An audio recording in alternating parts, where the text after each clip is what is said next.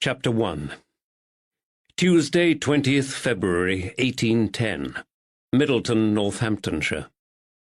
The storm woke Billy Sculthorpe.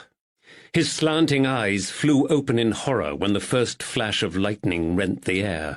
For a split second he saw the unnatural glow of his dark furniture and sensed it straining towards him. He held his breath. The thunder exploded directly overhead. Billy clutched his ears and wailed in terror. Rain lashed against the window like the stones hurled by the bully boys, torrential and unforgiving. Billy cried out and swung his stunted legs over the side of the bed, determined to race to his mother and the safety of her warm arms. But he stopped dead when his feet hit the cold floorboards. Ma had gone. His pa had taken her away for burial. A fresh wave of grief flooded through his quivering body. The wind moaned down the chimney and rattled and grated the loose roof tiles above his head. He sank down in the voluminous pool of his nightgown with his stubby hands slapped over his ears. Desperately he tried to remember his mammy's voice and words. Sure, there's nothing to be afeared of, Billy boy," she would soothe. "'Tis just water from the well at the world's end pouring over Middleton tonight. 'Tis a watery veil, like a lady's veil. It keeps out the dark elves of Elfame and protects us from their evil." Another jagged bolt of white-hot lightning split the sky outside. "Mammy!" He clutched his shoulders and rocked on his bare heels, braced against the next clap of thunder. He longed to be back in her arms and hear her whisper soft prayers of protection into his ears. But Pa had planted her in the ground like an apple seed. "You be brave now, my Billy boy," she'd said as she died. "You're no child no more. Be brave." A strangled sob escaped his throat. He held his breath and waited for more thunder. It never came. Was the storm moving away?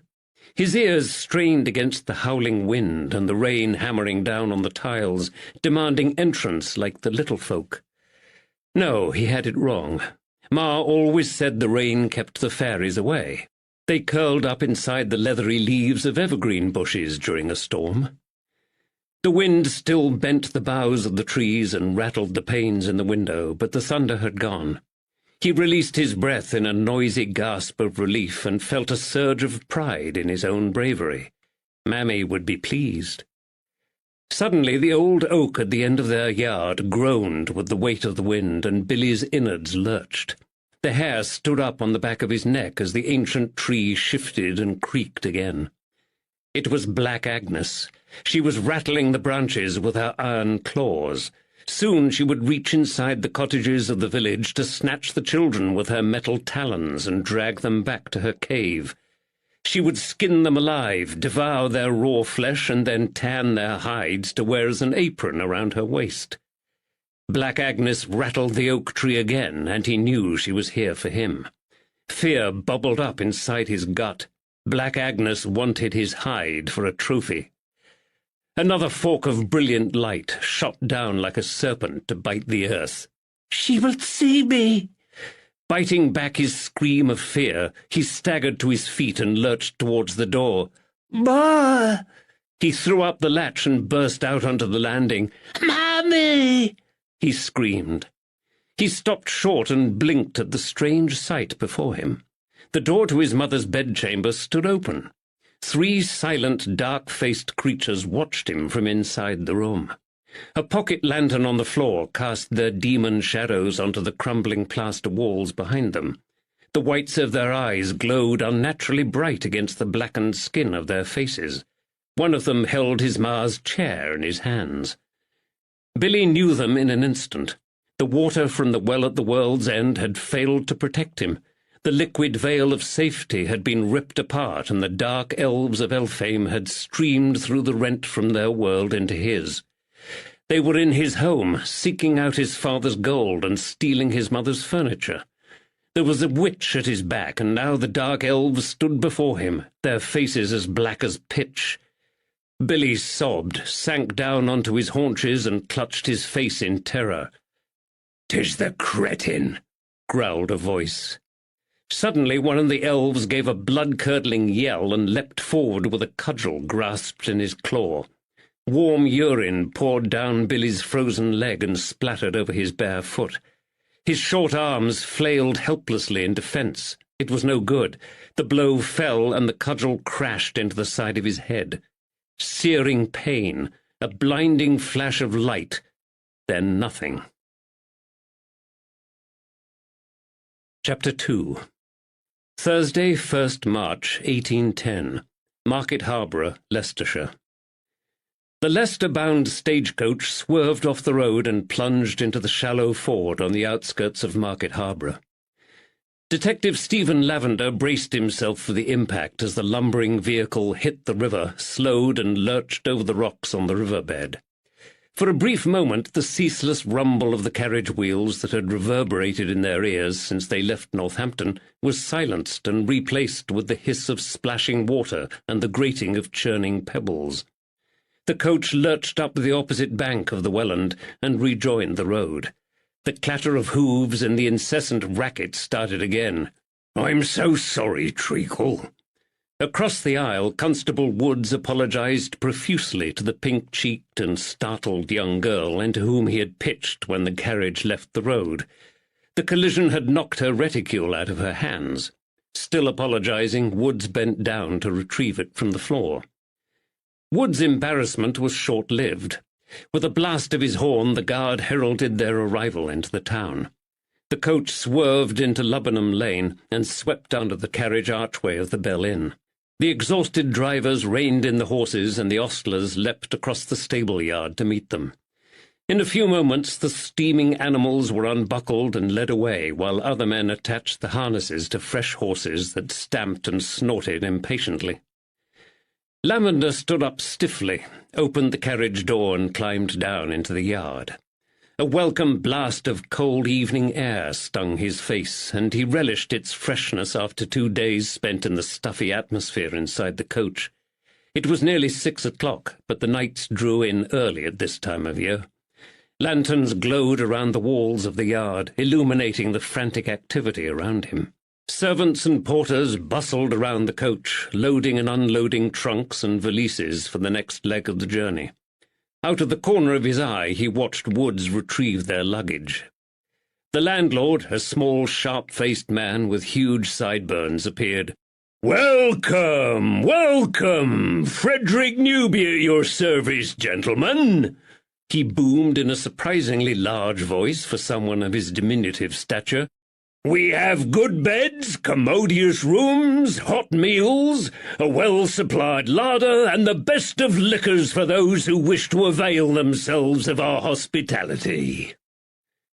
Lavender glanced across at the inn and tried to assess the quality of the place. Brightly lit inside, the mullioned windows glowed attractively against the stuccoed walls of the timber-framed tavern, casting pools of warm yellow light onto the gleaming cobbles of the yard. This inn was probably as comfortable as any in the town, he decided. He was hungry and thirsty, and his body ached from the bone-rattling journey. But his business was urgent, and Captain Rushperry wouldn't wait for them all night. Woods joined him on one side and the landlord on the other. The tavern owner's eyes darted over Lavender's tall frame and assessed the smart cut of his dark coat and spotless white cravat. "You look like a man who appreciates the finer things in life, sir," he said. "Would you care to partake of a glass of one of our fine wines?" "You have a room for the night?" "Yes, sir, a most commodious room for you and your man, and an excellent supper." The guard of the coach blew an ear-piercing blast from his coiled horn, while the driver thrashed at the reins and yelled out a warning. Lavender, Woods, and the innkeeper hastily stepped back against the wall as the vehicle jolted forward. It swung around and rumbled smoothly out of the narrow arched exit of the courtyard, its lantern swaying behind it. "We will lodge here tonight," Lavender said, "but we have business to attend to first with Captain Rushperry at the town hall. Kindly have our bags taken to the room and point us in the direction of the town hall." "Why, Captain Rushperry himself regularly frequents my establishment," the excited man exclaimed. "And the town hall? 'Tis only a step away. Go back to the sheep market in the square and follow the buildings up towards the church. The town hall stands directly behind it. I'll have a good supper waiting for you on your return. I hear from your accents you're strangers to the town.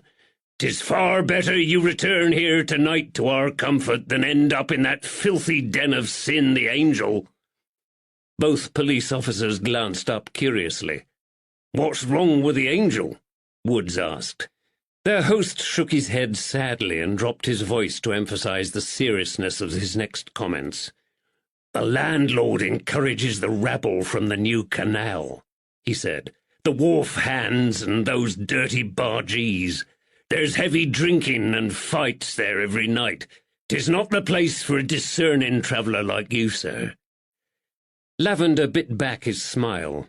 The nature of his job meant he was regularly immersed in the seedier side of the crime-ridden capital. He had broken up more brawls between the drunken hellcats of Covent Garden than he cared to remember, and he often rubbed shoulders with the ragtag and scum of the Seven Dials. But this man wasn't to know about that. They set off to follow the coach back to the main road. "There'll be a glass of my best brandy waiting for you," the landlord called after them. "Fine wines, brandy," Woods said. "I think the fella thinks you're a bit of a tosspot, sir." Lavender smiled. He'd sensed Wood's disappointment when he'd turned down the offer of immediate refreshment from the landlord, but even a rumbling belly never dampened his constable's good humour. "He's certainly keen to gain custom for his inn," Lavender replied. They turned the corner into the broad market square, and the medieval spire of St. Dionysius Church immediately drew their eyes as it rose up into the evening gloom of the sky. A few people scurried past them, but the square was deserted apart from the lamplighter busy at his work on the far side. Criss-crossed with empty animal pens, the square was also dotted with cast-iron tethering posts. The stench of the animals and their excrement still hung in the air. It overpowered the smell of roasting meat and coal fires that drifted from the chimneys of the tall houses lining the square. Despite the best efforts of the lamplighter, many of the buildings had fallen into shadow. They picked their way carefully round the stagnant puddles and indiscernible piles of refuse littering the street. Wisps of straw rustled across the cobbles in the light breeze.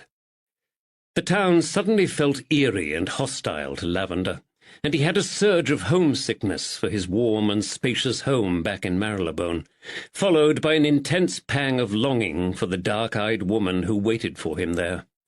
He shook his head and expelled a loud breath in frustration. "Concentrate on your job," he told himself. "The sooner the case is solved, the sooner you'll get home to Magdalena." The town hall was a 3-story rectangular building of red brick, with stone dressings around the Venetian windows in the upper levels. The ground floor consisted of a row of open vaulted bays for the use of the town's butchers, which stank of blood. The assembly rooms and the courtroom upstairs were reached via a stone staircase on the outside of the building. Captain Rushperry waited for them in a small office adjacent to the main courtroom. His desk dominated most of the room, and the large magistrate himself seemed to dominate the rest. Lavender knew Rushperry had a distinguished military record, but the man had obviously grown fat through inactivity since he had retired his commission. Unsmiling, Rushperry eased his bulk out of his chair and extended a podgy hand across the desk towards the 2 policemen. "Thank goodness you're here," he said. Lavender and Woods pulled up a pair of hard-backed wooden chairs and sat side by side, squashed between the desk and the glowing fireplace. Rushperry's greying eyebrows knitted together as the policemen removed their hats and gloves. Deep lines stretched across his broad forehead beneath his wig. "I'll be honest with you, Lavender. We're beleaguered with crime up here in Leicestershire and Northamptonshire," he said. "I'm grateful to Bow Street for lending us your assistance. Do you have the invoice?" Rushperry's eyes were deep-set in his fleshy face, but they shone with concern and were swollen with lack of sleep. Intrigued, Lavender bit back his questions and pulled out a sheaf of documents from his pocket. To hand the magistrate a bill for the services they were about to render seemed almost churlish after such an enthusiastic welcome, but Bow Street Police Office only parted with its detectives for a fee. Lavender hoped Rushperry would still be as enthusiastic about paying for their assistance at the end of the case. Rushperry pulled his oil lamp closer. He rubbed his forehead and examined the invoice with tired eyes. "Everything seems to be in order," he said at last. "The Dowager Countess Fitzwilliam of Rockingham Castle commissioned your help with this murder investigation. I understand that Mr. Sculthorpe used to serve her in some capacity. She is very distressed and is following the case with interest. I will send the invoice to the estate steward." Lavender's eyebrows rose in surprise. He'd assumed that the magistracy had requested help from Bow Street Police Office. The involvement of Lady Fitzwilliam was a new development. He racked his memory for information about the Fitzwilliams of Rockingham Castle. If he remembered rightly, the elderly Dowager Countess had an impeccable pedigree. She was the daughter of the Marquis of Rockingham and the sister of an ex-British Prime Minister. "I'm glad you have brought your constable with you," Rushperry said. "You'll need him." "What has happened?" Lavender asked. "In your letter you asked for our help following a brutal attack on an elderly man in his own home by unknown assailants. Is this a murder investigation now?" Rushperry drew in a deep breath and sat back.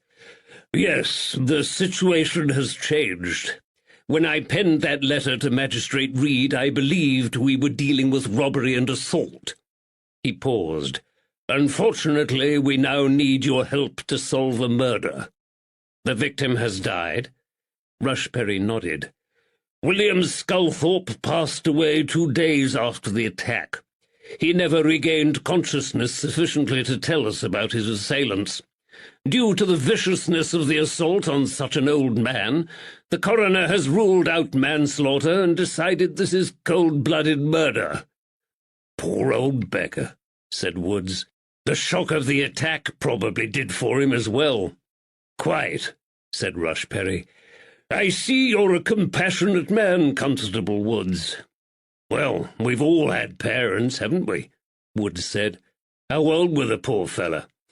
"Mr. Sculthorpe was 86 years of age."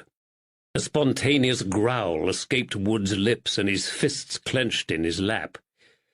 "That's a remarkable age for anyone to achieve," Lavender acknowledged, "and it's even more surprising Mr. Sculthorpe survived the initial attack." Rushperry shook his head, and his jowls quivered. "By all accounts, Sculthorpe was a quiet man, in very good health and with no known enemies. Since his wife's death last August, he had lived peacefully in his cottage and scarcely allowed himself the common necessities for existence." "If he were poor, what did the robbers hope to gain?" Woods asked. In the distance a church clock chimed. Rushperry pulled out a silver pocket watch and snapped open the cover. He frowned and sighed when he saw the time. "There's a rumour in the parish that William Sculthorpe was worth several £1,000s, he said. "The rumour also suggests his meagre lifestyle was self-inflicted and a result of his penurious disposition rather than an indication of real poverty." Lavender frowned. "So what is the truth? Was Mr. Sculthorpe a wealthy man who preferred to live frugally? How much money did they steal from the property on the night of the robbery?" "I can't answer any of those questions," Rushperry admitted. "We have no idea what he had in the house at the time of the robbery, but we have found correspondence from a London bank, Messrs. Down, Thornton and Gill.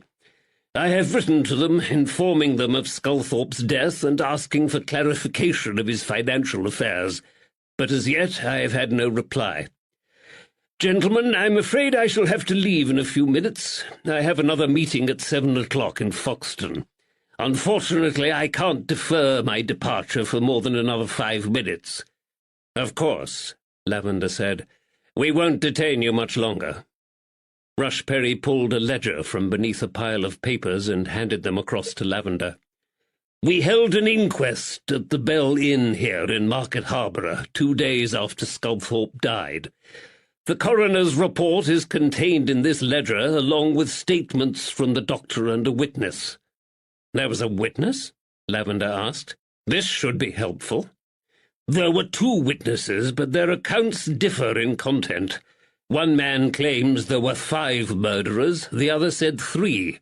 However, this second witness is unreliable." "How so?" But Rushperry just shook his head and waved a dismissive hand in the air. "I have to confess, Lavender, I find the whole affair very perplexing." Lavender felt a twinge of excitement rise within him. He lived for the challenge of a difficult case. "The reliable witness is the constable for Middleton and Cottingham, a sound chap by the name of Jed Sawyer," Rushperry continued. "He came across the gang in the street as they ran away from the scene of the crime, and they attacked him, too. They beat him badly, and he is unable to return to duty at present." "So you're a constable short?" Woods asked. "Not now you're here, Constable Woods," Rushperry replied with an attempt at jocularity. But the smile died quickly from his lips. A new wave of exhaustion swept over his fleshy features. "To be honest, gentlemen, the constabularies of Northamptonshire and Leicestershire are stretched beyond belief at the moment. We have had a sharp rise in crime, which spills over our borders, and we're struggling to cope. But I've arranged for one of Market Harbour's own constables, young Sam Clancy, to accompany you to Middleton at 8:30 in the morning. He's a good lad, keen. You can meet him here tomorrow." "Thank you," Lavender said. "Under the circumstances, that's generous of you.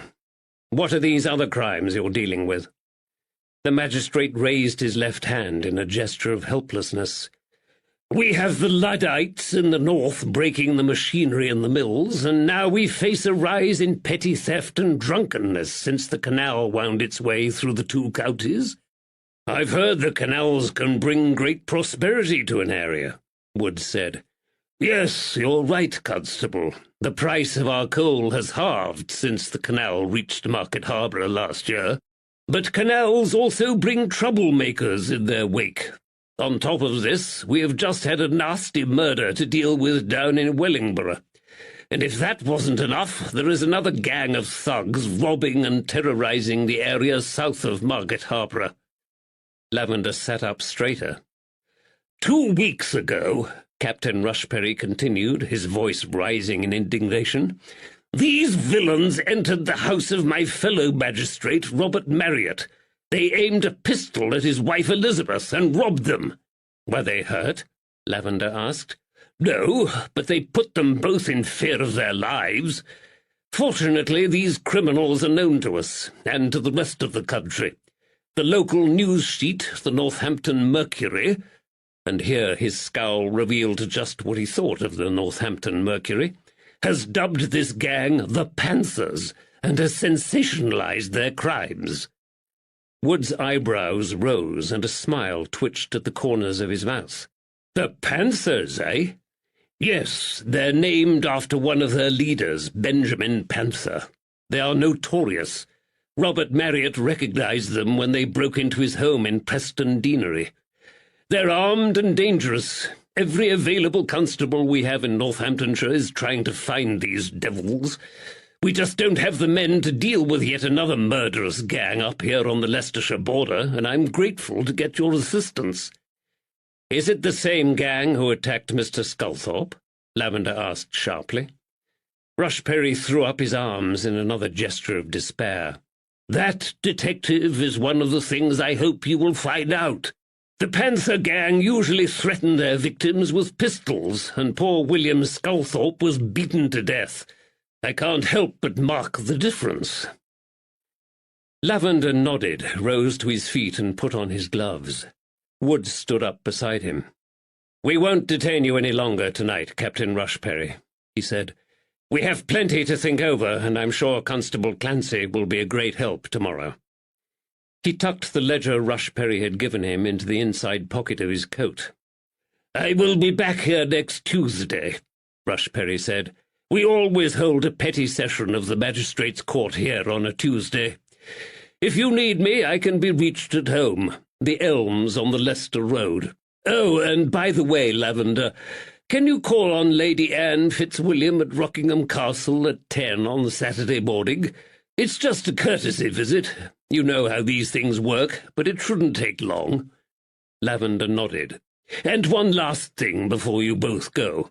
Rushperry broke off and slid open a drawer of his desk. "The day after the attack, Constable Clancy found this in the gutter further down the street. It may or may not be relevant, but it's certainly intriguing." He handed a small, muddy cloth bag to Lavender and fished in his coat pockets for something else.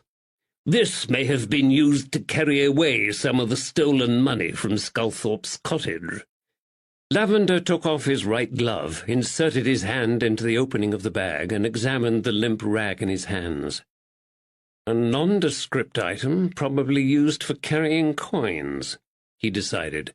It could have belonged to any shopkeeper or household in Middleton.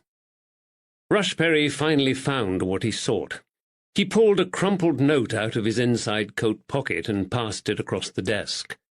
"This paper was screwed up in the bottom corner of the bag. As I said, we have no idea if it's connected with the crime or not, and I never mentioned it at the inquest. But if it's relevant, it makes for interesting reading. It's another mystery for you to solve, Detective." Lavender unfurled the scrap of paper, smoothed out the creases, and stared hard at the spidery handwriting in the dim light. He could just make out the words. "This is the last payment, you old bastard. Leave me alone. J.W." Chapter 3. Thursday, 1st March, 1810. Market Harborough, Leicestershire. Night had already wrapped its dark and starless cloak around the chilly streets of the town as they climbed down the stone staircase of the town hall. A noisy altercation taking place outside the Angel Inn caught their attention. Against the bright backdrop of the well-lit tavern, two shadowy figures squared up to each other, shouting. Their clenched fists were raised, ready to strike. Lavender and Woods paused to watch. Suddenly a third shadow appeared in the doorway of the inn and blocked out the light. This giant man cursed and added his booming voice to the argument, threatening both of the men with a good hiding if they didn't clear off. The two assailants stepped back, turned and staggered away in opposite directions. The colossus who had broken up the fight waited until they had disappeared before returning inside the tavern. "I've a fancy to visit that place," Woods said. "I'd like to see these boatmen the townsfolk keep moaning about. Besides which, I've a thirst for a tankard of ale right now." The coroner's report burned against Lavender's chest in the inside pocket of his coat. He longed to return to their room in the Bell Inn to read it, but he'd deprived his good-natured constable of sustenance for long enough. "Very well," he said. The two men fell into step as they walked the short distance to the Angel. "What did you think of Captain Rushperry?" Woods asked. "I think he is a careworn man besieged by a tidal wave of crime," Lavender replied grimly. Woods nodded. "It sounds like there is a lot of trouble in this county, and troubled men can make mistakes." They approached the pair of slim stone columns that supported the crumbling portico above the tavern doorway.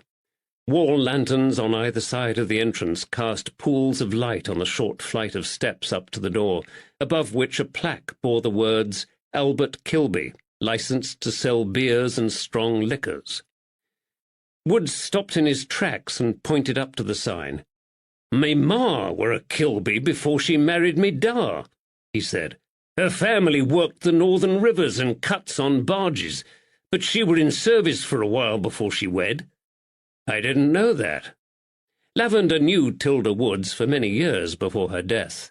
A tiny, sweet-natured old woman, Tilda had been devoted to her burly son and her grandchildren. Lavender had always assumed she was a Londoner like the rest of them. "What's a cut?" he asked. "The canal." They entered the tavern and paused for a moment to let their eyes adjust to the light and the fog of tobacco smoke. The plain exterior of the building belied its brightly lit and gleaming interior. Lavender had the sensation they had entered a different world. Dozens of polished copper and brass plates and ornaments stood on the high shelf over the dark wood panelling of the tavern's walls. They were also arranged along the shelves behind the bar, interspersed with pottery ornaments and painted Toby jugs. A line of lace-edged painted china plates and several mounted horsetails also decorated the walls. "This looks pleasant enough," Woods observed. They sat down at a table and hailed a barmaid. Parched with thirst, they downed their first mug of ale quickly and ordered another. To Wood's delight, the tavern also sold pies and gravy. He promptly ordered a double helping for himself and a portion for Lavender. "Our host at the Bell Inn will be disappointed if we don't eat there tonight," Lavender warned. "Oh, I don't think I'll disappoint him with me appetite," Woods said with a wink. Lavender glanced around and took in the rest of the clientele. A dozen working men, uniformly dressed in collarless shirts, dirty jackets, and full-fronted corduroy trousers, held up with wide belts, sat slumped around the low tables. Lavender recognized the significance of those wide belts. Favoured by the dock workers down in London, they provided valuable extra support for the stomach muscles of men who spent their days lifting heavy weights and heaving on ropes. A couple of the men had glanced up when they first entered the tavern, but they had quickly lost interest in the newcomers and returned to their pipes and conversations. A hum of low voices, heavily accented and with the occasional snatch of dialect, filled the air. One group of men was laughing at the story of how a mule had taken a look at the cut. Lavender worked out that the animal had fallen in the canal. Another group played a noisy game of dice at their table in the corner. "It's not a den of sin, is it, sir?" Woods sounded disappointed. "No," Lavender agreed. The boatmen were a swarthy race, he decided, but placid. The flagging conversations around him suggested that most of them were tired out after a hard day's labour at the wharf. Like other men who worked outside every day of the year, they had been weathered like a piece of old leather by the elements. Several had coal dust ingrained into the lines of their faces, and they sported an interesting array of scars, missing fingers, and tattoos. One man had an eye patch. "Mind you," Woods added, "I wouldn't like to meet Landlord Kilby down a dark alleyway." Lavender followed Wood's gaze over to the bar and nodded in agreement. The white-haired giant who had broken up the earlier fight now stood wiping a glass behind the bar with his apron. Lavender suspected that the apron had been made out of a bedsheet. A curly mat of white hair protruded from the open neck of Kilby's collarless shirt, and more hair formed a soft white down on his thick forearms and the back of his huge hands. Lavender had no doubt that this hairy brute was Albert Kilby. Probably in his mid-50s, there wasn't an ounce of fat on the tavern landlord. He would be a formidable opponent in a fight. The man was pure brawn. Beside him, a tall and unsmiling woman poured ale into 2 tankards. Tendrils of lank, dark hair had escaped from her hairpins and hung limply around her heavily lined and sallow face. Her shoulders were rigid, as if she was compensating for the pain caused by an injury in another part of her body. Kilby glanced up, catching Lavender's eye. A friendly smile lit up his large, round face. Their hot pies arrived, and they devoured them quickly. While Woods tucked into his second portion, Lavender ordered a brandy, sat back against the settle and let his mind drift back to their new case, and the added complication of the armed band of desperadoes who were terrorizing the south of the county. "Every available constable we have in Northamptonshire is trying to find these devils," Rushperry had said. Lavender's lips twitched in distaste. The devils who scared a fellow magistrate and his wife near to death in Preston Deanery had provoked a full-scale manhunt. But when an ordinary old man was brutally slain, the judiciary could barely spare a constable to investigate. This shouldn't have come as a surprise, he realized. After all, he had 12 years of experience of working within this system, and he knew British law was designed to protect the law-making classes. He sighed and shook his head to chase such cynical thoughts out of his mind. It was his job now to get justice for William Sculthorpe, and he would. Woods glanced up, his mouth full of unchewed pie. "So what do you think?" he mumbled, "about this murder?" "I don't know." Lavender suddenly felt exhausted. It had been a long day. "I need to read the coroner's report and get a good night's sleep. I suspect we will have a tough time putting the pieces of this puzzle together. We've got an elderly man, who may or may not be quite wealthy, who was robbed and murdered by 5, possibly 3, men. And meanwhile there's that gang, the Panthers, lurking around the county," added Woods. Lavender heard the excitement in his constable's voice. The nickname given to the Preston Deanery thieves by the local news sheet had clearly fired Woods' imagination. "And there's that strange note found in the bag," Woods added. "What did you make of that? Was Sculthorpe a moneylender, do you think?" Lavender shrugged. "Let's not make assumptions," he warned. "Perhaps it's simply a note passed on to a shopkeeper in Middleton by a customer who was paying off the last of a debt. Maybe the shopkeeper had been haranguing him for the money. You can take the cloth bag around the shops when we get to Middleton and see if anyone recognizes it. But we'll keep the contents of the note to ourselves for a while and make discreet inquiries about who owns the initials J.W."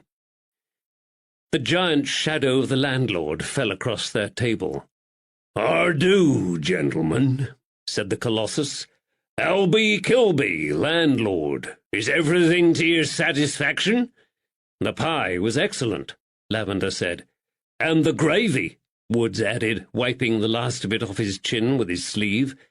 "This is a pleasant place you have here, sir. I like them brass and copper plates." The landlord beamed at the praise.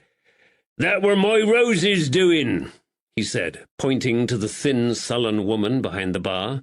"She's done this place up real nice. I think my wife Betsy would like one of them pretty plates with the ribbon," Woods continued. "Do you sell them?" Despite his weariness, the edges of Lavender's mouth twitched into a smile as his indefatigable constable drew the burly landlord into conversation. Woods had the common touch with folks, a quality he knew he lacked.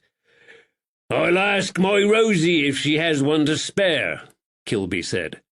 "Have you ever worked on the cut yourself?" Woods asked. The landlord threw back his great head and laughed. His mop of white curls quivered, and the candlelight shone through his bushy whiskers. "As man and boy," he said gruffly. "My first barge on the Hoxford were a leaky old tub called the Greyhound. I went from one end of this country to another, humping coal, grain, and pottery on and off that ruddy boat. I've even been down your way, to London, with an horse called Silver." Kilby pointed to a mangy grey horsetail pinned to the wall beside the bar. "There's Silver's tail.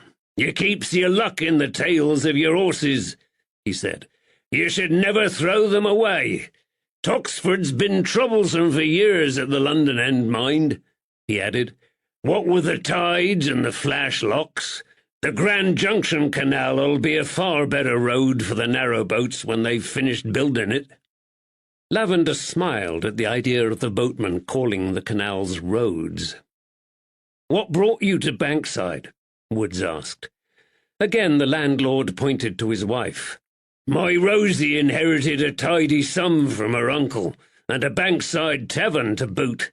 We ran the Fox up at Braunston for years before we came down here. Do you still have family on the canals?" Kilby nodded. "Two of our lads is still working the narrow boats up on Toxford. Our eldest being number 1, a master boatman," he said proudly. "He has his own boat, the Adelaide." An argument had broken out at the dice table. Kilby half turned towards the players. The man with the black eye patch was red-faced and on his feet. Kilby's shaggy eyebrows met across his wrinkled forehead as the player banged his fist down on the table. "My old ma always said she had family on the Oxford Canal," Woods informed him. "She moved down to London. They were Kilbys, too. Do you think we're related?" The landlord shrugged, his eyes still riveted on the arguing dice players. "Maybe. There be half a dozen or more Kilby families working the cut out of Coventry.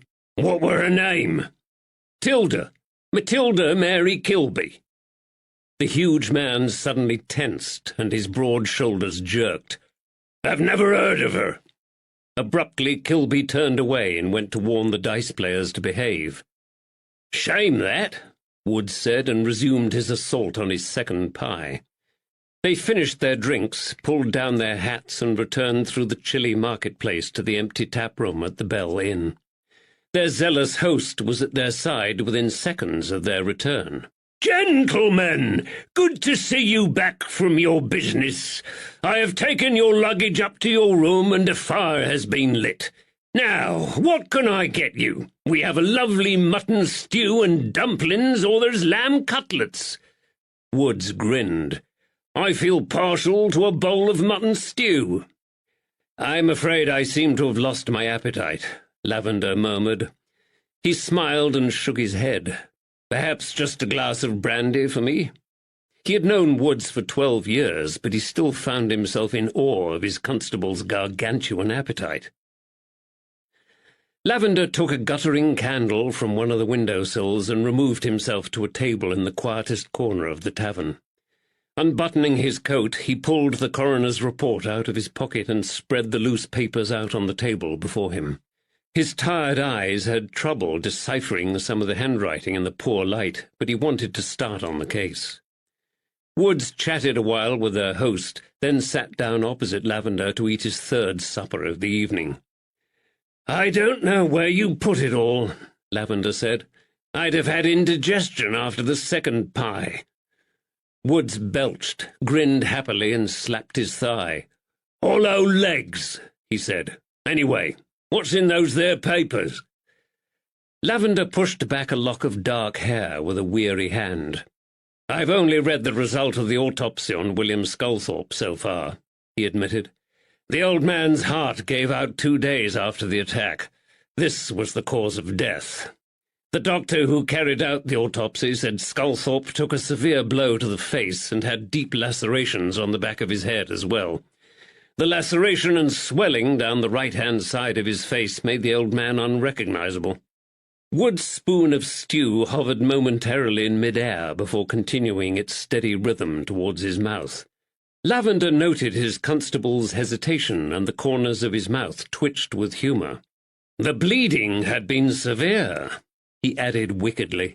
"Sculthorpe was slumped in a large pool of blood when they found him." Wood's spoon paused again, and he grimaced. "The right-hand side of his face?" he asked. "Was the assailant corge-pawed, do you think?" "Left-handed? That's a good observation," Lavender said thoughtfully. "But it depends on the angle of the attack. The only other thing of note in this report is that Sculthorpe's fingers were black, presumably with ink.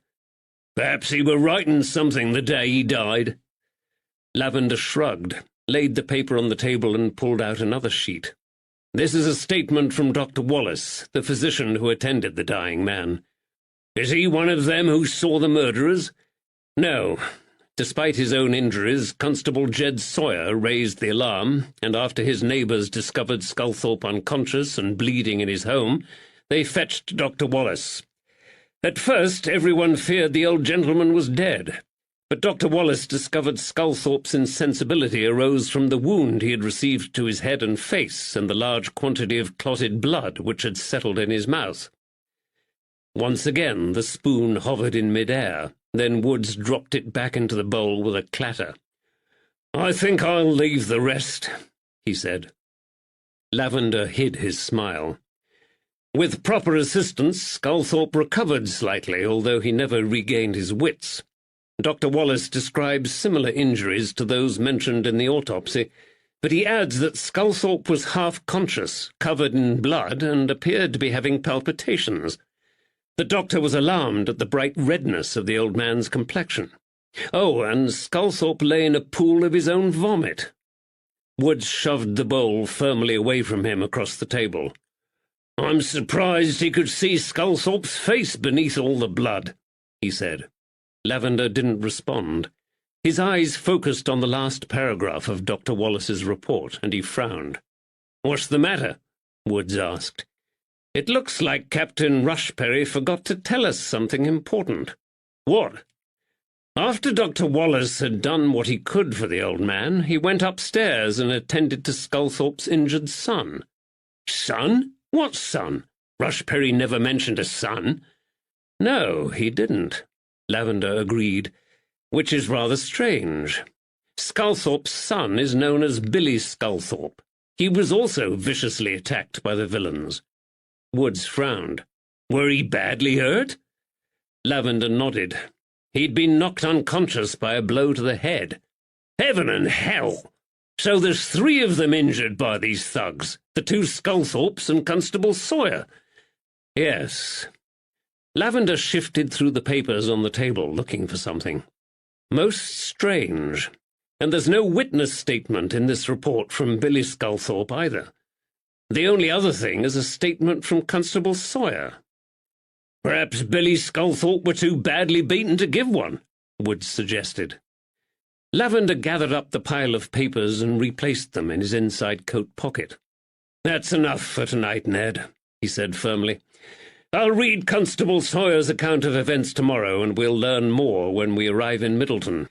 We shall seek out Billy Sculthorpe and gain a first-hand witness account from him ourselves." Chapter 4. Friday, 2nd March, 1810. Market Harborough, Leicestershire. They had shared a room on many occasions before, while out of London on a case, and Lavender was accustomed to sleeping through his constable's heavy snoring. But neither man slept well that night. Woods was restless, very restless. He tossed and turned in his creaking bed.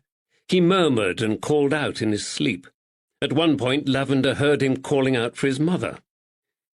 At the first sign of dawn, Lavender gave up trying to sleep and sat up on the edge of his bed. He sighed wearily and pushed back a lock of stray hair. He might need to find a barber while in town, he realized. He'd needed a haircut for a while now, and there had been no time back in London. Magistrate Reed had sent them straight out to Leicestershire the moment they had solved their last case. On top of this, his last few days in London had been frantic. He had organised the banns for his forthcoming nuptials and taken a whirlwind tour of the shops with Magdalena to purchase furniture for their new home in Marylebone. They hoped to marry at Easter. His hair had a tendency to curl if he let it grow out, which he didn't like, although Magdalena had once hinted she found it attractive. The thought of Magdalena made him feel better, and he imagined her in their new bed with her black hair strewn across the pillow and her long, dark eyelashes resting gently on the flawless golden skin of her cheeks. He walked across to the window and pulled back the thin drapes. The red fingers of dawn reached across the overcast sky above the smoking chimneys of the houses on the other side of the street. Roof tiles gleamed with moisture from last night's rain. A few night lanterns still glimmered on the dripping walls of the houses, but an occasional warm pool of light from an uncurtained window spilled down onto the cobbled road below. Market Harborough was rousing itself for the day. He washed himself, pulled on his breeches and shirt against the cold, and set up his shaving mirror on the washstand. A pair of inscrutable, hooded brown eyes stared back at him in the mirror. He ran his hand over the stubble on his jaw and picked up his shaving cup to lather the soap. Woods suddenly let out a bellowing roar, sat bolt upright in the bed, and began to fight with his blankets. He lunged too far and promptly fell out of bed. Lavender burst out laughing. Woods scrambled to his feet, clenched his fists, and glared at him across the room, his eyes still glazed with sleep and confusion. "What the hell are you dreaming about now, Ned?" Lavender asked. "You've been thrashing about all night." Still dazed and muddled, Woods sat down on the edge of the bed and put his head in his hands. "'Twere one of those bodies we dragged out of the Thames," he mumbled from between his fingers. "They'd accused me of the murder and chased me across Westminster Bridge." "It serves you right for eating 3 suppers," Lavender said as he lathered his chin. How do you manage to sleep with all that food swirling around in your belly is beyond me." Thick, fair hair framed the boyish face of Constable Sam Clancy. A wide grin spread across his features when Lavender and Woods approached, and he extended his hand towards them. "Sam Clancy, sir," he said. "Captain Rushperry has asked me to accompany you today. Can I say what an honour it is to be working with a Bow Street detective, sir?" He had the bluest eyes Lavender had seen for some time, and they shone with excitement. "You may say that," Lavender said. "This is Constable Ned Woods, a horse patrol officer, also with Bow Street." The cuffs of Clancy's dark coat reached well over the hand that shook Lavender's, but despite being too big for him, the coat was well brushed, and his shirt and plain waistcoat were also clean. "Horse patrol officer?" Clancy's eyes widened. "It's an honour, sir, an honour! I've taken the liberty to organise 3 horses for our trip to Middleton today. We breed the best horse flesh in the country in these here parts. I hope they'll meet your approval." "I hope they will too," Woods growled. "We ain't used to riding queer prancers." Despite his gruffness, Lavender knew the young man's excitement had amused Woods. They'd had to deal with a large amount of resentment and jealousy from provincial constables in the past, and Clancy's enthusiasm was a welcome change. At the stables, Woods made a great show of inspecting the horses Clancy had picked out for them. He ran his hands over their flanks and fetlocks and lifted up their hooves to inspect the shoes. For a moment, Lavender thought he would force open their mouths and inspect their teeth, too. Finally, Woods stood back and announced that they were a decent set of gallopers. Young Clancy, who had been hovering behind him, bristled with pride. "You'll have to come back for the horse fair at Northampton, Constable Woods," he said. "You can buy some real beauties there for your horse patrol." They mounted the horses and clattered out of the stable yard. Clancy led them down the high street, chattering over his shoulder as he went. The streets were busier now with wagons and people. "We'll take the Rockingham road to Middleton," Clancy said. "It's about 7 miles to the village." "Rockingham?" Lavender suddenly remembered Lady Anne Fitzwilliam's interest in the case, and his summons to the castle. "Isn't this one of the seats of Earl Fitzwilliam, the Whig politician?" "Yes," Clancy replied. "Most of the villagers in Middleton and Cottingham work on his estate." "Is that what William Sculthorpe did in his youth? Was he a farm labourer?" Clancy glanced back at Lavender, a troubled expression on his face. "I can't rightly say," he said. "Sculthorpe and his family didn't move into the village until 3 years ago. They came here from Brighton. I don't know anything about his work or trade." Lavender nodded. This made sense. Common labourers didn't amass large fortunes, or usually attract the interest and concern of dowager countesses. Sculthorpe probably wasn't a common labourer. "To tell the truth," the lad continued, "it's been difficult to find out much about him. Mr. Sculthorpe and his wife lived quietly and didn't mix much with the rest of the village. They didn't even go to church on a Sunday." He broke off to point out the ancient stocks and the whipping post in the church square, but Lavender had stopped listening. Albie Kilby stood at the side of the road in a greatcoat, hunched up against the cold and glaring at them. He had pulled his hat down over his face, but there was no mistaking his huge frame. Had Kilby already learnt who they were? Policemen weren't popular, and many people distrusted him and Woods once they knew of their occupation. The contrast between the genial host of the previous night and this rigid, scowling man couldn't have been greater. But something else niggled at the back of Lavender's mind. The way Kilby crossed his arms across his broad chest, clamped his jaw and held his head, reminded Lavender of someone, although he was damned if he could remember who. With an inexplicable sense of unease, Lavender searched through his memory, trying to place the landlord's face. He failed. They'd never met before, he was sure of that. He'd never forget a fellow as physically distinctive as Albie Kilby. Clancy led them down a narrow street to the east of the town and onto a meandering country lane. "The River Welland is the border between the 2 counties," Clancy said, pointing to the bridge ahead. "Once we cross the river, we'll be in Northamptonshire." "Tell us about them panthers," Woods said. Constable Sawyer is convinced it were them who attacked him and the Sculthorpes. Clancy's voice rose in excitement. Is he now? Lavender said, but his sarcasm blew away in the breeze and didn't register with the enthusiastic young man. Oh, yes, he's quite convinced it's them. They roamed the 2 counties attacking innocent folks in their own homes. We've heard about the robbery and assault at Preston Deanery, Woods said. What else do you know about them? 4 of them met up in Northamptonshire County Jail last year, Clancy explained. David George and Bill Minards were old mates and a nasty pair of criminals. But they weren't successful. They'd been arrested for burglaries and robberies and sent to the county jail to await trial. In jail they formed an association with Ben Panther and John Tafts, who were also awaiting trial, having been arrested for theft at Rothwell.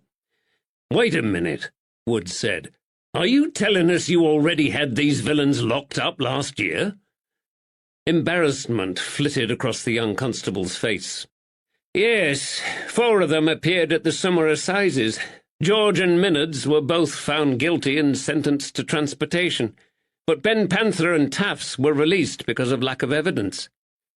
So Panther and Tafts were on the outside and George and Minards were on the inside of the county jail? Woods asked. What happened next? Clancy shuffled uncomfortably in his saddle. Ben Panther and Tafts brought along one of Panther's mates, Ted Porter, and the 3 of them sprung George and Minards from prison by forcing open their cell window. Ha! Wood's snort of disapproval startled a rabbit in the undergrowth at the base of the hedge. It disappeared in a flash of white cottontail. They've been on the run ever since, Clancy added miserably. Ruddy, useless provincial jails, Woods chuckled. I'd have liked to see them try to break out of Newgate in London. What a farce. Crestfallen at the criticism of his constabulary and judiciary, young Clancy fell silent. The road stretched out for miles before them, lined with a high hedgerow of hawthorn and hazel, entwined with the fresh green shoots of honeysuckle. On the other side of the hedge, a vast expanse of flat, brown, furrowed fields stretched away for miles beneath the overcast sky. Even the sheep were mere dots in the distance. Far away in the north, mist shrouded a long ridge of dark forest. A stone church tower peeked out from the treetops, suggesting a hidden village at its base. Occasionally, Lavender caught sight of farmers toiling behind their ploughs, but for the most part the landscape lay empty of people. Shy creatures scurried into hiding in the hedgerow beside the road as they passed. Vivid yellow primroses at the base of the hedge broke up the monotony of the different shades of green and brown. The silence was deafening. Even the bird-song was distant and muted. Lavender shuffled restlessly in his own saddle. "Let's quicken our pace," he said to the others. Clancy rose in his stirrups, leant forward and urged his horse into a gallop. Lavender and Woods followed. A rush of cold wind lashed against Lavender's face. This and the exertion needed to keep his seat on the powerful animal revived him. It shook out the tiredness from his mind and body and sharpened his senses. They slowed their pace as the lane climbed up the side of a wooded ridge. At the summit of the hill they reined in their tired horses and took in the magnificent view below them. Weak sunlight forced its way through the clouds overhead, and Lavender appreciated the quiet beauty of the green and gold-tinged rolling landscape before them. As they descended down the steep hillside into the village, they passed a stinking lime kiln. Dust-covered men turned their heads to watch them pass. A group of young boys outside a red-brick school also watched their progression with interest. The main part of the village of Middleton, a long single street of stone cottages and farms, lay at the bottom of the hill. Halfway down the street stood the blacksmith's forge, opposite a water trough and a black iron-handled pump. Woods filled up the trough, and they let their sweating horses drink while they swigged from their own hip flasks. A creaking wooden sign further down the street indicated the location of a solitary shop, and the delicious aroma of freshly baked bread suggested a bakehouse nearby. The main road through the village was a rutted mud track where chickens picked their way delicately between piles of animal dung. A group of women stood talking further down the street while small children played at their feet in the dirt. This was the last place in England where Lavender would have expected to investigate a brutal murder. "I imagine you'll want to speak to Constable Sawyer first," Clancy said. "No, let's start with the scene of the crime," Lavender replied. They left the horses with the blacksmith, then Clancy led them down a short alleyway to two humble stone cottages set back from the road and facing each other. He stopped in front of the most dilapidated of the cottages. Paint peeled away from the low rectangular window frames and wooden door, and weeds sprouted up around the step. "We've left it alone for you," he said. "Captain Rushberry were most particular about that." Lavender glanced at the cottage directly opposite Sculthorpe's home. A curtain twitched in an upstairs window, and he glimpsed a pale face. "Wait," he said as Clancy reached for the door handle. "Did anyone ever ask these neighbours if they saw or heard anything on the night of the attack?" "Yes, I did," Clancy said, bristling with pride. "There's only Miss Bennet in the house opposite. She looks after her bedridden mother. She said she didn't see or hear anything out of the ordinary. There were a terrible storm raging that night," he added. "Most folks never heard anything over the noise of the thunder." "Maybe that's why the thieves picked that night to carry out the robbery," Woods said. The young constable pushed open the creaking oak door, and they stepped inside the musty gloom of a cramped hallway. "Why isn't the door locked?" Woods asked. "Folks tend not to bother locking their doors in this part of the world. They don't expect any trouble. I searched for a key, but never found one." "Well, there's no doubt how Sculthorpe's attackers entered the property," Lavender said wryly. They turned to a room on the left first. "This was the old man's bedchamber," Clancy said. A single bed stood against the far wall of the room. Lavender pulled back the thin drapes across the window to let in more light. The bed sheets and blankets were rumpled and trailed over the edge onto the wooden floor, as if the sleeper had been roused suddenly and left the bed quickly. Across an old hard-backed chair lay a fraying white shirt, a pair of darned woolen trousers, and an old black coat with tarnished buttons. Everything was folded neatly, and on the top of the clothing sat a battered black Bible. "It doesn't look like the intruders came in here," Lavender said. He picked up the white shirt from the pile of clothes. "Was Sculthorpe found dead in his nightshirt?" Clancy nodded. "So the thieves, or perhaps the storm, wake up the old man," Lavender said, "and a few moments later he stumbles across the intruders in his kitchen." Apart from the washstand and a battered trunk on the floor, the only other furniture in the room was a tall cupboard in the corner. A large wooden cross over the mahogany bedhead broke up the monotony of the crumbling plaster walls. Candle stubs sat in stands on the floor, and a razor and shaving cup rested on the washstand. The Spartan nature of the room reminded Lavender of a monk's cell. Woods lifted up the lid of the trunk and rifled through the contents. "Old clothes," he said. "And these." He pulled out a pair of creased and battered working boots from the bottom of the chest. Despite their obvious age, they had a strange sheen and gleamed like satin. Woods peered closer and laughed. "Heaven and hell," he said softly. "He's varnished them with wood varnish, trying to make them look like new. This old man weren't paying out for a new pair of boots." Lavender moved across to the tall, narrow cupboard in the corner of the room. "So if the clothes are in the chest, what's in here?" He tugged at the handles of the two doors and frowned when they refused to yield. "I can't find the key to that either," Clancy confessed. Lavender pulled his pocket-knife and a length of thin wire from his coat pocket. "Well, luckily for you, Clancy," he said, "Constable Woods and I have spent a lot of time with some of the best picklocks, thieves, and coves in the capital." He inserted a blade into the tiny lock and twisted. Still the door refused to budge. Abandoning the knife, he tried a folded loop of the wire. Clancy moved closer and watched. The door swung open with a quiet click. Lavender reached up for the inside catch of the second door, released it, and pulled it back. The men stared in silence at the glittering silver gilt and enamelled artifact that stood before them on the shelf in the cupboard. "Now we know why Sculthorpe and his wife didn't go to the village church," Lavender said. "What is it, sir?" Woods asked. "It's a Catholic reliquary," Lavender said. "Judging by the candle stumps set around it, Sculthorpe used it as a shrine for worship." A beautiful gilt carving of the Madonna and Child stood on the lid of the box, surrounded by two angels. Above their heads rose three pointed arches, which culminated in elaborate silver finials.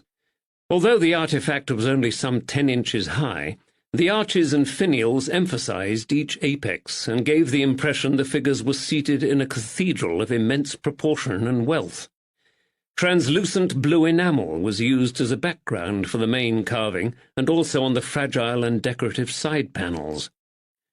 Lavender pointed to the intricate paintings on the side panels. "These are scenes from the life of the Virgin and the infancy of Christ." The translucency of the enamel reminded him of the stained-glass windows in Westminster Cathedral. "Sculthorpe were a Catholic?" Clancy's face registered shock. "It would appear so," Lavender said. "Do you think there's money in the bottom?" Woods asked. "I doubt it," Lavender replied. "You're more likely to find the mummified finger bone of a saint in there." Clancy shuddered. "That's the purpose of a reliquary," Lavender told them, "to keep ancient religious artifacts safe." Carefully, Woods supported the statue and lifted the lid off the box. "Ugh!" His face crumpled in disgust, and he lowered the lid far more quickly than he had raised it. "It looks like hair and a bit of scalp. It's not Sculthorpe's misfortune, that's for sure." Clancy sighed and shook his head. "I can't believe he were a Catholic. Everyone said he were a decent old man." The corners of Lavender's mouth twitched. "Not all Catholics have 3 heads and horns," he said. "Is this valuable?" Woods pointed to the reliquary. Lavender frowned and tried to assess the value of the glittering object. To his untrained eye it looked more elaborate and antique than the family reliquary owned by Magdalena. Silver gilt and enamel weren't particularly expensive, but the skill of the craftsman who had made it was exquisite, and he had no idea about the antiquity of the piece. "I don't know. It needs to go to an expert for valuation," he said. "In the meantime, I recommend we take it back to Market Harborough with us for safekeeping tonight. Let's examine the rest of the cottage." They crossed the hallway into the kitchen and paused in the doorway, shocked at the carnage that lay before them. The wooden chairs in the room had been upended and smashed, and someone had yanked out the drawers from the wooden dresser and tipped their contents onto the floor. A stained and sagging fireside armchair had been ripped to shreds. The stuffing from the cushions had been kicked around the room. The mantelpiece above the fireplace had been swept clean of its objects, the clock and the ornaments. These now lay shattered on the floor among the broken crockery, strewn papers, and kitchen utensils. Clancy pointed to the gap between the dresser and the corner of the room. A large blood stain covered the flaking plaster on the wall. "The neighbours found Mr. Sculthorpe down here," he said. "He'd been knocked backwards and had slumped down into this corner against the wall." They opened a window to let out the unpleasant smell of rotting vegetation that permeated the room, then meticulously examined the debris of William Sculthorpe's life. Broken pieces of pot crunched beneath Lavender's boots as he scooped up the papers lying on the floor. "Receipts," he said, disappointed.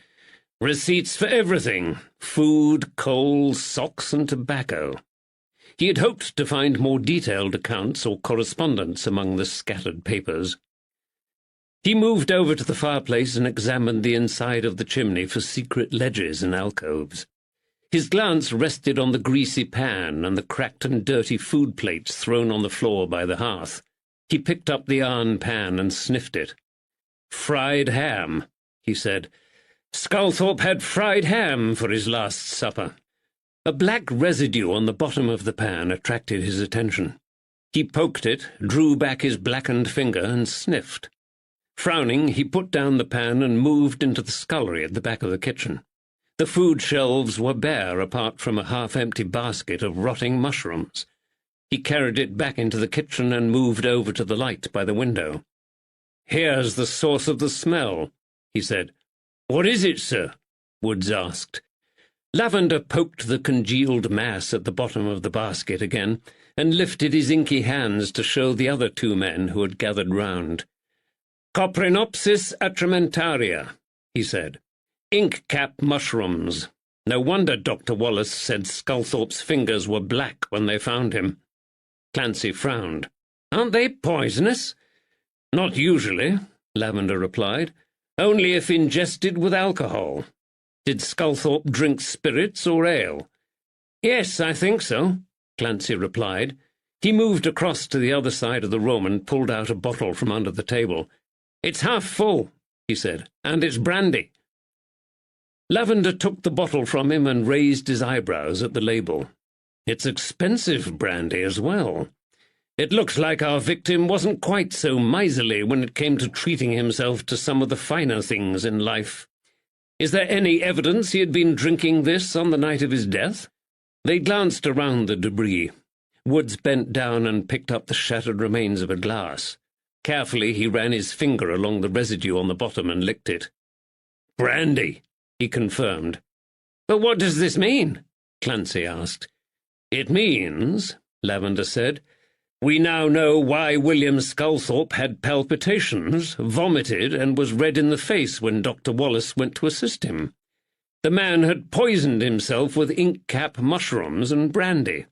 When the thieves attacked Sculthorpe, he was already a dying man."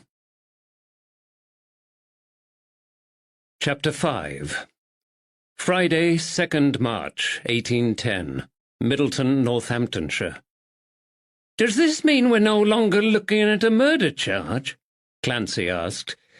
"That will depend on the coroner," Lavender said calmly. "He will make a decision when he's apprised of all the facts. It is obvious to me that both Dr. Wallace and the coroner failed to recognize that Sculthorpe's symptoms suggested he'd been poisoned. They were distracted by the injuries he received during the attack." Wood's mouth had been hanging open in surprise.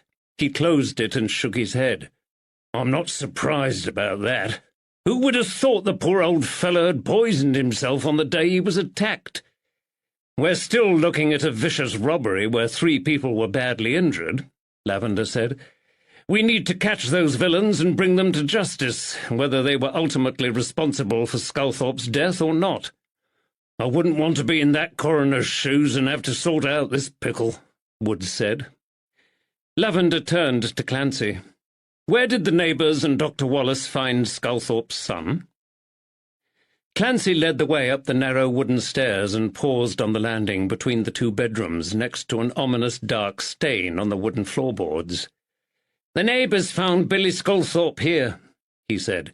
"He'd been hit on the head and was slumped on the floor, unconscious and bleeding badly. He were terrified when he came round. The thieves had scared him out of his wits." "Where is he now?" Woods asked. "Mrs. Tilly at Willow Cottage has taken him in until he recovers. She has rooms to let.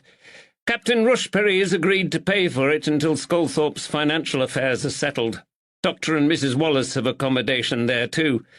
I think the doctor wanted to keep an eye on him and make sure he recovered." "Who were these neighbours who found the Sculthorpes, raised the alarm and fetched Dr. Wallace?" Lavender asked. "'Twere Frank Bunnin, the landlord of the Woolpack, his nephew, Isaac, and one of their customers, Harry Good. Constable Sawyer staggered into the Woolpack to raise the alarm after he was attacked. He knew there'd be someone still there." "That were good thinking," said Woods. Young Clancy beamed. "Yes, Jed Sawyer is a real hero. Anyway, the Bunnins and Harry Good came straight here. Frank Bunnin sent his nephew to rouse Dr. Wallace when he saw the terrible state of the Sculthorpes. They thought the old man were already dead." "Yes," said Lavender. "I've read about his injuries in the coroner's report. What time did this attack take place?" "Frank Bunnin said it were just before 10 o'clock. He were about to call time in the tavern and shut up for the night when Jed Sawyer staggered through the door with his face smashed up and a broken arm. "So how is Mr. Billy Sculthorpe now?" Lavender asked. "Has he recovered enough for us to interview him about the attack, or is he still out of his wits with fear?" Clancy shuffled his feet and dropped his eyes down onto the bloodstain on the floor. "I can't rightly say," he said.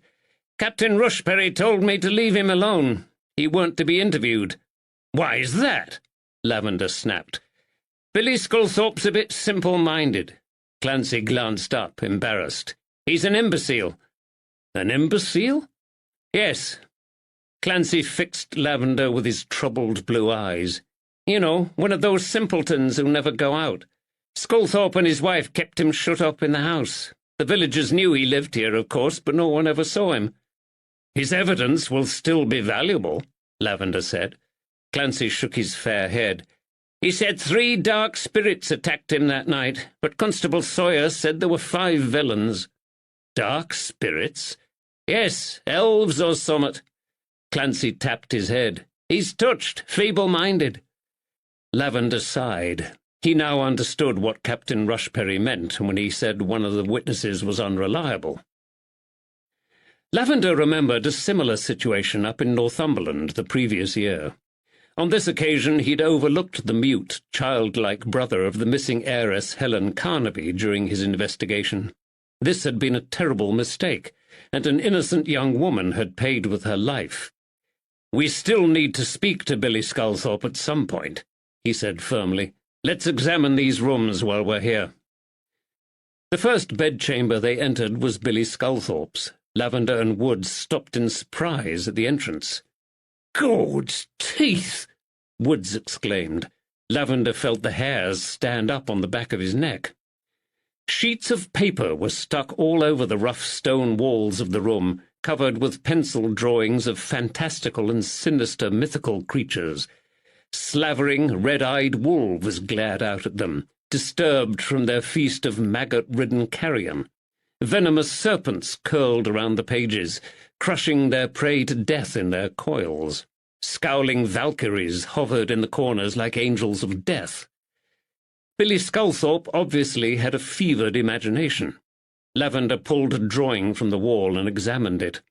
Despite the untrained hand of the artist and some awkwardness of proportion, Billy Sculthorpe had talent. There was dexterity and skill in the shading and smudging of the figures and their features. "How old is Billy Sculthorpe?" Lavender asked. Clancy shook his head and shrugged. Woods stood immobile and tense in the doorway. "What is all this?" he growled. "The life's work of Billy Sculthorpe," Lavender replied simply. He walked across the room to the corner where pencils, paper, and crayons were scattered across the floor and piled haphazardly on an old chest, along with some ragged and well-thumbed books. The books were a collection of illustrated children's fables and Celtic fairy tales, but Lavender wasn't surprised to also find a book of Norse folklore and an illustrated copy of Dante's Inferno among them. Billy Sculthorpe had copied out several illustrations from these books onto paper. Lavender glanced around the rest of the simply furnished room and wondered how Billy's mother could have afforded all this stationery and the books.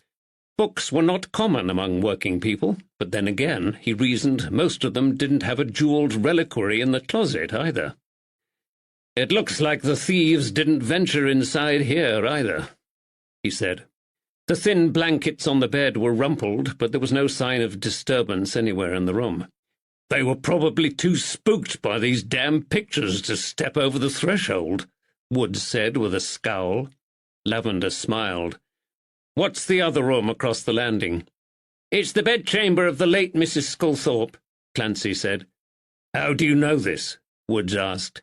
"Their neighbour, Mrs. Bennet, told me." Clancy led the way into the final room in the house. "Miss Bennet came in here to help Mr. Sculthorpe clear out his wife's things after her death last August."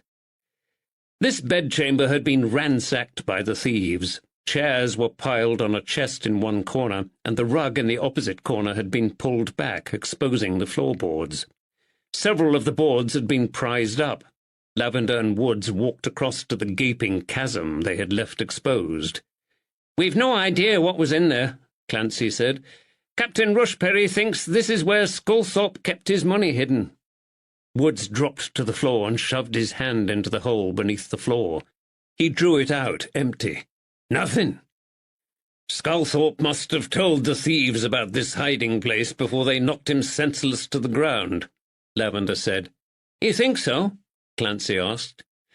"I know so," Lavender replied. "Why else come upstairs to this exact spot? Why else leave the rest of the house undisturbed?"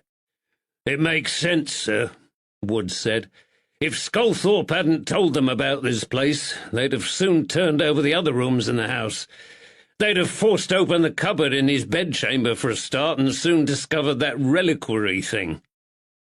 Lavender nodded, dropped down onto his haunches beside Woods and stared into the chasm as if searching for inspiration.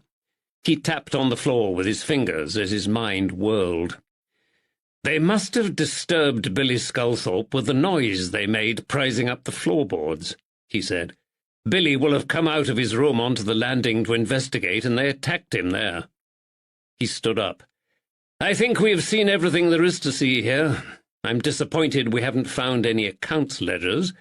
They might have told us how much money Sculthorpe kept in the house and how much was stolen."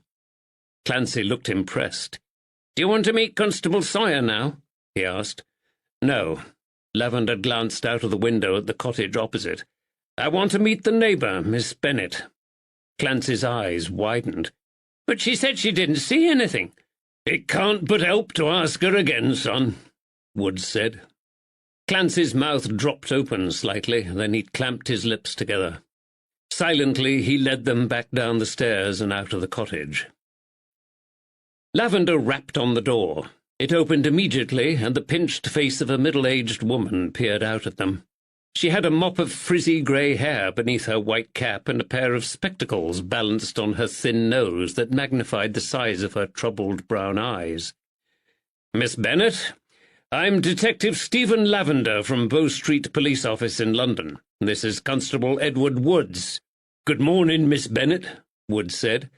"And I understand you already know Constable Clancy?" She nodded and pulled her woolen shawl tighter around her shoulders. She swallowed hard, and a muscle fluttered in the sagging skin of her neck. "May we come in?" Lavender continued. "I would like to ask you some questions about the Sculthorpes and the night Mr. Sculthorpe was attacked and murdered." She stood back and let them squeeze into the cottage. It was half the size of the Sculthorpes' home and had only one tiny downstairs room. Two faded armchairs stood in front of the hearth, and a table with more chairs was pushed up against the opposite wall. A steep wooden staircase climbed up the third wall to the bedroom upstairs. The table was piled high with clothes, and a sewing box full of needles and thread stood open next to them. Miss Bennet must take in mending to survive. Yet despite the overcrowding, the room had a homely feel to it that Sculthorpe's cottage lacked. The mantelpiece and windowsill were cluttered with china knickknacks. Clean lace curtains hung at the window, and quilted cushions added a bit of comfort to the sagging chairs by the fireplace. "I don't know how you think I can help you." Miss Bennet sounded strained. "I've already told you everything I know." "I'm sure you've done your best, Miss Bennet," said Woods gently. "But we know from experience sometimes folks are so shocked after a terrible event like this that some details go right out of their minds. 'Tis only natural. Have you remembered anything since?" She sank into one of the chairs by the fire and fiddled with the fringe of her shawl. "No, I didn't see or hear anything apart from thunder and lightning." Woods sat down, unbidden, in the chair opposite, with concern and sympathy etched across his face. Clancy stayed by the door and watched quietly. "Did you know the family well?" Woods asked. "Were it a dreadful shock for you?" She nodded. "I've done my best to help out Mr. Sculthorpe since his Bridget died. It's not been easy with having to care for Mother, too, but I've tried to be a good neighbour." "I'm sure you have," Woods said. "What were the family like?" "He were very private," she replied. "He'd nod and say hello, but Bridget were the friendlier one. She didn't mingle with many folks in the village, but we spent a bit of time together. She were quite ill when they moved here from Brighton, and I was sorry when she died. She were Irish, you know." "Irish?" Lavender said, surprised. "Was Mr. Sculthorpe Irish too?" "No, they'd met and married down in London, and young Billy were born there. He were a Londoner like you. Mrs. Sculthorpe were many years younger than him, though. About 30 years, I think. She were only in her 50s when she died. I were very frightened when I heard what the Panther gang did to the Sculthorpes. I lock my own door every night now, and never go out after dusk." Suddenly there was a sharp knock above their heads. Miss Bennet glanced up at the wooden beams of the low ceiling. "It's Mother," she said. "She's awake. I must go up to her soon. She's been bedridden since her last seizure and sleeps most of the time." "Dorothy!" The voice drifting down from upstairs was frail but insistent. "You must be a great comfort to your ma," Wood said. Miss Bennet nodded again. "I don't suppose your ma saw anything on the night of the attack, but did she hear anything in the alleyway outside? May we go upstairs and ask her?" "Dorothy! Dorothy! Who are those men?" Miss Bennet glanced uneasily at the staircase. There was nothing wrong with the old woman's hearing. Their voices must have carried upstairs. "Would you mind if we questioned your mother ourselves?" Woods asked. Miss Bennet stood up. She looked like she was about to refuse. "It's important to our investigation," Woods said quickly. He also rose to his feet. "We'd be grateful for your help." "Very well," she said with a sigh. "But you mustn't stay long, or you will tire her. Please give me a moment to make sure she's respectable before you go up." The elderly Mrs. Bennet wore a fraying bedcap over her white hair and a shawl over her bony shoulders. The hand that clutched the quilt up to her neck was like a bird's claw.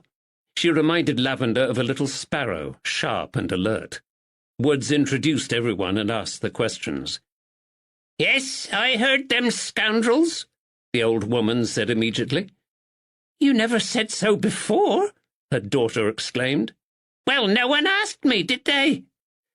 Ignoring her daughter, the old woman turned her head back to Woods. "The storm had both of us awake, and she got up to use the pot. Mother!" Mortified, Miss Bennet sat down on the second bed in the room. Her face crumpled with distress, and she wrung her hands in her lap. The three men stared at her. "I heard them, and so did she," the relentless old woman continued. "But she didn't know I were awake." Woods turned back to the old woman in the bed. "It would be a great help, Mrs. Bennet," he said, "if you could tell us exactly what you heard." "Voices," she replied immediately. "They were excited voices. I heard them voices drift down the street when they left the house."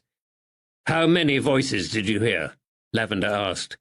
"I think it were 3. Yes, definitely 3. "Do you know what time this was?" A bony finger pointed to the scratched wooden clock on her bedside table. "It were 10:30, she said. "I saw the hands of the clock when the lightning flashed." Lavender took out his own pocket watch and flicked it open.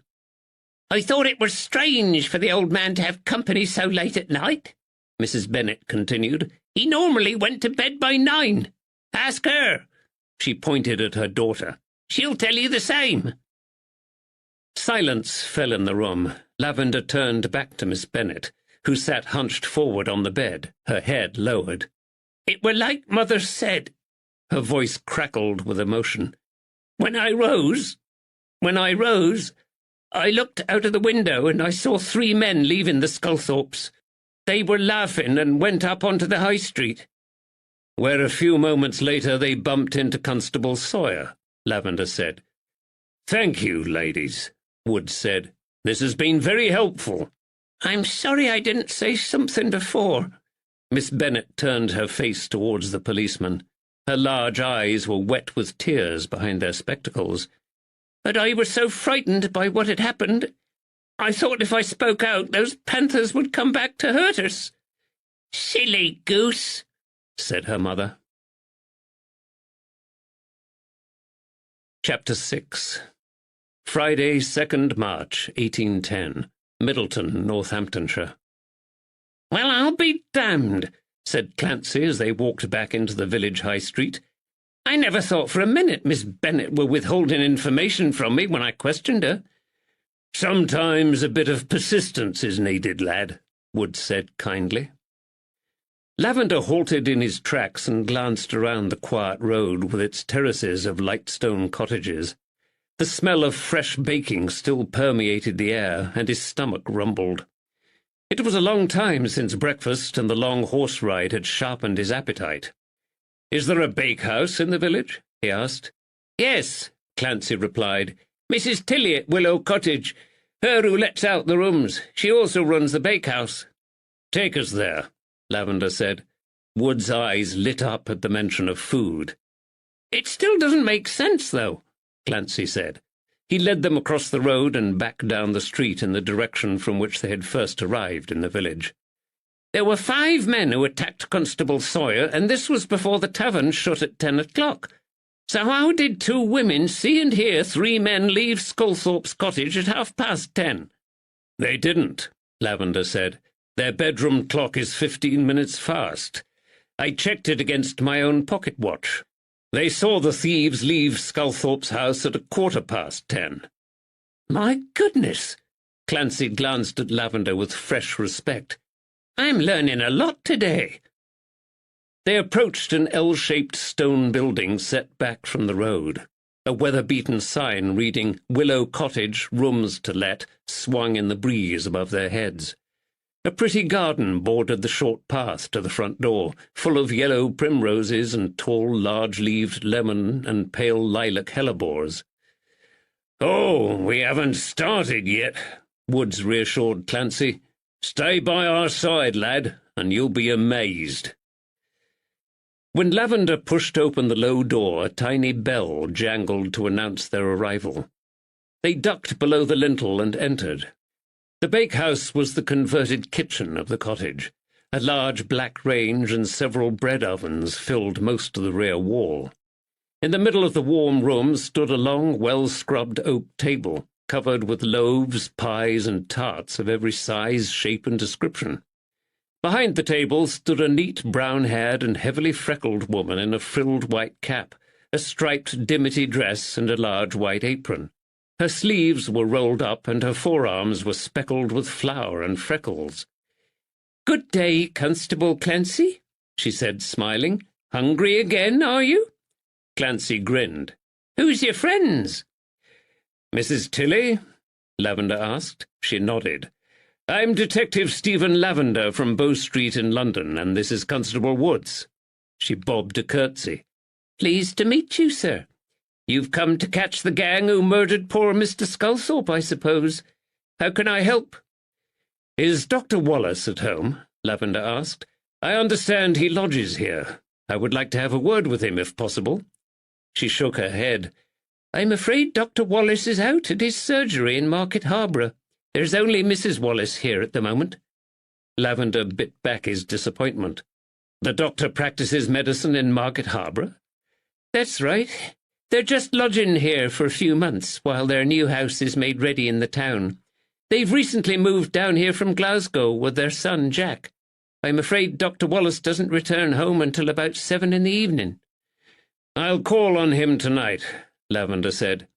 "In the meantime, Mrs. Tilly, I understand Billy Sculthorpe is recovering from his injuries here in your care." "Yes. Captain Rushperry is paying for his lodgings until they sort out his father's affairs. The poor soul has had a terrible ordeal." "Would it be possible for us to speak to him?" She narrowed her eyes and scrutinized him coldly. "I don't think all of you should go up to him. You'll scare him witless if you all troop into his room." "I understand," Lavender said, nodding. "Constable Clancy can remain downstairs, but we'll eat first." "Can I interest you in a pigeon pie, perhaps?" Her face brightened. "They're fresh out of the oven and still hot." The men nodded, handed over their coins, and gratefully took hold of the warm pies. Unwilling to go back out into the cold street, they moved to a corner of the shop and enjoyed their meal. The pies were crammed full of thick gravy and tender chunks of pigeon breast with its distinctive livery taste. The warm, flaky pastry melted in their mouths. "That were very tasty," Wood said. Mrs. Tilly beamed. The doorbell tinkled again, and two women with wicker baskets entered the bakehouse. They cast curious glances at the three men in the corner as they chatted with Mrs. Tilly. When they had gone, Mrs. Tilly wiped her floury hands on her apron and led Lavender and Woods through the rear door of the kitchen out into the cool hallway of the main house. They climbed the staircase and stopped outside a room on the first floor. Mrs. Tilly knocked tentatively on the door. "Billy," she called. "Billy, there's some gentlemen to see you. Can they come in?" There was no reply. Lavender heard something shuffle across the floor. Mrs. Tilly sighed. "He's not used to company," she said. "They kept him hidden at home, and he never went out. He stays in this room all the time and draws things, horrible things." She shuddered. "He's used every piece of paper I have in the house." She knocked again, sharper this time. "Billy, we're coming in now." The drapes were drawn across the window, but a fire crackled in the grate of the darkened room and gave off a warm glow. In the gloom they saw a small, chubby figure in a voluminous nightgown seated on the floor, surrounded by crayons and paper. Although he was seated, Lavender could tell Billy Sculthorpe was probably less than 4 foot tall. Billy glanced up towards them, and Lavender heard Woods take a sharp intake of breath. "Now, Billy, what have I told you about closing the drapes?" "It will damage my eyes if I draw in the dark," Billy replied in a flat, monotone mumble. "That's right," Mrs. Tilly said. "And you won't be able to draw if you damage your eyes." She marched across to the windows and pulled back the drapes. Light flooded into the room, and Billy blinked rapidly. A podgy hand shot up to protect his upward slanting eyes from the glare. Mrs. Tilly walked back to him and ruffled the thin, fair hair poking up out of the bandage encircling his flat forehead. "Now you be a good lad and answer this gentleman's questions." She walked towards the door. "I'll be downstairs in the bakehouse if you need me, detective," she said. For a moment Woods and Lavender just stared at Billy Sculthorpe. Apart from the bandage on his head wound, the man before them still had a mass of yellow bruises across his flattened face from the attack of the previous week. Unabashed, Billy stared back at them through his strange eyes. His mouth drooped and his jaw was slack. His thick tongue, the cause of his strange speech, protruded slightly from his mouth. Billy Sculthorpe had some form of cretinism. Lavender had seen several of these disfigured and stunted creatures before, but he had never known one to survive into adulthood. Most cretins died in infancy or ended up hidden in asylums by their families. Worse still, some were smothered at birth by their parents. He had pulled the body of one out of the Thames last year. That baby girl had looked only a few hours old. "My mammy says it's rude to stare," Billy said suddenly. "She calls me Billy boy." He had a slight Irish lilt to his flat tone. "Yes, she's right about the staring," Wood said. He didn't correct Billy's use of the present tense when he talked about his mother. "I'm called Ned. Can I talk to you for a moment?" "I'm a cretin," Billy said. "But you're fat." Woods laughed and moved across the room. "You may be right there, young man," he replied. "I eat too many pies. Do you like pies?" Woods sat down on the bed and leant a bit closer to the man on the floor. Billy twitched and shuffled back a fraction. Lavender caught a glimpse of his bare foot as he moved. There was a large separation between the young man's big toe and his second toe, another symptom of his condition. "Ah, sure, I like pies," Billy said warily. "Mrs. Tilly bakes good pies," Woods said. "I've just had one. It were oozing with thick gravy. Do you like Mrs. Tilly's pies?" Billy nodded and stared at Woods curiously. Lavender stood still and let Woods take the lead in the conversation. Woods, the family man. Woods, the loving father of 4 children. 4 beautiful, perfectly healthy and normal children. Woods pointed down to the half-finished sketch of a large dog on the paper in front of Billy. The vicious-looking creature had malevolent eyes. "What you got there, Billy boy?" he asked. "What's that?" "It's Black Shuck," Billy said. He poked at the drawing with his pencil. "He likes the water. He only comes out at night when it rains. He rolls in puddles and wades through streams swollen by the rainfall." "Sounds like a nice doggy," Wood said. "Ah, no," Billy corrected him. His face was deadly serious. "His howl can make your blood run cold. You don't want to meet him in the dark." His tongue poked out at the corner of his mouth again. "I'll remember him," Wood said. "Was Black Shuck out and about in Middleton during the night of the storm? The night when those men broke into your home and attacked you and your da?" Billy's puffy eyes narrowed and his flat forehead creased up in a frown. "No," he said and shook his head. "I didn't see Black Shuck, but he may have been outside howling.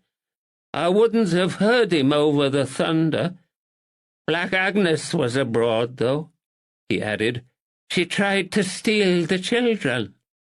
"That were cruel of her," Wood said sympathetically. "Who else did you see that night?" Billy flinched and his eyes dropped down to the floor. "No one believes me for sure," he said sulkily. "I will," Woods promised. Billy lifted his head and stared straight at him. "The dark elves were there. The water from the well at the world's end had poured out, and they got through the breach." "How did you know they were the Dark Elves?" "Because of their black faces, silly." Woods hesitated, lost for words. "See? I knew you wouldn't believe me." Billy lowered his head. "Oh, I believe you, lad," Woods said quickly. "I'm just a bit shocked, that's all. It's grim news about them elves. I'll wager they were up to no good." "They were stealing Mammy's furniture. I saw them taking it." "How many of them were there, these elves?" Woods asked. "There were 3. "Did they take anything else?" Lavender asked suddenly. Billy glanced across at him. "Who are you?" he asked, his voice heavy with suspicion. "I'm Stephen," he said. "I'm a friend of Ned's." "I don't have any friends," Billy said. "No one likes me." Now, son," Woods said gently. "I think Mrs. Tilly likes you. She seemed right fond of you to me." "Ah, sure, Mrs. Tilly likes me," Billy brightened. "and Dr. Wallace, but the bully boys don't." "How old are you, Billy?" Lavender asked. "Mammy says I'm 24 years old. My birthday is the feast of St. Mary Magdalene. Mammy will bake me an almond pastry on the day." His eyes shone at the thought, and his slack mouth curled up into a huge smile. He looks quite nice when he smiles, Lavender thought. "St. Mary Magdalene is the sweetest and strongest of the saints because her love was so great. Did you know this, Stephen?" Lavender smiled back. "No, I didn't," he confessed. "Thank you for telling me. I have a lady friend called Magdalena." "Oh!" Billy laughed, and his smile lit up his chubby face. Lavender and Woods found themselves smiling too. "A lady! She will be sweet and strong for sure." "Strong, maybe," Lavender smiled. Sweet wasn't an adjective he would normally apply to Magdalena. She had too much spirit to be sweet. Billy picked up his pencil and turned back to his paper. "I will draw her for you. You must come back tomorrow." Lavender took a step forward and leant down towards the young man. "Thank you, Billy," he said. "I will look forward to it. We'll come back tomorrow. But before we go, please tell me, did you see those bad elves take any of your father's money?" Billy glanced up at him and frowned as if Lavender had asked him a stupid question. "Of course not," he said. "They've got it wrong." Lavender opened his mouth to question him further, but closed it again. Billy had turned his back on them and bent over his paper again. They had been dismissed. Lavender caught Wood's eye and jerked his own head in the direction of the door. Woods nodded and stood up. "We'll leave you for now, Billy boy," he said. But Billy Sculthorpe was too engrossed in his work to reply. The figure of a woman with flowing hair and a swirling gown appeared on the paper beside the evil hound, Black Shuck. Chapter 7. Friday, 2nd March, 1810. Middleton, Northamptonshire. They closed the door gently behind them and paused on the chilly landing. "What now?" Woods asked. "This case gets more complicated by the minute," Lavender said grimly. "I need some time to think. We also need to send Clancy back to Market Harbour with Sculthorpe's reliquary as soon as he has introduced us to Constable Sawyer. And we need to find a place to stay in this village tonight." Woods smiled. "Well, I reckon we should visit the Woolpack. You can do your thinking over a tankard of ale, and we can ask about a room for the night while we're there. That pie were very tasty, but I need something to wash it down." Lavender nodded. The salt in the gravy had left him with a thirst. They collected Clancy and walked the short distance to the tavern at the end of the village high street.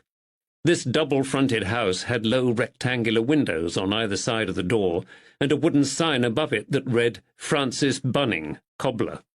A large assortment of men's working boots stood in rows in the low windows. "This is an inn?" Woods asked, surprised. "Yes, Bunning has turned his parlour into a tap-room for the local farmers," Clancy explained. "It gets quite busy at night. By day he works as a cobbler in the outhouse at the back. A lot of the folks in the village have two occupations." "Very enterprising," Woods said. Bunning's deserted parlour-cum-tavern was a cold, plain, drab room with scuffed and muddied floorboards and a few low tables and stools. An ancient long-case clock in the corner of the room broke up the monotony of the furnishings. Badly scratched and battered, it was missing the glass cover that should have protected the white face with its 12 Roman numerals. Yet despite this, the exposed hands of the clock still continued their juddering, stilted journey around the dial, accompanied by a sonorous ticking. Instinctively, Lavender pulled out his pocket watch and checked the time. Clancy leant closer and peered over his shoulder. "Well, this clock is set at the right time, anyway," he said. Lavender snapped shut the casing and returned his watch to his pocket. "You're a quick learner, Constable Clancy," he said. A young woman with long, unkempt hair sidled into the room draped in an old gown that was several sizes too large for her. Her shoulders slouched forward as she walked, and the dirty hem of the gown trailed behind her on the floor. She carried 3 tankards and a jug of ale in her hands. "You'll be wanting ale?" she asked. A sensual smile spread across her face.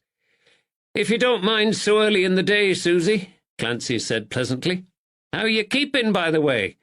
He sat down at one of the low tables. Lavender and Woods followed his lead. The young woman placed the pewter tankards in front of them and pushed her body next to Clancy's shoulder. "Oh, I be keeping fine," she drawled in Clancy's ear. "All the better for seeing you, my bonny lad." She leant forward to pour out the ale, and her gown fell away to reveal her deep cleavage and the curvaceous mounds of her flesh. Her breasts strained to be released from her bodice. Clancy blushed, but his eyes couldn't help themselves. "That's grand, Susie," he said lamely. "Thank you for the ale," Lavender said as he picked up his drink. His tone cut through the atmosphere of enforced intimacy like ice. "Can we speak to Mr. Bunning?" "Which one?" The girl glanced up at him and smiled. She twirled a loose strand of greasy hair around her dirty finger. "There's two of 'em Bunnings at work in the back." "Mr. Frank Bunning," Lavender said. The woman made no attempt to leave. She eyed Lavender up and down. The tip of her tongue flicked out and licked her smiling lips. "You're an handsome swell," she drawled.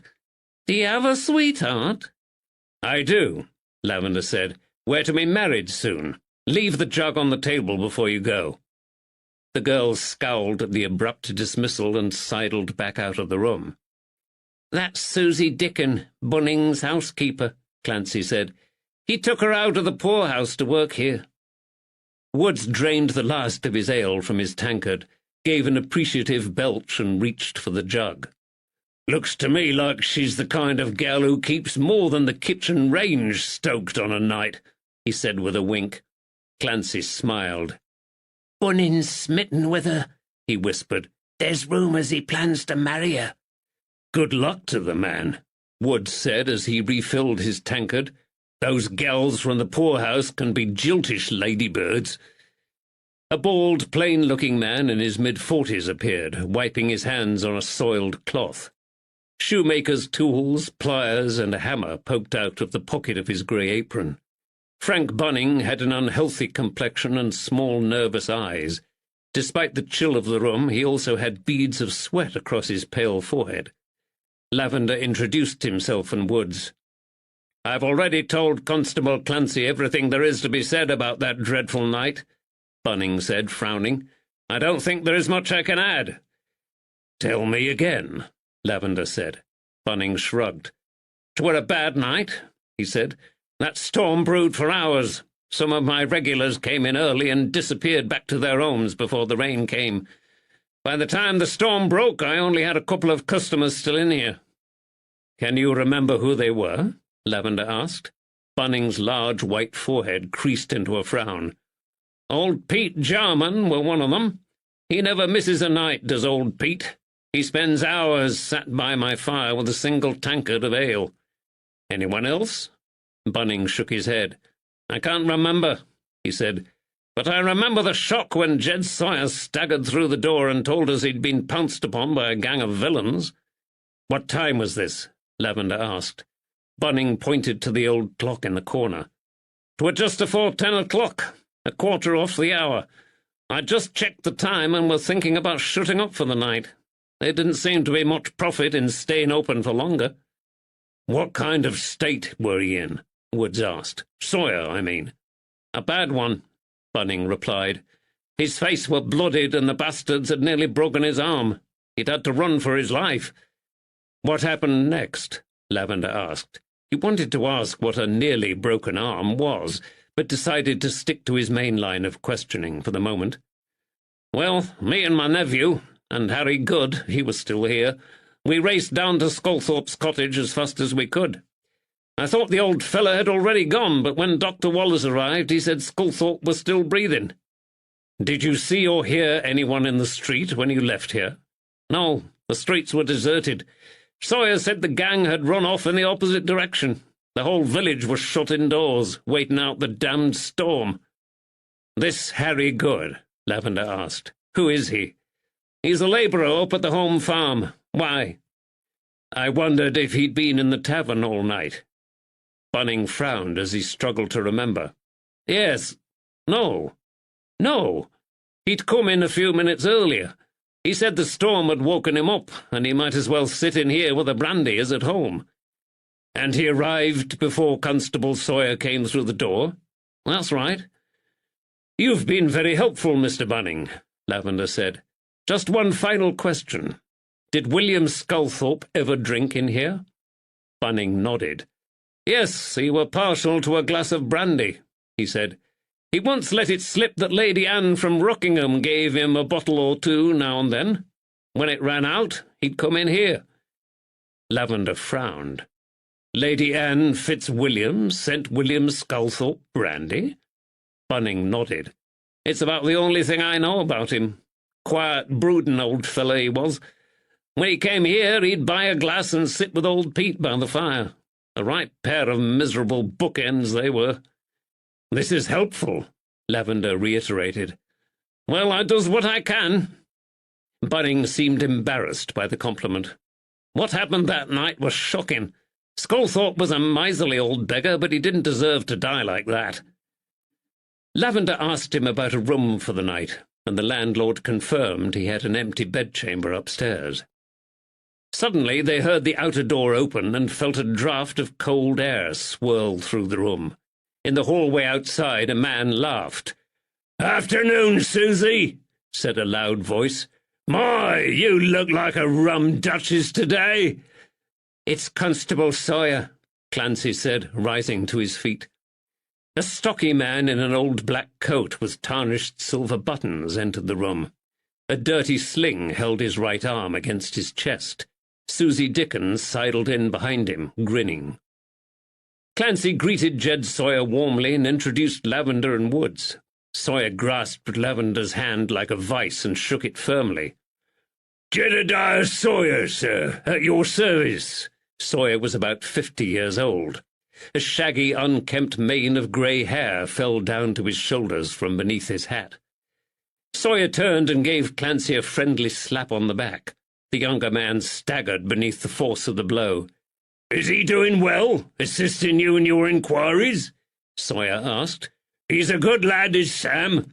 Known him ever since he joined us as a Johnny Newcomb. Taught him everything I know, I did." "It didn't take him long to do that," Clancy quipped. Sawyer threw back his head and burst into laughter. His teeth were black with rot, and several of them were missing. "Constable Clancy's help has been invaluable," Lavender said, smiling. Sawyer carried another stool over to their table and joined them. "I heard you'd arrived. I've been looking for you all over the damned village," he said. "I might have known young Clancy here would be in a tavern. He likes to knock me down, does our Sam." He winked at the younger man, who flushed. "I'll take a bumper tankard of ale with these gentlemen, Susie, my love." The woman disappeared out of the room, quickly followed by Frank Bunning. Lavender sensed the landlord's relief that his own interrogation was now over. "So how are your inquiries proceeding, sir?" Sawyer rubbed his bushy sideburns with his hand. "Have you made any arrests yet?" His bright eyes beneath his thick greying eyebrows flicked curiously between Lavender and Woods. "I'm glad you've found us, Constable Sawyer," Lavender said. "I wanted to ask you in person about the events of the night of the attack." Susie returned with a jug of ale and a fresh pewter tankard for Sawyer. "Give us a kiss, wench," Sawyer said with a grin as she poured his drink. "Ugh, you need a shave," she complained. Sawyer raised his bandaged elbow. "You try shaving with one good arm, gal," he said. "Mind you, the other rammer still works fine," he added with a grin. To prove his point, he grabbed the woman around her waist and pulled her down into his lap. She squealed and scrambled to her feet, laughing. Ale slopped over the edge of her jug onto the stone floor. "Get off, you old goat!" Lavender sat back and quietly watched their horseplay. Sawyer's injuries didn't seem to have damaged his high spirits, he noted. The woman eventually escaped Sawyer's clutches. He deftly tossed her a coin for the ale, and she sidled out of the room. "Rammer?" Woods said. "I haven't heard that expression for a while. It's army slang, isn't it? Musket-ramming arm. Were you in the army?" "Aye, 30 years ago." Sawyer grimaced at the memory. "I were a swaddy with Lord Cornwallis and the 33rd in the Americas when those bastards kicked us out of the colony. Took part in the siege of Charleston, I did. And the Battle of Yorktown, where the buggers finally beat us." "Those must have been hard times," Wood said sympathetically. "Yes," Sawyer said. "I were injured, worn out." His face brightened and he pointed to his bandaged arm. "A bit like now. I'm a bad bargain now as a constable." "Oh, I'm sure you'll still be able to help us with our inquiries," Lavender said. "I read the statement you wrote for the coroner's inquest. In it, you said you were doing your evening patrol through the 2 villages when you saw the villains." Sawyer took a deep gulp of his ale, then wiped away the moisture from his mouth with the back of his sleeve. Yes, that's right. I was just walking down the high street. I saw several men coming out of the alleyway where Sculthorpe lived. When was this? Just after 9:30. How many men? Lavender asked. There were 3 at that point. They had blackened their faces with summat. I took out my cudgel, yelled at them, and moved closer. I saw the whites of their eyes and those heathen black faces beneath their hats. What happened next? I looked down the alley and saw 2 more villains leaving Sculthorpe's front door. Then the bastards set about me. It happened so fast I didn't have time to run. One of them swiped me with a cudgel of his own, and another smashed me in the face. His hand went instinctively to the cuts and bruises across his cheek and nose. I thought the sods had broken me nose, I did. So there were 5 men in total? Yes, there were 5. Definitely 5. I hit out with my own stick, and I reckon I hit home. One of those bastards will have had a sore head the next day. But there were too many of them for me, and my rammer were killing me with the pain of it. I managed to get past them and belted hell for leather down here. I knew I'd get help from the Bunnings. It were courageous to try and tackle them villains on your own, Wood said. Sawyer gave a short laugh. Oh, bloody foolish, he said. He took another swig of his drink. But we lawmen have to do what we can, don't we? Yes, we do, Lavender agreed. When did you and the others return to Sculthorpe's house? Sawyer shrugged. A couple of minutes later. Was there any sign of your attackers? None. Isaac Bunning and Harry Good raced down the street after them, while Frank and I went into the house to check on old Sculthorpe and his son. We found them in a bad way. When Isaac and Harry came back, they said they'd seen no one. The bastards had disappeared. Isaac went to get Dr. Wallace. What was the weather like? Lavender asked. Still pouring with rain. It were a devil of a night. Lavender turned to Clancy. Are there any stables in the village other than at the forge? They might have escaped on horseback. Clancy shook his head. I asked at the forge the next day, he said, and at the hostelry in Cottingham. Nobody left any unattended horses in either village on the night of the murder. So, unless they abandoned their animals at some remote spot outside the village, they must have travelled on foot, Lavender said thoughtfully. The thunder would have scared the horses to death, Woods added. They'd have tried to bolt, especially if they were left out in the open. So the attackers disappeared into thin air somewhere along the road to Cottingham or Rockingham, Lavender said. It seems so, Sawyer said, which makes me suspect it were that Panther gang. They're notorious for just disappearing after a robbery. Possibly, Lavender said. Do you have any other suspects? Sawyer laughed. Half the village has come forward with suggestions, he said. There's a few folks around here who want to pay off old scores by pointing the finger at their feuding neighbours. Are any of these leads promising? Lavender asked. Old Sculthorpe had been seen arguing in the street with a local farmer the week before the attack, Clancy said. But I interviewed him and he has an alibi. He claims he were tucked up in bed with his wife. Who is he? Lavender's eyebrows rose along with his hopes. Caleb Licorice, Clancy replied. He's the church warden at St. Mary Magdalene's in Cottingham. Lavender frowned and his hopes sank again. He and Woods paid little attention to alibis provided by wives, but Licorice's respectability made him an unlikely suspect. However, it was still worth following up. Sawyer shook his shaggy head as if he could read Lavender's thoughts. You'll waste your time investigating Caleb Licorice, sir, he said. He's a rich man. Old Sculthorpe's money wouldn't interest the likes of him. He jabbed his finger on the table to emphasize the next point. It were the Panther gang who did this, he said. You mark my words. I understand there are rumours in the village that William Sculthorpe was a rich man. Who started these tales? Lavender asked. Clancy and Sawyer glanced at each other, shrugged, and shook their heads. Lavender turned to Jed Sawyer. Did you or anyone else in the village know the Sculthorpe family were Catholics? Sawyer's eyes lit up. "I knew his missus were originally from Bogland," Sawyer said, "but I didn't know they were papists." "Is that why they murdered him, do you think?" Clancy asked. "Because he were a Catholic?" Woods shrugged. "We still have trouble sometimes down in London," he said. "There's still arson attacks on property and businesses owned by Catholics, but no murders." Lavender turned back to Clancy. "How far have you travelled with your inquiries?" he asked. "Have you asked the property owners along the road to Rockingham if they saw or heard anything unusual?" Clancy looked embarrassed. "There hasn't been time to spread out so far," he said. "I only had one day here, and in Cottingham, after the attack. Captain Rushperry said there were no point once he knew you two were coming." Lavender nodded. "This will be a line of inquiry we can pursue," he said to Woods. "We'll spread out along the roads into and out of the village and ask those who live by their side if they remember a gang of strangers that night." "And what about the money bag I found the day after the attack?" Clancy asked. "The one with a strange note screwed up in the bottom. I handed it straight to Captain Rushperry." "Yes, what about it?" Sawyer asked.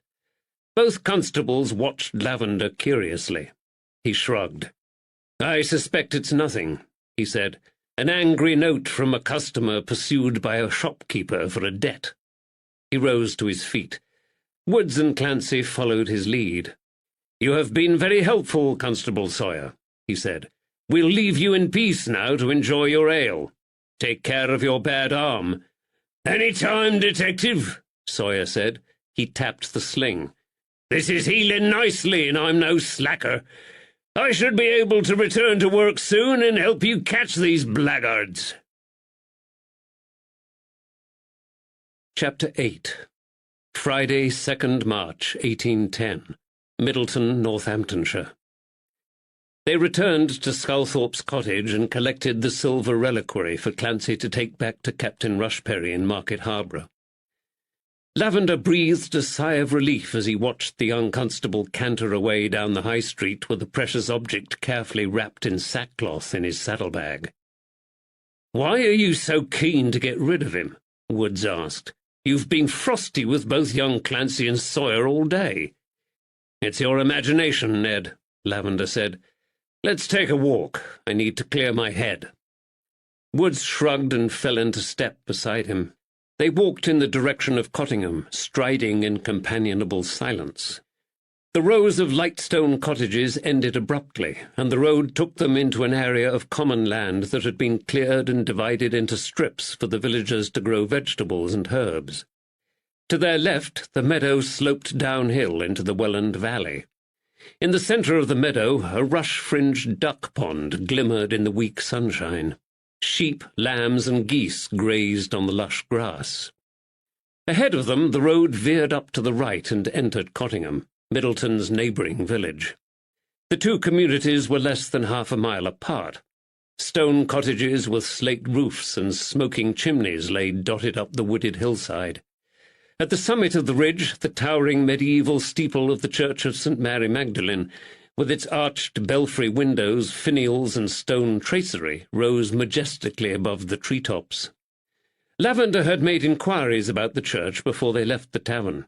Frank Bunning had informed him that St. Mary Magdalene served the parishioners of both Cottingham and Middleton.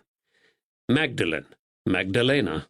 Lavender smiled and remembered Billy Sculthorpe's words earlier. His beloved was haunting this investigation. He felt her presence with him at every turn. He stopped beside a dry stone wall and leant on it, arms folded in front of him. His eyes followed the contours of the gently rolling valley before settling on the duck pond. Pairs of mallards and a solitary swan scavenged for titbits among the reeds. Woods stood beside him at the wall. "So what do we think about this murder, then?" Woods asked. Lavender smiled. "One of these days, Ned, I shall ask you the same question, and I'll expect you to have the answers." "Well, that'll be a short conversation," Woods replied, smiling. "Solving these mysteries is your job. I'm just here to provide the backup. It would addle my old brain to have to think so much." Lavender smiled again. He always welcomed the opportunity to talk through a case with Woods. "To be honest, Ned, my own brain is addled at the moment. I can't work out why these witness accounts are so different. 5 men attacked Jed Sawyer. It were brave of him to confront them," Woods said. "The man's a hero." "Yes, quite. And we have 3 other witnesses," Lavender continued, "who tell us there were 3 people in the Sculthorpe's house on the night of the attack." "Yes, but they're 2 scared old ladies and a simpleton." Lavender paused for a moment. "I think Billy Sculthorpe is a strange creature, but I didn't find him simple-minded. He might not be able to dress himself, but I think he knows what he saw." "Perhaps 3 of them were in the house while the others stood guard outside," Woods suggested. Lavender nodded. "Yes, that would make sense.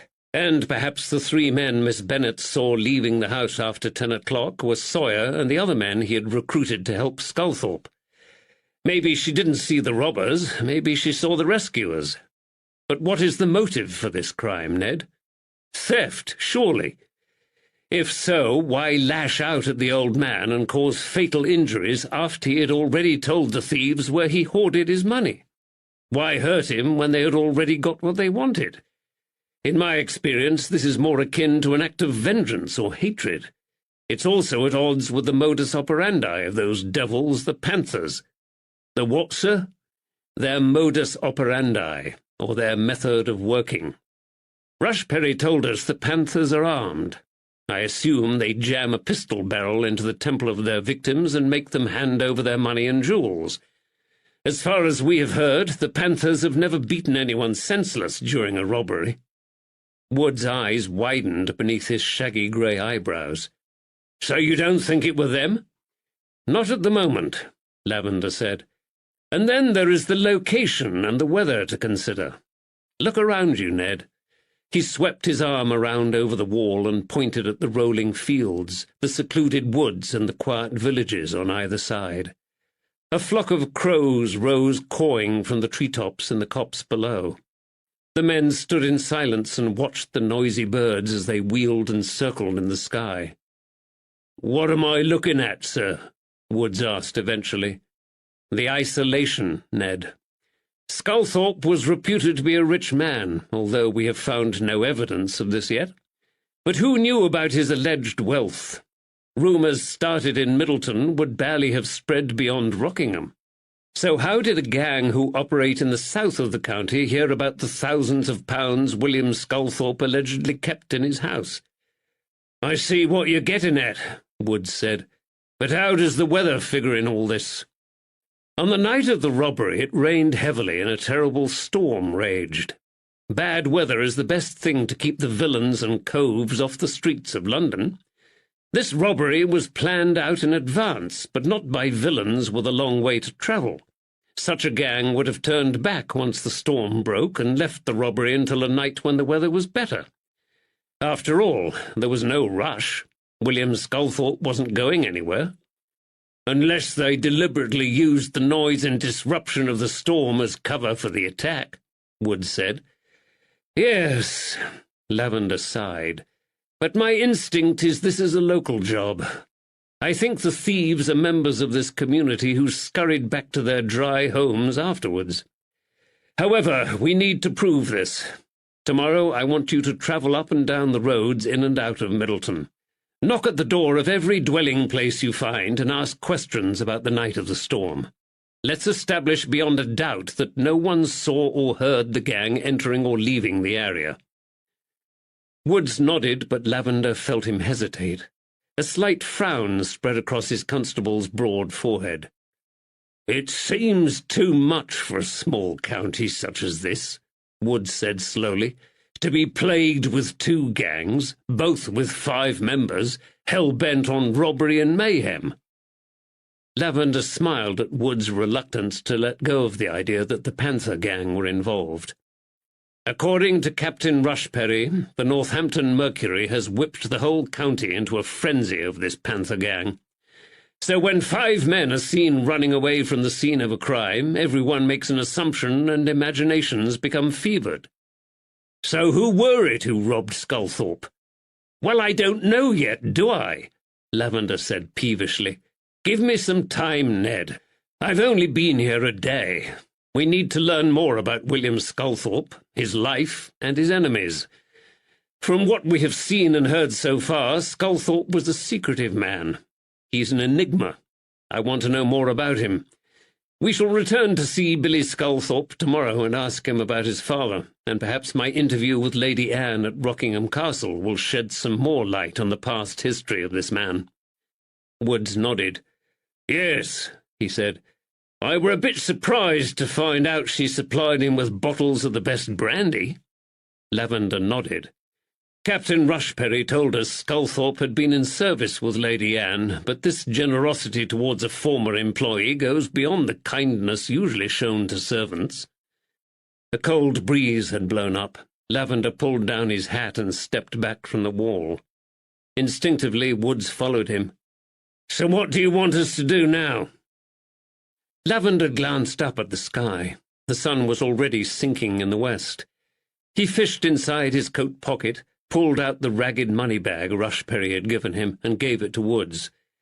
We've still got a couple of hours of daylight left, he said. You can investigate the origins of this bag, and I will make discreet inquiries about the owner of the initials J.W. I'll go up to the church and ask the vicar for the registers. The names and the history of most people in both Cottingham and Middleton will be recorded in them. What do you want me to do? Take this bag around every shop and business establishment you can find in the two villages and ask the proprietors if they recognize it. And while you're there, find out who ran up the largest debts this winter. If money was the reason for Sculthorpe's murder, I want to know the names of those with the greatest poverty, and, hence, the greatest motive. Wood's eyes narrowed, and he glanced at Lavender suspiciously. You told Sawyer and Clancy this bag and the note weren't important. I may have lied, Lavender replied. We'll meet back at the Woolpack. I need to write a letter to London before I call on Dr. Wallace tonight. He turned on his heel in the direction of Cottingham. Suddenly he stopped and glanced back over his shoulder. And while you're at the grocer's, Ned, ask them if they have ever sold ink-cap mushrooms to William Sculthorpe. Chapter 9. Friday, 2nd March, 1810. Cottingham, Northamptonshire. Lavender trudged up the steep cobbled lane towards St. Mary Magdalene's church and craned back his neck to admire the towering Gothic spire which rose up into the cloudy sky above him. Northamptonshire, the county of spires and squires, he reminded himself. 3 weathered gargoyles glared down at him with stony eyes as he pushed open the creaking gate and wound his way along the path through the unkept graveyard. The heavy arched door groaned as he pushed it open and entered the church. It took a moment for his eyes to adjust to the gloom of the lofty interior. Several octagonal limestone pillars held up the dark vaulted wooden ceiling. Dusty beams of daylight slanted down from the tall stained glass windows. The cloying smell of old masonry, musty tapestries, and centuries of damp mingled with the beeswax polish used on the wooden pews. 2 men stood talking by the ornate carved pulpit at the end of the aisle. A carpenter, instantly recognizable by the tools he carried, and a middle-aged man with a full set of bushy whiskers and a well-cut topcoat and hat. Lavender introduced himself to the 2 men and inquired about the whereabouts of the vicar. "I am afraid the Reverend Allingham is visiting a parishioner at the moment," said the man with the beard. "May I be of assistance, detective? I'm Caleb Licorice, the churchwarden." He had barely a hint of the regional accent. Lavender remembered what Sawyer had said about Licorice being a wealthy local landowner and farmer. "Thank you," Lavender said. "If you don't mind, I'd like to go see the grave of the late William Sculthorpe, and afterwards I want to peruse the church registers." Licorice's dull brown eyes widened in surprise beneath their bushy brows, but he nodded agreement. "The registers are locked in the vestry at the moment, but I have the key." He gave a last couple of instructions to the carpenter. then led Lavender outside into the overgrown graveyard that encircled the church. "Our sexton is ill at the moment," he said, in apology for the weeds. Sculthorpe's grave was a simple affair, a single mound of earth in a quiet corner with a plain gravestone propped up against the wall, waiting for the earth to settle so it could be put into position. William Sculthorpe died aged 86, 22nd February 1810. "Lady Anne from Rockingham paid for the headstone," Licorice said. The Lady Anne, again, Lavender thought. Why is Mr. Sculthorpe not buried with his wife? I understand she died last August.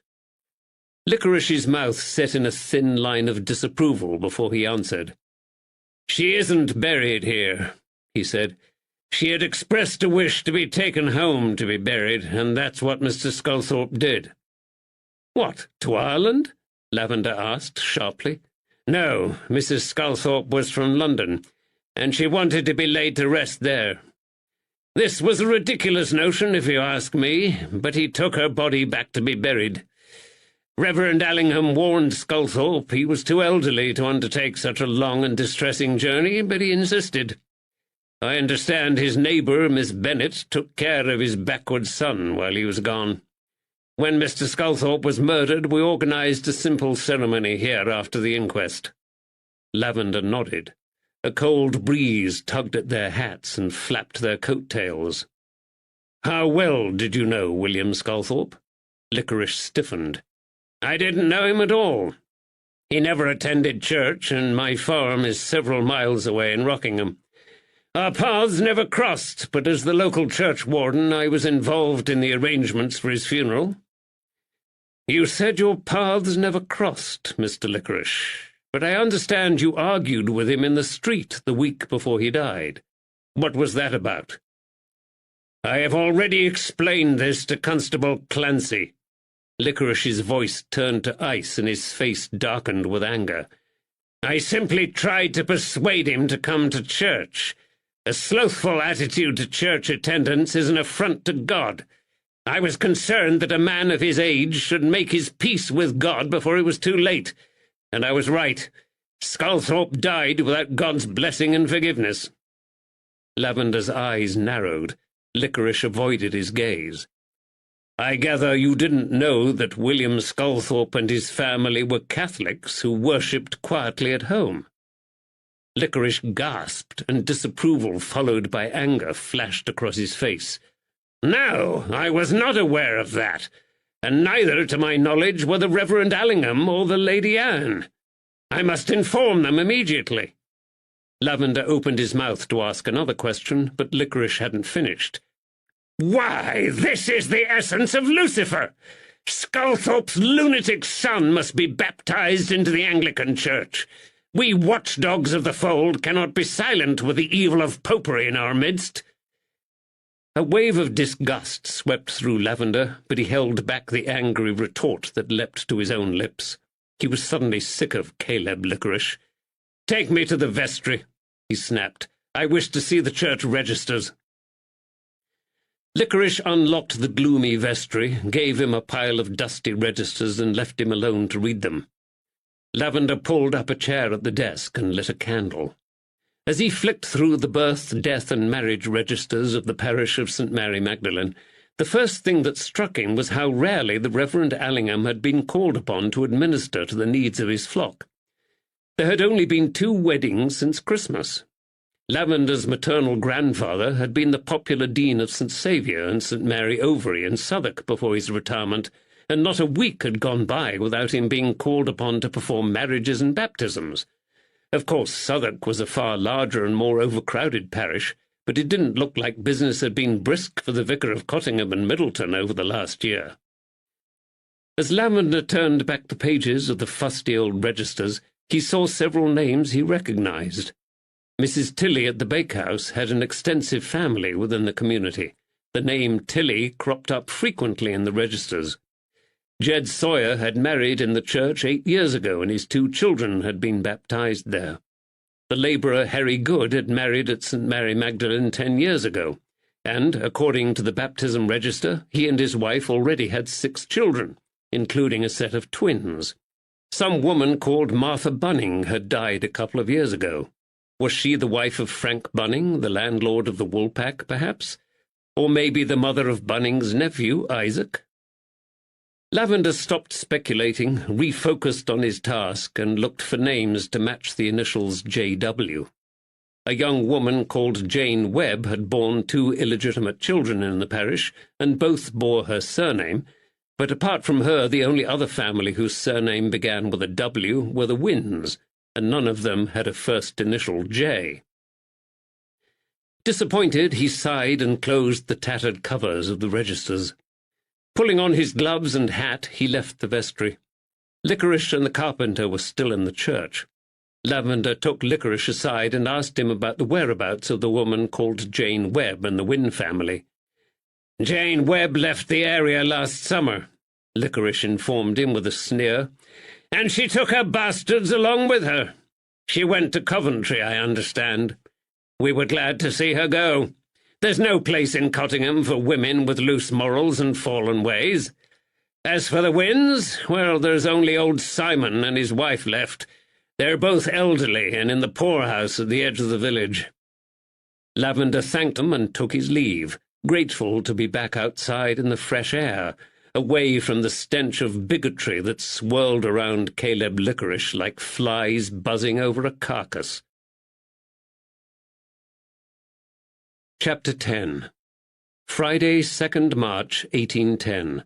Cottingham and Middleton, Northamptonshire. Lavender decided to take the path over the top fields along the ridge in order to return to the Woolpack. He estimated it would bring him out onto the steep hill, with the school and the lime kiln, where they had first ridden into Middleton earlier that morning. The path wound through the meadow and entered a copse of elms. The new foliage on the trees formed a pale green haze that blurred the sharp angles and outlines of the twigs. As the last of the daylight filtered through the tree canopy, it created a dappled effect on the carpet of dead leaves covering his path. To his left, a branch cracked beneath the foot of a heavy animal. Deer? He glanced up and glimpsed the shadowy figure of a man disappear behind the tree trunks and into the dense undergrowth. The hair stood up on the back of his neck. He paused for a moment, then scoffed at his own foolishness. "I've spent too much time dodging cutthroats and silk snatchers in London," he decided. It was probably just an innocent farm labourer on his way home from the fields. He didn't see a soul during the rest of his walk, and he welcomed the peace and isolation. It gave him time to think. He hoped Woods had experienced better luck with his investigation into the origins of the mysterious cloth bag. As he had expected, the path brought him to the steep hill at the far side of Middleton near the village school. He knew the pupils would have long since departed, but candlelight still glimmered in the window. Suddenly he had an idea. He leapt up the steps of the schoolhouse and rapped on the door. A blast of hot air and the smell of tobacco smoke made Lavender blink when the door finally opened. A bald, fat man in his shirt-sleeves with a brightly checked waistcoat stretched across his rotund belly clutched a pipe in one ink-stained hand and held the door open with the other. "Are you the schoolmaster? I'm Detective Stephen Lavender. I'm investigating the murder of William Sculthorpe."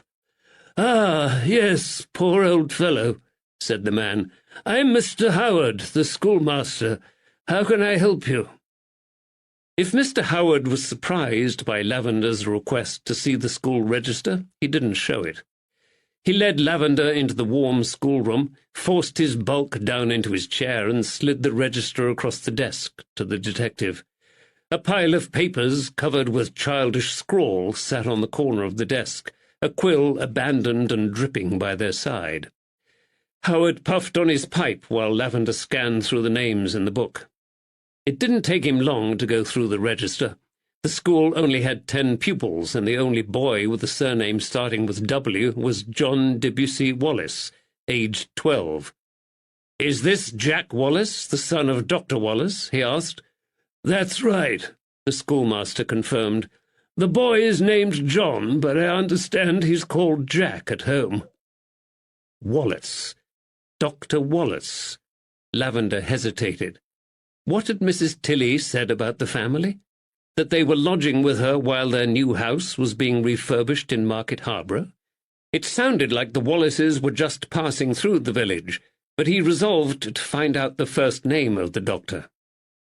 "May I ask another favour of you, Mr. Howard?" he said. "I would like to purchase some coloured wax crayons and paper, if I may. Do you have any to spare?" The schoolmaster did, and supplied Lavender with a packet of crayons and an artist's sketch pad. Lavender thanked him and resumed his journey back down the hill to the Woolpack. The purchases in his coat pocket banged against his thigh as he walked. A fire blazed in the hearth of the tap-room when Lavender returned to the Woolpack, but although it took the chill off the cold, it was still a dreary place. Several powerfully built and hard-featured local men were now seated around the low tables, sipping ale, talking quietly and smoking their pipes. They glanced up when Lavender entered, but made no attempt to engage him in conversation. Several sheepdogs lay exhausted across the flagstones like matted black and white rugs. The room stank of tobacco, body odour, and wet dog. Susie Dickon glided amongst them in her oversized gown, giggling and flirting. Lavender ordered a tankard of ale, found a quiet table, and pulled out his ink and quill. The glassless face of the long-case clock in the corner of the room told him he had half an hour before the London mail coach would pause briefly outside the tavern on its way to the capital. He penned his letter quickly and downed his ale in one gulp when he heard the vehicle pull up outside. Grabbing his letter, he walked out into the cold street and handed it up to the coach-drivers. Frank Bunning stood beside the carriage with a handful of letters from the mailman on the coach. "There's a letter for you, Detective Lavender," he said. Lavender took it, thanked him, and held up the letter to the light of the lantern dangling from the side of the coach. He recognized the handwriting of Captain Rushberry. "Sir!" Woods strode up the street towards him, his cheeks reddened with the cold. The two men returned to the warmth of the tavern and ordered their supper and another tankard of ale from Susie Dickon. "Well, that were a waste of time," Woods said after the woman left the room. "No one recognized the money bag. I even went into the undertaker's and asked them in there. There's a windmill some distance out of Cottingham, and I didn't make it there today. But I'll take the horse tomorrow and ask the miller if it is his." "It won't be worth it," Lavender said. He had seen the windmill during his walk home from Cottingham. There was a westerly wind blowing the night of the storm. I doubt the bag will have blown all the way down into Middleton from the windmill against the force of the gale. They kept their voices down as they talked. "I think the bag blew in a westerly direction from this end of the village until it caught itself in the hedge where our sharp-eyed Constable Clancy found it." Woods said. "So it may have been used by the thieves to carry money out of Sculthorpe's house after all?" Lavender nodded and took a deep gulp of his drink. "I think those coves found the money in that bag at Sculthorpe's. They carried it out and divided up their ill-gotten gains further down the street before they parted. They didn't know about the note screwed up in the corner of the bag and threw it away into the wind." He picked up the letter from Captain Rushberry and split open the seal. His eyes widened as he read the contents. "So what about the note?" Woods asked. "Did someone send it to Sculthorpe along with a payment of some kind?" "They may have done," Lavender said. "Was he a moneylender, do you think?" Woods asked. Lavender nodded. "You may be right. According to Captain Rushberry, Sculthorpe had the means to be a moneylender." He tapped the letter on the table before him. "He has heard back from the bankers, Messrs. Down, Thornton and Gill. William Sculthorpe had £1,057, 17 shillings and sixpence held with them in his London account." Wood's tankard stopped mid-air and his mouth dropped open. "How much do you suppose he kept in the house?" he asked. Lavender shook his head. "Unless we can find some sort of household account book, we will never know. But at least young Billy Sculthorpe will be well cared for in the future. I doubt he will have to end his days in an asylum or the poorhouse." Woods smiled.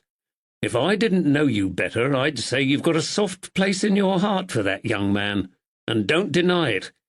I've wondered for the last 10 minutes why you've got a sketch pad poking out of your coat pocket. Nothing escapes you, Constable, does it? Lavender pulled the crayons and pad out of his coat and slid them across to Woods. While I visit Lady Anne at Rockingham tomorrow, you can take this present to Billy Sculthorpe. Gain his trust and try and find out some more about his father. The man is an enigma, and his son might have some answers to the mystery. He seemed to respond better to you. Well, as we all know, you frighten the witnesses. I'm supposed to frighten them, Lavender said. I'm a detective. Woods grinned and put the crayons and pad in the pocket of his old brown coat. He picked up his tankard and had another drink. "What about the mushrooms?" Lavender asked. "Did you find out anything about them?" Woods belched and wiped the beads of moisture from his mouth with his coat sleeve. "Nothing," he said. "None of the grocers in Middleton or Cottingham sell mushrooms. They said the villagers prefer to go out into the fields and pick their own if they want them." "Which may be what William Sculthorpe did," Lavender said. "But unlike most of the villagers, he's not country-born and bred. He probably didn't recognize the danger of those ink-cap mushrooms when he harvested them." "I had a bit of luck with the names of bad debtors, though," Woods said. He glanced around to check no one was listening. "It's Harry Good, the one who helped out on the night of the murder. He's bushed. He owes money right, left, and centre throughout the two villages. There's 11 shillings at the grocer's on his account and another 5 at the draper's. £1 and 11 shillings with the butcher in Cottingham." "He's over there." Lavender nodded towards a tall, lanky man in a threadbare coat on the opposite side of the tavern. Long, greasy hair hung either side of a pair of enormous jug ears and framed a face ravaged with the smallpox. "What, the ugly-looking fella?" Woods asked. Lavender nodded. "He came in here about half an hour ago, and I heard one of the others calling out his name. His eyes are already shining with liquor," Woods noted. "So despite his poverty, he's still drinking in here every night?" Lavender nodded. "I saw in the baptism registry that he's got 6 children." "Huh," Woods growled. "And no doubt his hungry nippers are at home in a cold house while he plies himself with brandy." He glowered his disapproval across the taproom. "Did you track down anyone with the initials J.W., by the way?" Lavender sighed. "Yes, there's a family called Wynne, but they're elderly and in the poorhouse. The only other people with a W surname are the Wallaces, Dr. Wallace's family." "He's a J.W., Woods said. "I were told by Mrs. Tilly at the bakehouse. His first name is John, Dr. John Wallace, he's called." "You went back to the bakehouse?" "Well, I had to, didn't I? I had to ask Mrs. Tilly about the cloth bag, and his wife, too," Woods added. "She's also a J.W. She's called Judith Wallace." "Really?" Lavender said in surprise. "Mind you," Woods said thoughtfully, "the note called someone an old bastard. That's not very ladylike language for a doctor's wife, is it?" The corners of Lavender's mouth twitched. "Exactly how long did you spend with Mrs. Tilly and her hot pies?" he asked. Susie Dickon arrived bearing 2 small bowls of thin stew and a couple of chunks of dry rye bread. She dumped them down unceremoniously in front of the 2 officers, then turned on her heel and left. The grey liquid and lumps of congealed fat swirled in the bowls and slopped over the sides. Lavender had seen more wholesome food dredged out of the mud at the bottom of the Thames. "So how long were you at the bakehouse?" Lavender asked again. "Not long enough," his disappointed constable growled beside him. Chapter 11. Friday, 2nd March, 1810. Middleton, Northamptonshire. Mrs. Tilly answered the door at Willow Cottage and led Lavender up the stairs to her guest's sitting-room. It was a comfortable place, with a large fireplace, a thick carpet, and several well-upholstered chairs and sofas. A wooden clock ticked quietly on the mantelpiece, surrounded by several china figurines. Dr. John Wallace was a thin, slightly built man with narrow features and greying hair. He had removed his cravat and undone the buttons on his waistcoat. Mrs. Wallace sat with her embroidery in her lap in the fireside chair opposite her husband. Wallace stood up to greet Lavender and held out his hand. The detective thought he saw a flash of pain cross the man's pale face when he moved. Wallace had a limp, moist handshake. "Please take a seat, Detective Lavender." Wallace pointed to a vacant chair. He had a soft Scottish accent. "You won't mind if my wife stays? Mrs. Wallace is familiar with all aspects of Mr. Sculthorpe's murder and won't be distressed if we discuss it." He sat down again beside the fireside, picked up a large lawn handkerchief and coughed quietly into the material. Lavender bowed to Mrs. Wallace. She wore a fetching white lace cap bordered with a broad ruffle over her dark hair. She nodded politely in Lavender's direction and resumed her needlework. Lavender asked Wallace about the events of the night of the murder. The doctor frowned. "I'm nae sure what I can add to what I've already told the authorities. Have you read the statement I gave to the inquest?" Lavender nodded. "There are just a few issues I would like to clarify," he said. "Can either of you remember the exact time when Isaac Bunning came here to seek your assistance?" This was his last hope of clarifying the muddied timescale of the night of the murder. Dr. Wallace and his wife looked at each other across the hearth, then shook their heads. "I canna remember the time," Wallace said. "I dressed quickly, grabbed my medical bag, and followed young Bunning to the Sculthorpes." He coughed again. "And what about you, Mrs. Wallace?" Lavender asked, disappointed. "Can you remember the time?" "I'm afraid not, Detective. We had more pressing things to deal with than checking the clock." The woman's voice was crystal clear, without a trace of any regional accent, but with a slight tone of disapproval. She was a good-looking woman, despite the stiffness of her manner. The couple were in their late 40s, but Judith Wallace looked younger. Her dark hair had been discreetly dyed, and her muslin gown had a high, lacy neck to hide any sagging skin. "I have seen where William Sculthorpe fell after the attack," Lavender said. "You mentioned in your statement there were also lacerations to the back of Sculthorpe's head. Is it possible these were caused when his head hit the kitchen wall as he was knocked backwards into the space between the dresser and the corner of the room?" Wallace nodded. "Aye, that's the most likely explanation." His face dropped into a frown. "I'll tell you this, Detective," he said. "I've been called to attend the scene of some nasty murders in Glasgow, but it's a long time since I've seen such a brutal attack on a helpless old man." Lavender nodded. "What about Constable Jed Sawyer?" he asked. "How bad were his injuries?" Wallace smiled. "They're not as bad as the man likes to make out," he said. "Yes, he had some nasty lacerations to his face, which had bled profusely when he was attacked. He was covered in blood when I saw him. But his arm's nae broken. Badly bruised, but nae broken." Lavender nodded. He had suspected this. "He enjoys being the village hero, I think." Wallace spoke Lavender's own thoughts. "Had you ever been called out to attend to William Sculthorpe prior to the night of the attack?" Lavender asked. This time Wallace shook his head. "We've only been in Middleton for 2 months." A stronger, more violent fit of coughing consumed him, and his body shook. Beads of sweat erupted across his forehead as he strained to control the irritation in his lungs. "We're waiting for our house to be renovated," Mrs. Wallace said. "My husband's new medical practice is in Market Harborough. We hope to move there soon.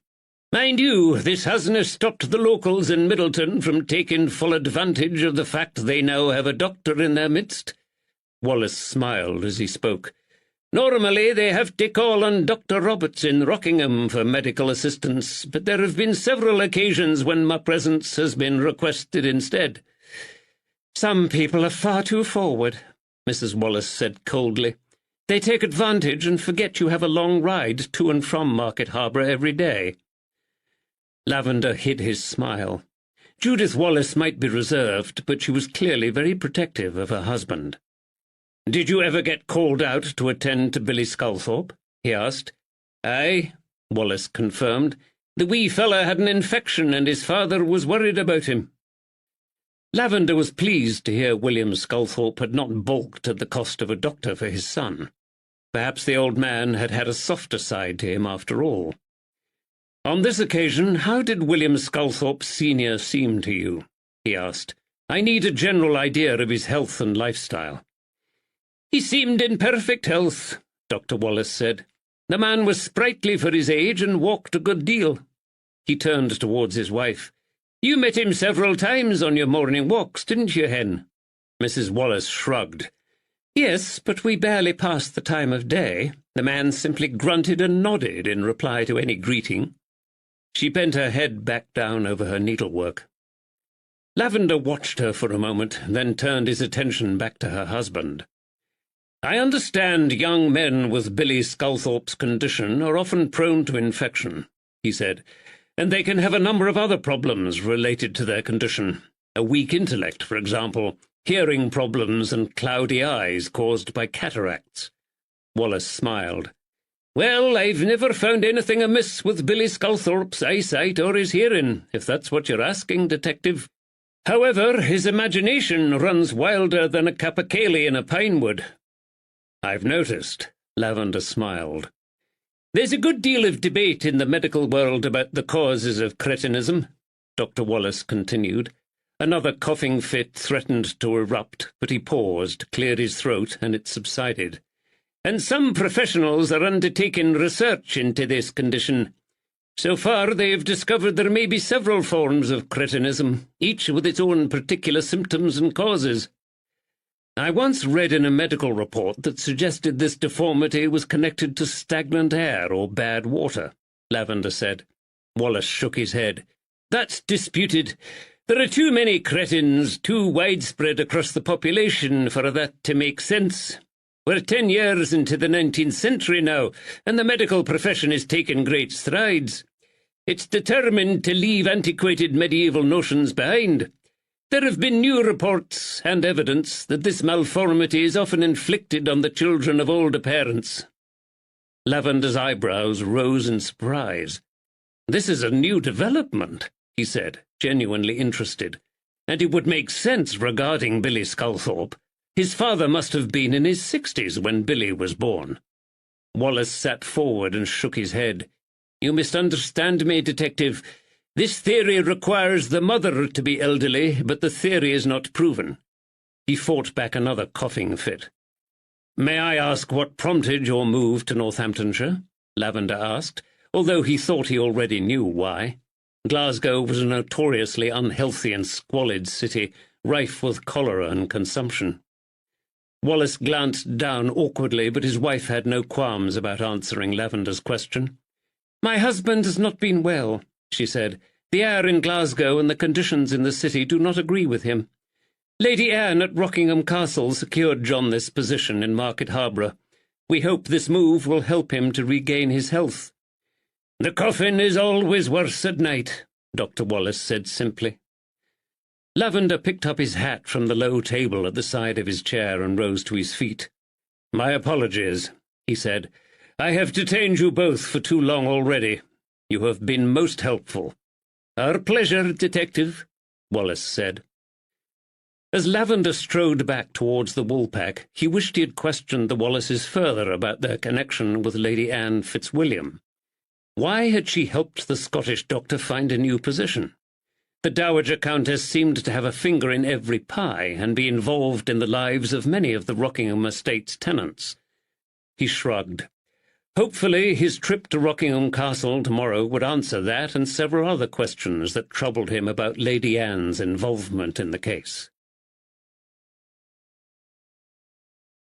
Chapter 12. Friday, 2nd March, 1810. Middleton, Northamptonshire. After Lavender left for his appointment with Dr. Wallace, Woods remained in the crowded tavern and enjoyed another tankard of ale beside the fire. A group of men stood in the centre of the room, blocking his vision, but he managed to keep one eye on the labourer Harry Good, who became increasingly inebriated with ale as the night wore on. A pale young man with thick curly blonde hair and large, wide-set blue eyes joined him at his table. Woods heard Good refer to this baby face as Isaac, and realized this was the final member of the group who had gone to the aid of the Sculthorpes on that fateful night. Isaac Bunning, nephew of the Woolpack's landlord. He's barely shaving, Woods thought at first, but then he changed his mind. Young Bunning and Constable Clancy were probably about the same age and had similar blue eyes, but Bunning lacked the open honesty of Clancy's features. Bunning's eyes drifted sideways and his lips curled cruelly at one side. Susie Dickon flew to Isaac Bunning's side when he appeared. A lot of raucous laughter ensued, and when the woman leant low over Bunning's tankard to pour his ale, she pressed her body into his shoulder in the same provocative way she had served Constable Clancy earlier in the day. Harry Good made some lewd comment about her exposed cleavage, and they all laughed. Woods watched Bunning's hand slide down the woman's back and caress her backside before it slid around her waist. Once his tankard was full, Bunning pulled the woman down into his lap and nuzzled her earlobe through her lank hair. Woods wondered what her intended, the landlord Frank Bunning, made of his nephew's behaviour, but there was no sign of him. An elderly white-haired man in a threadbare coat shuffled up to a vacant stool next to the fireside. He clutched a tankard in his arthritic hand and lowered himself painfully onto the stool. "Mr. Jarman?" Woods asked hopefully. The old man nodded. "Who's asking?" Woods smiled his friendliest smile. "I'm Constable Woods from Bow Street in London.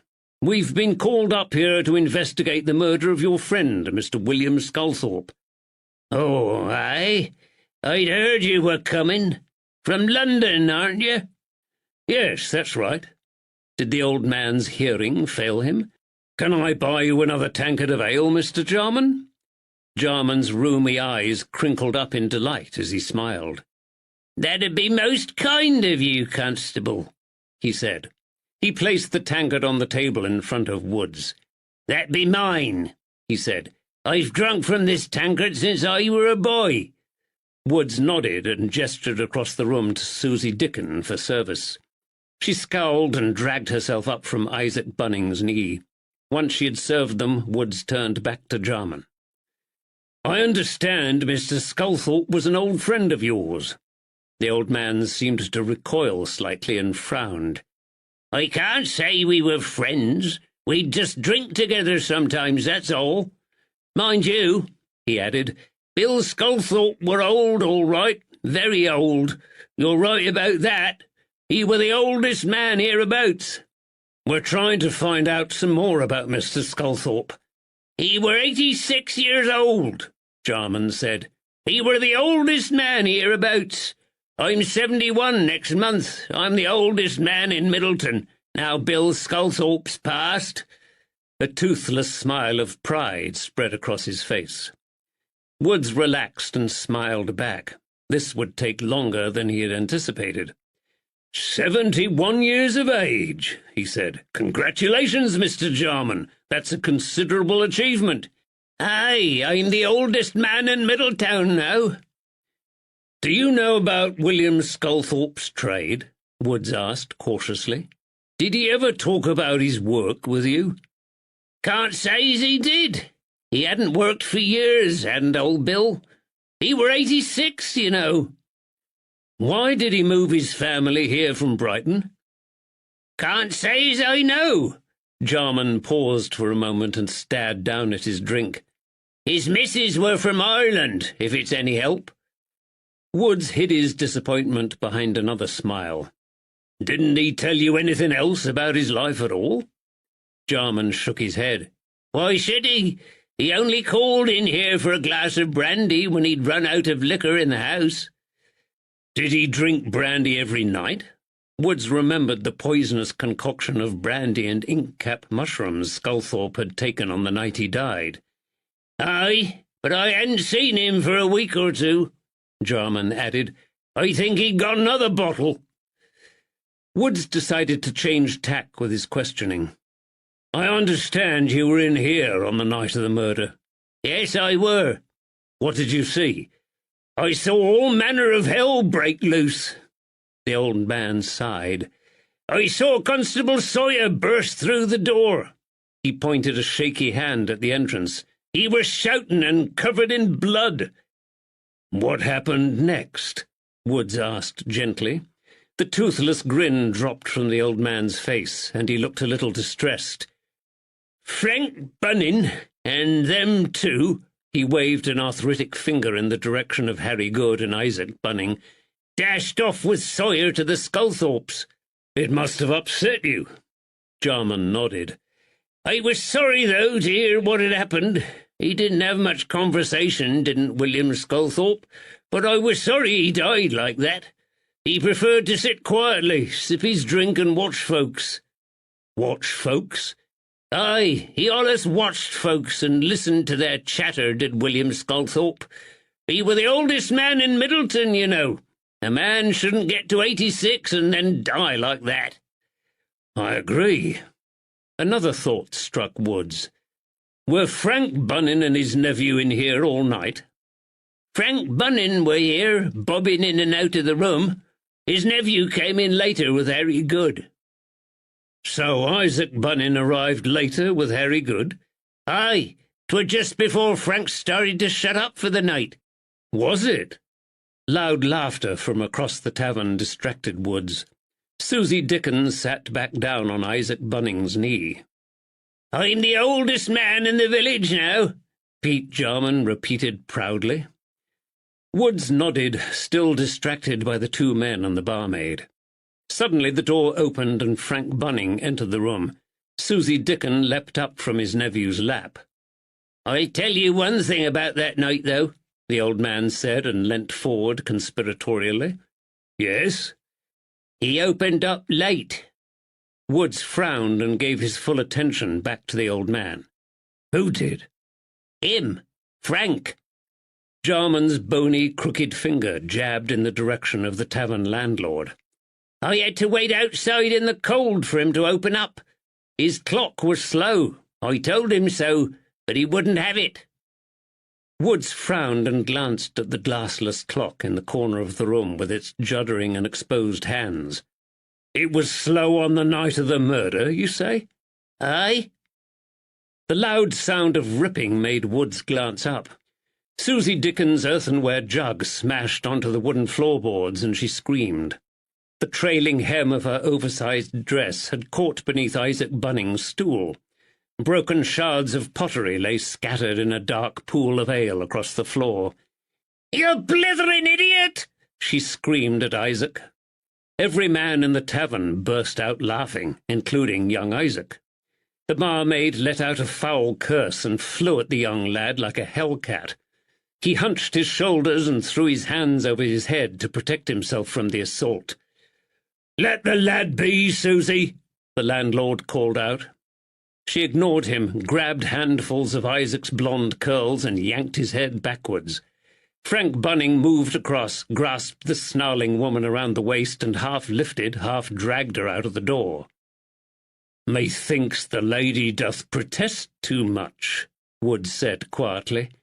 Aye, you'd be right there, Constable, Jarman said. Lavender returned shortly after Pete Jarman left the tavern.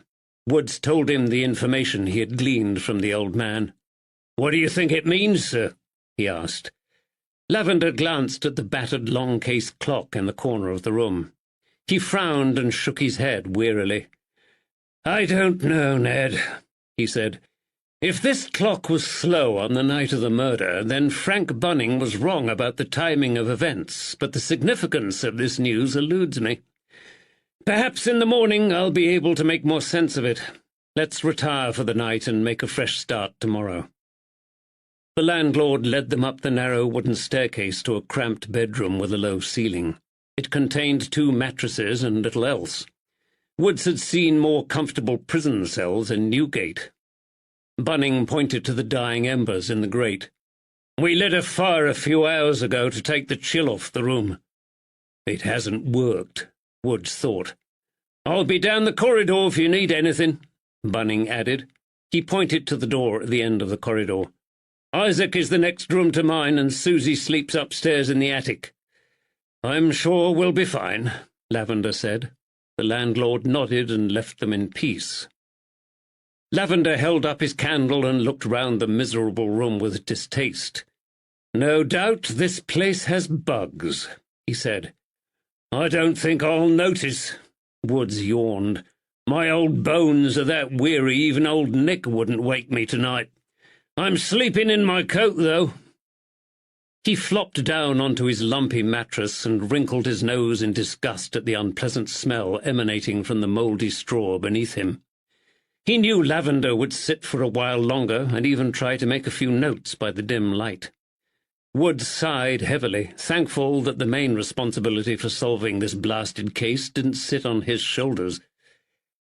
Images floated into Wood's exhausted mind as he struggled to get comfortable. Strange images of stagnant water and coal heaps. It was a river. The river stank. No, it wasn't the river. The mattress stank. He heard the throb of a nearby forge. Wood sighed and rolled over. "It's your heartbeat in your ears," he told himself. "It's your heartbeat." Woods shivered in the cold wind from the river. Today the docks were deserted. Massive coal heaps higher than mountains stood on the wharf, towering above him. He was a child again and struggled to climb up them. His feet, small feet, sank into the shimmering, slithering black pile as he half walked, half crawled on his belly to the top. The blast furnace roared behind him and scorched his back with its heat. He struggled to his feet, unsteady on the shifting coal. Above his head, towering metal gantries creaked, swayed and groaned in the wind, and soot-blackened chimneys belched out filth and grime into the angry red sky. The sky was angry because of the man who lay at his feet. He leant down and shook the prostrate man's shoulder with his coal-blackened hand. The throbbing in his head increased. Its rhythm became a loud and terrifying beat. "Wake up!" he yelled, his voice high-pitched with fear. "Wake up, will you? We've got to get out before the wharfinger finds us." The body obligingly rolled over. Its blooded grey brains oozed out from the terrible gash down the side of its head and slithered down the coal like a repulsive reptile. Wood screamed and lurched forward. He clawed at the empty air as he fell from the top of the coal heap. Faster, faster. The image vanished in a flash. Bathed in sweat and confused, Wood sat bolt upright on the mattress and blinked in the poor light. A dark-haired demon sat across the room, eyeing him coldly. A quill poised motionless above his notebook, a guttering candle by his side. "What the hell are you dreaming about now, Ned?" Lavender asked. Woods groaned and lowered his head into his hands, waiting for the garish images of his nightmare to fade and sink back into the dark recesses of his mind. "I would just—" he mumbled. "Shh!" Wood's ears strained against the unearthly silence of the night. Outside on the landing, a metal latch clicked open. A door swung on its hinges. Quiet footsteps from stockinged feet padded over the floorboards. Another door opened and shut softly. Lavender whispered. "Someone's abroad tonight." Chapter 13. Saturday, 3rd March, 1810. Middleton, Northamptonshire. Lavender woke as the first tentative fingers of dawn poked through the ragged drapes of their room. His back ached from the uncomfortable mattress, and he still felt weary. At the other side of the chamber, Woods continued to toss and turn and murmur through the bad dreams that had haunted him all night and disturbed his own sleep. Lavender sighed and rose stiffly to his feet. A glance through the dirty window cheered him up. The sun was steady in a cloudless sky. Did it promise spring warmth today? He suddenly got the urge to walk off his aches and pains. Donning his coat, he descended the twisting wooden stairs of the deserted tavern and went outside, grateful to leave the smell of wood smoke, tobacco, and stale ale behind. He welcomed the fresh air and the warmth of the morning sun. Somewhere in the valley, sheep bleated and cattle lowed hungrily. Crows called to each other from the treetops on the hill. They rose, circling and wheeling, before heading down to their favourite feeding grounds. It promised to be a brilliant day, with a sky of white light and ice blue arched over the world. Lavender decided to repeat the pleasant walk he had taken the previous day, and he set off up the cobbled hill towards the meandering path that led back to St. Mary Magdalene in Cottingham. The smell of smoke drifted down from the chimneys of the silent village. He relished the peace and quiet of early morning. As he retraced his steps, he saw things he had not noticed the first time he walked this way. Red squirrels scampered up the trunks of apple trees in an orchard. Fat wood pigeons cooed above his head in the budding branches of the elms. Primroses sprouted amongst the exposed roots of the trees, and muted yellow cowslips peeped out from the swathes of lush grass in the meadow. A row of beehives hummed gently against an ancient stone wall. He was struck again by the fertility and fruitfulness of this part of England. Dense woodland teeming with game, fat cattle and sheep, fresh garden vegetables and lush agricultural farmland. This was a land of milk, honey, and plenty. Yes, some of the residents of Middleton knew poverty. Miss Bennet, for example, eked out a meagre existence for herself and her mother, and the labourer Harry Good had a mountain of debt. But not one of the inhabitants of Middleton had the skeletal frame or hunger-ravaged features that haunted the faces of those who lived in the filthy and unhealthy slums of the Seven Dials in London. No wonder the residents of this lush valley enjoyed such longevity. He paused in a meadow at the top of the hill and took in the wonderful view below him, where the river cut its course through the soft, marshy clays. The grey rain clouds of yesterday had vanished. Now seen beneath the shimmering clarity of a dazzling sky, the sweeping valley was magnificent. A woman walked across the field towards him. A wicker basket hung on her arm. The long grass parted silently before her skirts. It took him a moment before he recognized Judith Wallace's face below the black shadows cast by the ruffles of her bonnet. He bowed. "Good morning, Mrs. Wallace. You're another early riser, I see." "Good morning, Detective. Yes, I always think it's a shame to lie abed when there is so much beauty in the world." He nodded. "Indeed, it's the best part of the day." His eyes lighted on the piles of creamy fungi in her basket. "You have been picking mushrooms?" Her eyes followed his own to the basket on her arm. She tapped it lightly with her gloved hand. "I like to gather a few for John's breakfast."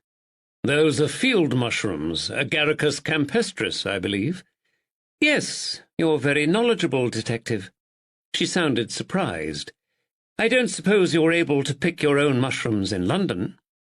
"I have an interest in the flora and fauna of the British Isles," he said. "I've read a lot of books on the subject. Tell me, do you ever come across ink-cap mushrooms when you're foraging?" "Oh, yes, I've found quite a few recently." "Did you ever give any to William Sculthorpe when you met him on your morning walk?" She took in a sharp intake of breath and seemed to recoil slightly. "Well, I only met him the once." "When was this?" She shook her head as she struggled to remember. "A few weeks ago." "Just before he died?" "It may have been. I'm afraid I don't remember." "And did you give him some ink-cap mushrooms?" "Yes, I think I did. Is there a point to these questions, Detective?"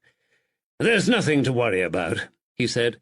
"We found some rotten mushrooms in his kitchen, and I wondered where they came from." She seemed relieved. "Please excuse me, Detective," she said. "I must take these back. The flavour is never good unless they're cooked almost immediately after harvesting." He nodded his head in a short bow, and she turned on her heel to walk back to Middleton. He watched her as she glided gracefully through the meadow and disappeared beneath the dappled shadows of the trees. Lavender returned to the Woolpack and joined Woods for breakfast. Susie Dickens served them a meagre plate of ham and greasy eggs. "Will you gentlemen be staying with us another night?" Frank Bunning asked. "I don't believe we will," Lavender replied. "Thank the Lord for that," Woods muttered as he poked sadly at his greasy egg with his fork.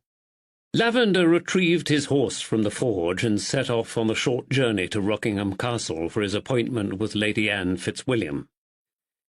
The road meandered along the base of a steep wooded escarpment, and he soon saw the castle with its creamy medieval stone walls perched on a rocky outcrop at the end of the ridge. It had a commanding view of the valley. The road twisted upwards towards a pair of castellated drum towers that guarded the arched entrance to the castle grounds. Arrow slits in the shape of a narrow crucifix reminded Lavender of the castle's original military significance. Inside the grassy enclave of the walls stood a magnificent three-sided and gabled Elizabethan mansion, complete with mullioned windows and tall round chimneys. A groom came out of the stables to take his horse, and a footman gestured him in through a side doorway. The servant led him through the stone-flagged servants' hall and past the bustling kitchens, where half a dozen white-capped and white-aproned women stirred huge copper saucepans on the range and rolled out pastry on the centre table. His stomach rumbled as the delicious aroma of fresh bread and simmering beef wafted into his nostrils, and he remembered the inadequacy of his meagre breakfast. "You're to wait for Lady Anne in the panel room," the footman told him as he led him through an arched wooden door into the main section of the house. The panel room lived up to its name. A massive medieval stone fireplace dominated one wall, but the remainder were covered in deal panelling, now darkened and splitting with age. A fire had been lit in the great hearth, which seemed unnecessary considering the warmth of the day outside. To take his mind off the stuffiness and heat of the room, Lavender examined the armorial bearings carved into several of the wooden panels. He recognized the coat of arms and Latin motto of the Fitzwilliam family immediately. Different branches of their family had lived at Rockingham Castle for 7 generations. There were other coats of arms and mottos that he didn't recognize. Some of these armorial bearings had small plaques bearing names: Manners, Montague, and Debussy. Debussy? He frowned and pulled out his handkerchief to wipe away the beads of perspiration on his forehead. Where had he heard the name before? Then he remembered the Middleton School register: John Debussy Wallace. Debussy was the second name of Dr. Wallace's son. Could Debussy be the maiden name of Judith Wallace? Was she a distant relative of the Fitzwilliams of Rockingham Castle? If so, this would explain the close relationship between her and Lady Anne. He ran his finger around the edge of his cravat to loosen it and let more air near his hot skin. But such a family connection raised more questions than it solved, he realized. If Judith Wallace had been born into the lower echelons of the aristocratic class, why had she married a common doctor and not someone from her own social stratum? Suddenly the double doors at the end of the room were flung open by a pair of liveried footmen. A third footman pushed a large 3-wheeled bath chair into the room. Seated back against the black hood was the tiniest and oldest woman Lavender had ever seen. Smothered in blankets, Lady Anne wore a long-sleeved, high-necked black silk dress and had a shawl draped around her thin shoulders. A black lace cap covered her thin white hair. Richly ornamented with satin ribbon and decorative frills, it was far too large for her old, wrinkled face with its sunken cheeks. Yet despite her obvious frailty, she gripped the long steering handle attached to the front wheel firmly in her arthritic hands, and looked him up and down with dark, disdainful eyes. She manoeuvred the vehicle around the furniture before it came to a halt in front of the huge fireplace. "Blankets, Erskine," she commanded as the footman bowed and retreated from the room. Lavender had been so intent on the strange procession winding its way in front of him that he'd failed to notice the plain, middle-aged woman who trailed in the wake of the footman and the bath chair. She now stepped forward and rearranged the plaid blankets around Lady Anne's knees. She straightened up, pushed back a strand of grey hair that had fallen forward over her face, and waited patiently by the side of her mistress. "This is Erskine, my companion," Lady Anne said. "You must be Detective Lavender." He nodded politely towards Erskine and bowed low to Lady Anne. "At your service, your ladyship." Well, we shall see about that," Lady Anne replied. "Stop fussing, Erskine, and sit down, will you?" Her companion seated herself in one of the low upholstered chairs in front of the fire. As he had not been granted permission to sit, Lavender remained standing on either side of the fireplace to the two women. Lady Anne's bony fingers tapped on the steering rod of the bath chair as she looked him up and down again. She seemed to find what she saw distasteful and turned her head sharply to her servant. "So, Erskine, Captain Rushperry wrote to Bow Street Police Office to ask for an active and intelligent officer to help investigate the terrible murder of poor William Sculthorpe." A trail of spittle seeped out of the corner of her thin mouth. She gulped as though she had a problem swallowing. With her head now in profile, Lavender noticed that her chin had virtually disappeared into the wrinkled, lined and sagging skin of her neck. "Indeed he did, ma'am," Erskine replied, "and Bow Street have sent us Detective Lavender." Lady Anne nodded. "This is most unfortunate." Her companion nodded her bowed head. "Yes, it is." Lavender's mouth dropped open. He had been unsure about why he had been summoned here today, but this was a strange reception. Lady Anne leant forward in her bath chair. "We have heard about Detective Lavender, haven't we, Erskine?" "Yes, ma'am. We have read about him in the Times." Lavender opened his mouth to speak, but Lady Anne hadn't finished. She turned her head and addressed him directly. "We read about the Portman Square riot, which you dealt with, Lavender, and the furore you caused when you sent for the militia to quell the rioters." Lavender's mind raced as he desperately tried to remember the incident and how the Times had reported it the previous October. He also wondered what offence his handling of the event might have caused the Lady Anne. Fortunately, she soon enlightened him. "Despite the fact a magistrate lived only 2 streets away, you, a mere policeman, took it upon yourself to call out the militia." Her voice rose with indignation as she spoke. Ah, yes, the Times had made quite a fuss about this. She had an excellent memory if she remembered that. "I apologize for my presumption on this occasion, Lady Anne," he said quietly. "However, it was my strong conviction that urgent action needed to be taken to prevent further injury to both people and the property in Portman Square. There was no time to locate the magistrate. People were being hurt." "You're a nonconformist, Lavender."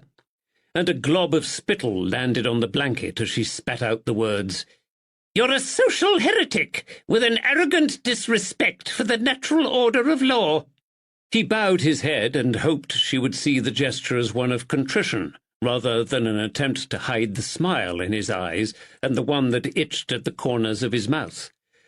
"Again, I can only apologize for any offence caused by my actions in Portman Square last October. Please rest assured I will afford the current case my fullest attention and deal with it in line with the law." There followed a short pause, which he hoped signified that the Dowager Countess was mollified. "Shall we believe him, Erskine?" she asked. "I don't think so, ma'am," replied her companion. "I think he has shifty eyes." Lavender glanced up at the dowdy woman in surprise. She sat hunched in her seat with her hands folded neatly on her lap and her own eyes lowered. Her grey head with its plain black cap was bowed towards her knees. He hadn't been conscious of her scrutiny at all. She had kept her eyes averted from him throughout the entire conversation. He wondered just how long the two women had been together as mistress and companion. Erskine's comments suggested she knew exactly what was going through her mistress's mind, and they also hinted at a high degree of familiarity between the two women. The ferocious old lady in the bath chair didn't frighten Mistress Erskine. He knew that Lady Anne's husband, the 3rd Earl Fitzwilliam, had died young, and she had never remarried. Their 8-year-old son became the new Earl and the heir to Wentworth House, the largest mansion in the country, and to their other substantial estates. Erskine wore a wedding band, but he wondered if she might also be a widow. "Well, Captain Rushperry tells me you're good at your job," Lady Anne conceded eventually. "Didn't he, Erskine?" "Yes, he did, your ladyship." "So have you found out who murdered poor Bill Sculthorpe yet?" "Not yet," Lavender admitted, grateful the conversation had now turned onto the case rather than his own shortcomings. "However, we have made several discoveries that may be relevant, and I don't accept this is the work of that notorious Panther gang from the south of the county." She frowned, blinked, and stared at him hard. "What discoveries?" "Did you know, ma'am, that William Sculthorpe was a practicing Catholic?" "Yes. What of it?" She never flinched or exhibited an ounce of surprise at this news. "Have you found out anything else? I summoned your help because I feel that there is more to this murder than meets the eye." Lavender raised a surprised eyebrow. The years had clearly not dimmed the sharp insight of this cantankerous old lady. "I agree with you," Lavender said. "You do?" She leant forward in her chair. "Yes, I'm not convinced that it was simply a robbery gone wrong." She hesitated for a second, and Lavender sensed disappointment in the slight frown that wrinkled her forehead. "You think they murdered him because he was a Catholic?" "No," he said, "but I don't think this attack was simply motivated by greed." "Ah, intriguing, Detective." She looked relieved and tapped the steering rod of her bath chair again. The mottled skin on the back of her hand was paper-thin. "But pray tell me, are you against the victim because of his faith? Will this affect the dedication with which you undertake your inquiries?" "Certainly not," he replied. "I'm betrothed to be married, and my future wife is both Spanish and a Catholic. I'm not against Catholics." Her beady eyes never left his face. "And shall you convert to Catholicism before your nuptials?" she asked. "No, ma'am, I shall not." A wry smile twitched at the corners of her thin lips. "No, Lavender, you wouldn't, would you? You're an ambitious man." Her smile broadened, but it didn't reach her eyes. "His career means too much to him," Erskine interrupted. Her pale face was devoid of emotion as she addressed her mistress. "He puts the pursuit of gold before his God. You can't serve God and mammon. No man can serve two masters." "Isn't that Matthew 6, verse 24, ma'am?" Lavender asked pleasantly. "You know your New Testament, Detective," Lady Anne sighed. "That is some comfort, I suppose." The two women seemed determined to rile him, and he wondered why. For their own amusement, perhaps? Their behaviour and interaction reminded him of a pair of actors he had seen at a comedy show at a theatre in Covent Garden.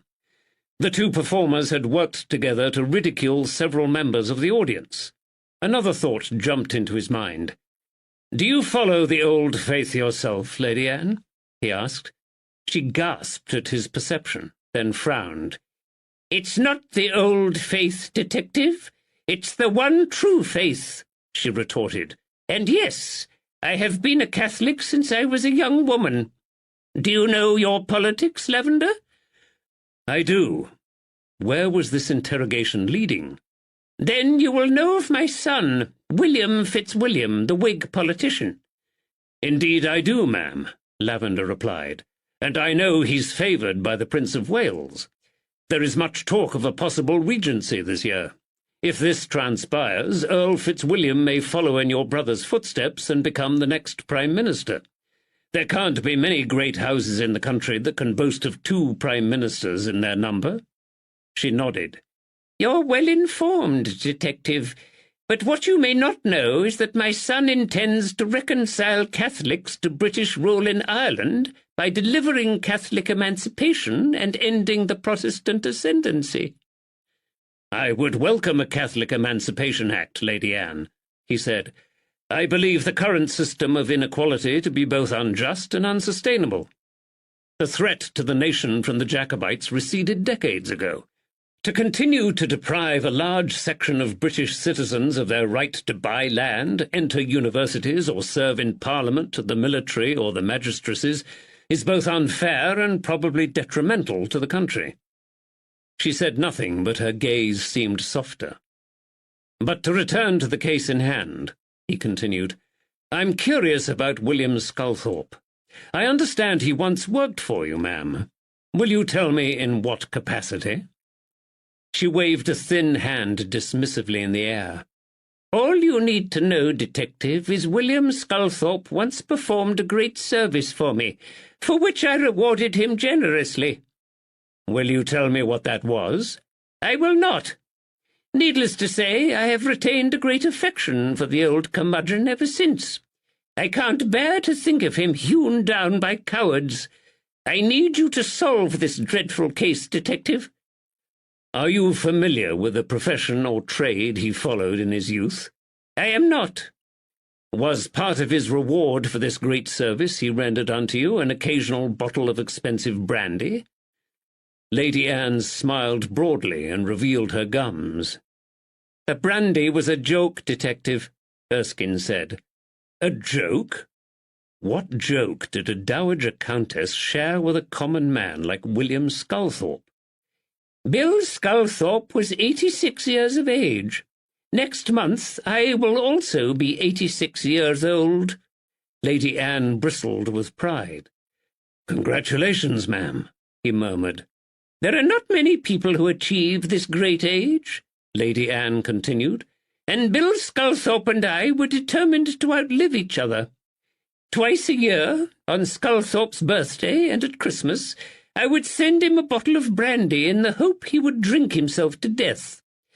Twice a year, on the same occasions, he would send me the same, with exactly the same wish. Lavender's eyebrow rose at the thought that William Sculthorpe sent gifts to the Lady Anne in the hope that they would kill her. This joke has gone on for years between us, detective. You may think we were an eccentric couple of old fools, but our longevity was a great source of pride for both of us. He didn't know what to think. The way she spoke about William Sculthorpe suggested they had shared an intimacy far beyond that of the normal relationship between mistress and servant. Did you ever send him other gifts? He asked. Food baskets, perhaps? Fruit? Vegetables? Mushrooms? She frowned and looked confused. No. How long have you known William Sculthorpe? He asked. Since I was a young woman, she replied. So you will know what profession Sculthorpe followed. May I ask how you met him? A wave of sadness contorted her wrinkled face. Her thin shoulders fell forward. For a moment Lavender thought he had distressed her with his questioning, before he realized that she had no intention of answering his last question. The thought of outliving the old curmudgeon was one of the few pleasures I had left in life, she said softly. Her companion leant forward towards the bath chair. But you have won the competition, ma'am. In a couple of months' time you will have lived longer than him. If I live for another couple of months, the Dowager Countess replied. I feel cheated, Erskine, Lady Anne complained. Bill Sculthorpe didn't die a natural death. Those murdering scoundrels ruined our contest. It's a hollow victory now. Her voice trailed away in sorrow, and Lavender saw for the first time the despondency, exhaustion, and frailty of the feisty old woman who had harangued him a few minutes before. I will find his murderers, he said. But before I take my leave, is there anything else you can tell me about William Sculthorpe that you feel may help my inquiries? She eyed him quietly for a moment. Have you seen the coroner's report, Lavender, and the doctor's statement? He nodded. Erskine and I have seen a lot of illness and death in our lives, haven't we, Erskine? Yes, ma'am. Between us we've buried 3 husbands. Lady Anne's shoulders stiffened beneath her shawl. She sat up straighter and stared unblinking at Lavender. In fact, we've probably seen more dead bodies and dying people than that fool of a coroner. Lavender frowned. "What are you saying, ma'am?" "I saw William Sculthorpe in Middleton on the day he died. I was out in my carriage, and he was striding through the village. He waved at me and grinned." "He was showing off his fitness," Erskine said. "We saw no breathlessness, palpitations, or change of colour in his complexion." "He was the very picture of health, damn him." "Ah," Lavender said, as realization dawned. The two women had noted Dr. Wallace's description of Sculthorpe's symptoms just before he died, and, like him, they found them incongruous. "If it is the symptoms described by Dr. Wallace that are bothering you, then I think I can explain," he said. "I haven't reported this to the coroner yet, but I will do.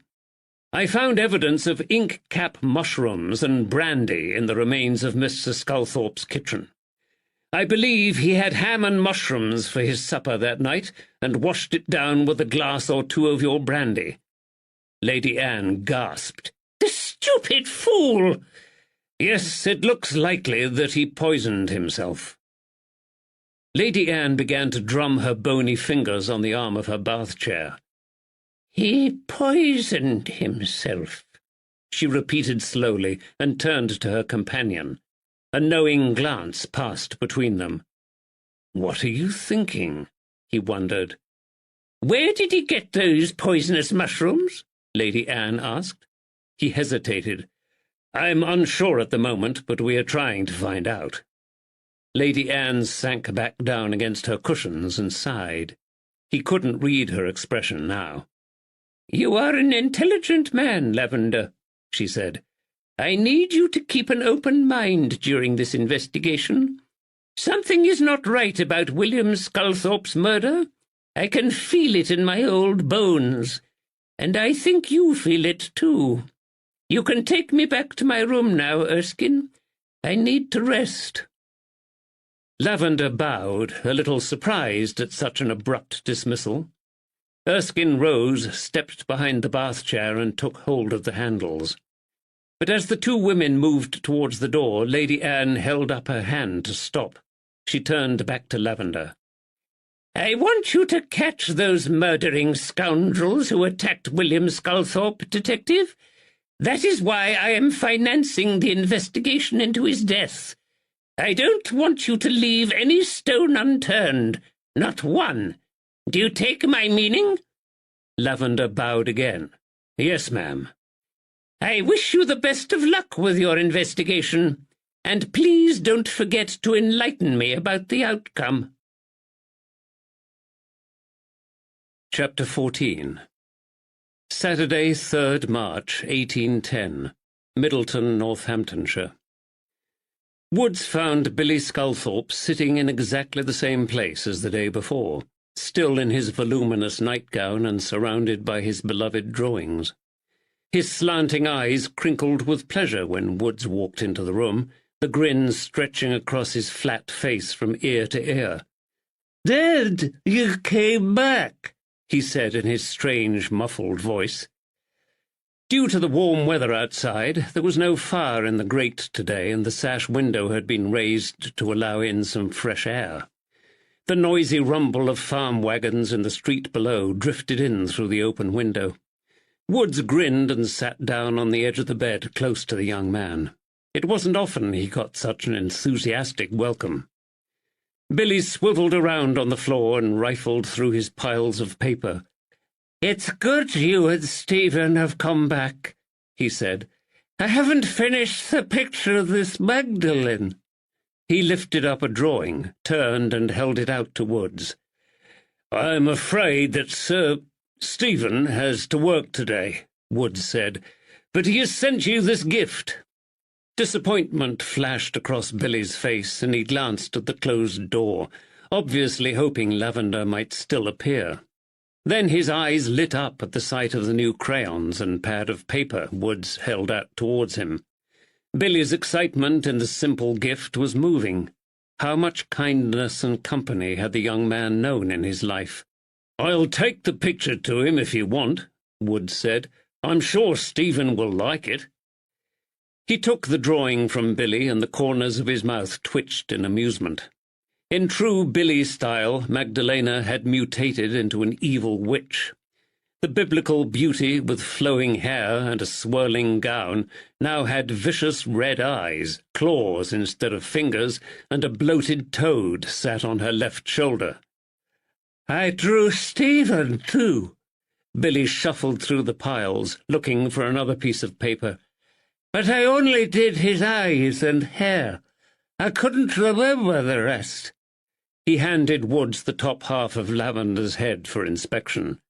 "Oh, that's a good likeness." Billy had captured the shape and mysterious depths of Lavender's slightly hooded and inscrutable eyes. He had also noticed the gentle wave in the detective's dark hair, and the strand poised to fall forward over his forehead. "Are his eyelashes really as long as that?" Woods asked, surprised. "They should be on a gal." "Ah, sure they are," Billy said. "But I need to draw the rest of his face." "Well, perhaps I can help you there." Woods leant forward and felt the corners of his mouth twitch again. "I shall tell you about the rest of his features." Billy picked up his pencil. "Very well. We shall start with his nose." "Oh, that's easy. It's large and curves out and bends like a meat hook." Billy blinked and he frowned in confusion. I don't remember that." "Oh, it's right, son," Woods said. "He's got a right conk, he has. It walks through the door several paces ahead of him." The shoulders of the nightgown shrugged and the pencil flew across the page. Billy sat back on his haunches to examine his work.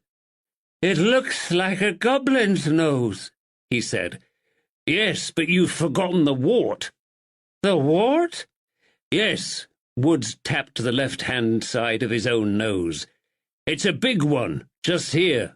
Didn't you see it yesterday? Huge it is." "With hairs sticking out of it?" The thought seemed to delight Billy. "Oh, yes," Woods replied.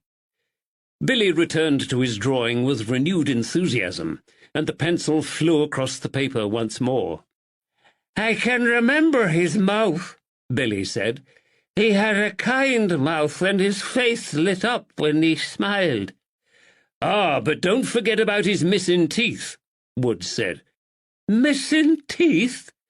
"Yes, he's lost his teeth, here and here." Billy's lips curved up. "My pa had no teeth left," he said, and giggled. Woods saw an opportunity. "What did your pa do for work, Billy? How did he earn the money to keep you and your ma?" "Oh, he didn't work," Billy replied as he picked up his pencil again. "He was too old to work." "So how could you afford to buy things?" "I don't buy things." A wave of sadness flitted over Billy's face. "I don't go outside." "So money's no use to you?" Woods asked. Billy nodded, then cocked his head on one side and gave Woods a charming smile with his crooked mouth. "I think that people worry too much about money." "Do you know where your father got his money from, Billy boy?" The young man returned his attention to the drawing. "Yes, Lady Anne sent us the money." Woods watched as Billy blacked out two of Lavender's teeth. "Don't forget to give him a pointy chin," he said, "and he has another wart just here on the chin." Billy giggled and his face broke out into a broad grin. "I think you're jesting with me, Ned. I like your name, Ned, but I like Neddy better, I'm sure.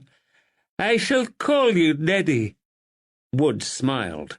"I haven't been called Neddy in a while." As Billy sketched out another grotesque wart on Lavender's chin, the sound of conversation drifted in through the open window, along with the delicious smell of freshly baked bread. Two women left the bakery on the street below, talking as they went. Finally, Billy finished the grotesque caricature of Lavender. Woods winked as he took the paper. "Why, what a superb likeness! All it needs is a couple of horns to finish it." He folded the drawing carefully, along with the one of Magdalena, and tucked them both into the inside pocket of his old brown coat. "I'm sure, sir, Stephen will like it." "Ah, sure he will. Oh, and I drew you the dark elves." Wood's grin faded. He snapped to attention. "That were very helpful of you, Billy boy. Where is it?" Billy handed across a smudged and heavily shaded drawing of 3 black-faced, red-eyed demons with pointed ears and grotesque shadows billowing up the wall behind them. Disappointment flooded through Woods. The faces and features of the men who had murdered William Sculthorpe were indistinguishable black smudges. "It were dark," Billy said. "Do you like it?" "I do indeed," Woods said. "It will help us track down those coves who murdered your pa and stole his gold." Billy glanced up and frowned. "I've told you before, Neddy," he chided. "They didn't get the gold. They got it wrong." "What do you mean, son?" Loud laughter suddenly emanated up from the street below. A group of men had paused just below the window, talking loudly. Billy froze, and Woods saw terror flash across his chubby, flat face. "When you said that they got it wrong—" Woods never got any further with his questioning. The man outside laughed again. Billy shrieked and scrambled across the floor towards Woods. Startled, Woods leapt hastily aside, but Billy threw himself onto his stomach, thrashed his short legs and deformed bare feet, and propelled himself beneath the fringed coverlet of the bed. A trail of urine gleamed on the floorboards behind him. "It's him!" Billy screamed. "He's come back! The watery veil has breached!" He howled like an animal in pain. Woods was stunned. He strode over to the open window. Below him in the street, 3 men stared back up at him, framed in the window. Constable Sawyer, L.B. Kilby, and a 3rd man he didn't recognize. They had been distracted from their conversation by the terrified wailing emanating from the room behind him. The unknown man turned and dashed back through the door of the bakehouse. Sawyer turned away and walked off down the street. But L.B. Kilby remained rooted to the spot. His hard eyes narrowed and fixed on Wood's face. His brow furrowed and dragged the bushy grey eyebrows across the bridge of his nose to meet in the middle. Something about the big man's anger, his arrogant stance, and his glare made Woods start with surprise. Kilby was looking at him as though he hated him. Chapter 15. Saturday, 3rd March, 1810, Middleton, Northamptonshire. "Who was he?" Lavender asked as he swung himself out of the saddle. "Who was the 3rd man in the group?" Woods held the reins while Lavender dismounted. He had waited at the forge for Lavender to return from his trip to Rockingham Castle. "It were Dr. Wallace," Woods said. "He raced upstairs when he heard Billy wailing. It took the 2 of us and Mrs. Tilly 20 minutes to persuade Billy to come out from under the damned bed." Wood's face grimaced at the memory. "He was sobbing and insensible." Having given the sweating horse to the leather-aproned blacksmith, who led it away towards the stables, they walked across the cobbles to a quieter, shadowy corner of the yard. Beside them, old axles and a pile of rusting iron hoops leant against the stone wall of the outhouse. Weeds sprouted at their base. "So it wasn't the voice of Dr. Wallace that upset him," Lavender said thoughtfully. "Billy clearly trusts him. It must have been one of the other 2. "The lad were terrified," Woods continued. "He made little sense. He were gabbling on about the dark elves. I couldn't make head nor tail of what he was saying." "What was L.B. Kilby doing in Middleton?" "Dr. Wallace said Kilby had ridden over to Middleton to pay his doctor's bill. He'd had some medicine for his wife a while back." Lavender nodded and remembered Kilby's sickly wife back in the Angel Inn. Across the yard, the blacksmith's apprentice worked the groaning bellows amidst an angry shower of sparks from the glowing furnace. "What about Jed Sawyer?" Woods shrugged. "He were just passing by, I think. He'd disappeared by the time I got back down to the street. So had Kilby. Lavender saw the worried look on Wood's face. "What's the matter, Ned?" "It's Kilby." Wood struggled to find the right words. "There's something about him, the way he stares. I thought he were a gentleman the other night in the Angel, but I'm not so sure now." Lavender nodded and remembered how Kilby had stood glowering on the footpath, watching them as they rode out of Market Harborough. "I know this is daft, sir, but I think we need to find out what he were doing on the night of Sculthorpe's murder." "I know what you mean about Kilby," Lavender said, "but I suspect we'll find a dozen or more witnesses in Market Harborough who'll tell us he was working in his tavern all night when Sculthorpe was murdered." The two men paused thoughtfully for a moment, then Wood shrugged. "With respect, sir, I'm not sure we can believe Billy Sculthorpe. Perhaps we shouldn't read too much into this. One minute he were fine, chatting away to me, and the next he were howling like the devil himself had come after him. The poor fellow is probably still in shock following the attack at his home," Lavender said. "Captain Rushperry said he weren't a reliable witness." Part of Lavender wanted to agree with Woods, but a part of him resisted. "That's what we thought about Matthew Carnaby last November in Bellingham," he said quietly. "We overlooked him as a potential witness." The blacksmith returned from stabling Lavender's horse and resumed his rhythmic hammering of a horseshoe on the anvil. "The mute fella?" Woods asked. "Yes, but it turned out Matthew Carnaby could read and write, and that he held the key to the mystery. Ignoring Carnaby was a grave mistake on my part, and the poor gypsy girl paid for it." The hammer hit the anvil, and the high-pitched ring punctuated the silence that followed his words. Woods nodded sadly. "You shouldn't blame yourself, sir." "I just don't want to make the same mistake again," Lavender said. "This case is difficult enough, and we can't afford to overlook any clue to the identity of these murderers. This is one of the few leads we have got. Billy Sculthorpe has just heard a voice that frightened him." "Well, I don't know what to make of it all," Wood said. "We know Constable Sawyer weren't involved in the murder, and the doctor seems like a decent fella, even though he does have the initials J.W. I'm not sure he looks like he's capable of assaulting anyone. It's been a while since I've seen such a scraggy fella." "Yes," Lavender agreed. "Dr. Wallace is ill and weak. I doubt he'd have the strength to take part in such a vicious assault, and there's no clear motive." "I suppose he could have hired some fellows to do the work for him," Wood suggested. "Oh, well done, Ned." Lavender's voice rose with fresh hope. He hadn't considered this option before. "And by the same logic, his wife could have done the same." "His wife?" Shock flashed across Wood's face. "Why would she want to murder Sculthorpe?" "I don't know, but let's keep our minds open." Briefly he told Woods about his strange interview with Lady Anne Fitzwilliam. She had already worked out from the coroner's report and Dr. Wallace's statement that Sculthorpe had been poisoned, and she clearly suspects that it wasn't accidental. "Gord's teeth! Did you mention that you found Mrs. Wallace picking mushrooms this morning?" "No, I didn't. We need to know more about her, and let's find out what Albie Kilby was doing on the night of the murder. Our pool of suspects is growing."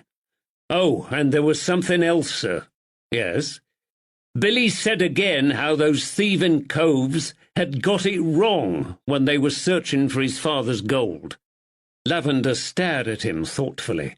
A loud hiss and a bellowing cloud of steam emanated from the forge as the blacksmith immersed the glowing red horseshoe in a pail of water.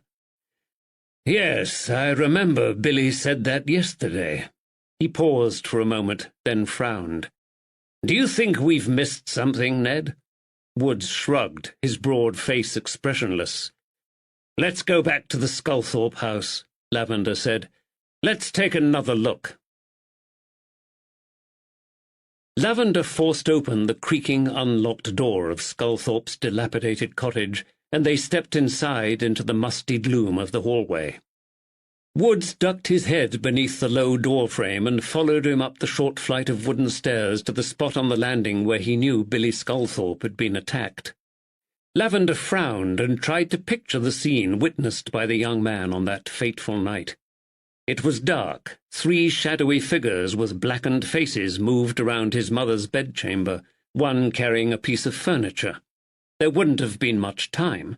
Billy would have only had a quick glance before the men moved towards him, blocking out his view. "They got it wrong," he said quietly to himself. "Come on, Billy. What was it they got wrong?"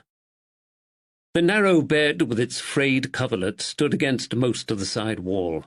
The chairs were still piled haphazardly on a chest of drawers in one corner. The faded rug had been pulled back, exposing the gaping hole beneath the floor, the splintered floorboards thrown down beside it. William Sculthorpe had told the thieves his money was hidden in the corner beneath the floorboards of his late wife's bedroom above the kitchen. Lavender's eyes rested on the heap of stacked furniture in the corner behind the door. His eyebrows knitted together across his brow. What if— "Help me clear these away, Ned." He moved to the stack of furniture in the corner, grabbed the upturned legs of a spindly chair, and tossed it across the room onto the bed. Together they lifted away the rest of the furniture and dragged the chest of drawers across to the other side of the fireplace. Lavender crouched down and whipped back the fringed edge of the faded rug. A smile of satisfaction spread across his face when he saw what lay beneath. "Gawd's teeth!" Woods exclaimed. "So the old fella had 2 secret hiding places up here."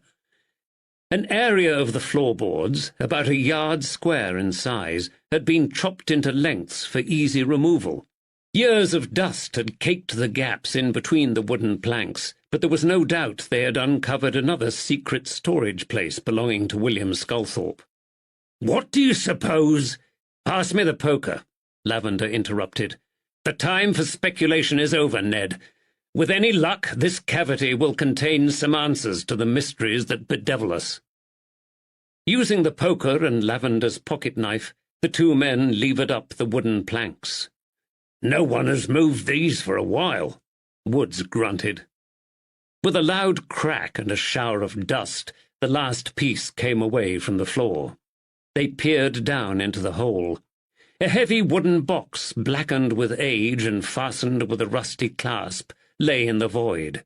They hauled it out with difficulty, and Lavender attacked the lock with his knife until there was a satisfying click. "Heaven and hell!" Woods exclaimed when they lifted the creaking wood lid. "More popery!" A large, solid gold crucifix and a string of amber rosary beads lay on top of a pile of battered ledgers and a Bible. The pungent, spicy odor of church incense mingled with the scent of unwashed clothing emanating from the heap of black and white material beneath the ledgers. Tucked around the edges of the box were bulging leather money bags. Lavender reached out for one, opened it up, and poured the contents out into the box. A large mass of golden guineas glinted in the sunlight.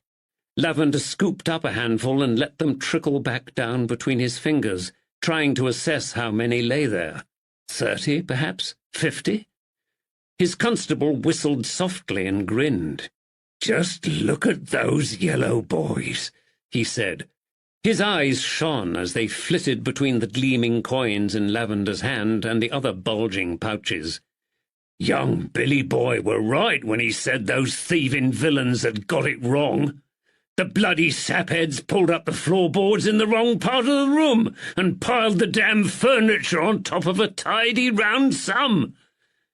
Lavender felt a wave of satisfaction flood through him. He shared Wood's excitement. "William Sculthorpe obviously kept 2 hoards of money in here." He pointed to the other gaping hole in the room. "Sculthorpe directed the thieves to the hoard beneath the floor by the window, probably hoping they would never find this cash. Judging by the difficulty we've just had with those damned floorboards," Woods said, "Sculthorpe hadn't touched this particular treasure box in a while. What shall we do now?" "Let's empty this methodically," Lavender said. "You take charge of the coins and I'll deal with the ledgers." Carefully they removed the top layer of guineas and stacked them on the floor. Out next came the ledgers, which Lavender stacked beside him. As each layer was removed, more money bags were revealed. Woods added another half a dozen to the growing pile. "There must be a ruddy fortune in here." Lavender returned to the box, pulled out the clothing and examined it. The first item was a high-collared black woolen cloak. He raised an eyebrow at the fine quality of its white silk lining. Beneath the cloak they found an oval-shaped garment of rich purple and ruby brocade. Simply shaped, with a hole in the centre to pull over the head, it was intricately embroidered with gold and silver religious imagery. He ran his finger over the fine golden silk of the embroidered crucifix and smiled. At last they were getting somewhere with this case. "What is it?" Woods asked. "It's a chasuble." "A what?" Lavender didn't reply, but leant forward to rummage deeper into the pile of clothing. The smell of frankincense and myrrh became stronger with each layer he removed. Woods wrinkled his nose in disgust. "What a stench!" Lavender pulled out several white long-sleeved linen vestments and a plain black long-skirted cassock. Below them lay a long golden cord cincture to tie around the waist of the cassock and a richly embroidered white silk stole. At the bottom of the box were several more rosary beads and a few textbooks in Latin, which he glanced at curiously before placing them beside the ledgers. They were dull religious tracts. Finally they found the source of the smell, a silver-gilt box containing the aromatic incense. Beside it lay an ornate pointed thurible on a long silver chain, which a priest would use to waft the scent of burning incense around the place of worship. The final item Lavender withdrew was an embroidered rectangle of white linen. "Well, at least now we know the truth about William Sculthorpe's profession," he said with a sigh of relief. "We do?" Woods grabbed the last of the leather money bags from the bottom of the box. "Yes." Lavender held up the piece of white linen. "This is an amice worn by a priest during Mass. William Sculthorpe was a Roman Catholic priest." Chapter 16. Saturday, 3rd March, 1810. Middleton, Northamptonshire. "Gord's teeth!" Woods dropped the bags of coins to the floor. The clang echoed around the old cottage. "He were a what?" "He was a priest, Ned, a Catholic priest. These are the vestments and robes of a Catholic priest, and I think it's fair to assume they belonged to William Sculthorpe." "Heaven and hell!" Wood's mouth flapped open and shut like the mouth of a fish dragged out of the river. "How can that be?" He stared hard at Lavender, his grey eyes clouded with confusion. "Sculthorpe were a married man with a son." "I don't know," Lavender replied. "Like you, I thought a priest's vow of celibacy was for the duration of their life. I need to seek clarification." Lavender picked up the chain of the silver thurible, lifted it above the empty box and let it swing slowly backwards and forwards. "It has only been legal for priests to take Mass in Britain since 1791, he said. "Before this they were hounded by the authorities, arrested and imprisoned. If William Sculthorpe was a priest in his youth, then his would have been a shadowy existence. He would have flitted from one place to another like a ghost, hiding in priest-holes, attics and cellars, and occasionally finding refuge in the homes of the wealthy Catholic aristocrats. Secrecy would have been second nature to him." "You mean wealthy Catholics like Lady Anne Fitzwilliam at Rockingham Castle?" Woods asked. Lavender nodded. "At least now I understand the curious relationship between Sculthorpe and Lady Anne. At one point in their lives, Sculthorpe must have been her priest and confessor. They had developed a close relationship over the years, more of a friendship than the relationship we normally see between a mistress and her servant." Woods shuddered. "The thought of that superstitious Latin chanting, not to mention the confessing malarkey, it makes me very uneasy," he admitted. Lavender smiled. "Why?" Do you have something to hide, Ned? A few sinful thoughts, perhaps? No. Wood's face crumpled with disappointment. Betsy don't allow me to have sinful thoughts. Lavender laughed and turned his attention back to the dusty ledgers stacked on the floor beside him. His fingers itched to open them. Lady Anne talked about a great service Sculthorpe once rendered unto her, for which she had rewarded him generously, he said. She was obviously beholden unto her priest for something, but she wouldn't tell me what or why. He tapped the ledgers thoughtfully. Perhaps the answer is in here. I still don't understand where young Billy and his ma fit into this. Neither do I, Lavender said. I suspect the answer to their mystery lies back in London, where Sculthorpe met his wife and where Miss Bennet told us Billy was born. Woods raised his eyebrows. You going back to London? I may have to. So what shall we do now? Lavender roused himself. You count up the coins, Woods, and I'll go through the ledgers. Woods hesitated and Lavender glanced up. I've often found I add up much better on a full stomach, his constable said. That breakfast we had were pathetic. Well, you'd better pay a visit to Mrs. Tilly's bakery and purchase some pies, Lavender said. Woods didn't hesitate. He disappeared through the door and thundered down the stairs of the cottage. The door slammed, the cottage shook, and a tiny shower of plaster fluttered down from the ceiling. By the time Woods returned, Lavender's own stomach was rumbling. He pushed aside the ledgers, sat back on the late Mrs. Sculthorpe's bed, and enjoyed the succulent pastry and rich filling of his pie. Warm sunlight continued to pour into the room through the dirty window. He glanced out into the overgrown garden and watched the new foliage on a huge oak tree ripple and gleam like malachite and emeralds. Woods pulled up a chair and joined him with his own pie. I've been thinking, he said in between mouthfuls. Perhaps Sculthorpe and his missus weren't married after all. Perhaps she was some sort of housekeeper for him, and maybe Billy were her nipper. Perhaps, Lavender said.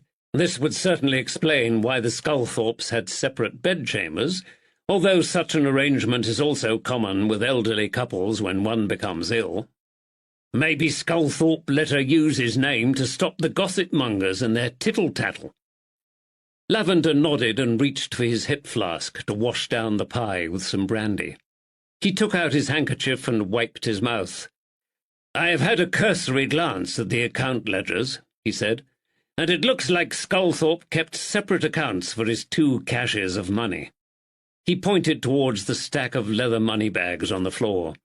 If Sculthorpe's tally is up to date, the coins in those money-bags should amount to £630. Flakes of pastry flew down the front of Wood's coat as he spluttered. It took him a moment or two to recover from the shock. So what with these yellow boys and the other money stashed away at the bank in London, Sculthorpe were flush in the pocket. Yes, his total savings amount to nearly £1,700, a significant amount. I don't know much about priests, Woods said, but this seems like a hell of a lot of plate for a religious man to collect. I always thought most of them were as poor as their cathedral mice. Lavender nodded, then frowned. You're right, Ned. I've wondered if he came by this money honestly. Do you still think he might have been a moneylender? It's a possibility. What about the stash he kept beneath the floorboards under the window? Woods asked. Were there hundreds of yellow boys in there, too? According to the ledgers, there were £39 and 11 shillings in that hoard. That seems to have been his money for day-to-day expenses. The larger amount we have uncovered today must have been his savings. £39? Woods gave a hollow laugh. There's over £600 hidden in this part of the room, and those thieving coves only find £39? Lavender nodded. The daft sapheads! People have been murdered for a lot less, Lavender said darkly. And don't forget, Ned, the viciousness of the attack suggests the money wasn't the only motive in this crime. I'm convinced if we can establish the real motive, or motives, behind this assault, we shall find our murderers. Woods wiped the last flakes of pastry from his mouth with the sleeve of his coat, and the two men returned to the items piled on the floor. They worked in companionable silence for the next half an hour. While Lavender frowned over Sculthorpe's account books, Woods carefully stacked, counted, and bagged up the hundreds of guineas they had recovered from the chest. Metal chinked softly on metal, and dust motes danced playfully in the sunbeams streaming through the window. The piles of gold gleamed and flashed seductively in the sunlight.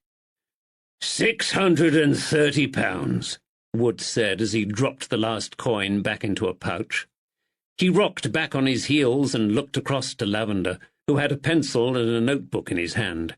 "You were right, sir." "Good. We can assume Sculthorpe's records were accurate and up to date," Lavender said. He snapped shut his notebook and replaced it in his pocket. "We now know exactly how much the thieves stole, £39 and 11 shillings. Captain Rushperry will need this information when the case comes to trial." "What else were in those ledgers?" Woods asked. "Does it give any hint about how the old man came to be so flush in the pocket?" "Well, there's the bank interest on his savings at Down, Thornton and Gill, of course, and a regular payment from Lady Anne Fitzwilliam." One corner of Lavender's mouth curled up wryly. "She has rewarded Sculthorpe well for his mysterious service.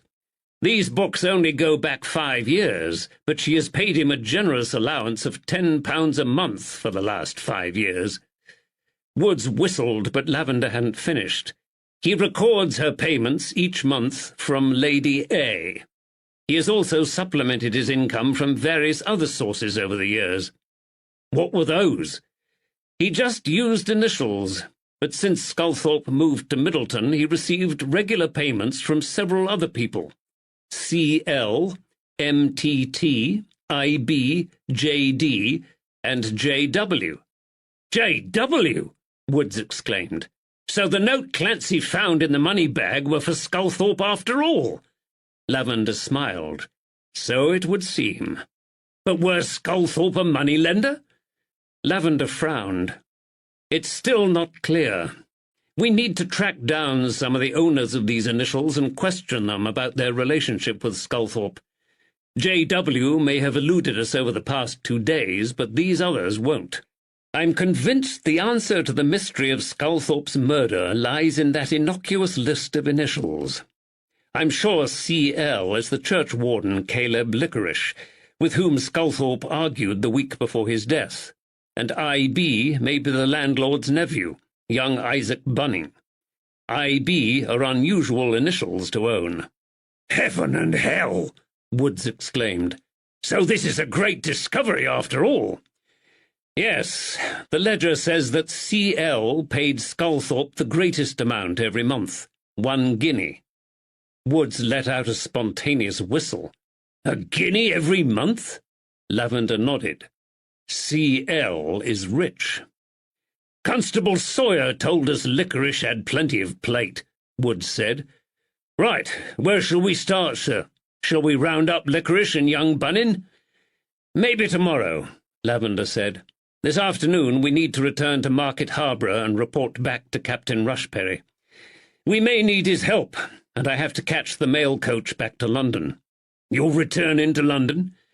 "Yes, what remains of the Catholic faith in England is centred in London.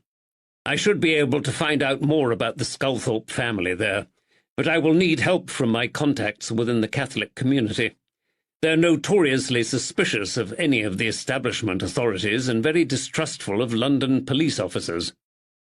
A cheeky grin lit up Wood's face. "And would Dona Magdalena be one of these contacts by any chance?" Lavender dropped his eyes and smiled. "Sadly, Magdalena will be no help in this instance at all. I need to find someone who may have known or heard of William Sculthorpe when he worked as a priest 25 years ago. Magdalena hasn't been in England long enough." They split the contents of the box between them. Using an old blanket from the bed, Lavender wrapped up Sculthorpe's ceremonial garments into a parcel. Meanwhile, Woods found an old sack for the money bags. They left the empty box on the floor of Mrs. Sculthorpe's bedchamber and carried their haul back to the forge, where they retrieved their horses from the stable. Lavender attached his parcel to the back of his saddle, while Woods attempted to place the money into his saddlebag. It wouldn't fit in, so the two men had to weigh down their coat pockets with the coins. Woods grinned as he swung himself up into the saddle of his restless horse. "Remind me to empty my pockets and hand it all over to Captain Rushperry," he said with a wink. "You know what a terrible memory I have, and I would hate to accidentally walk away with a pocketful of Sculthorpe's yellow boys." Lavender grinned and started to reply, but the smile fell from his face. Constable Sawyer walked across the cobbles towards them. He had now discarded his dirty sling, and his right arm swung by his side. His sharp eyes fell on the parcel behind Lavender's saddle. "What you got there, detective?" Lavender reined in and felt a flash of irritation at the man's impudence. "A few items pertaining to the case," he replied coldly. "What are they?" "Do you want something, Constable?" Sawyer's eyes broke away from Lavender's icy glare. "Are you leaving Middleton?" "For the moment, but we will return soon." "Well, I'm glad I've met you before you left, sir." A broad smile now spread across Sawyer's craggy features, and he tapped his arm. "This old rammer of mine has been much better today, and—" "I'm sure it has," Lavender said quickly. Sawyer blinked, and the grin dropped from his face. "I'm thinking it were time I returned to work," he continued. "I'm sure you need the help of a local man who knows the lay of the land, so to speak. So I'm here to tell you I'm your man." "That's kind of you, Constable," Lavender said, "but we're managing quite well on our own." Sawyer took in a sharp breath, and his bushy eyebrows knitted together as he scowled. "Well, if you're sure—" Lavender dug his heels into the flank of his horse and urged it forward. Sawyer stepped back hastily as Woods followed Lavender's lead. When they reached the base of the steep hill at the edge of the village, Lavender reined in and turned round to speak to Woods. "While I'm gone," he said, "trust only Captain Rushperry with details of any discoveries you make." Chapter 17. Saturday, 3rd March, 1810. Middleton, Northamptonshire. The pleasant weather had brought the inhabitants of Market Harborough out onto the streets. The marketplace bustled with shoppers, and the narrow roads were crammed with farm wagons as the two men wove their way through the town towards the home of Captain Rushperry. Lavender glanced up at the clock face on the towering spire of St. Dionysius as they rode past the church. There were still a couple of hours left before he needed to catch the bone-rattling mail coach back to London. He hated travelling by mail coach, but this was the fastest mode of transport to London, and speed was imperative in this case. The Elms, Captain Rushperry's home on the northern edge of town, was a pleasant stone-built house set in its own grounds. The maid led them into a spacious and comfortable sitting-room where Rushperry, now resplendent in a red silk banyan with a matching tasselled hat, was reading the news sheet in front of the fire. He rose, extended his podgy hand, and greeted them warmly. "Excuse my attire, Lavender." He gestured to his voluminous scarlet robe. "I hadn't thought to see anyone else tonight, and have removed my tailcoat. Mrs. Rushperry is away, and I have enjoyed the life of a bachelor these last 2 days." He asked the maid to fetch them refreshments, and eyed the parcels they carried curiously. "Not more Catholic reliquaries, I hope?" "We found these in Sculthorpe's cottage," Lavender said. Carefully, he and Woods laid out Sculthorpe's money on the surface of an elegant curved sideboard beneath a large gilt mirror. "Good grief!" Rushperry exclaimed as the money bags piled higher. His deep-set eyes opened wider when Woods pulled out yet more bulging leather pouches from his coat pockets. Finally, Woods patted himself down, turned out his empty coat pockets, and grinned. That's the lot, I think, sir. Sculthorpe had £630 in guineas hidden beneath the floorboards in another part of his wife's bedroom, Lavender said, along with these. They sat down in front of the fire, and Lavender showed Rushperry William Sculthorpe's ceremonial garments and account books. He quickly explained what their inquiries had uncovered in Middleton. "So the old man was a Catholic priest," Rushperry said thoughtfully. "A married Catholic priest?" "We're unsure about that," Lavender replied. "I hope to find out more about William Sculthorpe when I arrive in London." "Well, let's hope, for the sake of his son, the cretin, that you do," Rushperry said. "Billy Sculthorpe is either a very rich young man, or he's an impoverished bastard. The local magistracy would like to know which as soon as possible, especially as we're providing his care. If Billy is not Sculthorpe's legitimate heir, then he will end up in the county asylum." Lavender felt Woods shudder beside him. "I shall return to London on tonight's mail coach and seek information from within the Catholic community about William Sculthorpe," he said. "There is still so much we don't know about the man." "Well, good luck, detective," Rushperry grimaced. "Catholics are secretive beggars, and their society is often closed to outsiders." "This is why I thought it better to return to London and make my inquiries in person," Lavender said. "I doubt a letter would get much response." Rushperry leant forward and prodded Sculthorpe's cassock with distaste. "I can't stand Catholics," he said. "They're nothing but trouble, the lot of them. My grandfather was killed at Culloden, defending King George and our Protestant England." Lavender nodded sympathetically. "Ah, I can understand your dislike, sir.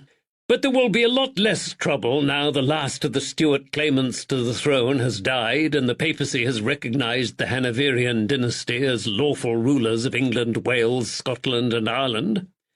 He took a sip of black coffee and relished its strong taste. "You're well informed, detective," the magistrate said. He sat back and eyed Lavender sternly. "However, they still agitate for Catholic emancipation and continue to stir up trouble in Ireland." "Perhaps it's time for emancipation," Lavender suggested. "Catholics have been barred from public office and other areas of life for over a century. Lady Anne Fitzwilliam and her son, the Earl, seem to think so." "H'm," exclaimed Rushperry. "You did know, didn't you, sir, that Lady Anne is a Catholic?" Rushperry waved a dismissive hand in the air. "Of course," he said. "I understand she converted to Catholicism when she was an impressionable young woman. She has always been discreet about her religion, and of course one always makes allowances for the eccentricities of her extreme age." "Is she a bit of a meddler, sir?"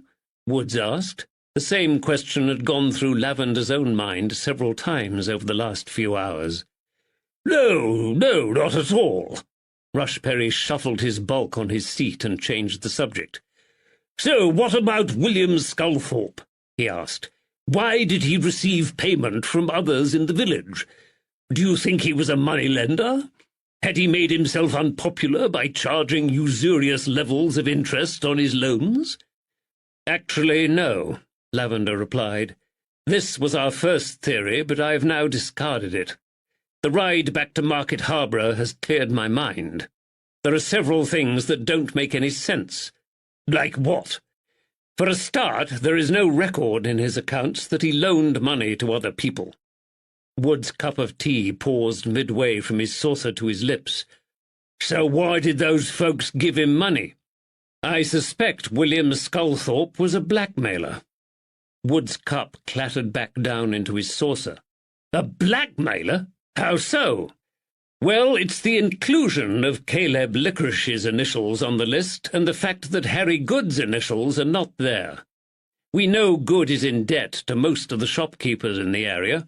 He would need a loan. But Licorish is a wealthy farmer who doesn't need money. It seems unlikely he borrowed money from William Sculthorpe, yet Licorish paid him a regular sum every month.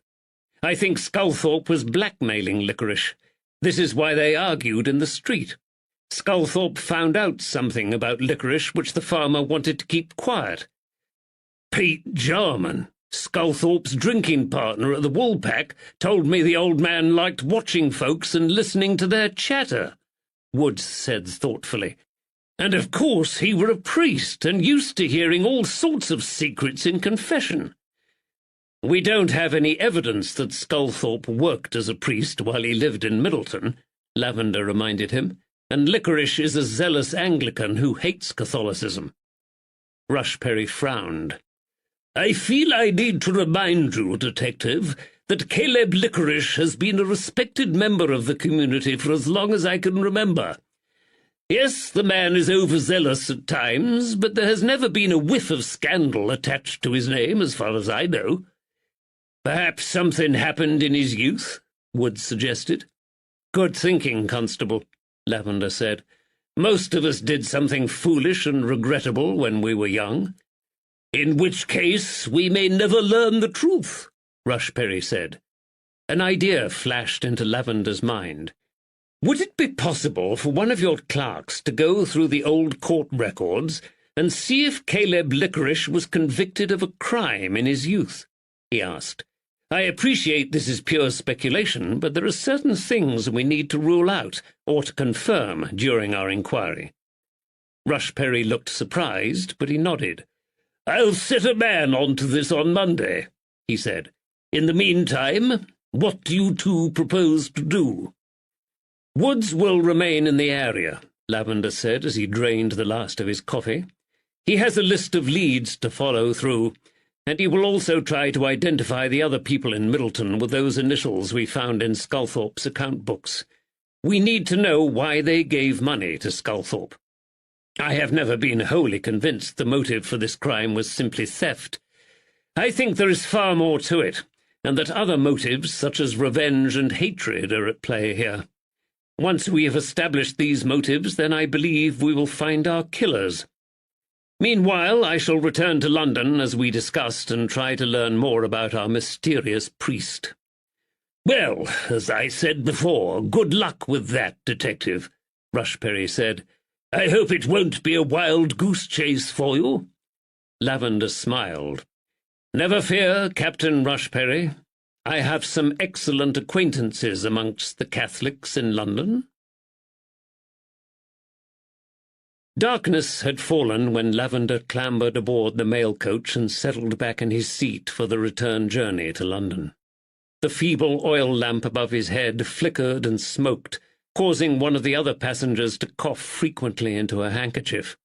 She and her husband were the only other passengers to board the carriage at Market Harborough. When the vehicle rolled through the marketplace, Lavender saw a familiar figure standing in a pool of light beneath a wall lamp. It was Albie Kilby. For a split second their eyes met through the glass window of the coach, and Kilby's face contorted into a glowering frown.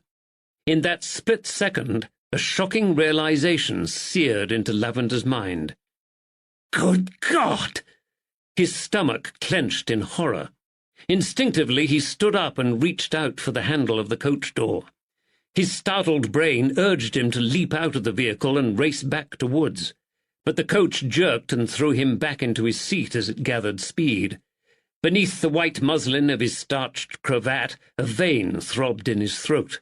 He gasped and tried to make sense of the dread that rose within him. "Are you all right, sir?" The male passenger leant towards him in concern. "You look like you've just seen a ghost." The image of Kilby's glowering face burned onto the retinas at the back of Lavender's eyes. "I may have," he croaked. The man looked shocked, tutted, and turned to engage his wife in conversation. Lavender leant his head back against the wood panelling of the carriage, closed his eyes and tried to calm his heart and shake off the nauseating heaviness that gripped his gut like a vice. The coach plunged down the riverbank, streamed through the ford, and picked up speed again as it raced off into the darkness of the Northamptonshire countryside. He glanced back through the window at the glimmering lights of the town as they faded and disappeared. It was too late. He couldn't turn back. The best he could do was write an urgent note to Ned when they stopped at the next tavern and leave it to be sent back on the mail coach. He just hoped it would reach his constable before Kilby made his move. But for now, Ned would have to manage on his own. He's an experienced police officer, he reminded himself. He's negotiated the most dangerous streets in the capital for the last 20 years. Unfortunately, Kilby posed a different kind of a threat to those whom they encountered in the dark lanes of the Seven Dials. Kilby was a menace neither of them could have foreseen. Chapter 18. Saturday, 3rd March, 1810. Market Harborough, Leicestershire. Woods enjoyed a hearty supper of rabbit stew and freshly baked bread, washed down with his customary tankard of ale at the Bell Inn. While he ate, he pulled out the list Lavender had left him and prodded it thoughtfully with a blunt pencil. It would be 3 days before Lavender returned from London, but Woods had plenty to do in his absence. Lavender wanted him to question the owners of the outlying farms and homes around Middleton.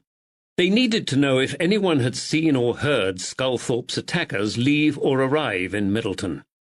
He also had to track down the owners of the initials in Sculthorpe's account books, but Lavender had been adamant Woods wasn't to confront anyone about their relationship with the dead man until he returned. For the moment, a little discreet probing was required. Woods decided to return to Middleton the next morning, but then he remembered it would be Sunday. Most of the population would be at church. Fair enough, he would join them. He shrugged his shoulders and his pencil hovered over the final item on Lavender's list. Albie Kilby. They needed to find out if he had an alibi for the night of the murder. He pushed aside the paper, soaked up the last of the gravy with his bread, and wiped his chin with the cuff of his coat. He would make a brief call at the Angel Inn before he retired to bed. One more ale wouldn't hurt, and he might find out what he needed to know about Kilby.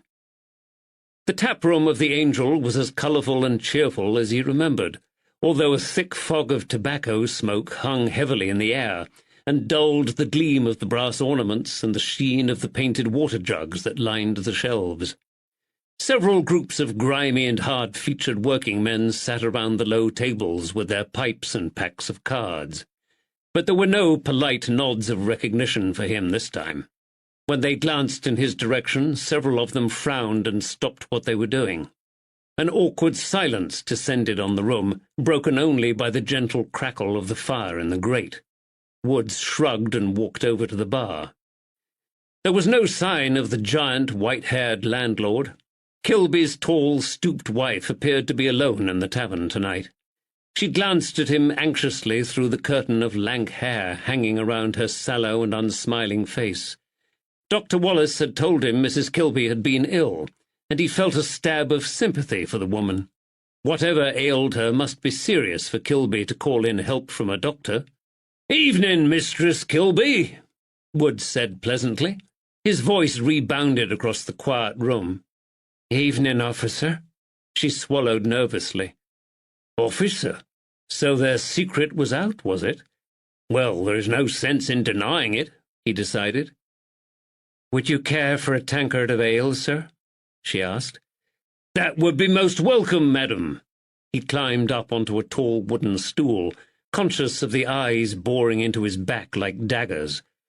"I've worked up a real thirst riding back from Middleton today, and remembered the good quality of your ale from the other night."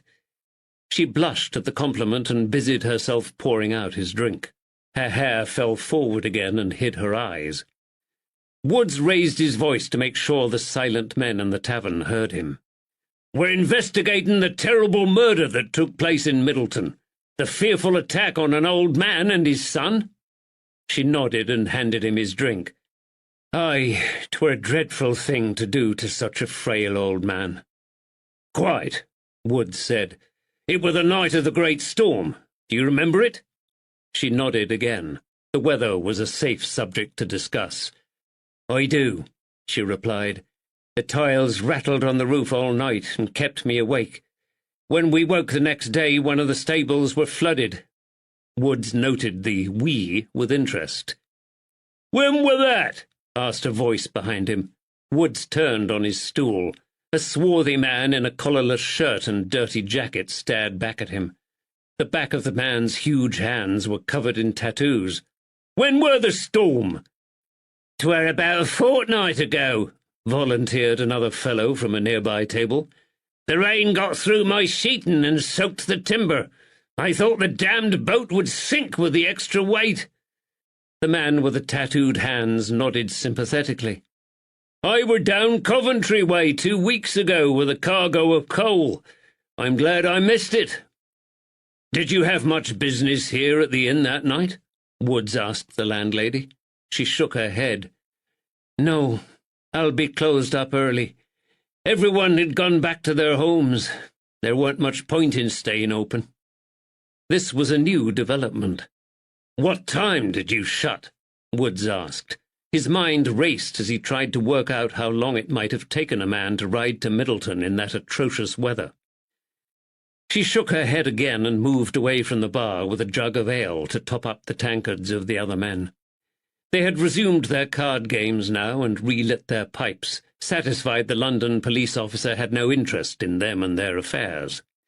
A low hum of conversation filled the smoky tap-room. Wood's opportunity to question Rosie Kilby and the other men in the tavern had finished. Weariness suddenly swamped over him and he yawned. The ale had made him sleepy. He had slept badly ever since his arrival in Market Harborough. "It's an early night for you, my lad," he decided. Downing the remains of his ale in one last gulp, he climbed off his stool. He and Lavender would interview Kilby about his whereabouts on the night of the murder when Lavender returned.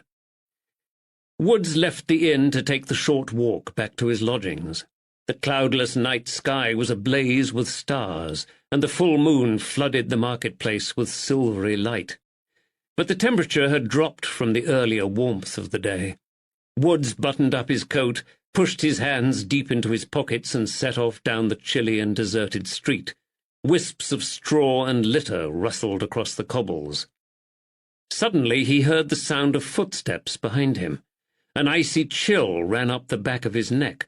He spun round, pulling his clenched fists out of his pockets.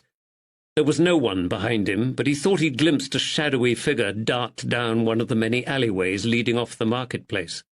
His eyes and ears strained against the darkness and silence of the unfamiliar street. The town stocks and the whipping post made ominous shapes in the gloom. Above his head, a shop sign creaked mournfully in the breeze. He couldn't see anyone, but that didn't mean no one watched him. Who'd have thought there were so many shades of black in the world? Woods expelled a loud breath of frustration, chided himself for his foolishness, and continued his journey. He heard no more footsteps, but he still had the sensation of eyes boring into his back as he walked. The tension in the tavern had unnerved him, he told himself firmly. Sighing with relief, he entered the brightly lit tap-room of the Bell Inn and made his way up to his bedchamber. He sank wearily into his bed, determined to get a good night's sleep. His mind, however, had other plans, and it refused to shut down. Over and over again it relived his interview with Billy Sculthorpe, which culminated in the terrified man's undignified scuttle beneath the bed. Woods tossed and turned on his pillow as Billy's sobs and screams echoed around his mind. Finally he fell asleep. A tiny old woman with a gentle, lined face sat sewing in her rocking-chair by the kitchen fireplace in his childhood home. It was his mother. Wood's heart surged with joy. Tilda's white head of hair was bent low over the material, which fell in soft folds onto her lap. Her eyesight was failing, he knew this. He needed to get her some spectacles and more candles.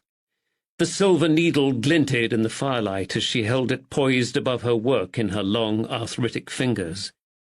"Ma!" His voice cracked with emotion. "Neddy!" She lifted up her head and smiled up at him. "My little Neddy." "Not so little now, Ma." Joy flooded through him in a great wave of relief.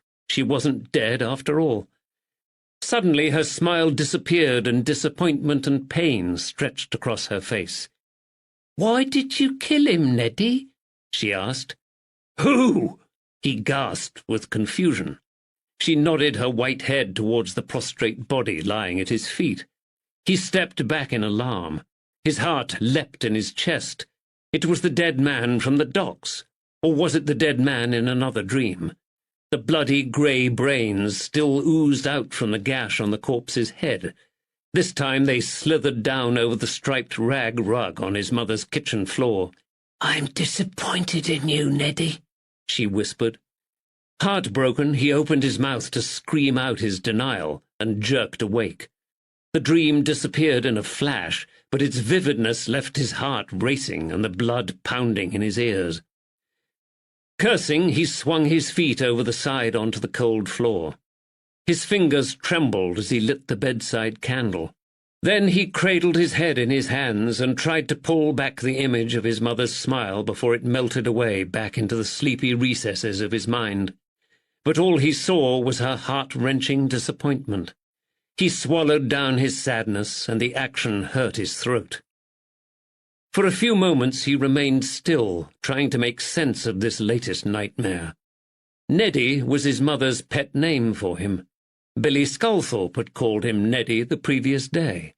Perhaps it had triggered some reaction in his old noddle. "Damn you, Billy Sculthorpe," he groaned. "I'll call you bloody Neddy." But who was the dead man with his pate caved in, and why did he haunt Wood's dreams? Wood steeled himself and tried to remember the faces of the corpses he had come across in his work over the last few years. The last one had been the dead actress whose mysterious death he and Lavender had investigated just before they travelled to Northamptonshire. At the same time they had dragged the bloated body of the pimp out of the Thames. Before that, there had been the soot-blackened body of a child he tenderly carried out of the ruins of a smouldering building. He winced at the memory. He remembered a man gored to death by an escaped bull from Smithfield Market, rows of felons dancing at the end of their ropes on the gibbet at Tyburn, a dead prostitute lying in the gutter of Covent Garden, and a man who'd bled to death after being stabbed in a fight. But none of them shared the same head injury as the man in his dreams. He gave up this gruesome trawl through his memory and shook himself to clear away his melancholy thoughts. "It is no good worrying about it," he decided as he blew out the candle. He had no memory of the corpse in his nightmare, and he was too old to be spooked by his dreams. Sighing, he lay back down, pulled up the blankets, and tried to get back to sleep. Chapter 19. Sunday, 4th March, 1810. Market Harborough, Leicestershire. The first light of dawn crept through the gap in the drapes at the window when Woods roused himself, washed, shaved, and dressed. A hot bowl of porridge vanquished his nightmare, and soon made him feel more like his old self again.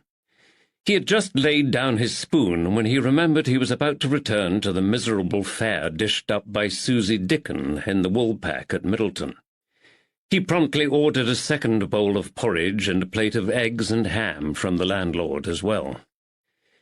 It was still too early to attend church, so Woods decided to stretch his legs and take a walk up to the newly built canal basin. It was another beautiful morning, full of birdsong and the fresh smell of spring. The grass glistened with dew, and the low sun behind the boughs of the trees cast long shadows across his path as he followed the Leicester Road up to the top of the town.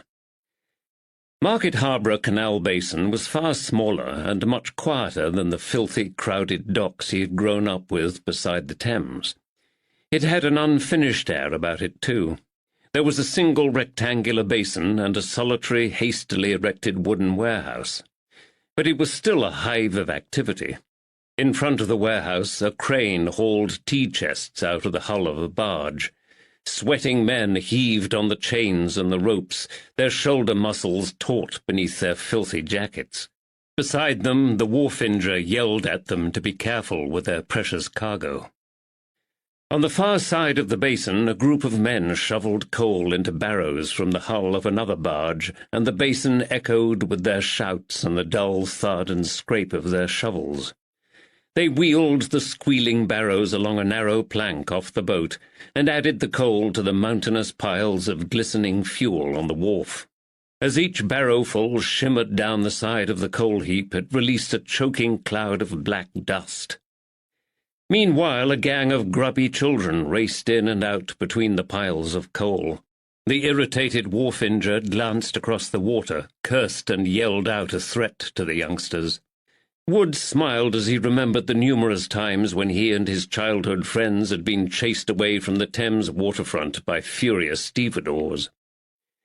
He walked past several high stacks of timber and headed for the towing path.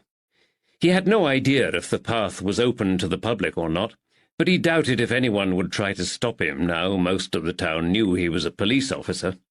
4 lecherous mallards chased an exhausted female duck between 2 empty and deserted barges moored side by side. Moving gently with the breeze, their mooring lines slowly tightened and then sagged once again. At the entrance to the basin, another boat waited patiently to unload its cargo of coal. A gaunt, wind-burnt lad was unshackling the tarred horse, ready to lead it to the stable. The lad's silver earring flashed in the sunlight as his deft fingers detached the towing rope from the harness. An older man with a lined and wind-leathered face held the barge steady beside the bank with another rope. He glanced up curiously as Woods walked past, muttering, "Ardo." Woods nodded politely to the fellow, but he had no desire to stop and talk. Weighed down by its cargo, the still boat was low in the water. A fine layer of coal dust covered everything and was etched into the lines on the faces of the men, ground into the palms of their filthy hands. Even the name of the boat on the bow was indecipherable beneath the peeling paintwork. Not that it mattered. Woods knew most of the men and boys who worked the canals couldn't read. Picking his way carefully between the heaps of horse dung littering the towing path, Woods headed away from the town. The canal meandered like a scar across the rural landscape as it followed the contours of the ridge above Market Harbour. It was more peaceful here. A solitary swan glided seamlessly across the still water with barely a ripple. Beneath the surface he saw the bottom of the canal, where a shoal of tiny fish darted between the swaying strands of weed. The navvies had cut back the vegetation during the recent construction, but already the foliage had crept back towards the edge of the canal, especially on the bank opposite. There, without the trampling hooves of the horses and the scything action of taut tow ropes, the willow weed had grown tall. It now fringed the far bank. There were other signs that life had washed down this man-made waterway from the pound above. The broad leaves of water lilies bobbed amongst the reeds. Somewhere a bullfrog croaked, and a territorial heron eyed him suspiciously from the opposite bank. Wood stopped in his tracks. Herons meant fish. He peered into the water looking for the telltale flash of silver or concentric ripples forming on the surface, and for a moment he wished he had his rod and line with him and a few hooks and feathers.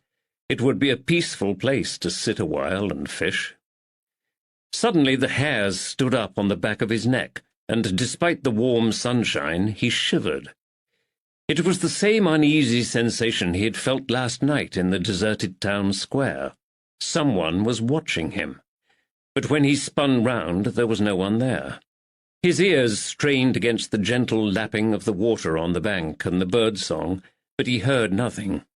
He shook his head over his foolishness and continued his walk. Maybe he had been working too hard recently. Woods rounded a bend and came to an arched brick bridge. The towing path led straight over it and promptly changed to the other side of the canal. He paused on the hump of the bridge, leant on the stone parapet, and enjoyed the view of the valley below the ridge.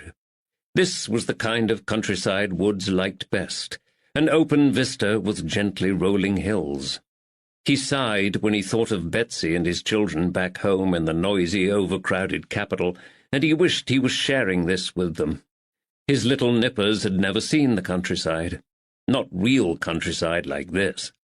In fact, he couldn't remember the last time Betsy had left the hard, cramped streets of Southwark and walked with grass and soft earth beneath her feet. He imagined Eddie and Dan careering round the hayfields and little Rachel making daisy chains of wild flowers while dangling her bare toes in the clear water of the canal. Perhaps he should take them out of the city for a day trip when he returned. Although how his diminutive wife would react to such an unusual fancy, he had no idea. No doubt Betsy would have an opinion. She usually did. He smiled at the thought. For the first time today, his mind drifted back to the case, and he scowled.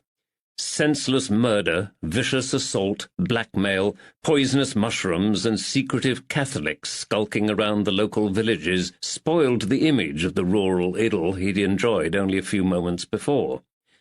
Besides which, it rattled his old noddle when he tried to make sense of it all. Thankfully, he knew he didn't have to. This was Lavender's job. Lavender would eventually solve the mystery. He always did. But for the life of him, Woods couldn't see where this case was heading. Lavender had quickly dismissed the notion that the Panther gang was responsible for the crime, and as far as Woods knew, they still didn't have any credible suspects for the murder. Now that would have been a feather in their caps, he decided, to have caught those notorious Panthers. They might even have got a mention in the news sheets, and there would have been a good monetary reward. There always was for villains like them. But no, Lavender had decided Sculthorpe's murder was the handiwork of a local gang. And if there was one thing Woods knew after working with Lavender for 12 years, the detective was rarely wrong. Woods shrugged. It would all become clear in the end. A brilliant flash of turquoise distracted Woods from his thoughts. He leant over the stone parapet and watched a tiny kingfisher dart in and out of the glistening water below, fishing for minnows. "Ardu," said a gruff voice beside him. Woods straightened up sharply. Albie Kilby stood beside him with a fishing rod in his hand and a bag of tackle slung over his shoulder. For a large man, Kilby could move quietly. "Morning," Woods replied pleasantly.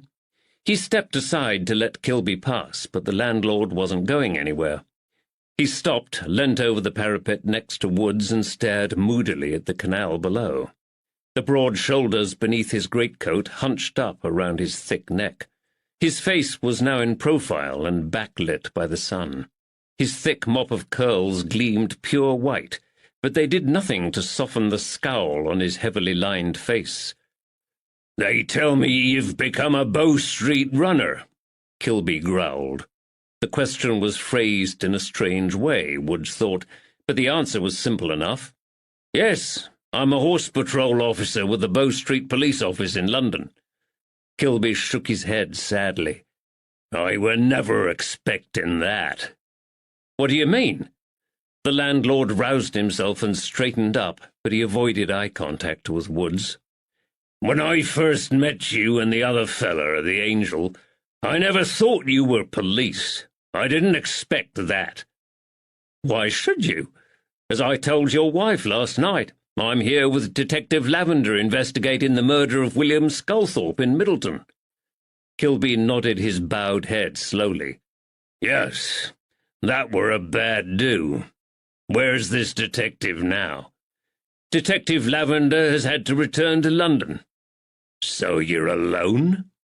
Kilby glanced up, and Woods saw the excitement flash in his grey eyes. The drooping corners of the landlord's mouth lifted into a half-smile. Woods hesitated. A warning bell rang in his head. Kilby was a suspect in their investigation, and he was behaving strangely. Conscious of the landlord's closeness and powerful build, he assessed his situation carefully. He was alone in an isolated area with a colossus who would have no trouble flicking him over the edge of a bridge like a twig if he felt like it. He had no idea why Kilby might want to harm him, but every instinct told him to be careful. To Wood's relief, a plodding horse led by a small boy came around the bend in the canal. A barge soon appeared in its wake. Is there something you want to tell me about the night of the great storm, when William Sculthorpe were murdered? Woods asked sharply. The gleam in Kilby's eyes was replaced with a flash of confusion. No. What did you do that night? Where were you? Kilby shrugged. We opened the tavern, but shut her up early because of the weather. What time was this? The landlord shrugged again and frowned. Did you see or hear anything unusual that might help us with our investigation? No, I didn't. What are you asking me for?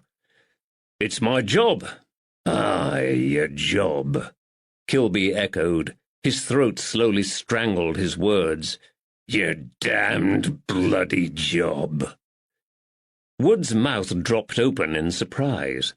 Before he could ask what the other man meant, Kilby stepped back from the parapet, lowered his head again, and held out a hand towards Woods. It was a second or two before Woods realized the landlord wanted to shake hands with him. It's been nice meeting up with you, Constable. Kilby grasped Wood's hand tightly in his great fist and squeezed. The landlord was reluctant to let him go. For a moment Woods worried Kilby would squeeze the life out of his hand. But have to be on my way now. Kilby dropped his hand, turned on his heel, and headed back down onto the towing path in the direction of Market Harbour, swinging his fishing rod alongside him. He shook his head as he walked. God's teeth! What were all that about? Woods wondered. A niggling thought took root in his confused mind. He had the strong impression that Albie Kilby had sought him out to tell him something, but had lost his nerve at the last minute. Woods shrugged. It would keep. In the meantime, he needed to track down some of the Angel Inn's regular customers and try and establish exactly what time Kilby had shut the tavern on the night of the great storm. As yet, the man had no alibi for the time of the murder. Woods enjoyed the Sunday service at St. Dionysius Church. There were plenty of hymns, the musicians were accomplished, and the acoustics in the high-vaulted stone-arched church were excellent. He liked singing and belted out the words to the hymns in his rich, deep baritone, oblivious to the stares of his neighbours in the congregation who were mesmerised by the singing policeman from London. After the service, he retrieved his horse from the stables and set out back to Middleton. A thin veil of silvery mist floated above some of the low-lying fields, but the sun glimmered hazily in the sky above him. It took him several hours to travel the 7 miles between Market Harbour and Middleton, because he called at all the cottages and farmhouses lining the road. The farmers and labourers who answered the door to him were surprised, polite, but unhelpful. No one had seen or heard a gang of men riding to or from Middleton on the night of the storm. He knew the gang had disappeared on the Rockingham Road, but he reasoned that as he had plenty of time before Lavender's return, he might as well investigate every road in and out of the village. It was growing dark when he finally handed over the reins of his horse to the blacksmith at the village forge and tramped wearily along the quiet street towards the Woolpack Inn. The tavern was quieter tonight, and apart from the Bunnings, Susie Dickon, and old Pete Jarman, Woods didn't recognize any of the customers hunched over the low tables. While he ate the thin stew and soggy dumplings served up by Susie Dickon, Woods watched the interaction between her and the landlord's young nephew. Isaac Bunning didn't miss an opportunity to fondle the woman every time she glided past his table, but then again, neither did half of the men in the room. The jiltish ladybird enjoyed the attention and flirted and giggled her way from table to table, stroking the men's beards and sideburns, touching their hands and sometimes sitting in their laps.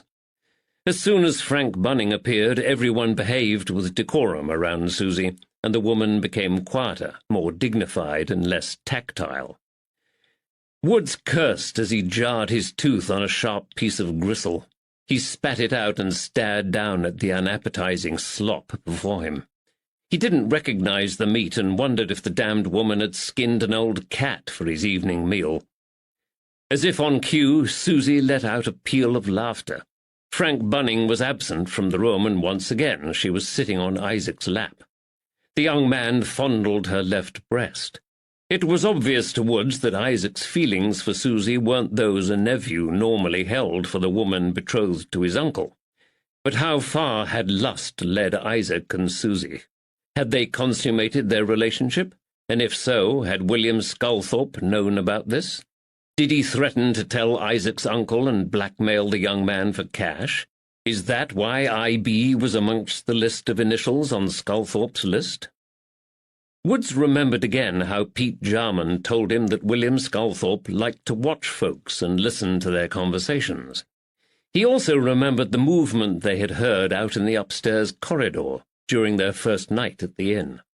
Smiling, Woods finally remembered the packet of black powder he had at the bottom of his old carpet bag upstairs. If Lavender wanted evidence, he would get it for him. He pushed away the remains of his meal, glanced at the uncovered face of the battered old long-case clock in the corner of the drab room, and ordered another tankard of ale. Everything comes to him who waits. Chapter 20. Sunday, 4th March, 1810. Marylebone, London. Lavender breathed a huge sigh of relief when the hansom cab drew up outside his grey-bricked terrace house in Westcastle Square. He was starving, exhausted, and every bone in his body ached, thanks to the 24-hour dash down from Northamptonshire he had endured in the mail coach. Although he didn't, as a rule, need much sleep, he had pushed himself to the limit with this journey, snatching only a few moments here and there in the uncomfortable carriage. Every time the vehicle had jolted, braked violently, or swung into the yard of a coaching inn to change horses, he'd been jerked awake. He climbed out stiffly, paid the driver of his cab, and noticed with curiosity another empty cab waiting outside his house. A light still burned behind the drapes of the ground-floor drawing-room window. Magdalena must be entertaining, he realized, and he glanced down at his creased, travel-stained clothing in dismay. His feisty, aristocratic beloved wouldn't appreciate him appearing in her drawing-room in this state. Thankfully, a light also still burned in the basement kitchen of the property. His housekeeper, Mrs. Hobart, must still be here. He pushed open the gate in the iron railings that fronted his house and descended the steep flight of stone steps. Mrs. Hobart started with surprise as he entered the well-lit and cheerful kitchen, but she recovered quickly. Her plump, friendly face beamed with delight, and she bobbed him a respectful curtsy. "Why, sir, what a surprise! We weren't expecting you home for several days yet." "I didn't expect to return so quickly either, Mrs. Hobart." He peeled off his gloves and undid his coat. "My current case has unexpectedly brought me back to the capital." The lingering smell of roast meat and freshly baked bread in the kitchen made his mouth water and reminded him of his empty stomach. He glanced hopefully at the kitchen range. Mrs. Hobart intercepted his glance. "You must be famished with all that travelling," she declared. "I've dampened down the stove for the night, but I'll make up a platter of cold meats, bread and cheese, if you like, and I can put on a pot of coffee." "That would be excellent, Mrs. Hobart," he said with relief. "And perhaps a glass of port to go with the cheese?" She nodded, smiled, and lifted the black iron kettle back onto the range. His eyes fell on her grey coat and black bonnet thrown over the corner of the well-scrubbed kitchen table. "I see you were about to depart home, Mrs. Hobart. Perhaps Teresa can bring it upstairs?" Normally Magdalena's little Spanish maid spent her evenings down here in the warmth of the kitchen, but there was no sign of Teresa tonight. "The poor gal has a terrible head cold," Mrs. Hobart said as she sliced a fresh loaf on the breadboard. "Doña Magdalena sent her to her bed this afternoon. Don't you worry, sir. I'll sort out your supper before I leave." Lavender had never had much to do with servants, apart from Mrs. Perry, who had laundered his shirts, but he had mysteriously acquired Mrs. Hobart along with the property the previous month. After a brief acquaintance, Magdalena had decided they should keep her in their employment. This had proved an excellent decision. Apart from making their comfort her main priority, The kindly old woman hadn't raised an eyebrow when he had moved his foreign bride-to-be and her maid out of their dreadful lodgings in Cheapside and installed them in the house ahead of their nuptials. In fact, she didn't seem unduly concerned that the master of the house had just let himself into her kitchen through the servants' entrance. Naturally, he had kept up his rooms in Southwark to keep up appearances and protect Magdalena's reputation, but he knew theirs was an unusual arrangement, despite being eminently practical. Prior to his departure for Northamptonshire, they had picked out furnishings for their new home, and Magdalena's presence in the house meant she was available to oversee their delivery and installation. "Has Doña Magdalena already eaten?" he asked. "Oh, yes, she dined earlier." "Who is our visitor?" he asked. Mrs. Hobart's face beamed with delight again. "Why, 'tis Lady Caroline Clare," she exclaimed. "You never told me, sir, that we would be entertaining aristocracy when you purchased the house. My daughter Joan will be overcome when she hears I've served coffee to a real lady tonight." Lavender struggled to keep his face composed in the light of her excitement. He wondered wryly if Mrs. Hobart and her daughter Joan would be quite so excited if they knew of Lady Caroline's notorious reputation amongst the beau monde of London. Twice widowed and with a penchant for younger men, Lady Caroline was often impoverished. Baron Clare had left his wife and daughters with very little income, and Lady Caroline, a talented artist, was now forced to accept portrait commissions in order to survive. But her presence in his home tonight was fortuitous. He had intended to call on her the following morning and ask for her assistance. Caroline Clare was also the Catholic daughter of an earl. If anyone could get him the introduction he needed to the British Catholic hierarchy, it was her. Besides which, she owed him a favour or two. A few years ago he had helped extricate her from a delicate situation when a former young lover had threatened to blackmail her, and only last month he had solved the mysterious and tragic death of her stepdaughter, Harriet Willoughby.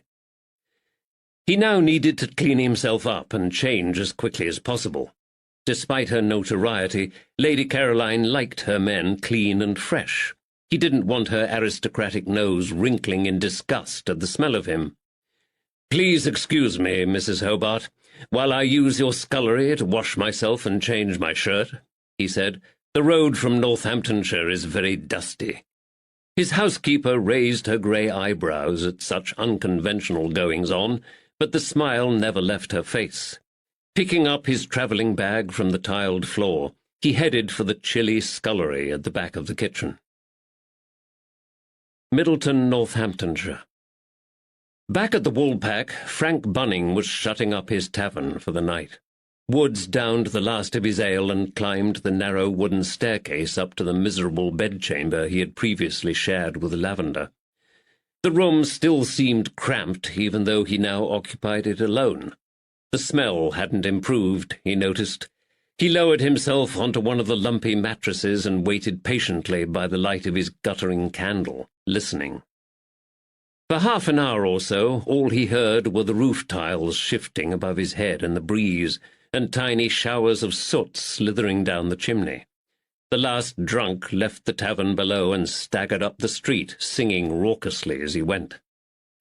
Eventually, Woods heard the soft step of Susie Dickens's heels on the narrow wooden staircase. A faint light flickered briefly in the crack beneath his door as she passed by. He heard the click of the latch as the attic door opened and closed, and she went up to her own bedchamber. Frank and Isaac Bunning came up the stairs together, talking quietly. The two men said good night on the landing and went to their rooms.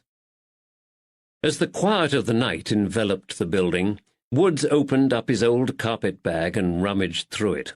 At the bottom he found his old pouch of black powder.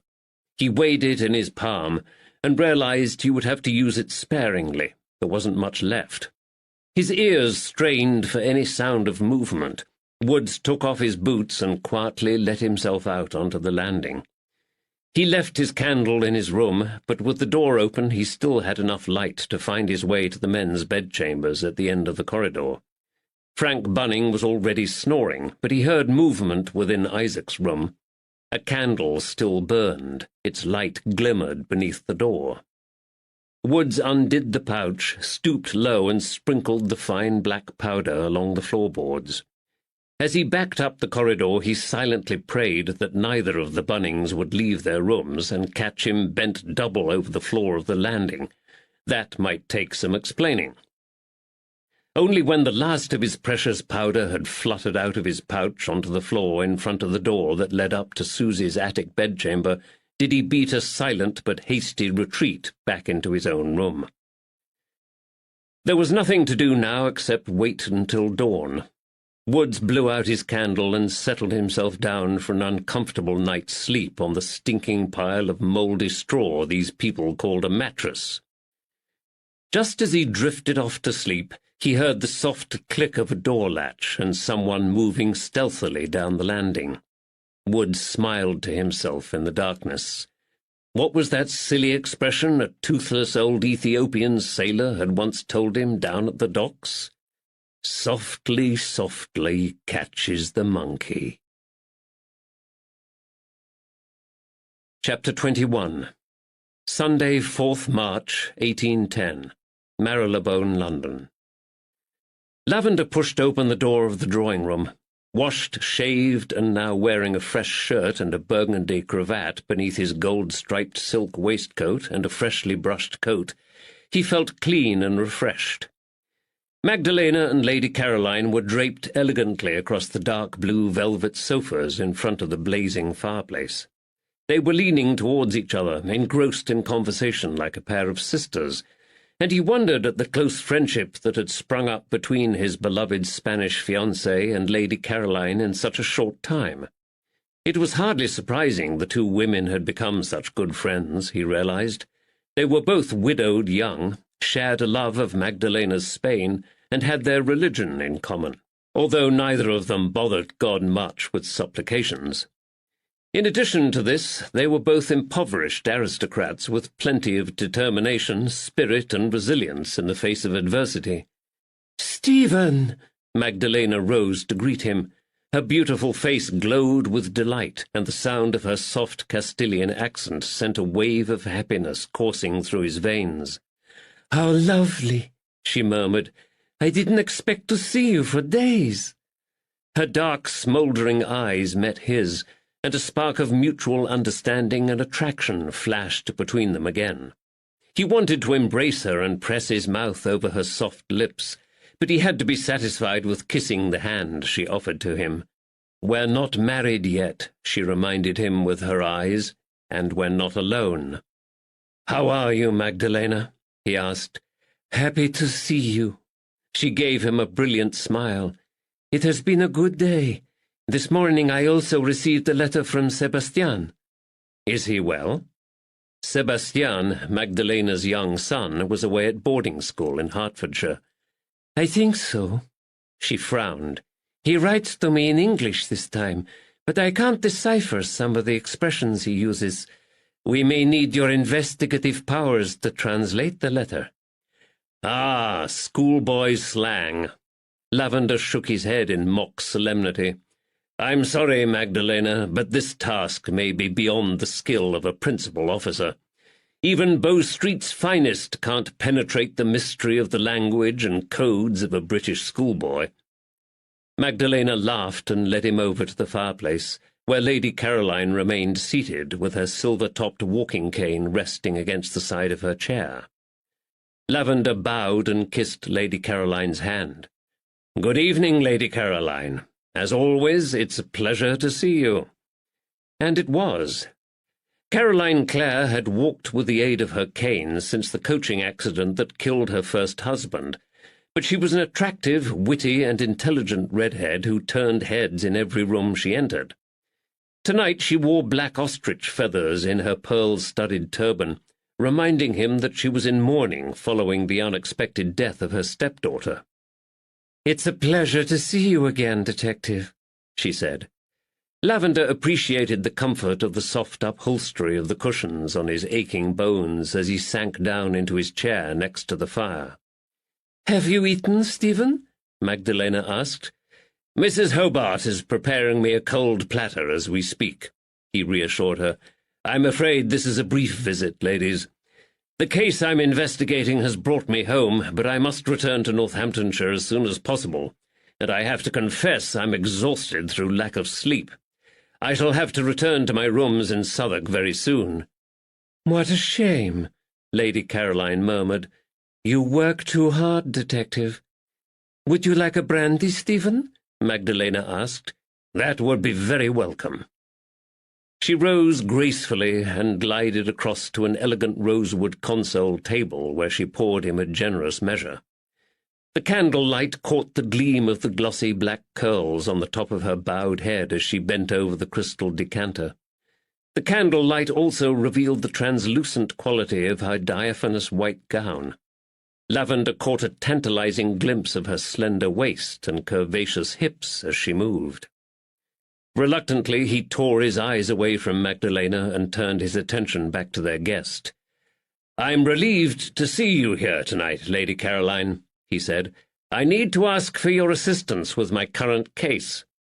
The finely arched eyebrows over her sharp grey eyes rose in astonishment. "My goodness! How on earth can I assist you, Detective?" "I need an introduction," he said. "I seek an audience with Bishop John Douglas, the Vicar Apostolic of the London district. I know he won't like police officers, but I hope you can persuade him to speak with me." "Good grief!" Lady Caroline's eyes widened with surprise. "Why? What has the old devil done?" Lavender smiled.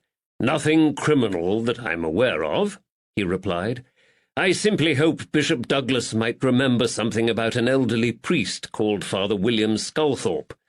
It's Sculthorpe's murder I'm investigating in Northamptonshire." "What a disappointment!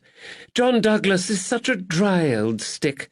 For a moment I thought you were going to tell us something interesting and scandalous about the man."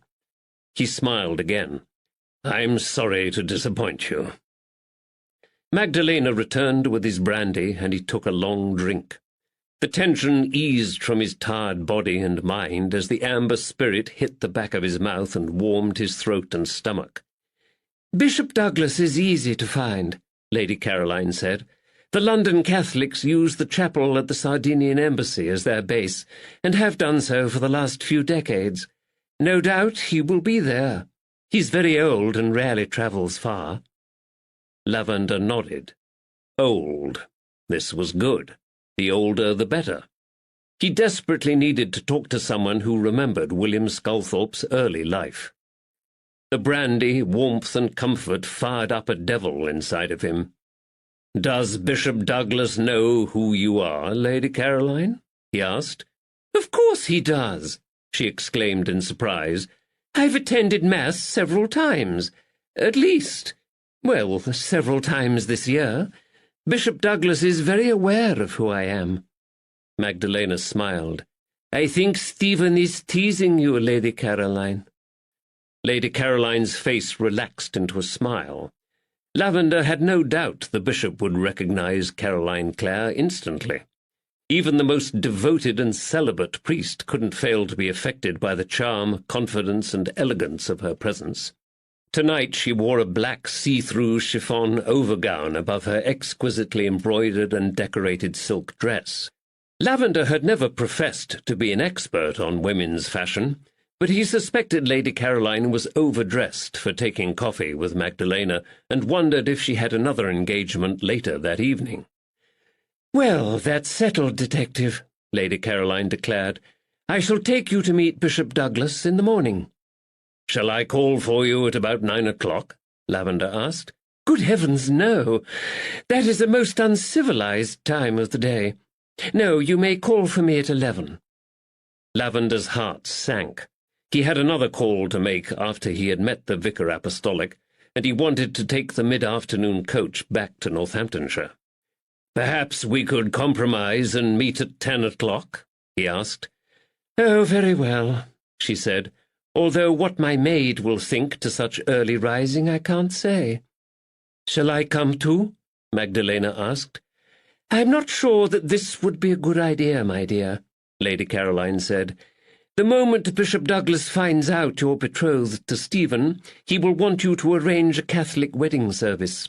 He may become distracted by the peril in which you're placing your soul, which, of course, we all know will be nonsense." Lavender was pleased to see Magdalena nod in agreement. They had decided to marry quietly and simply in the Protestant faith at the Church of St. Saviour and St. Mary Overy in Southwark, where Lavender's grandfather had been dean. Out of respect for Lavender's family connection to the church, the current dean, the Very Reverend George Elton, had overlooked Magdalena's Catholicism and agreed to perform the service.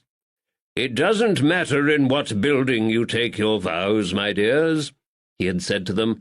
"God doesn't mind, but he will be watching to see you fulfill them."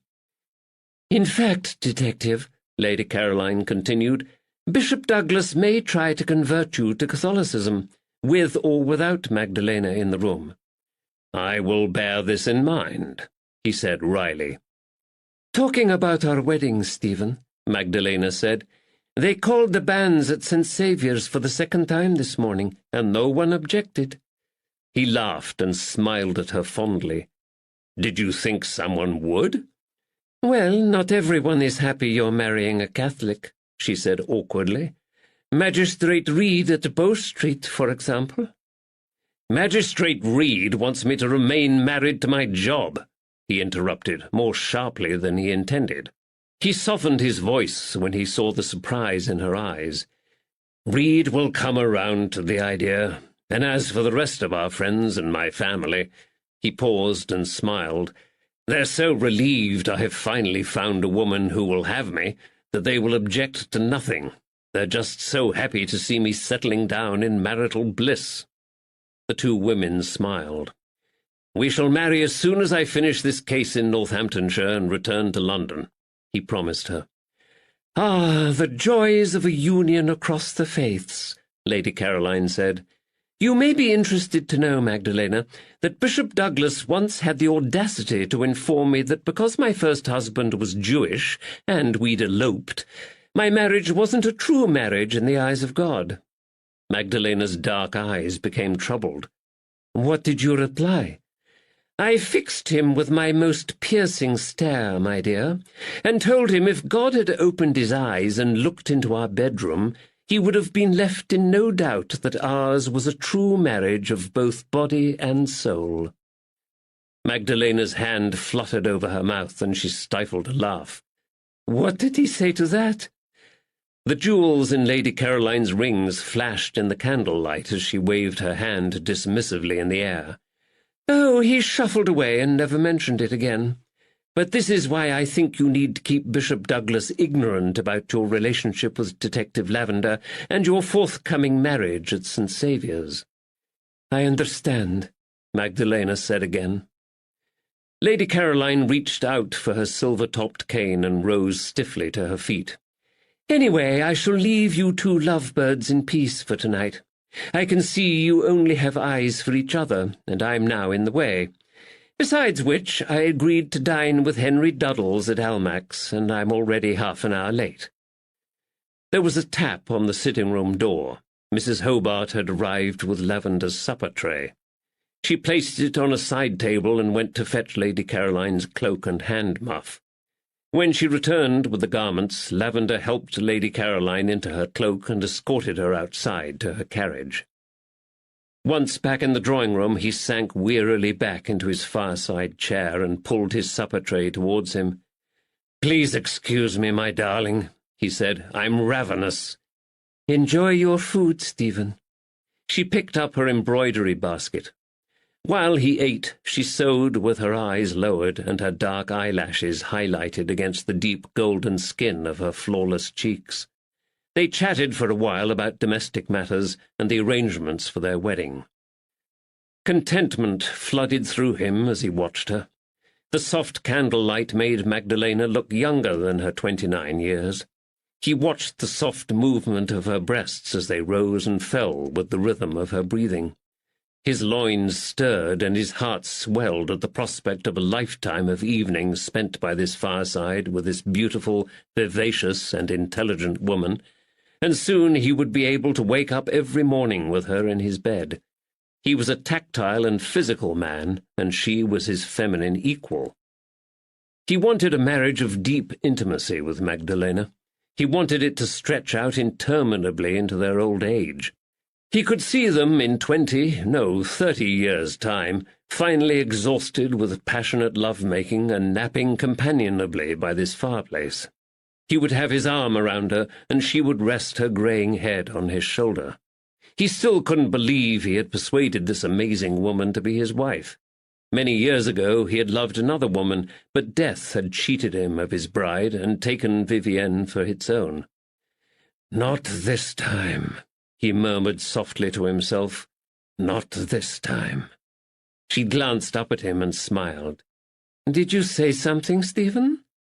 He shook his head, sat up straighter, and sighed. He knew he would have to leave soon to protect her reputation. Pushing aside the empty supper tray, he strode across the carpet and joined Magdalena on the sofa. He pulled her towards him, encircled her body in his arms, and pressed his lips onto hers. The softness and scent of Magdalena's skin sent a fresh wave of passion coursing through his veins. She moaned softly and writhed in his grasp, exciting him further. Finally she wriggled free and looked up at him, laughing. "You told Lady Caroline you would soon return to your rooms in Southwark," she whispered. "I may have lied," he replied, and winked. Her smile broadened, and the tip of her tongue darted out to wet her lips. "Mrs. Hobart has gone home, but please don't forget that Teresa is still in the house, Stephen." What did this mean? Was it an invitation to stay for the night, provided he was careful of her reputation? Would he have to pick up his boots and creep out of the house in his stockinged feet at dawn to avoid scandalizing her maid? He decided to test the water with his caresses. He lowered his head and kissed her neck, her earlobes, her soft cheeks and closed eyelids before planting his mouth onto her lips once more. His arms encircled her waist briefly before his hands took on a life of their own and started to explore the voluptuous curves of her body. She broke away from his embrace once more. "Stephen, let me breathe. Let me rest a moment." Her eyes smiled up at him, and she nestled her head against his shoulder. He held her there, savouring the intimacy, the scent of her hair and her warmth. His exhausted body was torn between his desire for Magdalena and his desperate need for sleep, but his traitorous, overactive mind wasn't ready to relax yet. "Magdalena?" She had closed her own eyes now. "You were born in July, weren't you?" "Yes." "Are you named for your saint's day, the feast of St. Mary Magdalene?" "What date is it?" "July 22nd. Her eyes flashed open, and she smiled again. "Why do you ask me about my name day, Stephen? Are you already planning my gift?" He smiled back down at her. "I met a man who was also born on your saint's day." "That's nice," she said, closing her eyes again. "Is he called Magdalena, too?" Chapter 22.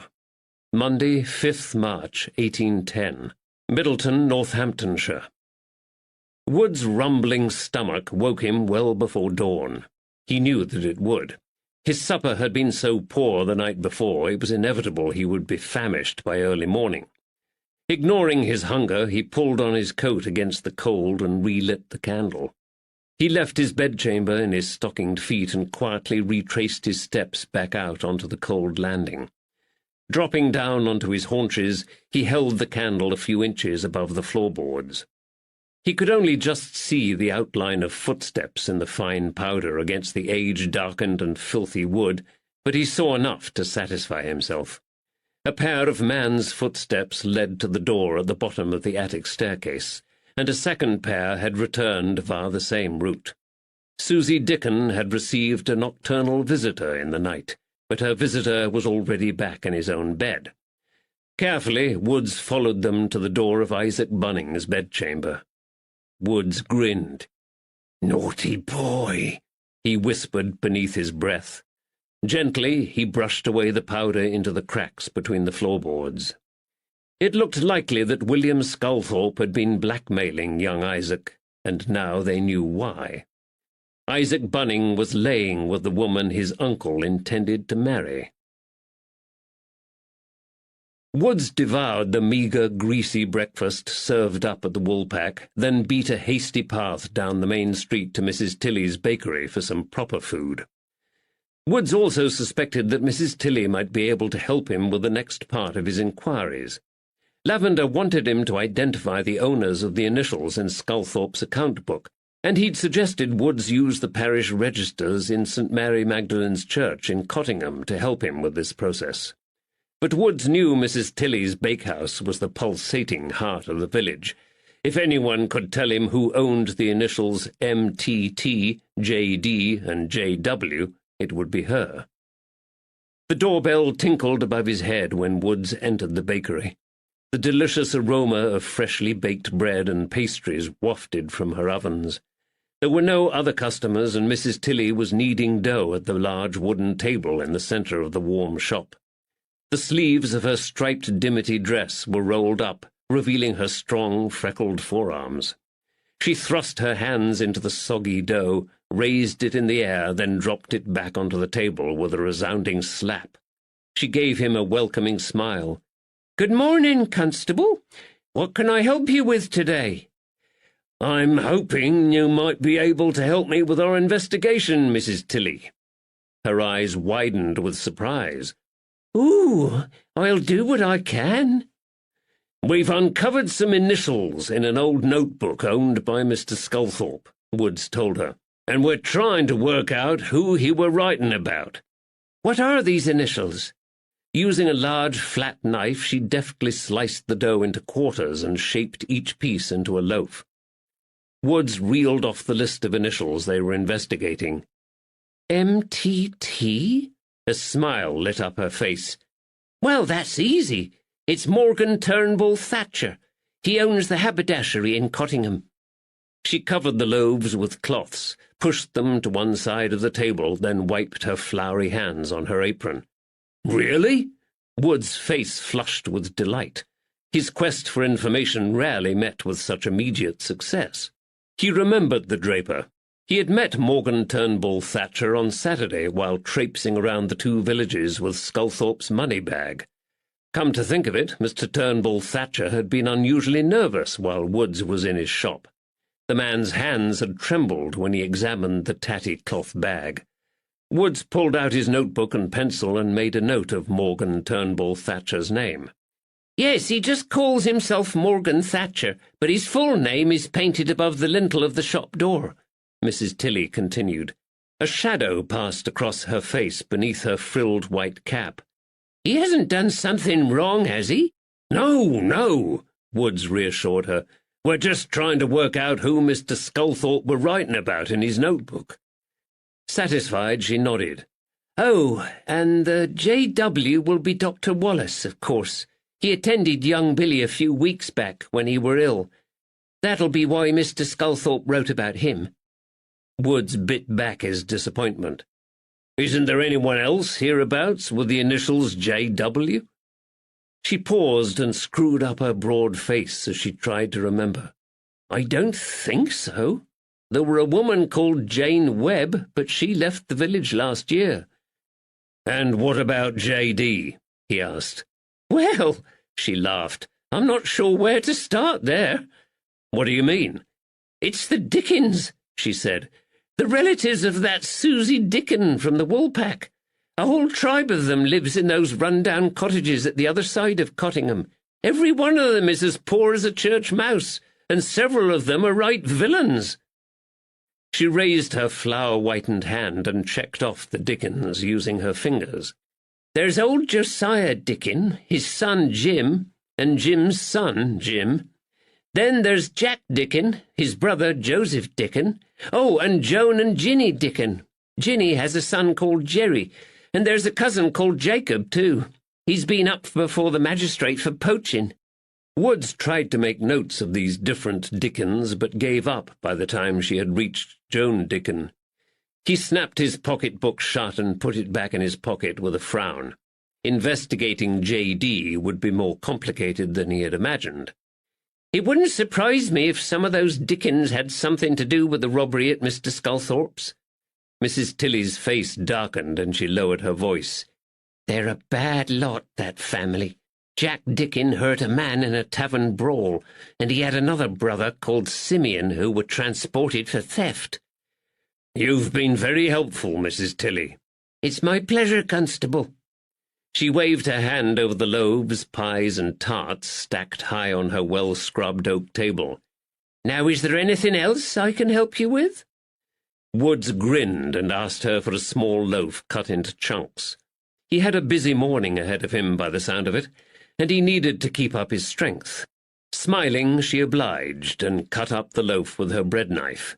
"Would you like butter with it?" she asked. "Oh, that would be most kind of you, Mrs. Tilly." She reached for her butter dish and spread the creamy yellow butter generously on his freshly baked bread. Woods took it outside to eat. The butter had already melted into the warm, doughy bread, and each bite was like manna from heaven. Woods licked his buttery lips and made a decision. Lavender didn't want him to alert any of the owners of the initials in Sculthorpe's book that they were of interest to their inquiry, but Woods had come across nervous, sweating types like Morgan Turnbull Thatcher before, and he knew how to handle them. They needed some answers to the mysteries in this case, and Thatcher was the man to provide them. Brushing the last breadcrumbs from his coat, Woods turned and strode off towards Cottingham and the draper's shop. Woods marched up the short flight of stone steps between the two low-fronted bow windows of Thatcher's shop and pushed open the door. Another tinkling bell announced his arrival. Two pairs of magnified eyes glanced up from behind their wire spectacles as he entered. Miss Bennet was purchasing some reels of thread, and a smile flitted across her thin face when she recognized Woods. Morgan Thatcher's eyes also flashed with recognition, but he frowned rather than smiled. Undeterred, Woods walked towards the counter, passing the rolls of gaily coloured silk, woolen tweed, and Manchester cotton leaning against the walls of the shop. Thatcher ignored him, pulled out a roll of cheap fabric, and bent over the counter to cut a length for Miss Bennet. The hand holding the scissors shook, Woods noted. "How lovely to see you again, Constable," said Miss Bennet. "It's a pleasure to meet you again, too, Miss Bennet." "This is Constable Woods from Bow Street in London," she told the draper. "He's investigating the murder of poor Mr. Sculthorpe and came to ask Mother and me some questions on Friday." Thatcher grunted but didn't glance up from his work. "Have you found out anything yet?" Miss Bennet asked. The spectacles magnified the kindness and concern in her soft brown eyes. "Our investigation goes very well," Woods said. "Fresh information about William Sculthorpe and those associated with him comes to light every day." Was it his imagination, or had the draper's bowed, bald head suddenly flushed? "Oh, that's good news, isn't it, Mr. Thatcher?" The draper glanced up at her, unsmiling. There were beads of sweat above his thin lips. Woods was concerned Miss Bennet might decide to linger and gossip after she paid for her purchases, so he offered to carry her parcels of shopping to the door of the shop. Once she had left, he dropped the latch and turned round the dangling open sign so it read closed from the outside. Thatcher watched him silently from behind his counter. Was he trembling? He was a small-framed man, and he had the hint of weasel about him. "We need to talk, Mr. Turnbull Thatcher," Woods said sharply. "Your name has cropped up in our inquiries in connection with William Sculthorpe." He planted both hands down on the counter and leant forward menacingly towards the draper. "Now stop being a lying wrinkler and tell me what you know." "I told you on Saturday," Thatcher stammered. "I know nothing about that money bag." Woods fixed him with another glare. "I haven't come here today to talk about the damned money bag. You know why I'm here." Thatcher averted his eyes. "What is it you think I can help you with, Constable?" He took off his spectacles and started to clean them with the edge of his brown apron. "We've found evidence," Woods growled, "about your cash transactions with William Sculthorpe. And I'll say this, Mr. Thatcher, it doesn't look good for you." Thatcher shuddered. "I'm giving you the chance to tell me your side of the story." "I did nothing. It were a mistake." "What were a mistake?" He were a nasty old fella." Thatcher's voice rose plaintively. "He watched me and made accusations. He said I were short-changing my customers." The draper glanced up quickly at Woods, but dropped his eyes again when he saw the constable frown. "He said he'd seen it a couple of times, and he... "Yes?" "He threatened to tell all my customers if I didn't pay him money." "Were you?" "What?" "Cheating your customers?" "No, of course not. It were a mistake. My eyesight isn't as good as it used to be." "So he were blackmailing you?" "Yes.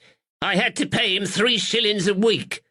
Woods nodded to himself. That was the amount written in Sculthorpe's account book next to the initials MTT. "He were an evil old man." Thatcher's voice rose with anger. "He made my life a misery, and he enjoyed it. I couldn't afford it. I didn't deserve it. In fact, I had half decided to sell up the shop and move to Grantham to get away from him." Thatcher pushed his spectacles back on his long, thin nose and glared defiantly at Woods across the counter. "He didn't care about the misery he were causing me." Woods never flinched. "And then he died." "What?" "What were you doing on the night of the 20th February? "What?" "The night of the great storm, when William Sculthorpe were attacked." Shock replaced the anger and defiance in the draper's face. "Good God! Surely you don't think I had anything to do with that?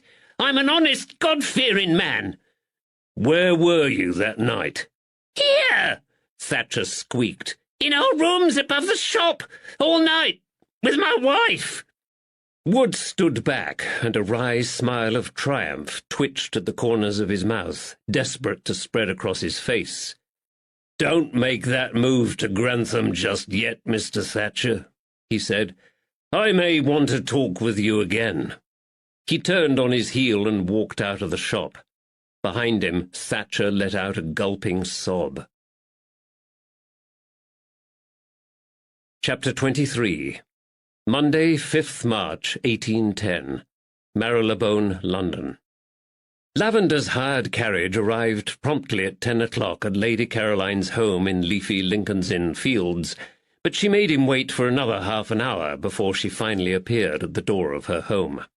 Today she wore a fetching green velvet coat with a matching bonnet and hand muff. Lavender leapt down from the carriage to greet her and saw a lanky young man in a bronze-coloured coat with a pristine white cravat trailing in her wake. It was Henry Duddles, Lady Caroline's latest lover. Duddles reached out to take Lady Caroline's elbow as she descended the stone steps of the house, but she shook him off. "Don't make a fuss, Henry," she snapped. "I can manage with my cane." "Good morning, Lady Caroline," Lavender said pleasantly. "Good morning, Detective. Please excuse Duddles." She waved her gloved hand dismissively at the young man behind her. "The silly young fool insists on accompanying us. I have told him that we're embarking on serious police business, but, would you believe it, he thinks this is some sort of rendezvous amoureux." Lavender bit back his grin and helped her into the carriage. "Good morning, Duddles." The younger man pushed back the thick fringe of blonde curls from his face, flushed and nodded sheepishly at Lavender before clambering up behind Lady Caroline. In all the time Lavender had known Duddles, the nervous fellow had barely said a word in his presence, although by the sound of it he was saying plenty in private. Duddles seated himself beside the tight-lipped Lady Caroline. Lavender climbed up and shut the door behind him, sat down and waited patiently for the explosion. The carriage jolted and slid off into the stream of traffic. Lady Caroline smoothed down the gleaming nap of her velvet coat and fiddled with the ebony buttons and black ribbon that trimmed her cuff. Suddenly she spun round and pointed an accusing gloved finger at Duddles. "This is preposterous! This boy is jealous, Lavender. He won't believe an eminent detective like yourself needs help from a mere woman." Duddles cowered in his corner of the carriage. He looked as though he wanted to disappear into the cracks in the faded leather seat beneath him. Lavender opened his mouth to speak, but decided against it. Lady Caroline hadn't finished. "I had to bring him with me to prove our assignation was genuine. What does he think we will get up to at such a ridiculously early hour? I can't imagine." She threw up her hands into the air. "Who on earth plans a romantic tryst for this God-forsaken hour of the day? My maid is quite put out at the early start, and I'm sure she has done a poor job with my hair." She raised her hand to the auburn ringlets framing her face beneath her soft green velvet bonnet and patted them tenderly. Lavender heard his cue. "You look perfect, Lady Caroline," he said. "As always, you're the picture of elegance and grace." "You're so kind, Detective," she sighed. "See, Henry, this is how a true gentleman behaves towards his lady. Why didn't you simply compliment me on my bonnet this morning and let me leave with a kiss?" Duddles opened his mouth to speak, but Lady Caroline had already turned back to Lavender. "Right, now that this is settled, we shall ignore my jealous paramour, and you can tell me about this dreadful murder we're investigating." Smiling, Lavender told her about William Sculthorpe. "A priest?" Her eyes widened in surprise. No, he should never have married. That is most strange.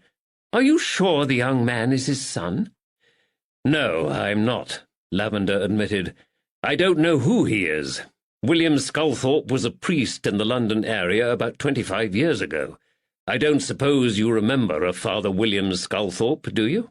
"Good heavens, Detective, how old do you think I am?" Her voice rose with indignation. No, I was still a carefree child running wild on my father's dilapidated northern estate 25 years ago." Lavender wasn't entirely convinced, but he knew better than to press the matter. Lady Caroline wasn't in good humour that morning. Besides which, he knew she had only lived in London briefly before eloping to the continent with her first husband, Victor Meyer Rothschild. At this time in her history, her mind had clearly been on other things. "What about Lady Anne Fitzwilliam?" Lavender asked. "Do you know of her?" "Lady Anne? The Dowager Countess Fitzwilliam?" A slight frown creased her high forehead as she struggled to remember.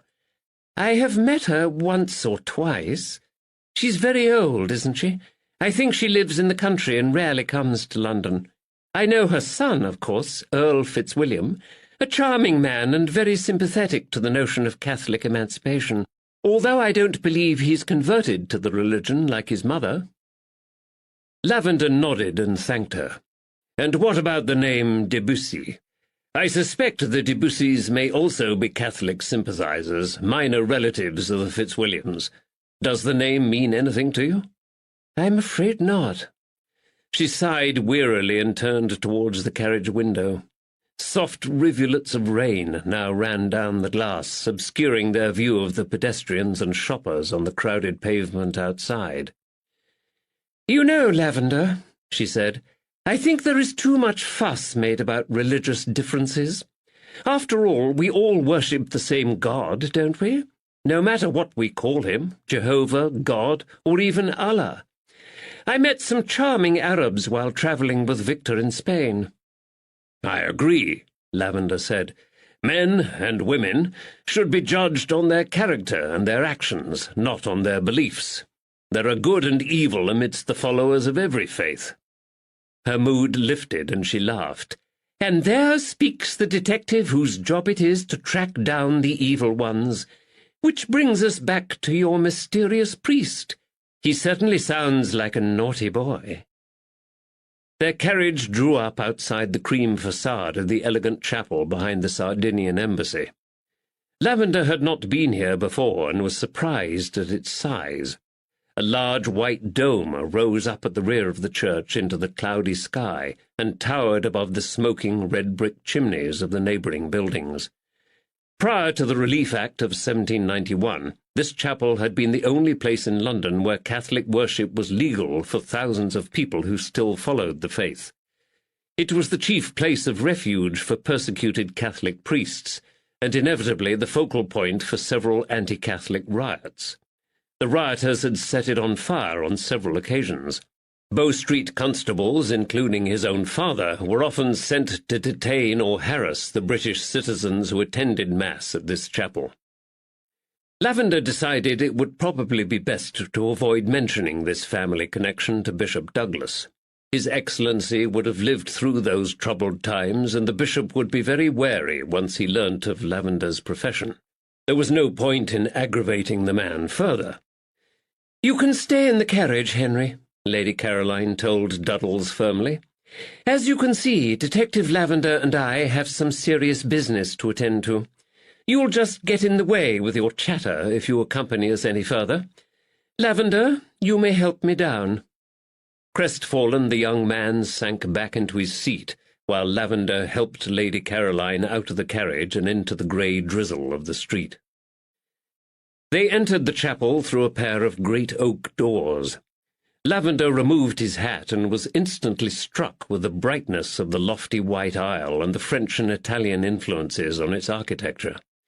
The glittering altar with its gold cross, crystal and silver candlesticks, and highly polished silver plate stood directly ahead of them beneath the white dome. The pungent smell of incense hung heavily in the air. There were no seats or pews on the black and white tiled floor, but cream marble pillars held up overhanging galleries along each side of the chapel. He suspected the wealthier and titled members of the congregation sat up above. How much did a seat cost, he wondered. They walked down the centre of the chapel towards the altar, passing the rows of wooden confessionals that lined the walls beneath the galleries. Each was embossed with the coat of arms of the Duke of Savoy. Lavender saw the red velvet drapes twitch in one of the confessionals, and he heard whispering from within. A cleric in a plain brown habit, with a silver cross around his neck, came over to greet them. "Please tell His Grace that Lady Caroline Clare is here to see him," Lavender said. The cleric bowed his tonsured head and disappeared into a side door of the chapel. "What exactly do you want me to do?" Lady Caroline whispered as they waited beside a large painted statue of a mournful Madonna. "Please just be yourself," Lavender said. "I will ask the questions, and I will tell him I'm a police officer." She nodded. A wizened old man in flowing white robes and a blue cape hobbled arthritically towards them. A large gold crucifix swayed across his chest as he walked. Bishop Douglas was bald beneath his blue velvet zucchetto, and his pale face was crisscrossed with wrinkles. His Excellency was probably in his late 60s, or even early 70s, but the dark eyes that scanned Lavender and Lady Caroline were both sharp and alert. Beside the detective, Lady Caroline leant on her walking cane and managed to drop the bishop a brief but elegant curtsy. Bishop Douglas held out his gnarled hand towards her, and she raised it to her lips, kissing the glittering amethyst stone on his gold ring. "Lady Caroline," Bishop Douglas said softly, "what a pleasure to see you. You have become quite a stranger to us recently." "Oh, I still attend Mass every Sunday, Your Grace," she replied airily. "But you know how I hate to create a fuss. I prefer to mingle in with the crowd. You probably just haven't seen me." The bishop's thin lips tightened. Lavender knew His Excellency didn't believe this any more than he did, but this old man hadn't survived religious persecution and the Gordon riots without developing a large degree of tact. "How can I help you, my daughter?" he asked. "I would like to introduce you to a very, very dear friend of mine, Your Grace." Lady Caroline waved her gloved hand in Lavender's direction. "This is Stephen Lavender. He desperately needs your assistance." Lavender bowed low but made no attempt to follow Lady Caroline's example and kiss the old man's hand. Bishop Douglas' white eyebrows rose in surprise. "Is it a matter of spirituality, my son?" "No, Your Grace." Lavender straightened up and cleared his throat. "It's a secular matter concerning one of your flock. I have just returned from Northamptonshire, where I was called to investigate the brutal murder of an elderly Catholic man.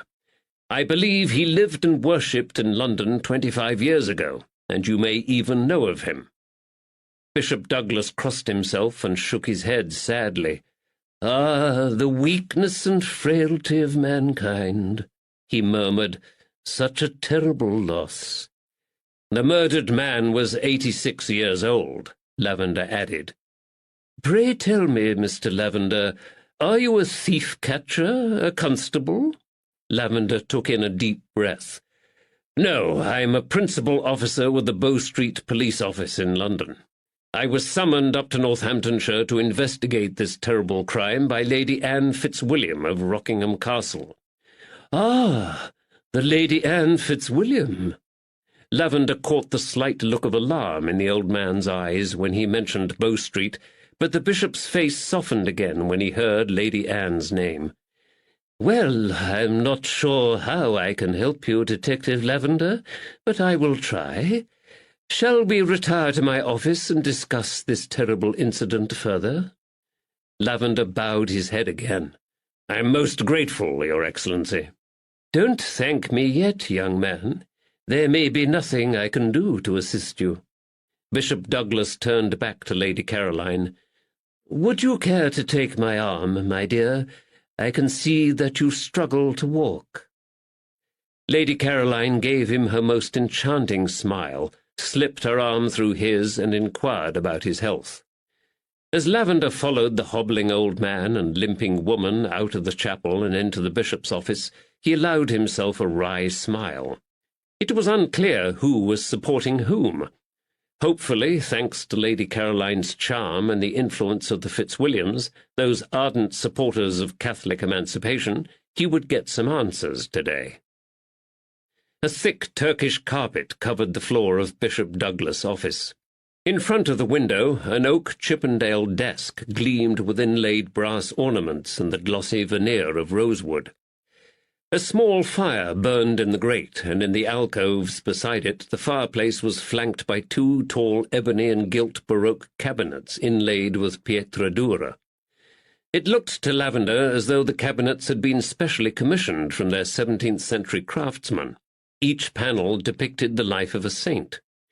On the other walls stood floor-to-ceiling bookcases containing hundreds of leather-bound books, most of them religious tracts. Gold crucifixes and paintings of religious scenes from the Bible and the martyrdom of the saints covered the rest of the walls. Dozens of candles in the gold candelabra and chandeliers had been lit to dispel the darkness cast by the miserable day outside. Bishop Douglas sank painfully into the ornate high-backed chair behind his desk and gestured for them to sit down opposite, asking his assistant to fetch coffee.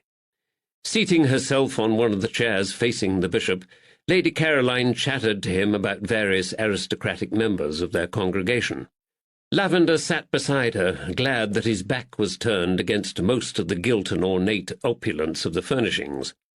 He wasn't a particularly religious man, but the Protestant in him was far more comfortable in Spartan whitewashed churches with a simple wooden cross. There, and only there, did he occasionally feel the shadow of the presence of that simple carpenter from Nazareth. His grandfather had taught him that he didn't need the ancient gold and silver artifacts or precious jewels to evoke the Holy Spirit and find peace, and it was a lesson he couldn't shake off. More than anything this morning, he needed to concentrate and avoid distractions. "So how can I help you, Detective?" Bishop Douglas asked. "Firstly," Lavender said, "I need to know about the elderly man who travelled down from Northamptonshire with the body of a woman for burial. I believe the deceased woman was called Bridget, and this happened last August." Bishop Douglas narrowed his eyes and frowned. We're asked to administer the last rites to so many poor souls. The woman had already been dead for several days, Lavender reminded him gently. It would have been an unusual situation. Of course, of course. Please understand, Detective, we don't encourage our parishioners to travel great distances with the corpses of their loved ones, but so many of them are desperate for the proper rites and burial. A jolt of recognition flashed across the bishop's lined face. Northamptonshire, did you say? Yes. Bishop Douglas rose to his feet and padded across the carpet to one of the cabinets by the fireplace. Do you know, Detective, I think I might be able to help you after all. He lifted a key on the chain swinging from his belt and unlocked one of the doors. I do remember the incident. The bereaved husband was an extremely frail old man, quite exhausted by the time he arrived here, yet still determined to give his wife a Catholic burial. Lavender caught a glimpse of a huge pile of leather-bound registers. Bishop Douglas removed one of them and hobbled back to his seat. "Did you meet him yourself, Your Grace?" Lavender asked. "No, Father James conducted the ceremony, but he told me about it afterwards. He was struck by the man's love and piety." Bishop Douglas continued to turn the pages of the register. Reading upside down, Lavender saw that these were the church records from the previous year. He glanced back at the cabinet with its stacks of leather-bound volumes, and he wondered how far those records went back through the years. Maybe this trip to London wouldn't turn out to be futile after all. Bishop Douglas' amethyst ring flashed as he stabbed at an entry in the register. There, see? Mrs. Bridget Ahern, buried on 25th August 1809, aged 53 years. God rest her soul. Ahern? Lavender echoed, surprised. Yes, Ahern. Is this not the right woman? Is there an address? Bishop Douglas glanced down at the register. Middleton, Northamptonshire, he confirmed. Then it's the right woman.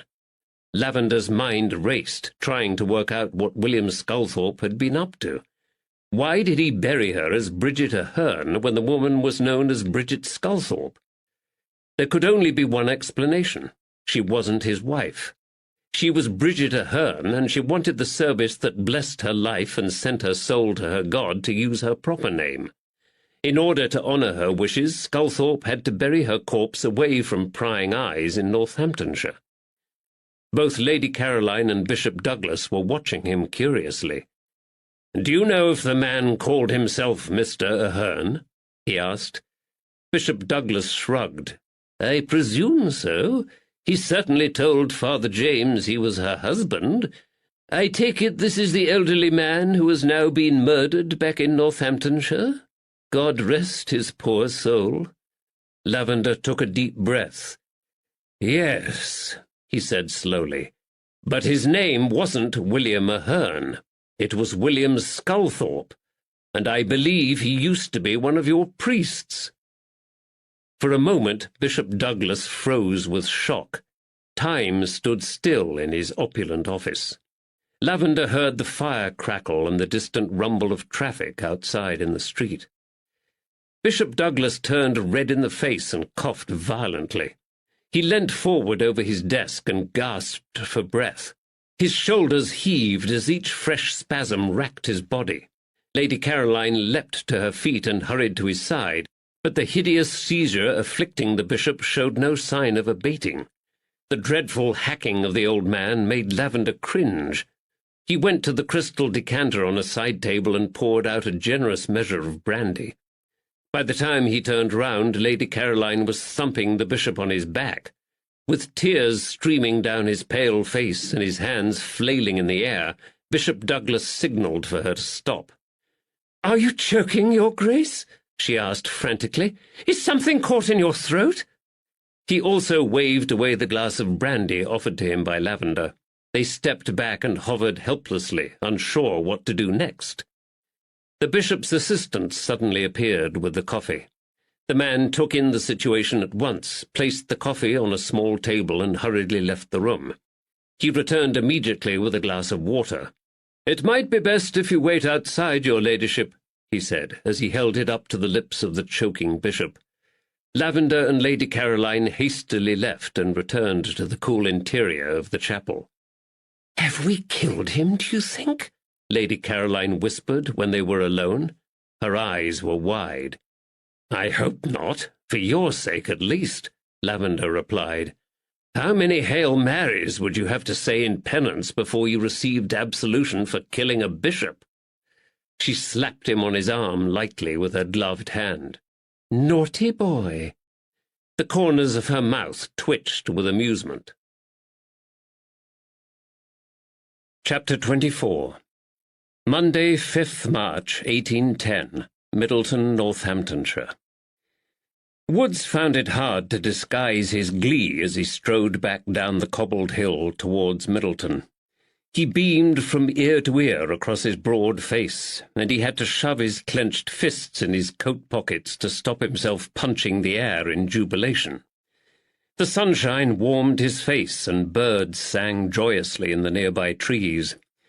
Part of him wanted to throw back his head and burst into song himself. This was a significant breakthrough in their investigation, and he knew it. Lavender was right.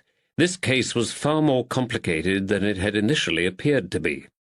There were other motives behind the murder of William Sculthorpe besides simple greed for money. Whoever delivered that vicious death blow to Sculthorpe had done it with vengeance in his heart. William Sculthorpe had been a blackmailer, and now Woods had the proof. The sneaky old rogue had extorted money from his neighbours, and his crime had come back to bite him. Those he had listed by their initials in his account book were his victims: Isaac Bunning, Caleb Licorice, Morgan Thatcher, the mysterious J.W., and whichever Dickon it was who owned the initials J.D. Each one of these men had a motive to murder and silence the old swindler. The question was, which one of them was it? Or had they joined together? Woods shook his head and stopped worrying about it. Lavender would work it out when he returned from London. Woods retrieved his horse from the stable in Middleton, swung up into the saddle and set out towards Rockingham, determined to continue his inquiries with the homeowners along the road. In his heart he knew this was now a fool's errand. The murderers had not disappeared into the stormy night along the Rockingham road. They were shadowy inhabitants of Middleton and Cottingham, and after the murder they had scurried back to their homes like rats. But he relished the exercise of the ride, and he knew Lavender would still expect him to carry out these inquiries. The detective didn't like to leave any stone unturned. As he expected, his questions to the farmers and homeowners along the meandering Rockingham road met with nothing but blank stares, shaking heads, and denials. Finally, he reached the base of the rocky outcrop at the end of the ridge where Rockingham Castle loomed over the gently rolling valley, and he decided to finish for the day. Attracted by the ancient creamy walls of the drum towers guarding the entrance to the castle, Woods turned his horse up the hill to get a closer view. He wondered idly about the mysterious Lady Anne Fitzwilliam who lived within its walls. Did she know she championed a blackmailing scoundrel? Did she care? Was her regular payment to William Sculthorpe also extorted by blackmail? And if so, what did the old rogue know about her that she didn't want to share with the world?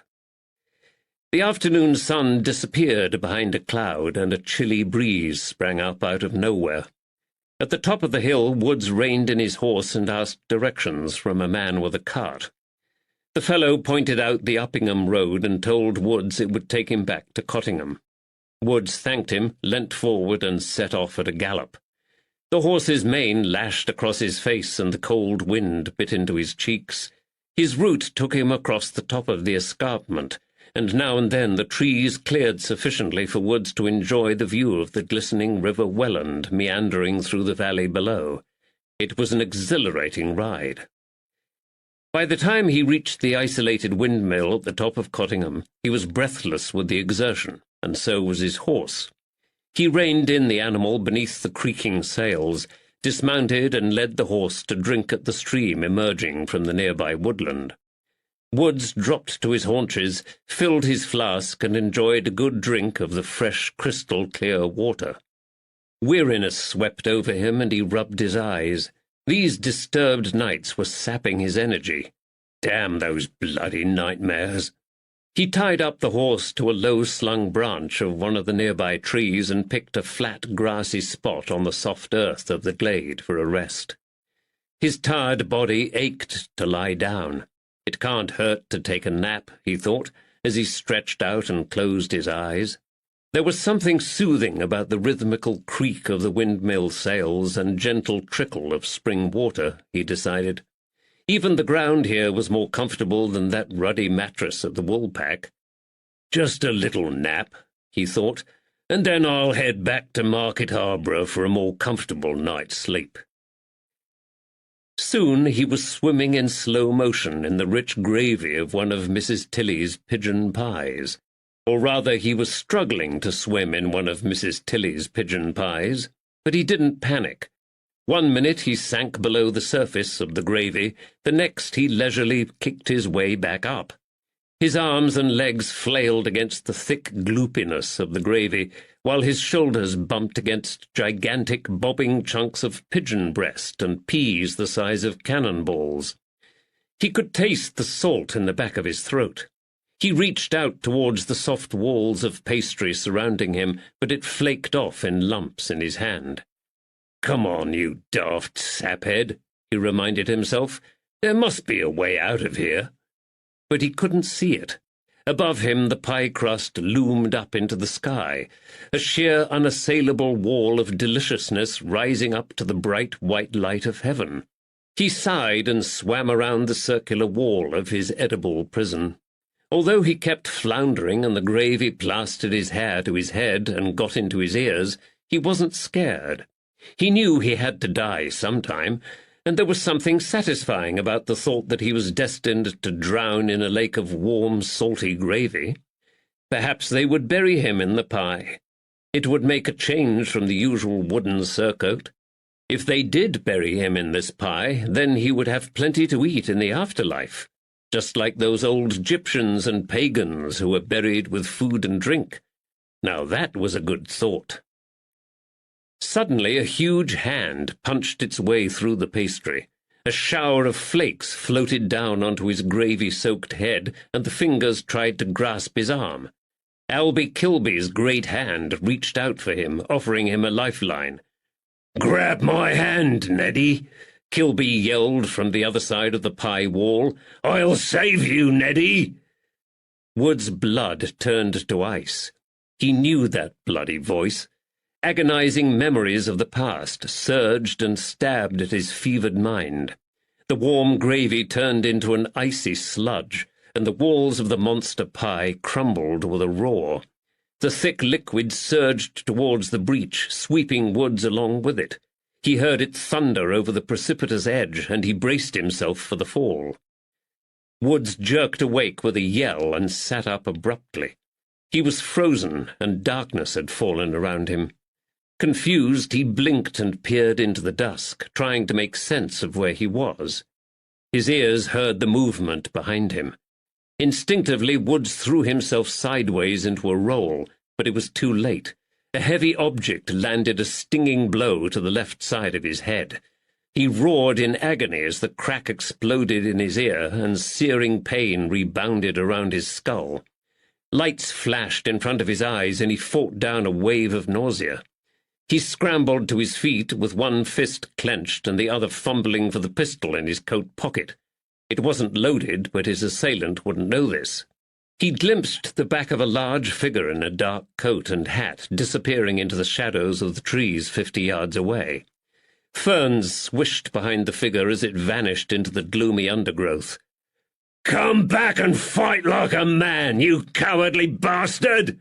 Woods bellowed. A branch cracked beneath the foot of a heavy animal in the dense undergrowth. He listened. Nothing. Nothing but the mournful creak of the windmill sails as they strained against the cold breeze. "I said come back here, you bloody coward!" But his curses echoed off the tree trunks and back to mock him. Silence had returned to the glade. The foliage had swallowed up his assailant, and Woods knew he was in no condition to go crashing through the trees after him. Blood dripped down his face, and he reached up to inspect the jagged edges of the cut to his head.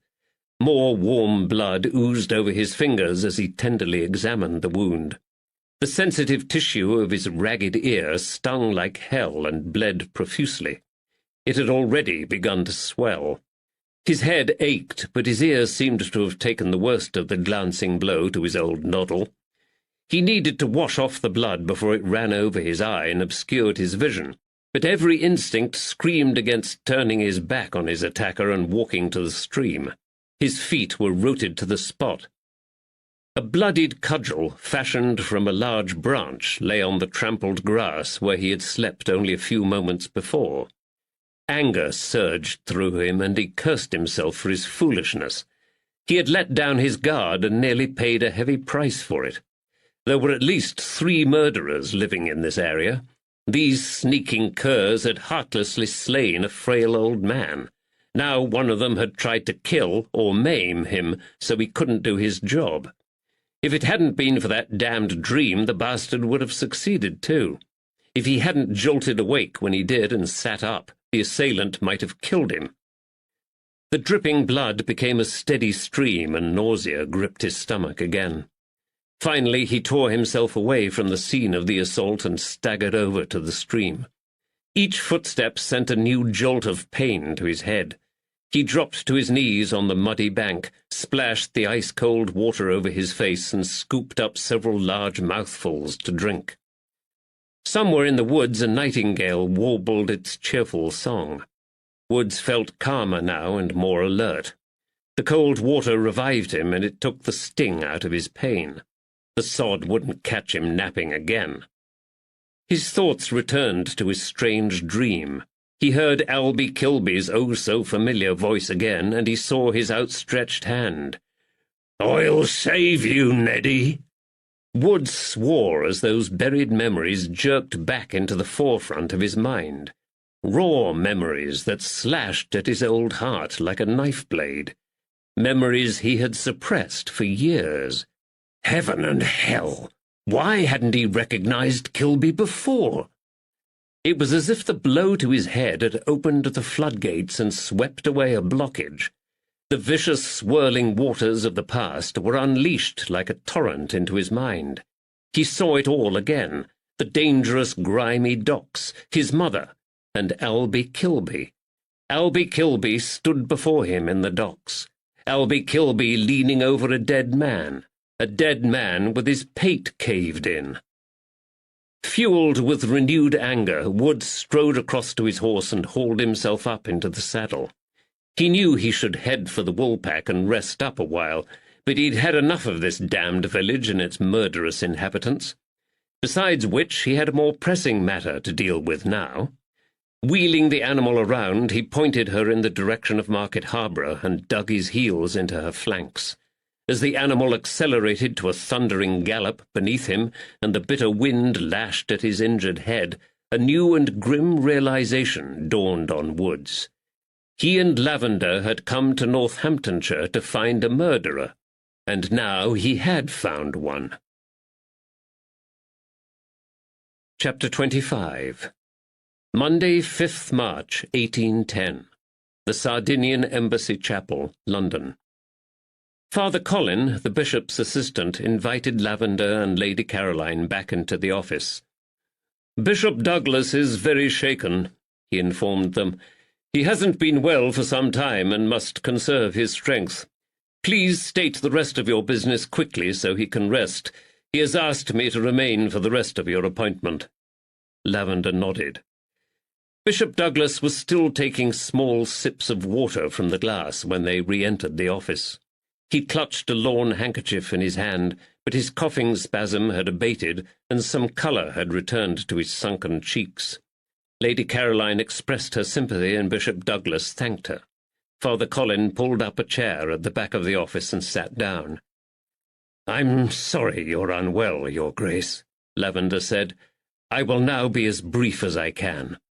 I understand you knew William Sculthorpe, and from your reaction I gather you were shocked to hear his name again."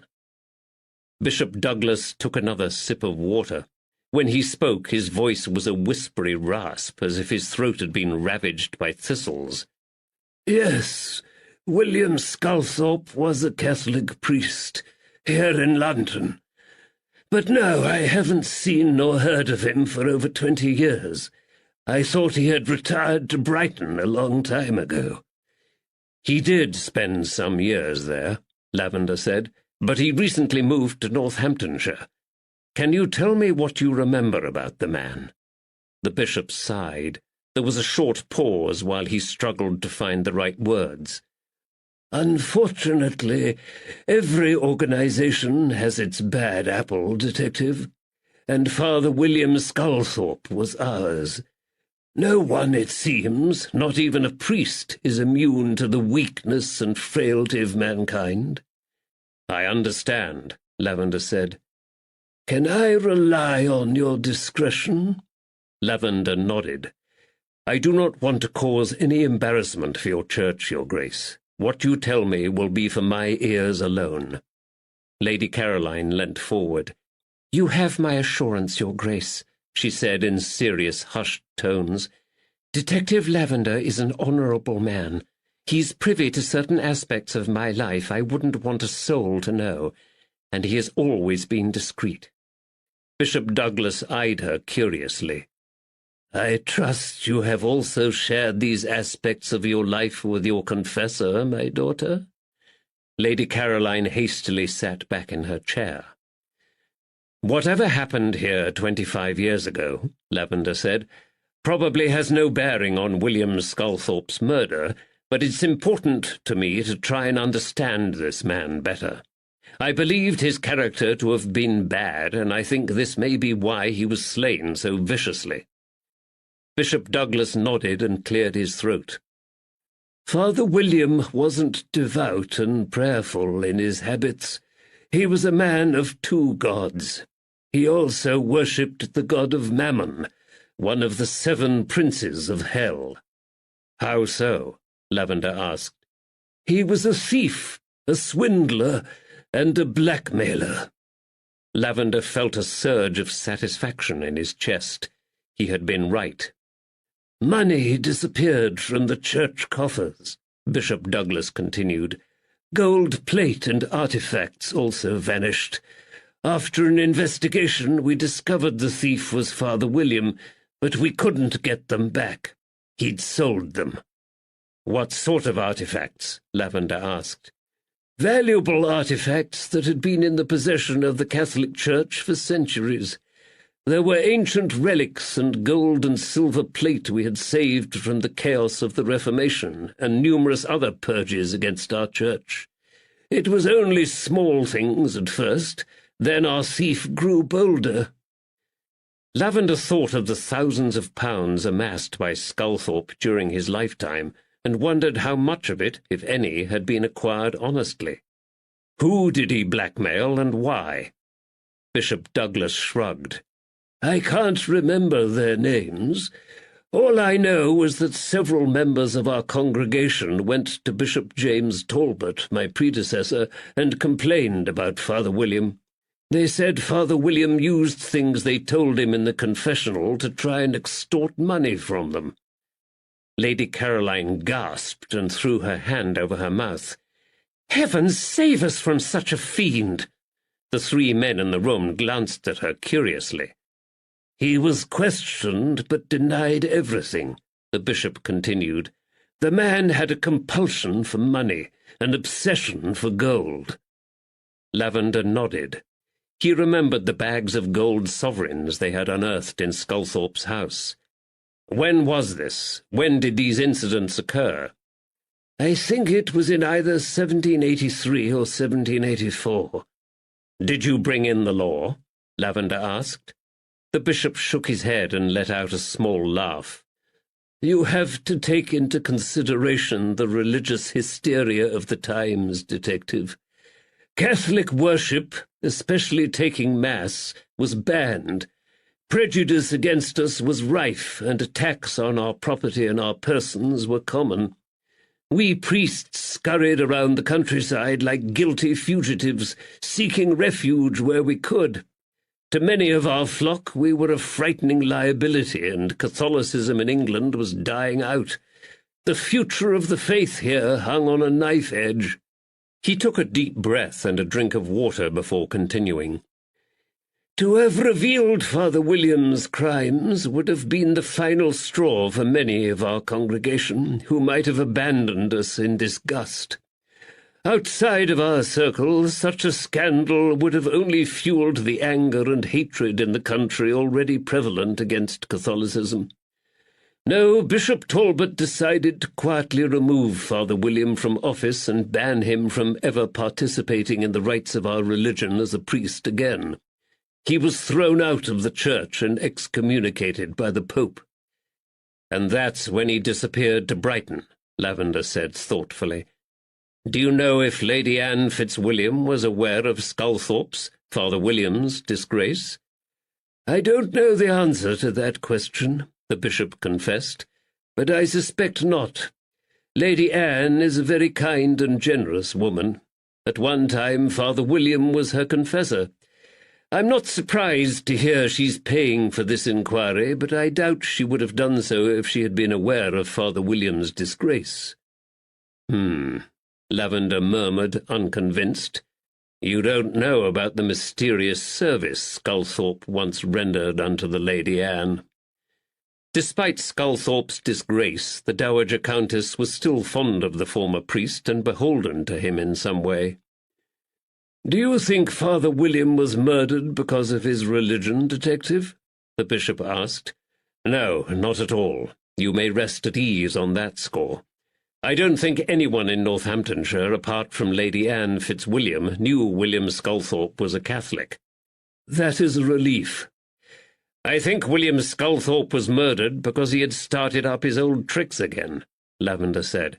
I believe he blackmailed several of the other villagers in Middleton. Can the Ethiopian change his skin, or the leopard his spots? Asked the bishop. A short pause ensued while everyone pondered this quote from Jeremiah, and the bishop coughed again into his handkerchief. Lavender became conscious of the crackling fire once more. If there is nothing else, Detective, perhaps I can retire now? Lavender roused himself from his thoughts. I'm sorry to detain you further, Your Grace, but I have 3 more questions. Which are? Father Colin sat down again.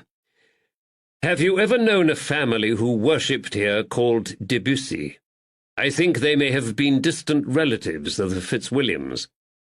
The bishop shook his head and glanced across the room at Father Colin, who also responded with a negative gesture. I'm afraid not. We can't help you there. And when William Sculthorpe was banished from the church, would this have freed him from his oath of celibacy and enabled him to marry? A steely glint shone from the bishop's eyes. It would not. He made that promise to God. He swore him an oath. Any such act, even after we expelled him from the church, would have damned him for eternity. Lavender's heart sank. Billy Sculthorpe must be Bridget Ahearn's son. He couldn't save Billy now. The strange little man would spend the rest of his days in the county lunatic asylum. There is nothing so powerful in drawing the spirit of a man downwards as the caresses of a woman, Father Colin said.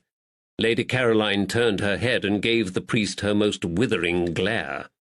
He fell silent and hastily dropped his eyes to examine the pattern in the carpet.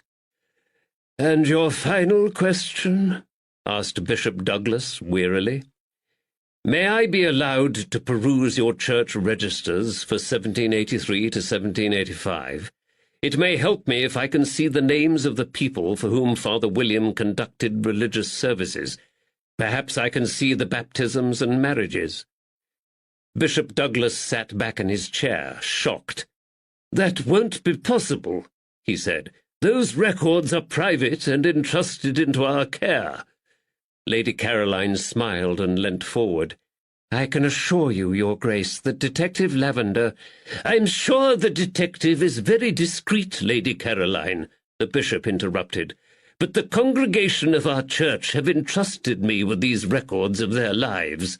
Many of them would be disappointed if I let a policeman peruse those records." An idea formed in Lavender's mind. There was something he had intended to mention before he left. Now seemed like the ideal moment. "I may have an artifact in Leicestershire that might interest you, Your Grace," he said slowly. "Oh?" "While searching the premises of William Sculthorpe for clues about his murder, we came across a beautiful reliquary, which I suspect is of immense value." Bishop Douglas' eyes became riveted on Lavender's face. "Go on," he said. "The reliquary is in the safe keeping of one of the Leicestershire county magistrates." "What does it look like?" asked Father Colin. He, too, was staring intently at Lavender. "It's about 10 inches high and made of silver and translucent blue enamel. On the carved lid of the box sit a Madonna and Child surrounded by 2 angels. Behind them rise 3 pointed arches that culminate in elaborate silver finials." "It sounds gorgeous," said Lady Caroline. "There's more blue enamel on the decorative side panels, which also depict scenes from the life of the Virgin and the infancy of Christ." "And the artifact inside the reliquary?" Bishop Douglas asked sharply. The sick and weary old man had suddenly become quite ferocious. "Hair," Lavender told him. The bishop and his assistant stared at each other in amazement across the room. Lady Caroline arched an eyebrow and smiled in mild amusement at the palpable rise in tension in the room. "Can it be possible after all this time?" Bishop Douglas whispered. "Is this the hair of St. Bernard of Clairvaux?" "Was this the 14th century reliquary deposited into the safe-keeping of the Order of St. Jerome?" Father Colin asked in equally hushed tones. "Yes, and it was lost by us," Bishop Douglas said bitterly. "Did it disappear around the time William Sculthorpe was stealing from the church?" Lavender asked. "Yes," Father Colin replied. "We thought we would never see it again." "Then I will reunite you with your precious reliquary," Lavender promised. For a moment the silence hung heavily in the warm room. Lavender sat still and waited. Lady Caroline glanced from one man to the other, leant across the desk and patted Bishop Douglas on the hand. "Surely one favour deserves another, Your Grace," she said. Bishop Douglas nodded and gestured Father Colin to his feet. "Fetch Detective Lavender the church records for the years 1783 to 1785. He has proven himself. He can be trusted." Father Colin opened another door of one of the great Baroque cabinets and pulled out 2 leather-bound volumes. He carried them over to Lavender and placed them on the desk in front of him. Lavender flicked quickly through the vellum pages of the first register, scanning the entries. "This shouldn't take long, Your Grace," he said. "Then we shall leave." "I hope you will tell your congregation that the reliquary was returned to you with the help of the Bow Street police," Lady Caroline said to the bishop. "It might help to build a better trust between the church and the police." "I shall do that," promised the bishop. Lavender quickly realized he had a chronological list of church activities in front of him, and this made his search easier. All the births, deaths, and marriages of the London Catholic community were recorded in the same book. Father William Sculthorpe's name appeared frequently in the 2 registers he perused. Sculthorpe had officiated at many marriages, baptisms, and funerals, but his name mysteriously disappeared from the records in April 1785. This must have been when Bishop Talbot and the church had banished him. Lavender slid his finger back up the page, looking for anything he might have missed during his first hasty scan of the records. It stopped suddenly at a short word in faded ink: Debussy. In December 1783, William Sculthorpe married a young woman called Judith Ann Debussy to Baron Lionel Ralph Danvers.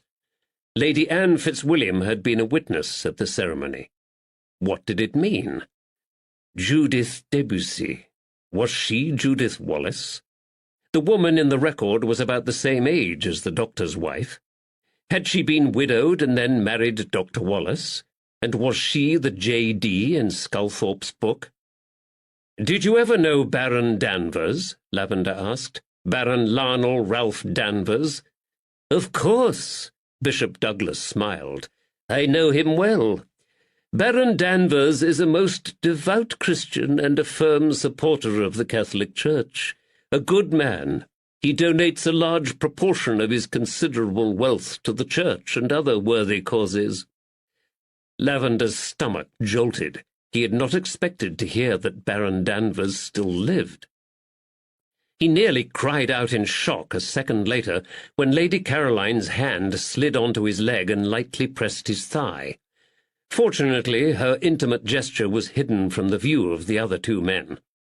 He glanced at her, but her features were impassive, and she stared straight ahead at the bishop. It was only when she removed her hand that he realized she had something to tell him, in private, about the devout Baron Danvers. Ye gods, he sincerely hoped the Baron hadn't been another one of her lovers. He returned to the fading record in the register. "This is the record of Baron Danvers' marriage to Judith Ann Debussy, here in 1783. Bishop Douglas frowned for a moment, then nodded. "Oh, yes, I remember now. That was his first wife. She died young. Baron Danvers is now married to the Lady Eliza." Lavender pressed his lips together and tried to concentrate on the register. The revelations were unfolding so quickly his brain could barely take in each new development, and he still had one more record to check: Billy Sculthorpe's baptism. Billy had been born in London. Sculthorpe, or Bridget Ahern, may have had him baptized here. Lavender scanned down to July 1785 and narrowed his eyes to search through the baptisms. There wasn't one for Billy. Think, he told himself. Think! Children are frequently not baptized until several weeks after their birth. He slid his finger down each entry for July, then August, September, October, November. Nothing. Nothing at all. Disappointed, he pulled back his hand upwards and read the ledger entries in reverse order. Now he saw it. Not the baptism of a young William Sculthorpe, or that of a young William Ahern, but the burial record of the infant William Wentworth Fitzwilliam on 25th July, 1785. For a second he was confused. Why had his brain jolted and his finger stopped at this particular place? Then the pieces of the jigsaw finally fell into place. William Viscount Milton, born and died 22nd July, 1785, at Parkside House, Wandsworth, first son of William, Earl Fitzwilliam, and Lady Charlotte Fitzwilliam. The truth hit him with the velocity and ferocity of a lightning bolt.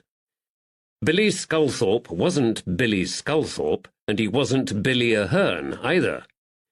Billy was William Viscount Milton. He was the eldest grandson of Lady Anne Fitzwilliam and the child of her son, one of the greatest landowners in the country. He was also the rightful heir to 2 earldoms. Chapter 26. Monday, 5th March, 1810. Market Harborough, Leicestershire. It was late and dark when Woods finally clattered into the cobbled yard of the livery stables in the High Street and threw the reins of his sweating horse to the ostler. But for once at this time of night, the town square of Market Harborough was a hive of activity.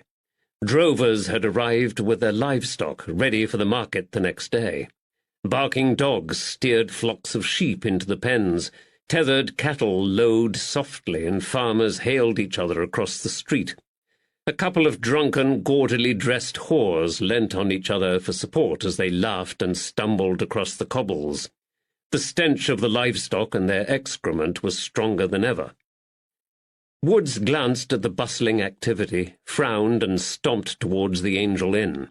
He'd forgotten about the ruddy market. The tavern would be full of drunken farmers and drovers tonight.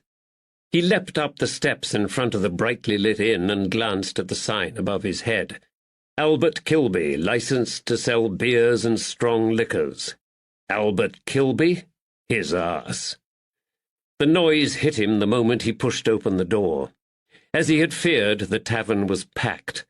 Groups of powerfully built, wind-burnt and animated farmers now competed for space and the attention of the mob-capped barmaids, along with the usual crowd of coal-blackened boatmen and wharf hands. Half a dozen tired sheepdogs sprawled across the wooden floor like a matted black-and-white carpet. Apart from the usual hum of body odour, tobacco smoke and alcohol, the inn now reeked of wet dog. No one glanced up at Woods tonight as he hesitated in the entrance. All the glazed eyes in the room were trying to focus on their slurring neighbours. He caught the faint whiff of hot pastry and his stomach rumbled. He picked his way through the crowds, found a small table and a single stool in the corner and sat down. The crowds briefly parted and he caught a glimpse of Albie Kilby smiling and pouring out ale behind the bar. Kilby hadn't seen Woods, but his wife had. Rosie Kilby arrived at his table with a jug of ale and a pewter tankard. She placed the tankard on his table and pointed towards his head. "My, you look like you've been in the wars, Constable." He tossed a coin onto the table. "Leave the jug," he growled, "and bring me 2 of your steak pies with gravy." If he was going to confront Kilby, he might as well do it on a full stomach. She frowned at his abruptness. "As you wish, sir." She turned on her heel and disappeared into the swaying and drunken throng. Woods poured out his drink and leant back against the wall and glowered in Kilby's direction. It was going to be a long night. Just before midnight, Albie Kilby instructed the last few of his customers to get themselves home to their beds. Kilby's suggestion was greeted by growls of derision from a stubborn table of drunken farmers. Woods leant back on his stool in the shadows and watched. It was darker now. The wicks of the tallow candles that lit the inn guttered in the draught from the door, and the fire in the hearth had all but burnt out. Rosie Kilby sidled across the ale-soaked floor and picked up Wood's empty plate and tankard. "Did you enjoy your supper, Constable?" she asked. "Yes, thank you, Mrs. Kilby," he replied. "If Mrs. Kilby is actually your real name." She started, returned to her husband behind the bar, and whispered something to him. Kilby frowned and glanced in Wood's direction. He turned back to his wife, spoke to her, and pointed to the last group of farmers in the bar. Rosie Kilby went over to them and, after a bit of cajoling, managed to persuade them to their feet. They staggered in the direction of the hallway that led to the front door of the tavern. Rosie followed them out. Now only Woods and Albie Kilby remained in the room. He rose to his feet and glared at Kilby. "We need to talk. Come outside now." Kilby shrugged, put down his cloth, and followed Woods towards the rear door of the tavern, which led out into the stable yard. An image of the landlord's huge, hairy fists shot through Wood's mind, and he realized his mistake immediately. It would be pitch black outside in the yard. Those cobbles could be slippery, and it was unfamiliar territory for him, although not for Kilby. Far better to deal with Kilby inside. Woods swung round, clenched his fist, and thumped the landlord hard in the face. Blood spurted from Kilby's nose and lip, but the huge man barely swayed. He raised his left hand to his bleeding face. "What the—" Wood's second punch hammered into Kilby's rib cage. This time the landlord staggered backwards, overturning a table and stool and crashing into the side of the bar. Glass shattered onto the floor. "Give over, Neddy!" Kilby spluttered. He leant forward and spat out blood. "Don't you bloody call me that!" Woods launched himself at Kilby, swung him round by the lapels, and slammed him up against the tavern wall. More furniture overturned, and Rosie Kilby screamed. Wood's hands gripped Kilby's thick neck, and he squeezed with all his strength. Now Kilby fought back. He swung an iron fist at Wood's head, but Woods leapt back and ducked, catching a glancing blow to his cheekbone. Summoning every last ounce of his strength, and driven by the fury of the devil himself, Woods lashed out at Kilby's face. He struck home twice, then leapt forward and grabbed Kilby by the throat again. The landlord struggled to breathe. His hands clawed at Wood's throat, then fluttered back to try and release the pressure on his own windpipe. Their sweating faces were inches apart. Wood saw shock in Kilby's wide eyes. He smelt the stale ale on each rasping breath, and he felt the fear in the man. It was enough. He stepped back, raised his knee, and jabbed it as hard as he could into Kilby's testicles. "And that's for what you did to our mother." The landlord wheezed, exhaled a huge grunt of pain, then fell forward onto his knees to nurse his injured balls. A huge surge of satisfaction shot through Woods, who stood back to watch him suffer and regain his breath. The next second, Rosie Kilby's broom appeared out of nowhere and whacked him on the skull. Its hard edge caught the delicate tissue of Wood's damaged left ear. He swore, staggered, and clutched his head as the searing pain exploded in his ear once more and bounced around his skull. "What the hell do you think you're doing?" The furious landlady waved the broom in their faces. "Are you bloody Cain and Abel now? Why don't you just sit down and talk to each other like normal family?" Woods couldn't respond. He clamped his jaw shut to stop himself from screaming in agony. Blood oozed over his fingers as he grasped what remained of his tattered and swollen ear cartilage. Tears stung his eyes. "I'll see you thrown in jail for that, madam," he spluttered when he finally found his voice. It cracked with pain. "There's ruddy laws against attacking police officers." "Aye, for them that's on duty, maybe's," she yelled, "but not for them that's simply thumping the hell out of their brothers. And you!" She gave Kilby a hard shove on the shoulder with her broom. "You great saphead! Why the hell didn't you fight him back?" She slapped him again, then placed her hands on her hips in a gesture of furious defiance. Wood's gaze shifted between his sister-in-law and the bowed white head of his grimacing brother, who was still nursing his balls delicately in his cupped hands. Kilby finally broke the awkward silence. He spoke slowly and with a slight squeak. "Actually, Ned, it were Ma who helped me the most. She helped me to escape." Chapter 27. Monday, 5th March, 1810. Lincoln's Inn Fields, London. Lady Caroline sank down onto the carriage seat in a flurry of green velvet and ostrich feathers, and turned her sad face in the direction of her young lover, and sighed heavily. "Caro!" Duddles exclaimed in alarm. "Are you unwell?" He reached out to take her hand in his own. "No, no, Henry. But I'm so exhausted. Police work is utterly exhausting. I don't believe I've had to concentrate so hard in years. I could barely follow the detective's line of questioning." "My poor, poor Caro," Duddles said.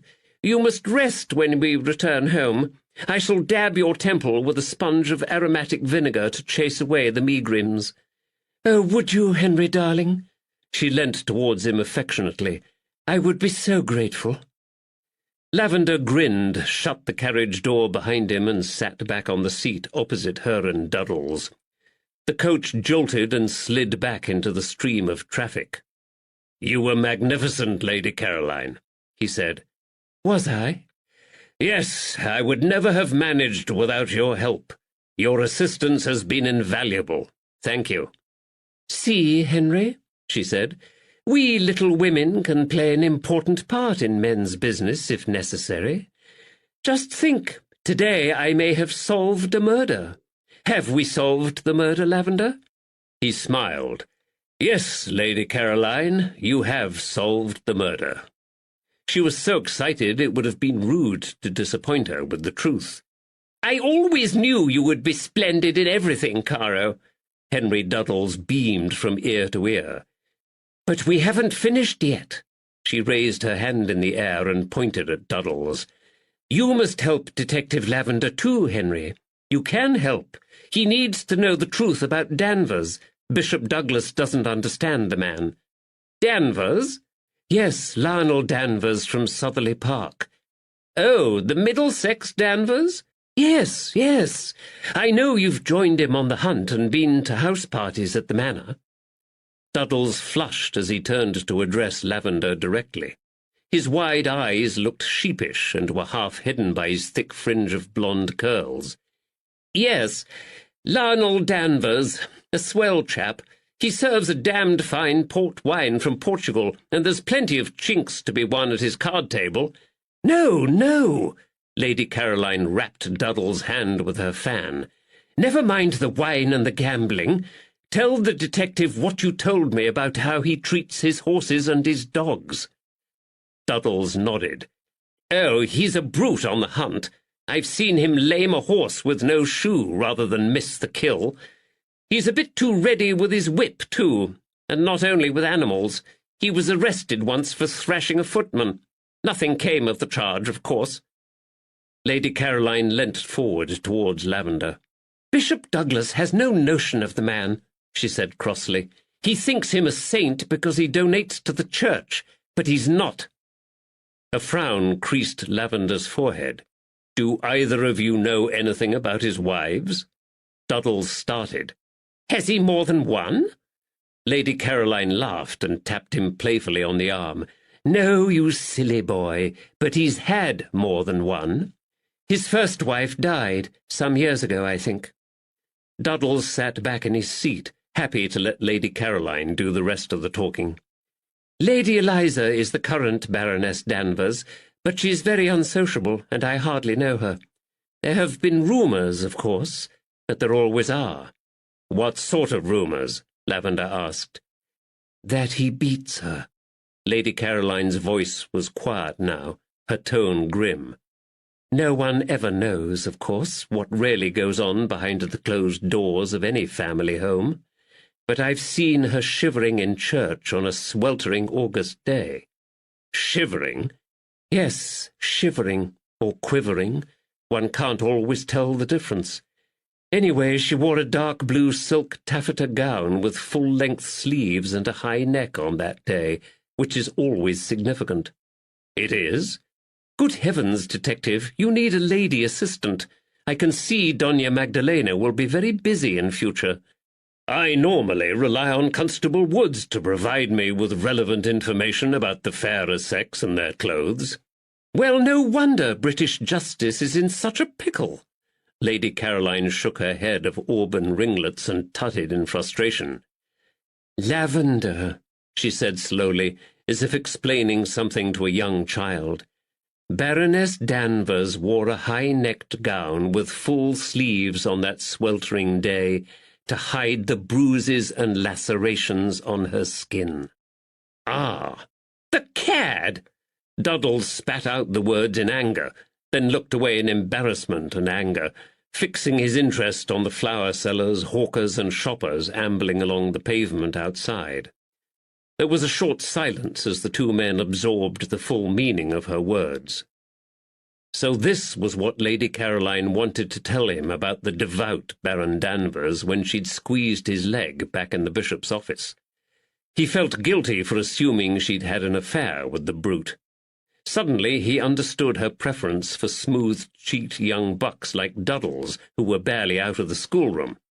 It was easy to instruct these enthusiastic, panting puppies in the niceties of how to treat a lady with love and kindness.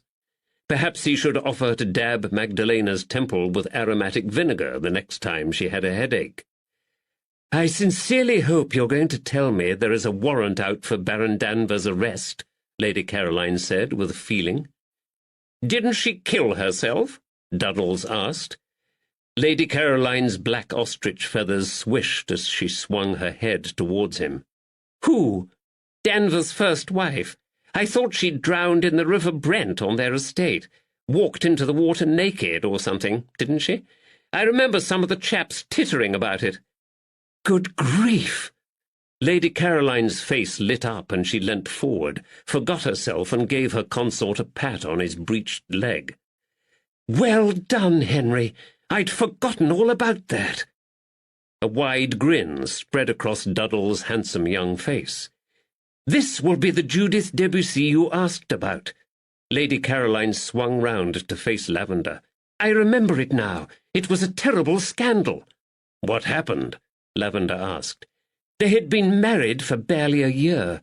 She walked into the river and drowned herself, leaving her clothes on the bank. Danvers tried to hush it up, of course. He told everyone his wife had been ill and died, but it was impossible to keep a secret like that in our circle.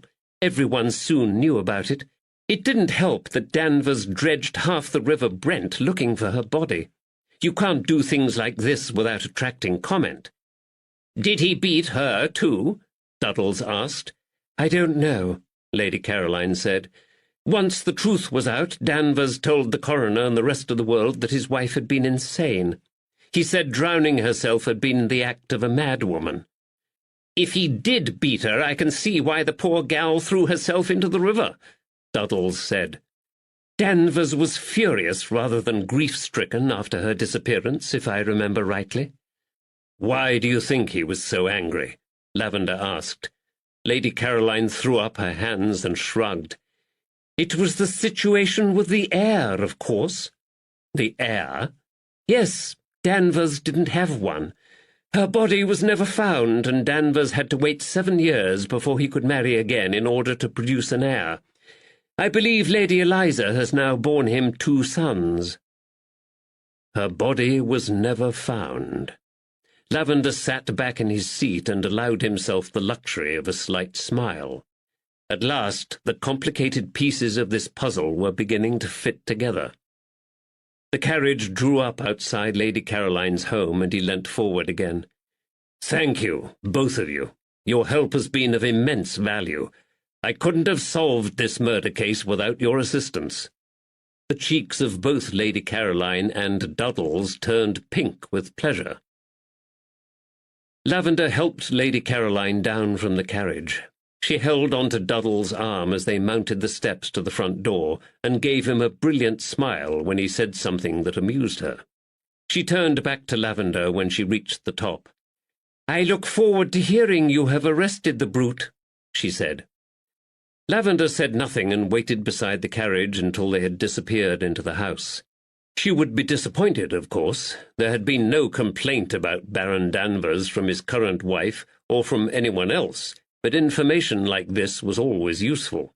One of these days Baron Danvers would get his comeuppance. One of these days. Lavender pulled out his pocket watch and checked the hour. Good. He still had time to make one last call before he had to board the return coach to Market Harborough. The coachman turned round on his seat on the box. "Where to now, governor?" "Tooley Street, Southwark," Lavender said as he climbed back into the rocking carriage. There was just time for a cup of coffee and a chat with the wisest, cleverest, and most astute woman Lavender had ever had the pleasure to know. His mother. Chapter 28. Monday, 5th March, 1810. Market Harborough, Leicestershire. Woods and Albie Kilby sat opposite each other at a table in the deserted tavern. An opened bottle of brandy stood on the table between them. Kilby. Albie Kilby. This wasn't Albie Kilby, he told himself. This was Bert, his brother Bert, his only brother. The brother he hadn't seen since he was 9 years old, and whom he barely remembered. The brother who had fled from London 36 years ago after killing a man. "You're a mean scrapper, Ned," Kilby said. "Where did you learn to fight like that?" "In the same streets as you," Woods snapped. At the other side of the bar, Rosie Kilby swept up the shattered glass, finally using her ruddy broom for its true purpose. She had extinguished most of the candles and lamps, and he and Kilby, Bert, were sitting in half-darkness, sipping their drinks, toying with their glasses and casting sly glances across the table at each other.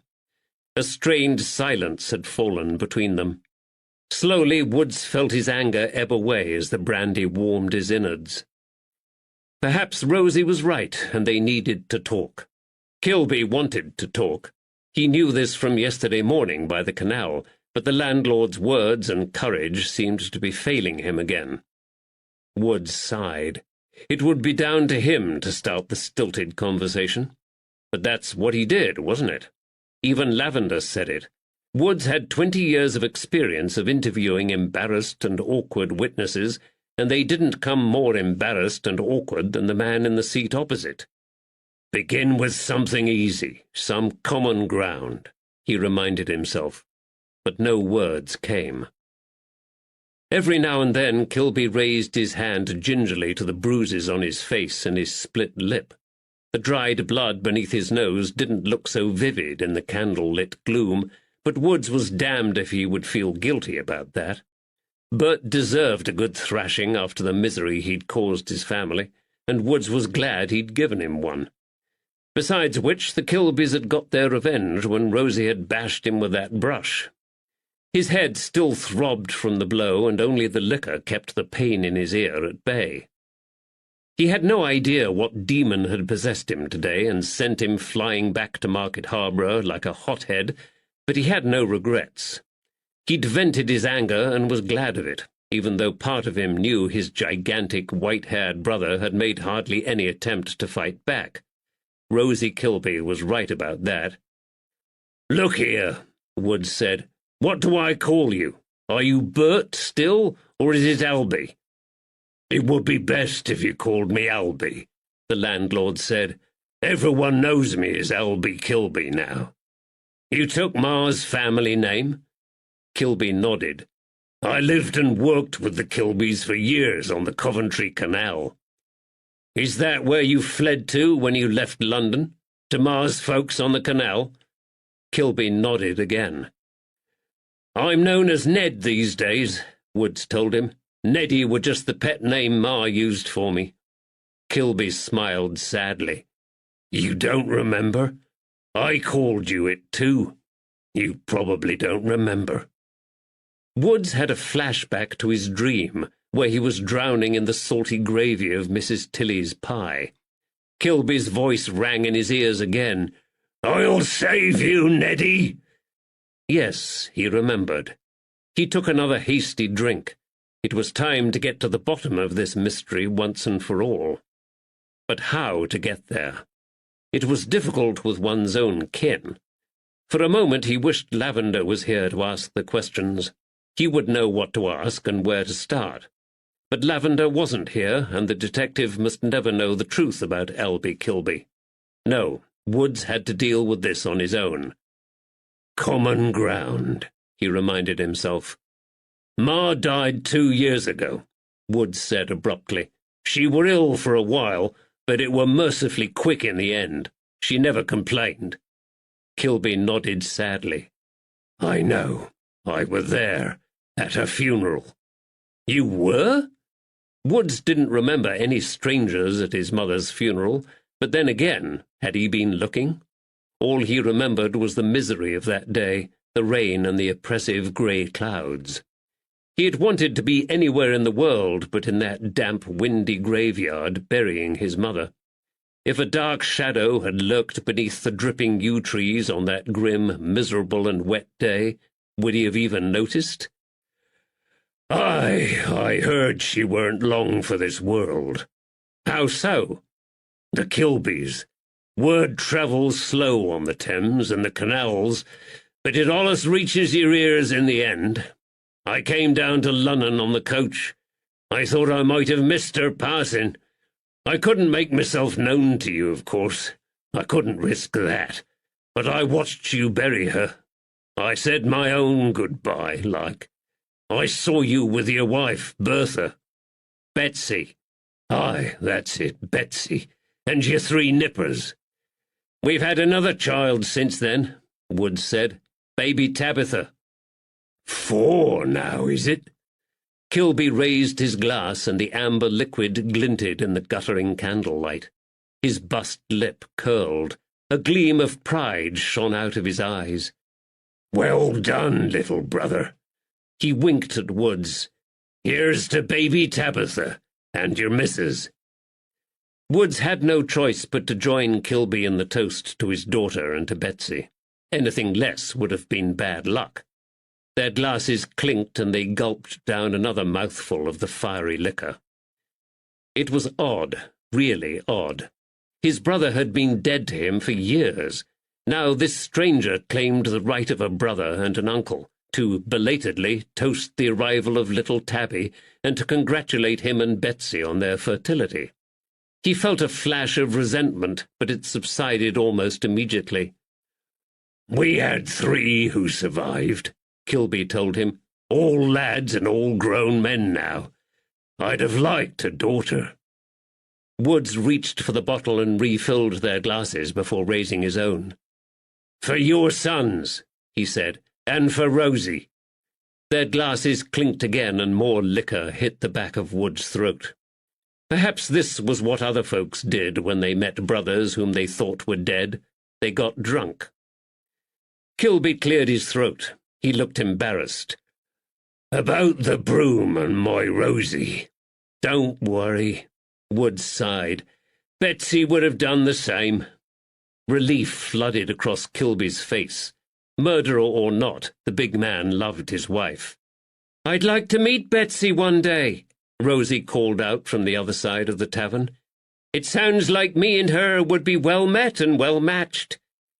She was wiping glasses behind the bar by now, but her eyes never left the 2 men. Her broom now leant idly against the wall, but Woods had no doubt she wouldn't hesitate to pick it up and lash the 2 of them if they failed to— well, to what? To clear up the past? To talk? To find some sort of kinship? "So, what happened on that day in the docks, Albie?" he said. "I know some things, but not all. And I saw some things too, but it's muddled. Tell me in your own words what happened." Kilby's huge shoulders rose and fell with his sigh. "You were only a nipper. There are 10 years between us. You were the only one of Ma's babies to survive after me, and there were a lot who died." Woods nodded. "I were fond of you, Ned," Kilby said awkwardly. "You were a good little lad. Funny, too." He paused, embarrassed. "You allus made us laugh with your daft ways." Woods felt affection emanating across the table towards him, and memories flooded back of those years when they were a family. He remembered Kilby lifting him up onto his broad shoulders when his little feet were too tired to walk any more. Kilby carrying him everywhere on his shoulders, along the noisy, dirty docks, around the cramped and smoky streets of Rotherhithe, and down to the mud flats beside the river where he liked to play.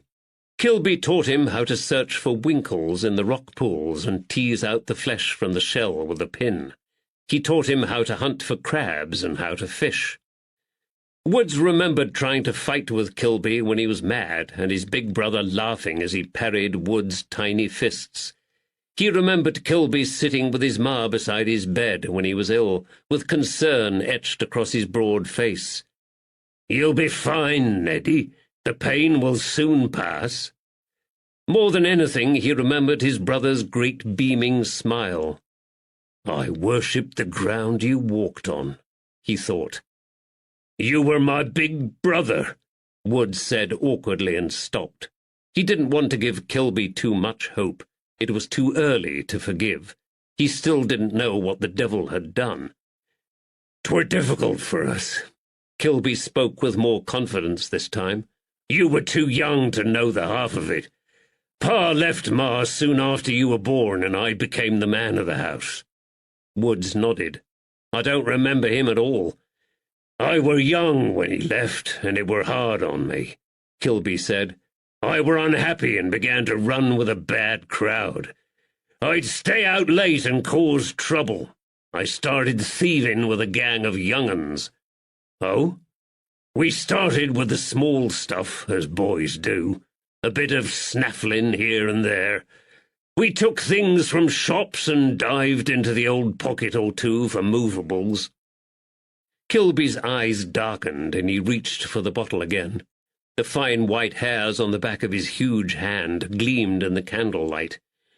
"Aye, those were dark days. I caused I caused her pain." He threw back his head and downed his drink in one.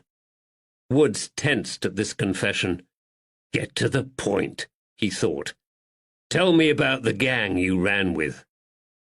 Kilby put down his glass and glanced upwards to the ceiling as if trying to pull down a memory from the rafters of the tavern. "The leader were a lad called Yabsley. Nasty piece of work he were, a real sly boots.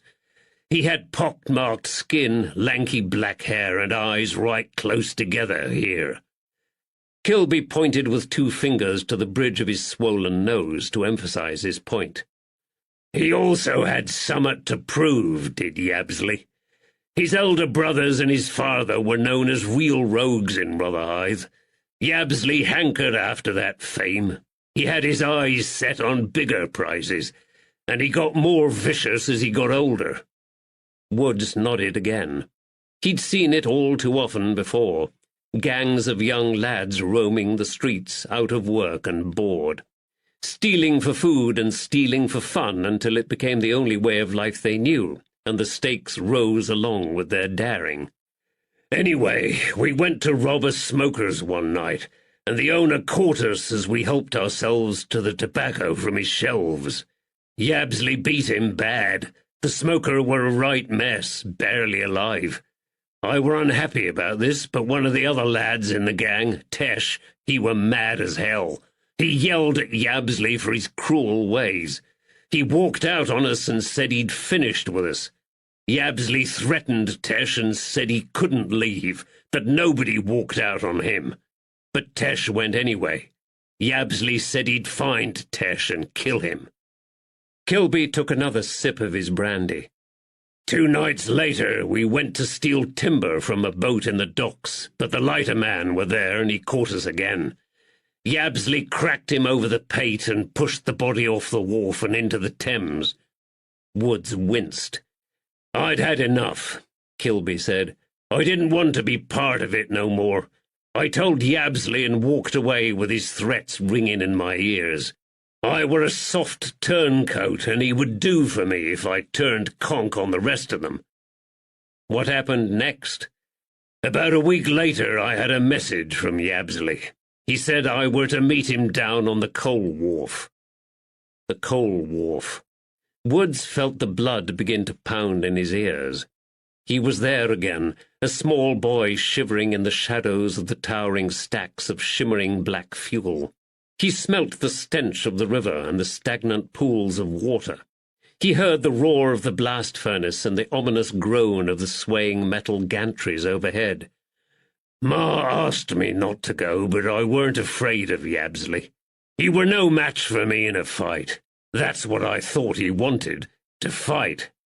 The pounding in Wood's head got louder. "What happened?"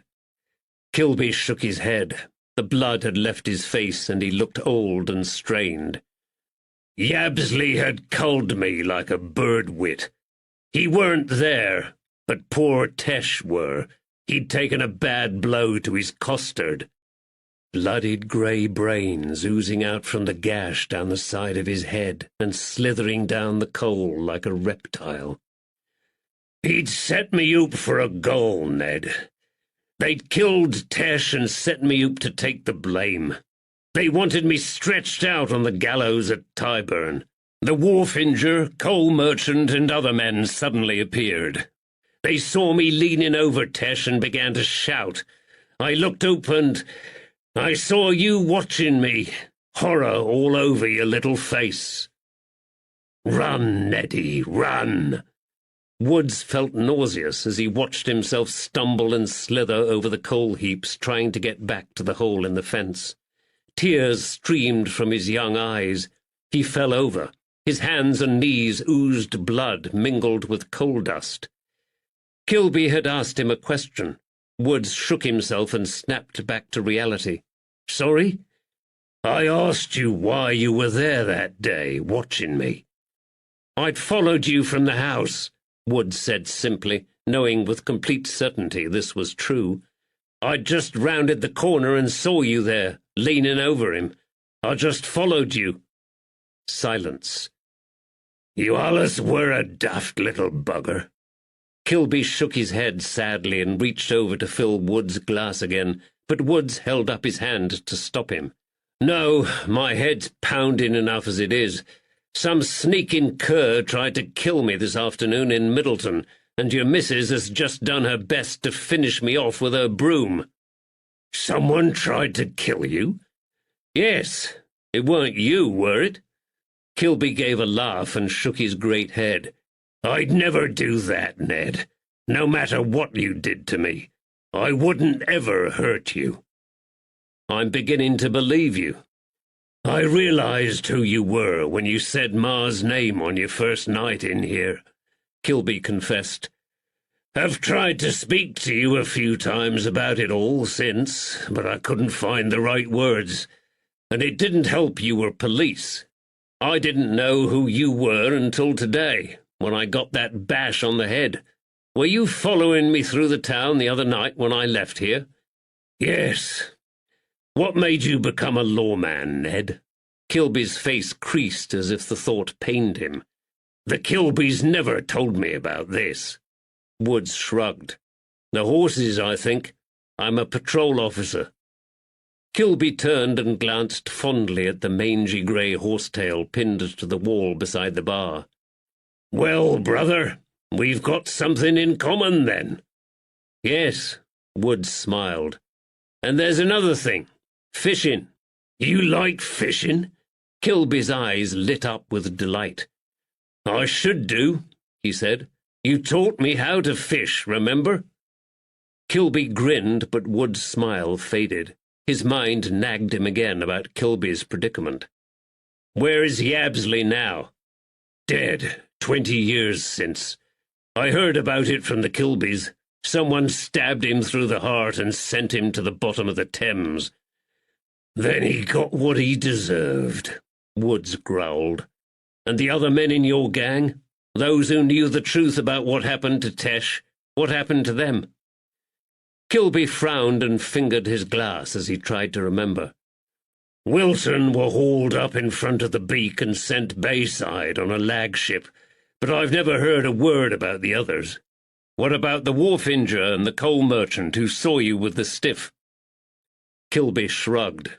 "As far as I know, they're still alive and well." "So, you're still wanted for murder in London. Anyone who could stand for you as a witness at your trial is either dead, transported, or missing. But those who would speak against you are probably still alive." It was a statement rather than a question. There was a short silence before Kilby said, "Yes, I reckon that's about the run of things." He was quite cheerful, considering his predicament. Woods shook his head and sat back in his chair. "You'd never get a fair trial now," he said. Rosie Kilby appeared at her husband's side and placed a protective hand on his shoulder. "Albie has been more than honest with you, Ned," she said quietly. "So what you going to do? Will you turn Albie into the runners?" They stared at him, waiting for his reaction, his decision. He sighed heavily. He'd expected this question.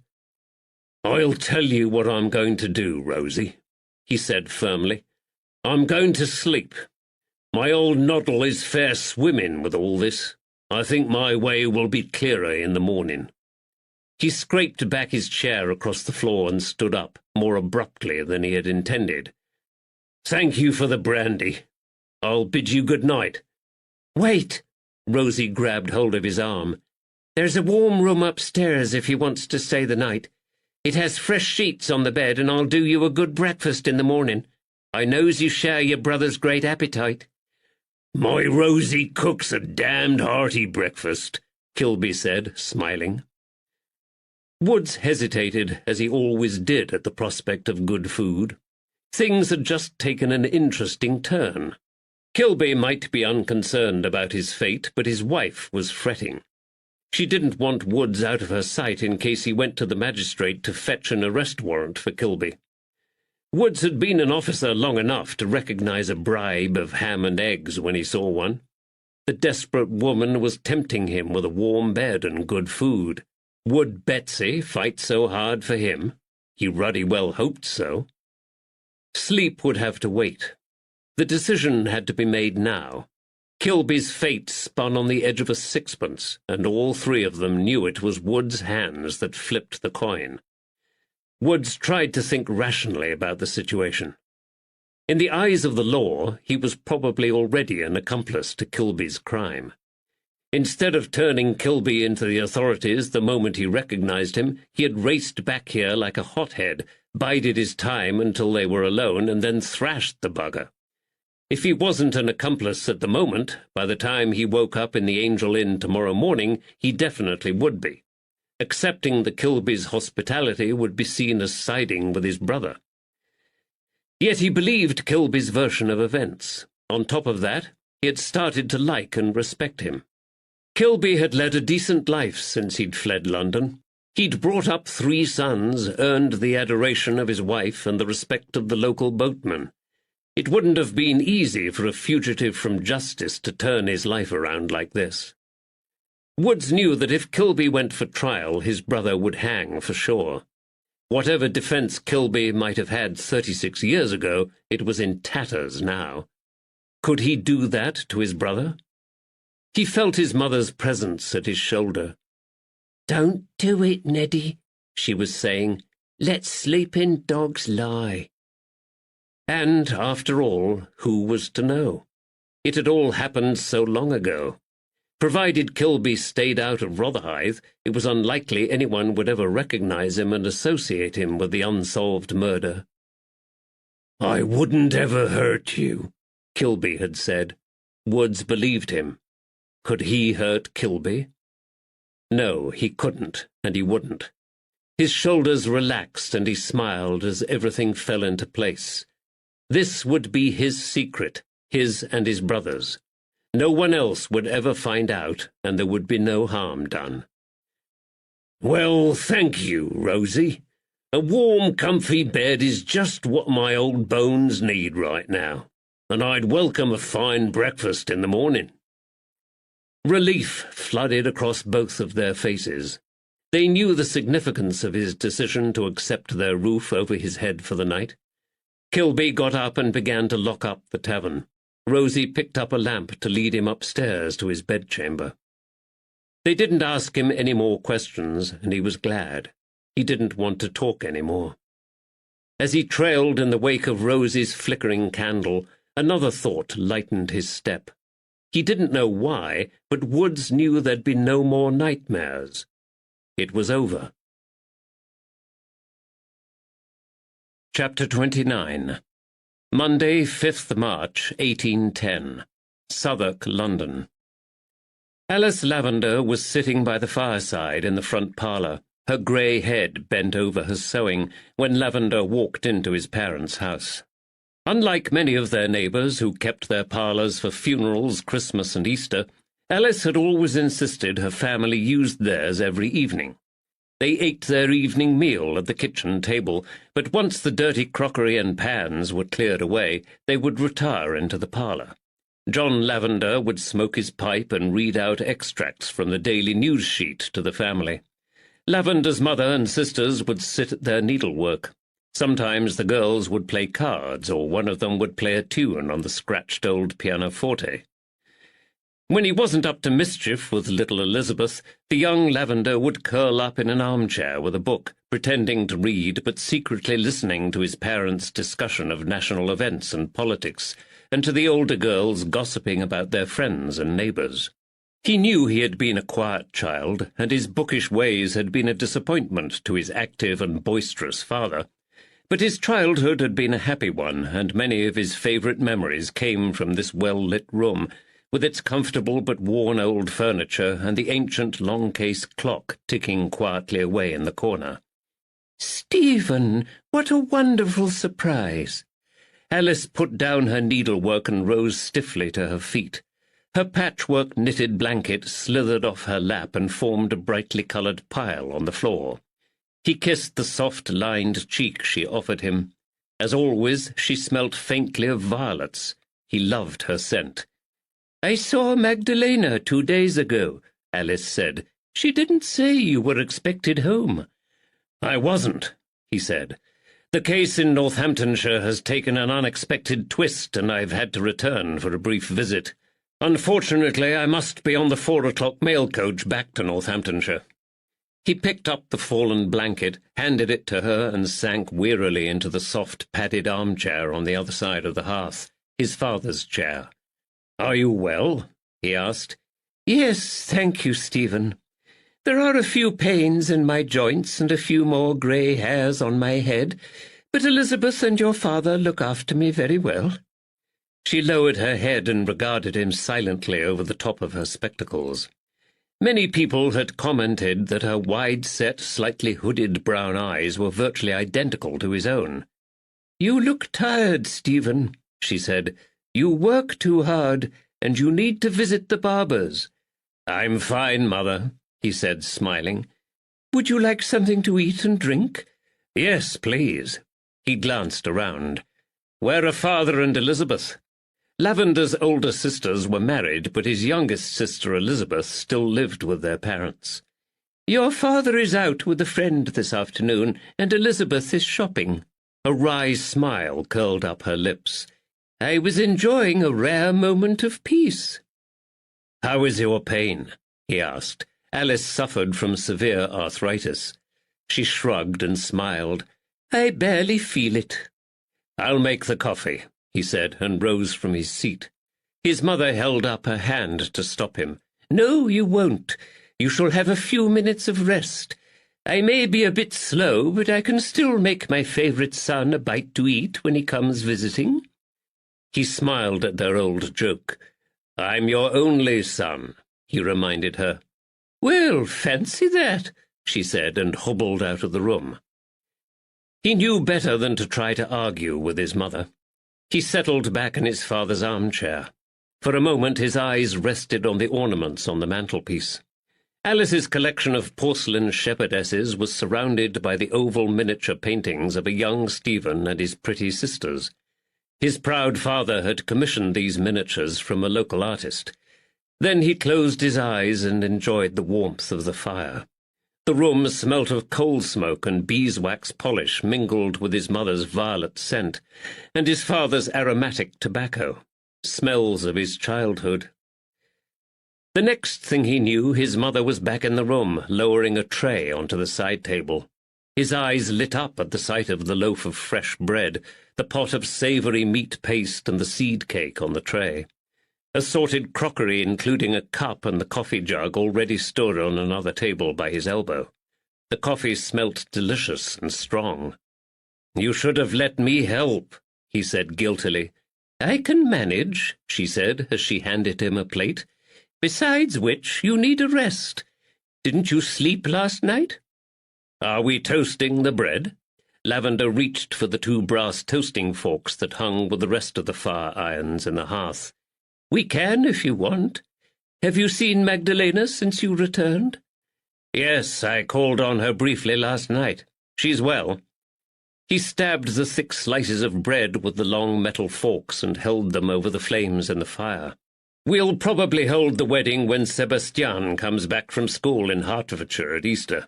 I think Magdalena wants him to be there." While he toasted the bread, Alice poured the coffee and arranged the plates and asked him further questions about their wedding plans. She spread the meat paste onto the toast and told him the latest family news while he washed down his food with several cups of strong coffee. He felt reinvigorated. "Have you met Magdalena's son yet?"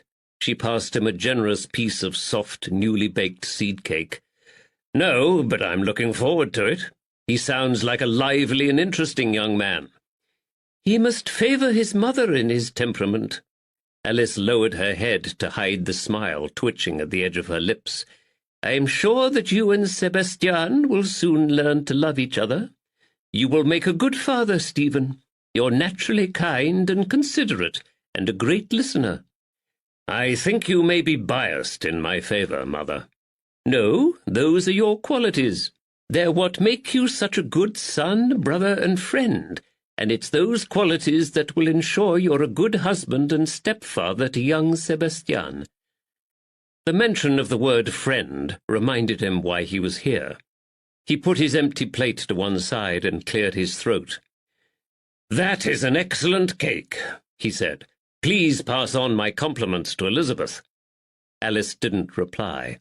She was watching him through those soft eyes that never seemed to blink. Had he ever seen his mother blink? "I need to ask you about Tilda Woods." "Tilda Woods?" "Yes, I need to know about her eldest son, Bert, the one who vanished." "My, that's a long time ago." Alice put her own plate down on the side table.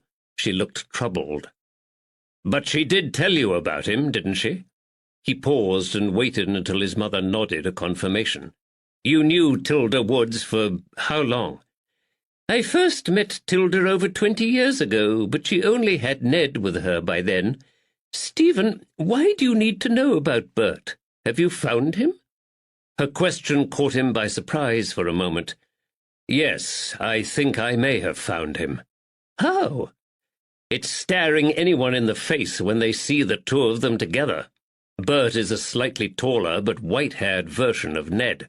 If you catch them in the right light, as I did, they're very similar in features and expression." "Good gracious! Does Ned know about this? Where is Ned?" "Mother, may I ask the questions, please?" "But Ned—" "Ned is safe. At least I hope he is." She sat back in her chair. "I'm sorry, Stephen. Please carry on." "Can you remember what Tilda told you about Bert? I need to know everything."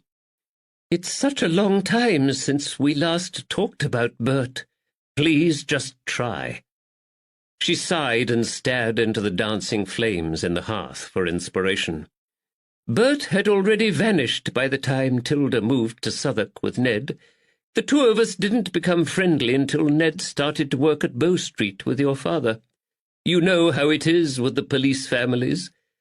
Lavender did know. The Bow Street police officers weren't popular in London and were regarded with great suspicion by most of the population and often isolated.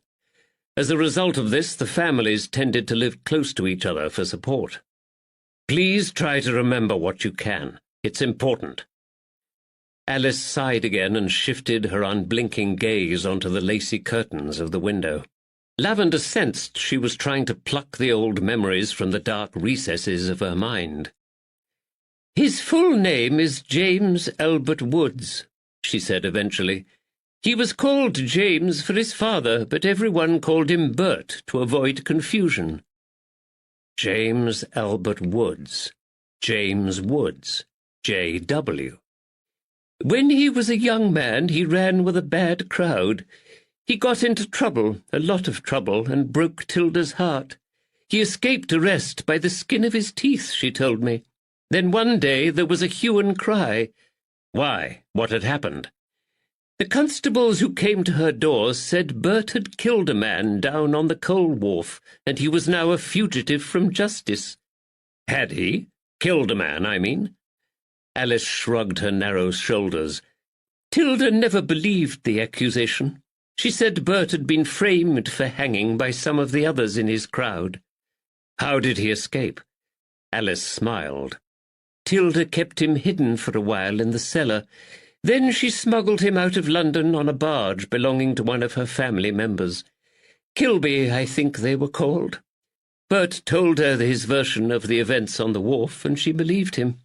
She always claimed he was innocent. I'm sorry, Stephen, I can't remember anything more about his story." Lavender nodded. "That's all right. What happened next to Tilda and Ned?"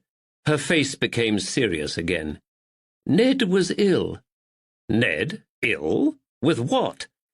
"Well, that's the mystery. It was as if his nerves were upset. He screamed and cried all night with bad dreams." "Bad dreams?"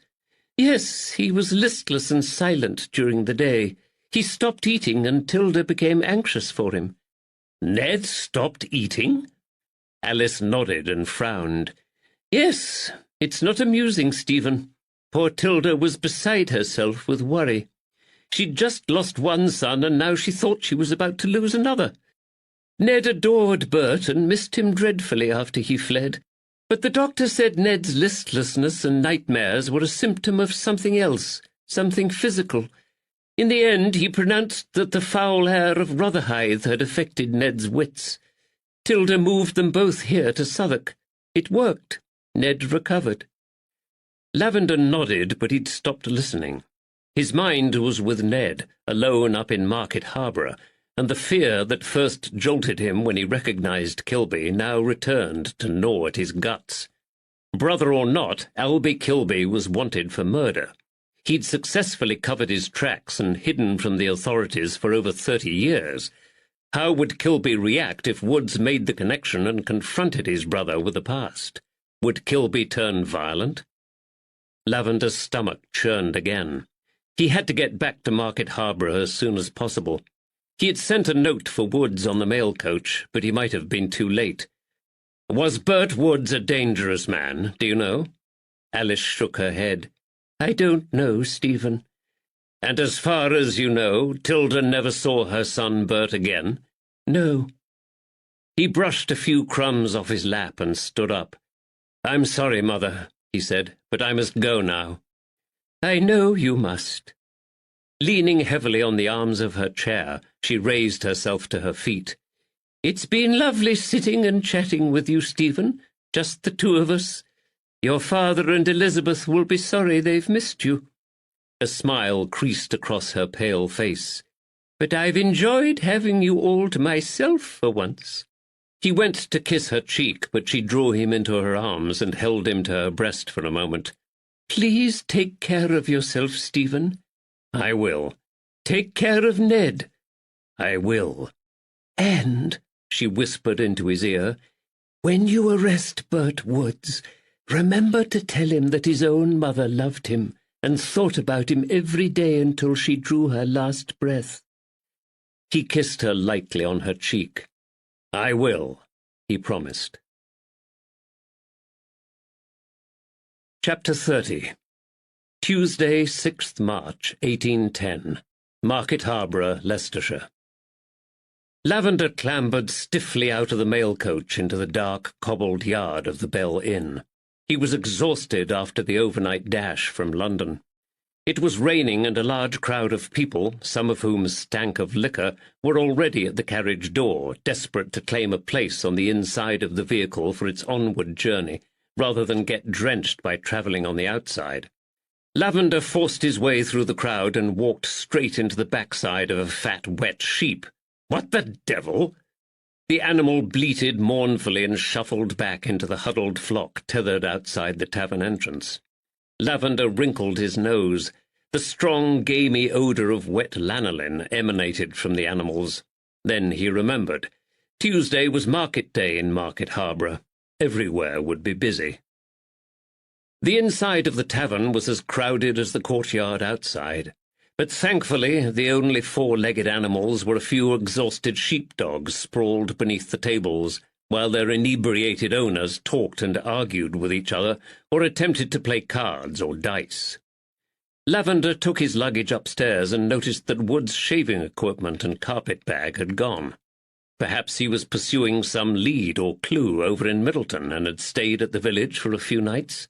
Hopefully he should be back soon.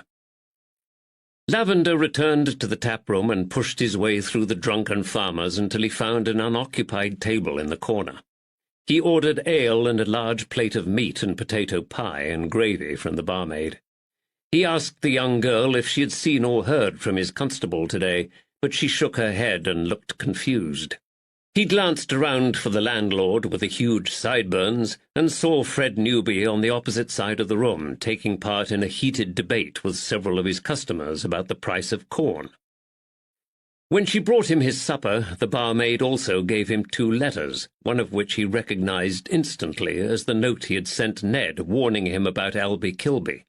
It was unopened. The other was from Captain Rushperry and was addressed to both him and Constable Woods. It was still sealed. The barmaid told him they had both arrived the previous afternoon. Obviously Woods hadn't been here since then. Lavender frowned, pulled out his pocket-knife and slit open the letter from Rushperry. Rushperry wrote that Lavender had been right about Caleb Licorice. The Cottingham churchwarden had been in trouble with the law in his youth. While perusing the court's records for the name Licorice, Rushperry's clerk had discovered that the churchwarden had been sentenced to 30 days' hard labour back in 1782. Licorice had wilfully exposed his manhood to a startled group of women returning home from the Kettering horse fair. Lavender laughed and wondered why he wasn't more surprised to learn Caleb Licorice was a lewd fellow. A sense of satisfaction welled up in his chest. The complicated strands of the tapestry of this mystery were beginning to untangle, and a clearer picture was emerging. William Sculthorpe had a compulsion about money, and when he lived in London he resorted to blackmail to keep his coffers topped up with gold coin. He needed to speak to Caleb Licorice again to confirm his suspicions, but his theory that Sculthorpe had been blackmailing his Middleton neighbours was becoming more and more credible. For all Lavender knew, he'd probably been blackmailing folks down in Brighton, too, when he lived there. Lavender didn't know how Sculthorpe had found out about Licorice's past crimes, but nothing surprised him any more about the former priest. He had no doubt that the wily old man had approached Licorice, threatened to reveal his sordid little secret, and demanded money in exchange for his silence. 1 guinea a month was a hefty demand. No wonder the two men were seen arguing, but Licorice had no choice. If the truth came to light about his youthful perversion, his standing in the community, especially at the church, would be ruined. Licorice needed William Sculthorpe to keep quiet, but would he have been prepared to murder the old man to ensure his permanent silence? Lavender shook his head. No, Licorice wasn't the type to get his hands dirty, but he could afford to pay someone to do the deed for him. Would he turn a blind eye if he knew that others planned to rid the village of the blackmailing old rogue? Who amongst Sculthorpe's victims would be prepared to become part of such a conspiracy? He sighed. "This is the last payment, you old bastard. Leave me alone. J.W." The resentment and anger in that message bothered him. The author of this curt note hated William Sculthorpe with a vengeance.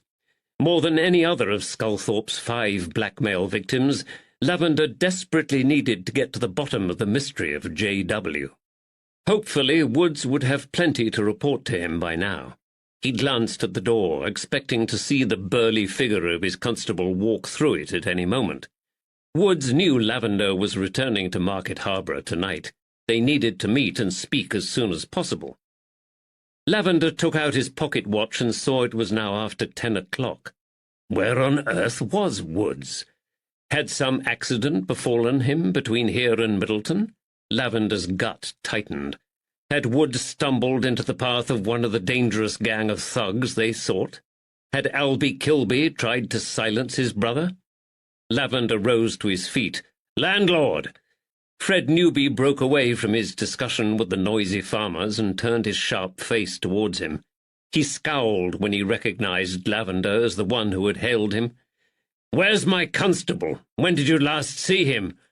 "I don't know where your man is," Newby replied, "but I can make a fair guess." "You can? Why?"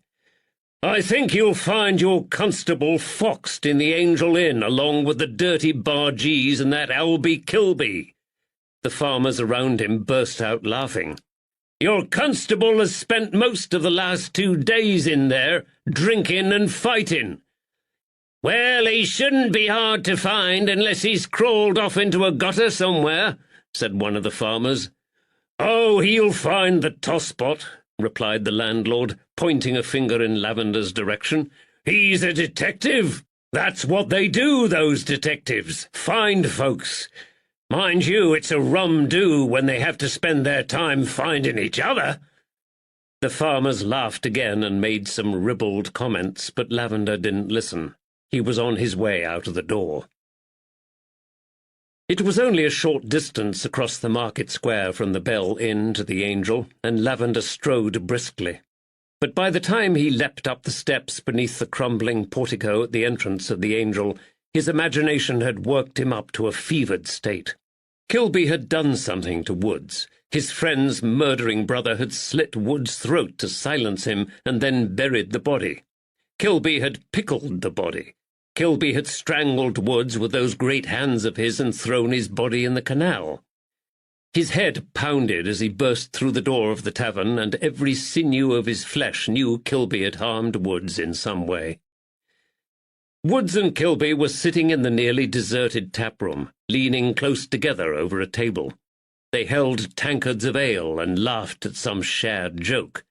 Relief and anger flooded through Lavender in equal measure. "Sure!" Woods beamed at him across the taproom. His large, round face was flushed with liquor, and his eyes shone. "You're back! Good to see you! 'Tis well met! Come here to meet— I know who he is," Lavender snapped as he strode across the taproom. His voice cut through the mellow atmosphere like a blade, and he knew it. The last two customers glanced across at them. "You said he was smart," Kilby said to Woods. Woods nodded enthusiastically. The drink exaggerated his movements. "Oh, yes, he's a clever detective. Very clever." Seeing them side by side and nodding in agreement, the two brothers were like peas in a pod. One was just a bit riper and larger than the other, and both of them were covered in purple and yellow bruises.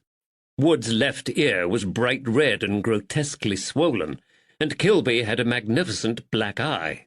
Had they been fighting? If so, why so close now? What the hell had been going on? He turned to the two gawping customers at the other table. "This tavern is now closed for the night. Put down your drinks and leave." The two farmers glanced at Kilby for confirmation, but Kilby did and said nothing. "Who the hell are you?" one of the men asked. "I'm Detective Stephen Lavender with the Bow Street Police Office, and I'm shutting down this tavern for the night. If you don't get out this door now, I'll have you both thrown in the stocks for interfering with a police investigation."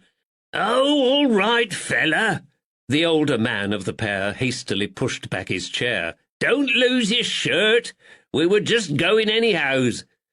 He knocked back the last of his ale, wiped his mouth with the back of his sleeve, stood up and left the room with his companion. They slammed the door behind them. Lavender turned back to Woods and Kilby. "James Albert Woods," he said loudly, enunciating each name slowly and deliberately. "You're wanted for murder back in London." "Yes," Woods slurred. He wagged a finger in the air. "But he didn't do it." Lavender turned to him. "How do you know this, Ned?" Surprise flashed across Wood's face. "'Cause he said so, that's why." For a moment Lavender was stunned. He'd known Woods get bowsy with liquor before, but he didn't usually lose his wits when in his cups. This nonsense came from more than just inebriation. "Do you realize his initials are J.W.? "Ah," Woods said. "He were allus known as Bert Woods." "For Christ's sake, Kilby is a suspect in the murder inquiry we're conducting in Middleton." "Oh, 'tis all right," Woods beamed up at him. "He's hardly been out of town for months." "How do you know this?" "He told me." Lavender grabbed hold of Wood's shoulders and dragged him to his feet. If Lavender had owned the strength, he would have dragged his drunken constable out of the damned tavern and as far away from Kilby as he could. He thought for a second that Kilby might intervene, but the giant man stayed still in his seat and watched the two policemen argue with impassive eyes. One of them blackened and half-closed. "Whoa, sir!" Woods laughed, swaying unsteadily on his feet, and shook him off. "How were your trip back to London?" "Damn London!" Lavender pushed his face up close to Woods until he could smell the alcohol on his breath. "Ned, listen to me. Listen to me. You're a constable with 20 years of experience of villains.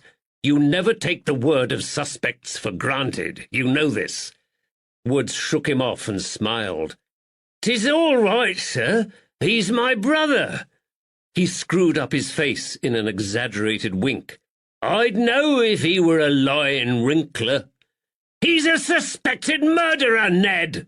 Lavender yelled. He was losing control of this situation, and he knew it. "And he hasn't been your brother for over 30 years. He's a stranger who has come back into your life with a load of flannel, and he's gulled you into believing his version of events.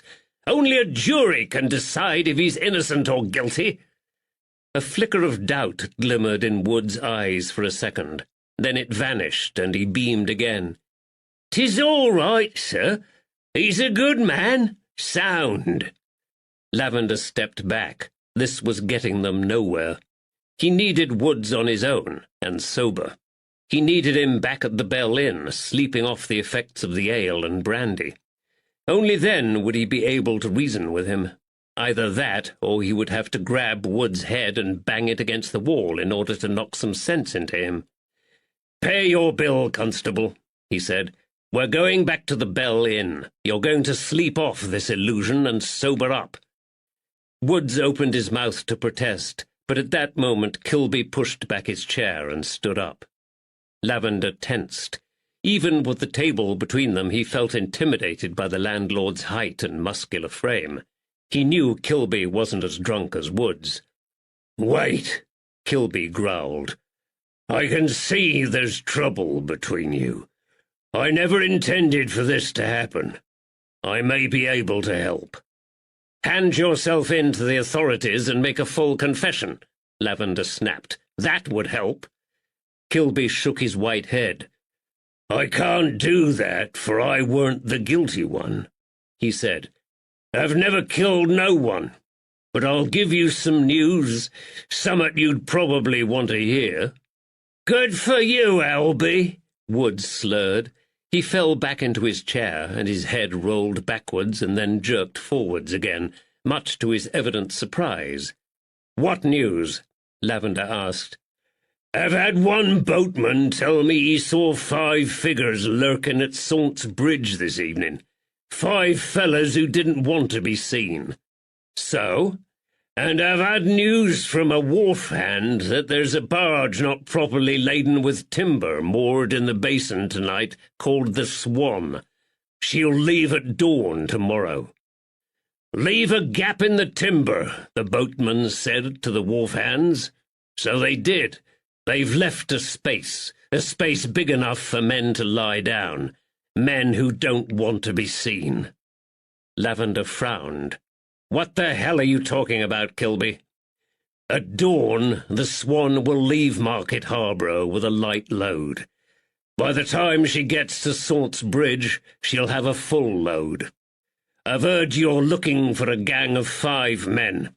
I'm telling you they're here, in Market Harborough, at Saunts Bridge.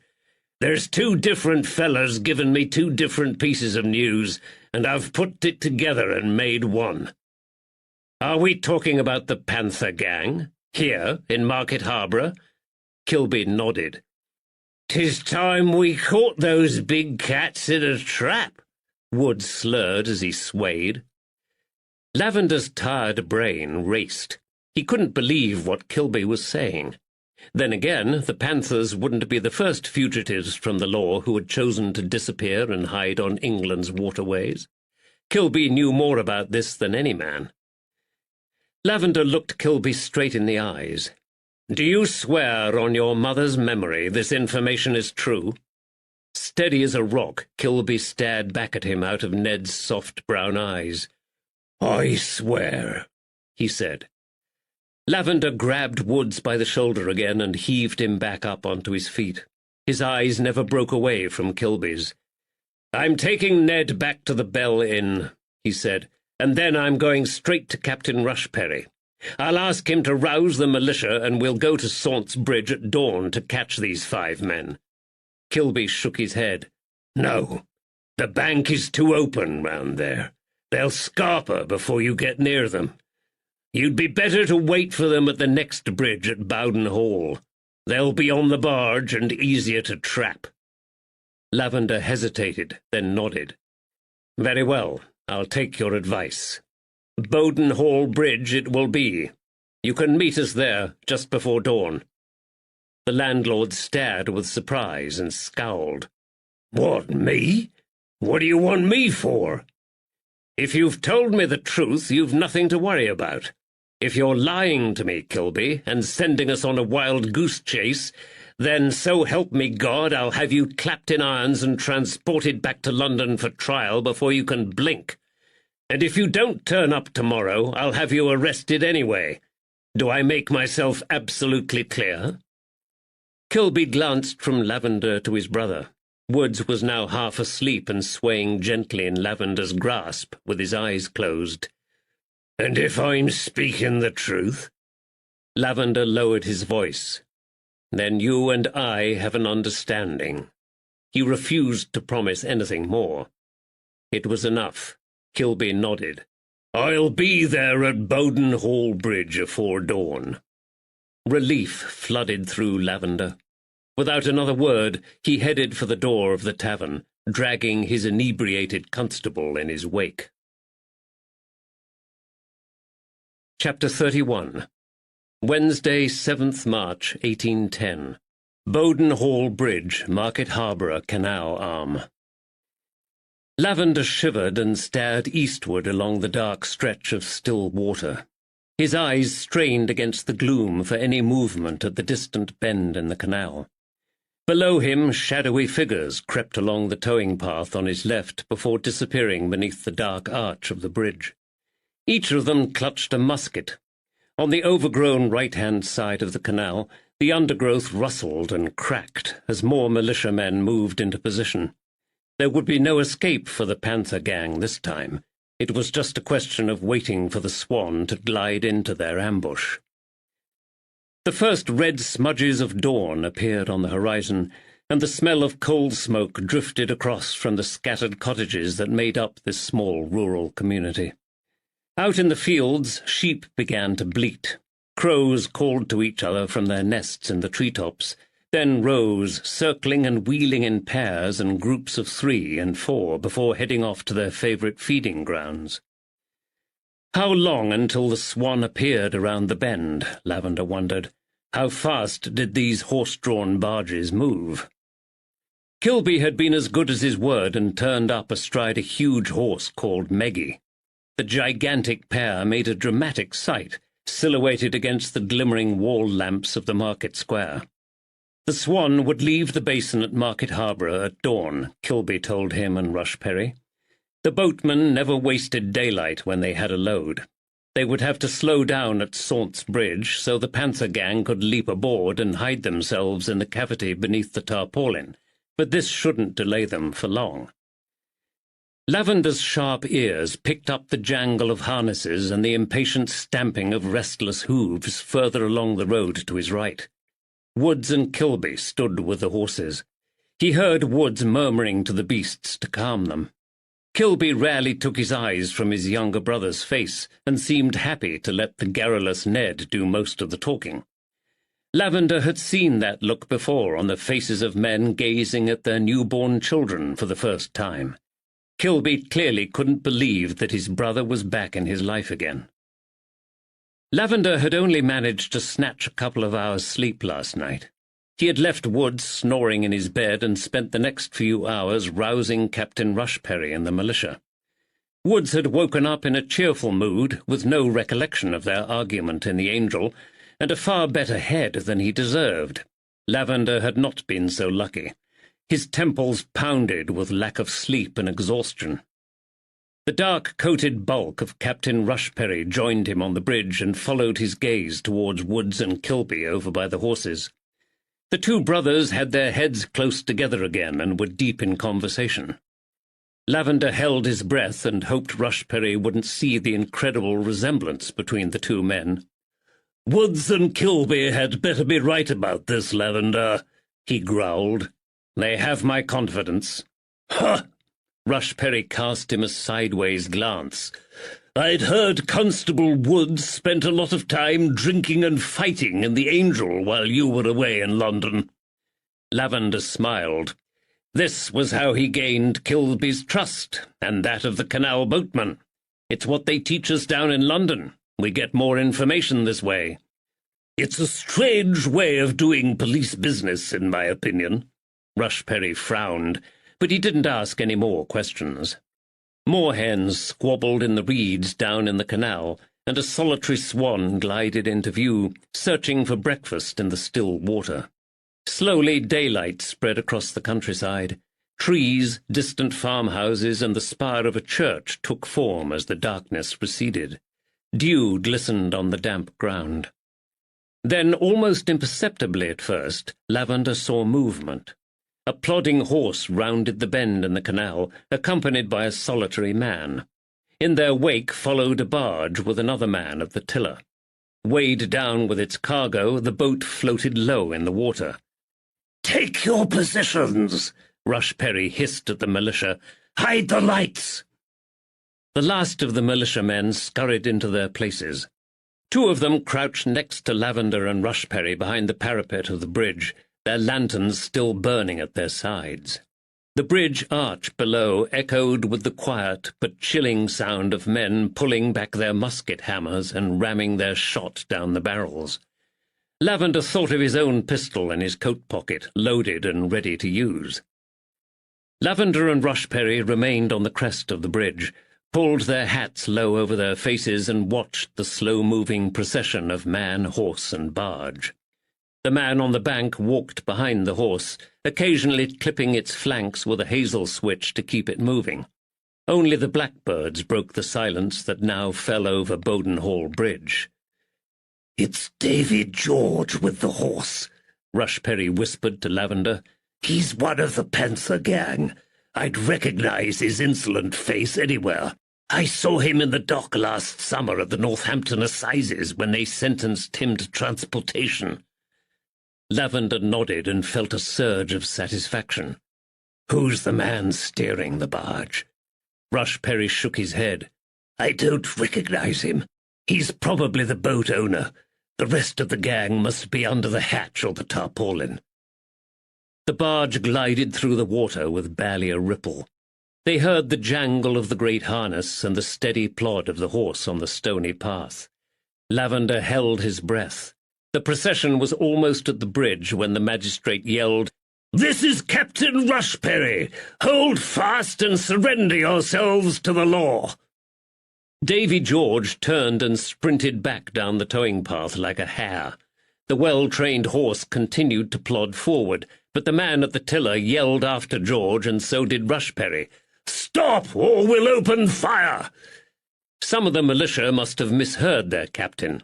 On the words "open fire," several of them did. A deafening volley of musket shot followed the fleet-footed George down the path. The man at the tiller lifted the hatch by his feet, dived down into the cabin, and slammed the hatch shut above him. Musket fire rained down onto the stern of the boat after him.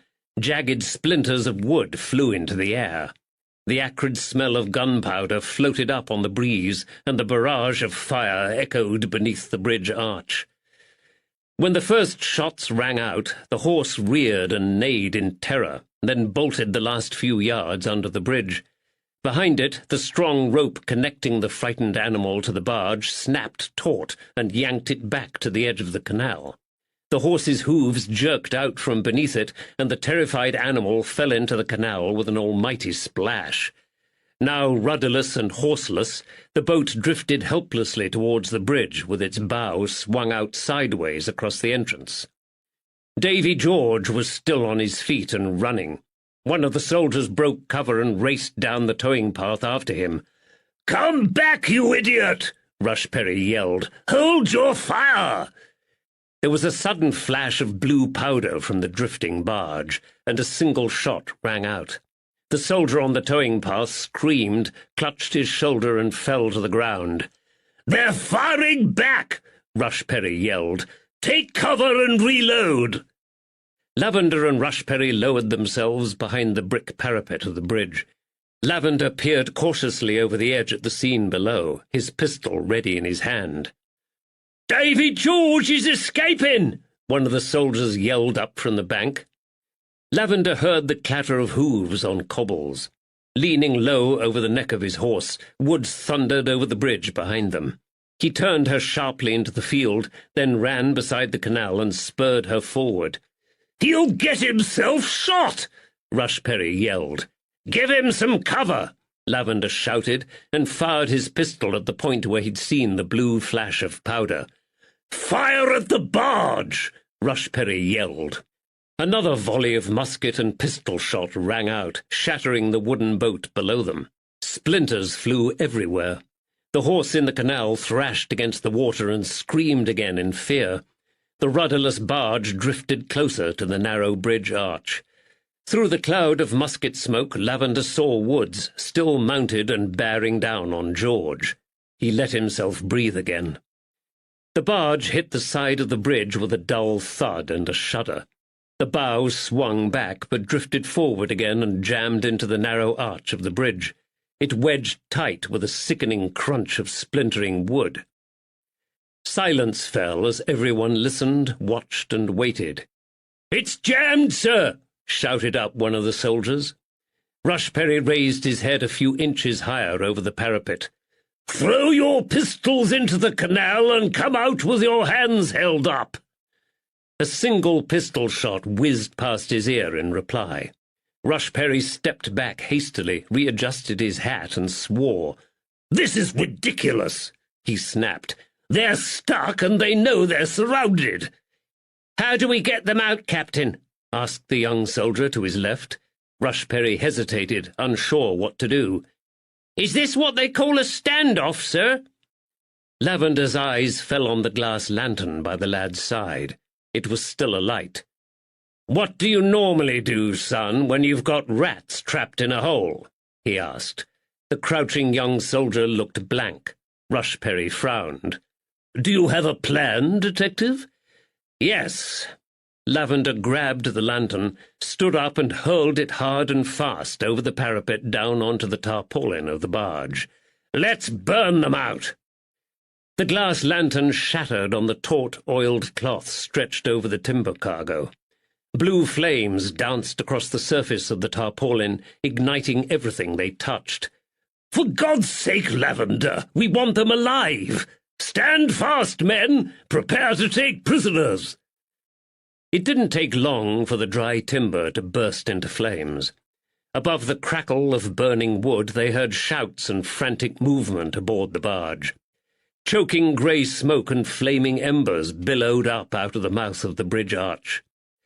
Lavender and Rushperry left the bridge and moved to the top of the bank that led down to the towing path, but the smoke made visibility difficult. The burning timber snapped and roared as the blaze spread. They heard loud coughing and panic-stricken voices raised in argument. "They'll have to come off soon," Lavender said.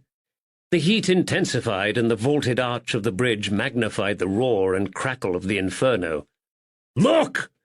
The dirty smoke cleared for a moment. A man balanced precariously on the far gunwales of the boat with the fire at his back. His frantic eyes scanned the far bank. "He's trying to jump," Lavender said. "It's Minards!" Rushperry yelled. Minards hesitated too long. The flames set fire to his shirt. For a moment he danced on the gunwales, writhing and screaming. Then he hurled himself into the water to douse the flames. They heard him yell, "Help me!" "Throw him a rope!" Rushperry shouted across the water. The fire had burnt through the tarpaulin and the ropes holding the cargo in place. The barge listed as its flaming load shifted. Planks of charred and burning timber slithered into the canal and floated away in the slight breeze. Suddenly, two of the gang burst out from a corner of the tarpaulin, threw themselves overboard and swam beneath the bridge. Their bid for freedom was short-lived. When they surfaced by the bank on the other side, the muzzles of several muskets pointed down into their faces. "There's just two left now," Rushperry said. Lavender coughed and blinked. The smoke stung his lungs and eyes. "Look there!" The hatch of the cabin at the back of the barge slid back. A pair of pistols flew up into the air and landed with a plop in the water. "Don't shoot!" yelled a gruff and terrified voice. "We're coming out!"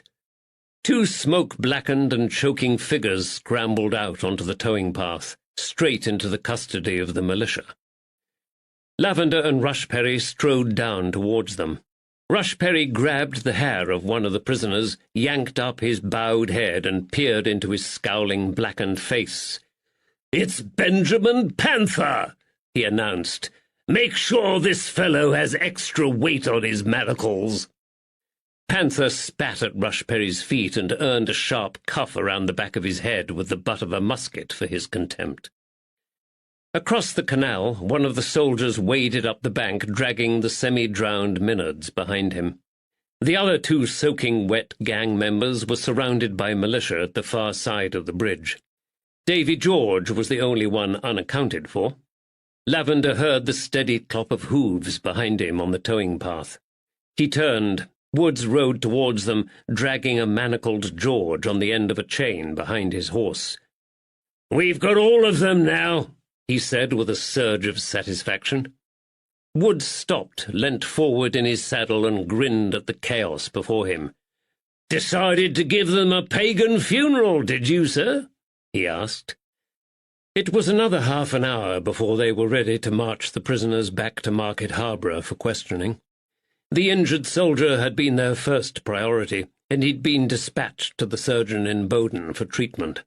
They expected him to recover. Rushperry and the militia were in an ebullient mood. They intended to parade their cowed prisoners through the town before they incarcerated them. Personally, all Lavender wanted to do was have a good wash and return to bed for a few hours' sleep before he picked up the pieces of the case he had been hired to solve. He was filthy and stank of smoke. Beneath the smoke-blackened bridge, the burnt-out wreckage of the Swan floated aimlessly. Charred wood and debris littered a vast area of the water's surface. The wreck completely blocked the entrance to the bridge, and the heat of the fire had cracked many of the bricks. He leant on the parapet on top of the bridge and watched Woods and Kilby down on the towing path about 30 yards away. The fire had quickly burnt through the strong rope attaching the terrified horse to the barge, and it had been able to break free and swim away from the carnage. Unfortunately, it had been unable to climb up the steep banks and was still floundering around in the canal. Kilby and Woods lassoed it with ropes, pulled it to a section where the bank was less steep, and tried to haul it out onto the towing path. They'd taken off their coats and rolled up their sleeves. Their shoulder muscles were taut beneath their filthy shirts, and sweat glistened on their faces as they heaved. He heard their deep voices murmuring encouragement to the animal. For a fleeting second, Lavender felt a pang of jealousy as he watched the two brothers work side by side to save the animal. He and Woods had been like brothers for the last 10 years.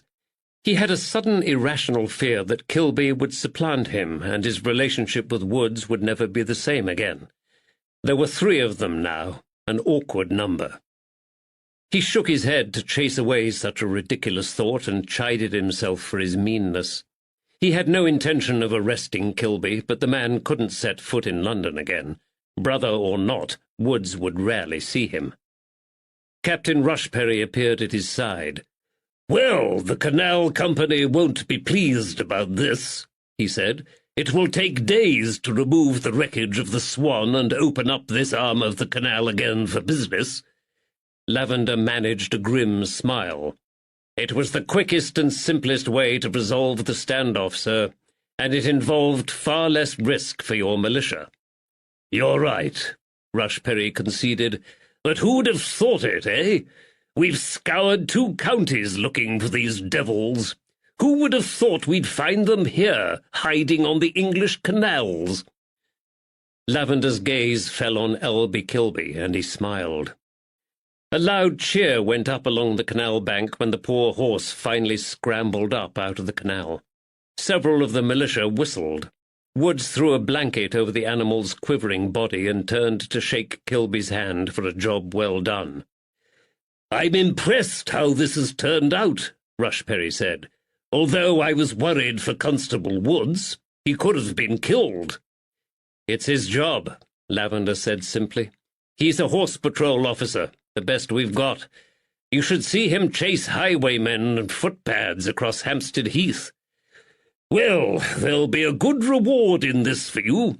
Constable Woods and Albie Kilby will benefit from it too. Thank you. Ted Porter is already talking. He wants to claim King's evidence and be an informer on the rest. Will you let him?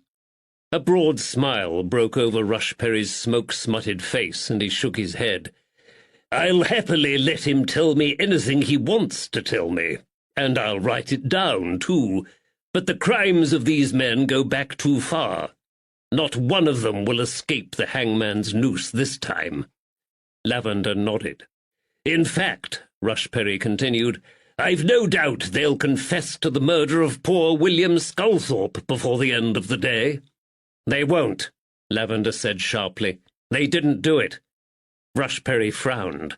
Are you sure about that, Lavender? After all, it turns out they were in this area. I'm sure.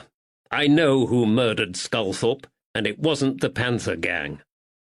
Rushperry's mouth dropped open in surprise. Good grief, man! You never said. This is excellent news. Excellent. I'm waiting for one more piece of information to arrive. A letter in reply to the one I sent to London last week. When I receive it, hopefully all the pieces of the mystery will finally fall into place. Rushperry patted down the pockets of his greatcoat. A letter, did you say? Lavender glanced at him curiously. Yes. Rushperry took off his glove and pulled a sealed letter out from his left pocket. With all the excitement of catching this gang, I almost forgot to give you this, he said apologetically. It arrived for you at the courthouse while you were away in London. Is it the reply you wanted? It has a military seal. Lavender nodded, took the letter, pulled out his pocket-knife and slit the seal. Despite his exhaustion, he felt the excitement mounting within him. He smiled with satisfaction as he read. His hunch had been correct. He was right about the identity of J.W., and now he had the proof he needed. He pulled out his pocket watch and checked the time. It was just after 9 o'clock. Your militia have had an early start this morning, Captain Rushperry, he said, but the day is yet young. Once we've returned to Market Harborough and locked up this gang of villains, do you think you and your soldiers would be able to accompany us to Middleton? Of course, Rushperry said. But why? Because I think it's about time we arrested the murderers of William Sculthorpe. Chapter 32. Wednesday, 7th March, 1810. Middleton, Northamptonshire. The drab tap-room of the Woolpack Tavern was packed with men. Apart from Captain Rushperry's militia and the two constables, Clancy and Sawyer, there were several other guests whom Lavender had invited to call in to the tavern at 6 o'clock, including old Pete Jarman and the schoolmaster, Mr. Howard. All of them had been promised they might learn something of interest about the dreadful murder of William Sculthorpe, late of this parish. The majority of these guests were now squashed round the low tables in the Woolpack, or leaning back against the scuffed walls with a tankard of ale in their hand. Captain Rushperry raised an eyebrow when he learnt what Lavender planned, but he had agreed to humour his desire for a public showdown with the murderers. The magistrate squashed his bulk onto a hard-backed chair next to the fire and struck up a conversation with old Pete. Mr. Howard lit his pipe and tobacco smoke billowed across the room. Lavender took up position in the central area in front of the unlit fireplace, feeling self-conscious in his burgundy cravat and coat and his gold-striped silk waistcoat. The black coat and waistcoat he preferred to wear for work now stank of smoke and desperately needed the attention of a laundress. To add to his discomfort, Susie Dickens sidled up to him in her trailing gown and whispered lasciviously, "Now who's a handsome swell?" The juddering hands of the glassless long-case clock in the corner of the room said 5 past the hour when Caleb Licorice walked through the door. His scowl turned into surprise at the size of the crowd in the tavern. The low hum of conversation stopped and everyone turned to look at the churchwarden. "We don't often see you in here, Mr. Licorice," Constable Sawyer said. "No." Licorice glanced around the room with distaste as he removed his gloves. "It's not my custom to frequent places that sell strong liquor. What is this all about, Lavender? I have a church meeting at 7. He nodded politely at Captain Rushperry. "Thank you for sparing us the time," Lavender said. "As I have explained to everyone else, we have had some momentous news about the murder of poor William Sculthorpe." This pronouncement was received with a low murmur of approval from most of the Middleton inhabitants. "As all of you helped us in one way or another with our inquiries, I thought it only fair you should all hear about the conclusion of the case together." "Very well," Licorice said, "but please get on with it, Lavender." "I will, as soon as Constable Woods appears with our last guest." Frank Bunning approached him. The bald landlord looked strained, and his pate gleamed with a fine sheen of sweat. "Shall I get Susie to light us a fire in the grate?" he asked. The woman had been quietly moving around the room, filling up the men's flagons. She looked up when she heard them mention her name. Lavender shook his head. "No, thank you. I expect it will become quite hot in here soon." The schoolmaster laughed. "Are you speaking literally or metaphorically there, detective?" he asked. Suddenly the door flew open, and the lanky, long-haired farm labourer Harry Good was propelled forcefully into the room by Constable Woods. "You'll never guess what, Detective Lavender," Woods said, "but this here gentleman had a mind to refuse your invitation. I've had a rare time persuading him not to be so rude." "I ain't done nothing," the pock-marked labourer protested.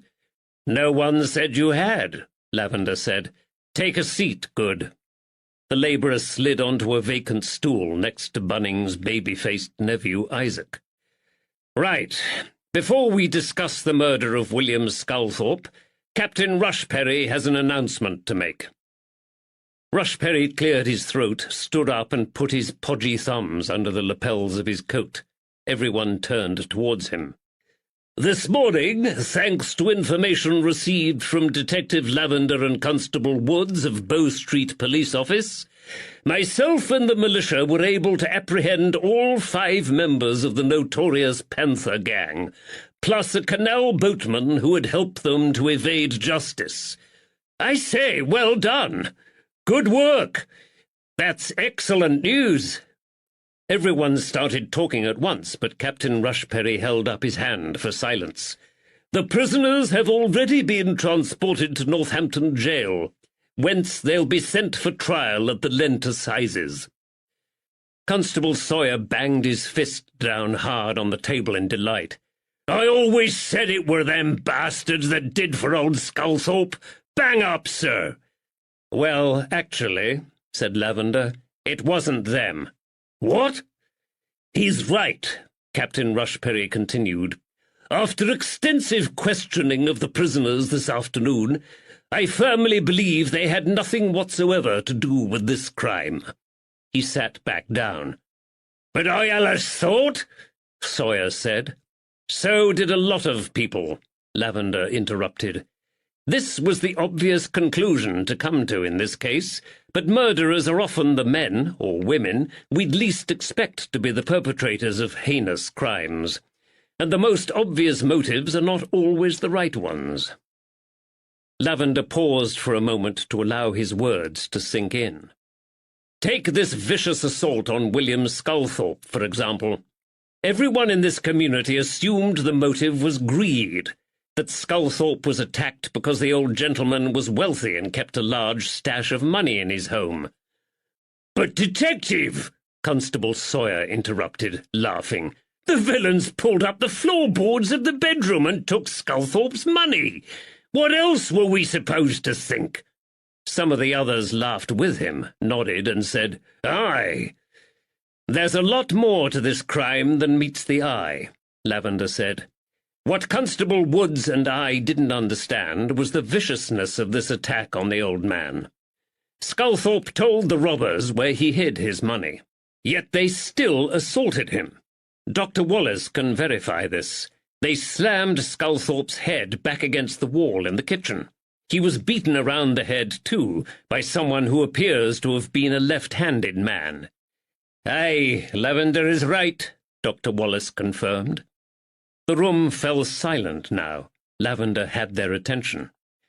Why did they hurt him so badly when he had already given them what they wanted? We decided there was more to this attack than just greed, and suspected that at least one of the attackers who entered Sculthorpe's house was out for revenge. Revenge? Frank Bunning looked as though he regretted his exclamation immediately. Yes, Mr. Bunning, revenge. But what harm had the old fellow ever done to anyone? William Sculthorpe was a blackmailer. A blackmailer? A murmur of shock and disgust rippled round the room. Some of those present were more surprised than others. Morgan Turnbull Thatcher, the haberdasher, looked particularly uncomfortable and stared down at the floor. Caleb Licorice turned grey, and a muscle twitched below his left eye. Lavender held up his hand for silence. And in addition to this, William Sculthorpe was also a discredited and disgraced Catholic priest. The disgust in the room now turned to anger, but no one was more vocal than old Pete Jarman. "To think of the nights I sat here drinking with the old goat," he shouted. "I never knew he were a creeping Jesus, never. Why, I'd have spat in his bloody drink." Lavender held up his hand again. The grumbling subsided into silence. When Constable Woods and I did a thorough search of Sculthorpe's cottage, we made several remarkable discoveries. The main one was Sculthorpe's real secret hiding place, which contained, amongst other things, a large cache of money. Sawyer's jaw dropped open. "How much?" "Over £600 in guineas." Someone whistled, but it was Harry Good's turn to lead the vocal outrage this time. 600 guineas? He yelled. 600 guineas? Yes, Mr. Good, Lavender said. A small fortune. It would have made a huge difference to a poor man like you, wouldn't it? Isaac Bunning placed a restraining hand on Good's shoulder. The young cobbler looked pale compared to the vivid redness of Good's face. Good scratched behind his huge jug ears and tried to shrug off his outburst. "Most of us could do with a bit extra," he said. "But you need more than just a bit extra, don't you?" Lavender's smile didn't reach his eyes. "You see, Good, I happen to know that you're up to your eyeballs in debt with every trader and shopkeeper in the area. You owe a lot of money, and this gives you a strong motive to rob and kill William Sculthorpe." "Well, I didn't kill him," the labourer muttered. "I were in here when those bastards did for Sculthorpe and his son." "Yes, he was." Isaac Bunning nodded his head vigorously. "I were with him." The young man had a high-pitched, almost squeaky voice. "I thought you said the motive for this attack wasn't just greed," Dr. Wallace interrupted. Lavender nodded. "That is right. Apart from the money, we also uncovered a ledger containing the initials of those from whom Sculthorpe was extorting money." "The evil old bastard!" Another murmur of anger and disgust swept round the room, and Lavender faced a barrage of questions. He held up his hand again and waited for silence to fall. "This, gentlemen, was one of the reasons I wanted this gathering, so I only had to explain this once. William Sculthorpe was blackmailing 5 people, 4 men and a woman." "A woman?" Lavender nodded again. "Some of his male victims are in this room now." There were gasps of surprise and a few short laughs, followed by an uneasy silence, as the men of Middleton looked with fresh interest at their neighbours. Absolute silence now fell on those gathered, broken only by the sonorous ticking of the old glassless clock in the corner. "It's not my intention to embarrass anyone," Lavender said. "I do not intend to publicly name Sculthorpe's victims, and victims they were. Blackmail is a crime." Someone sighed with relief, but Lavender couldn't identify who. "But obviously these people became of great interest to Constable Woods and myself. Nobody hands over their money to a blackmailer happily. Many of Sculthorpe's victims would have been bitterly angry and resentful, maybe even angry enough to want to silence the old man forever. "Ah, I see where you're going with this now, Lavender," said the schoolmaster, Howard. "It even crossed my mind that several of Sculthorpe's victims might have colluded to exact punishment on the old man." "A conspiracy, eh?" Howard asked. "Yes, and I think this is exactly what happened. Some of Sculthorpe's victims, let's call them the murderers from now on, because that is what they are, murderers. The murderers decided to go in the dead of night to deal with the old man. Whether they intended to kill him or simply frighten him at that point, I don't know. But they did kill him in the end, so their initial intentions are irrelevant.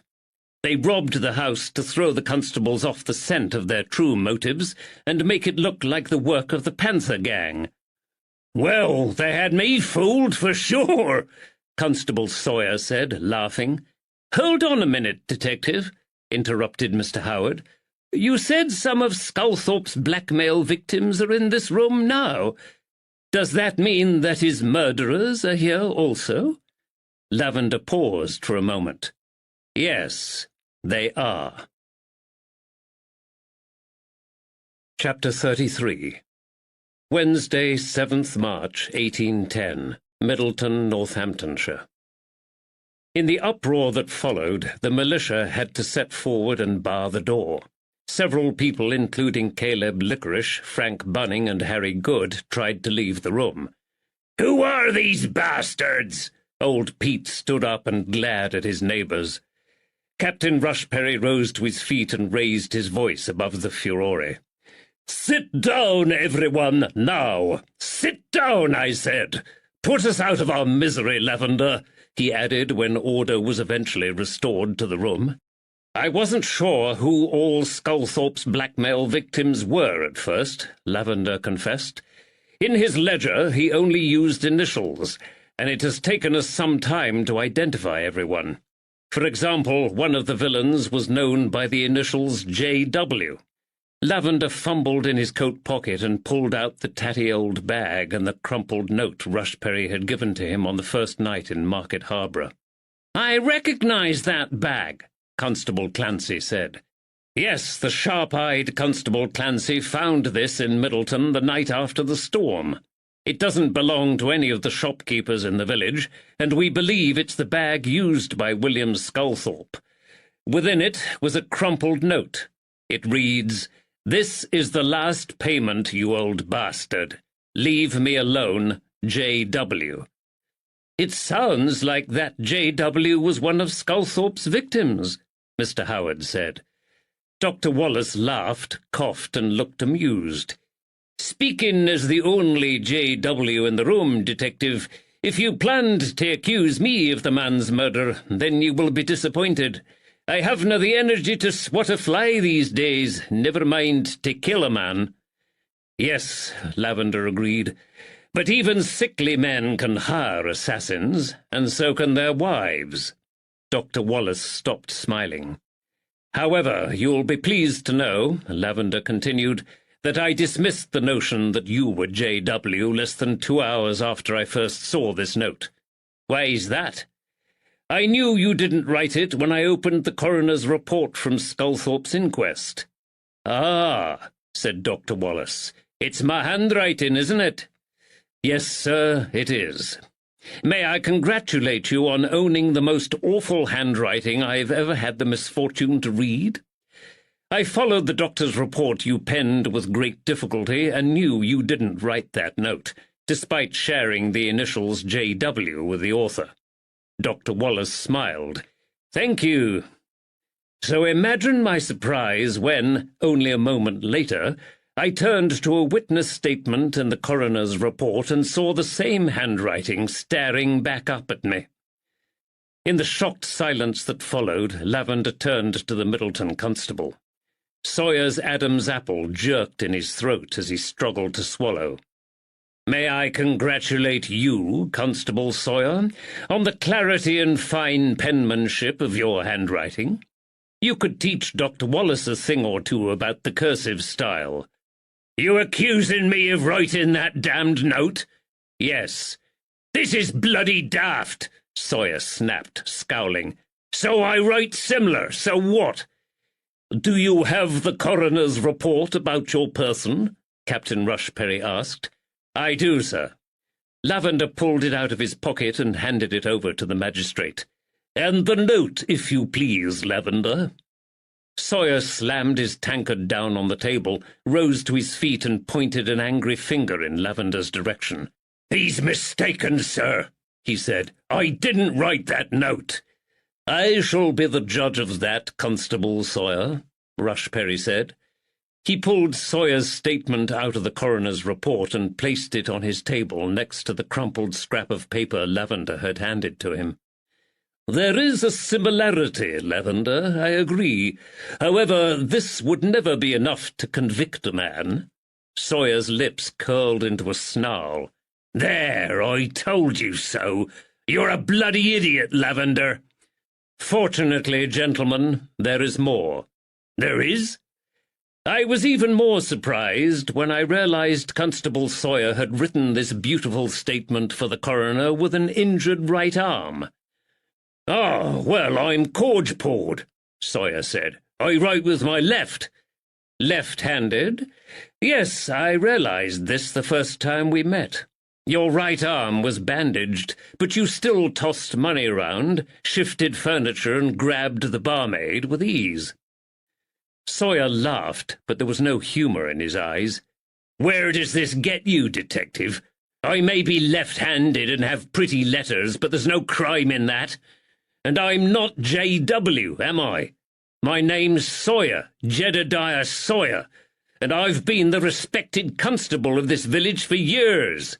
Aye, several of the men in the room nodded. Constable Clancy looked pale and worried. His glance swung between Lavender and Sawyer as they exchanged comments. Lavender walked closer to Sawyer and looked him straight in the eye. Your name isn't Sawyer. It's Walton. Most of the room gasped. You're Jedediah Walton, an army deserter, which is why William Sculthorpe was blackmailing you.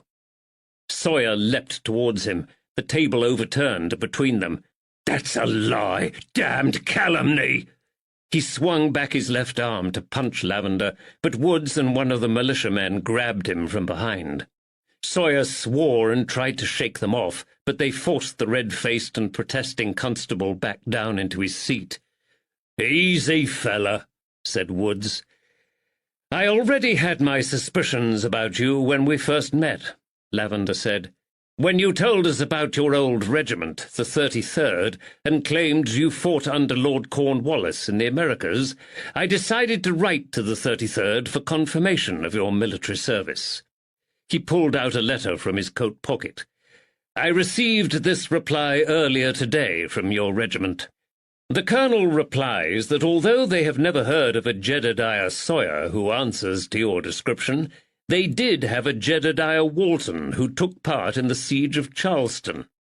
He folded the letter, replaced it in his coat pocket, and stared down at Sawyer. Jedediah Walton deserted before the Battle of Yorktown. That's you, isn't it, Sawyer? These are lies! Damned lies! Sawyer tried to stand up again, but Woods and the soldier held him. Several others in the room were on their feet now, shouting. Mostly they hurled abuse at Sawyer. Quiet! Captain Rushperry was on his feet again, but it took several minutes before the melee subsided. According to the army records, Jedediah Walton was also a Catholic, Lavender continued. What happened, Sawyer? Did you make your way back from the Americas to London, go to confession, only to find yourself in the clutches of a blackmailing priest called Father William Sculthorpe? Did you confess your desertion to him? Did he try to blackmail you? Was that when you fled north to Middleton to begin a new life with a new name? I'm saying nothing more. You don't have to, Lavender snapped. There are still officers in the 33rd who will recognize you as the deserter. It will be a simple matter to have you identified as Jedediah Walton. And if you aren't a murderer, then I will definitely have you for desertion. I've told you, you bumbling bloody saphead! I'm Constable Jed Sawyer! He got no further. Woods gave him a sharp cuff around the back of his head. You're no sodding constable, he said. You're a disgrace to the rank. Aye, yelled Constable Clancy. He is! Sawyer swore and rubbed the back of his head. But I don't understand, Detective. Dr. Wallace's voice rose above everyone's, and all heads turned in his direction. How did Sawyer kill William Sculthorpe? He wasn't there. The murderers attacked him when he left Sculthorpe's cottage. I treated his injuries myself. Everyone turned towards Lavender. Sawyer and his accomplices carried out the robbery and attacked William Sculthorpe. When they left his cottage, the other two men roughed up Sawyer to give him an alibi. Then he staggered in here, claimed he'd been attacked, and raised the alarm. After all, who would suspect Middleton's brave police constable of such a heinous crime? The man was a hero for attempting to stop the gang, not a murderer. Good God! Well, he fooled me. Dr. Wallace looked horrified. Like I said, Dr. Wallace, murderers are often the people we least expect, and that wasn't the only trick the gang played. Lavender strode over to the ancient long-case clock in the corner with its juddering exposed hands on the glassless dial. They intended to carry out the attack late at night when there was hardly anyone about, but they still wanted witnesses to back up their story about an attack on Jed Sawyer by 5 men. He reached out and flicked the minute hand of the clock back 5 minutes. The clock hesitated for a second, then continued with its sonorous ticking. So slowly, bit by bit, he reached up to the minute hand and did it again. Someone here in the Woolpack put this clock back by half an hour. That's right, shouted old Pete. I told you Bunning opened up late.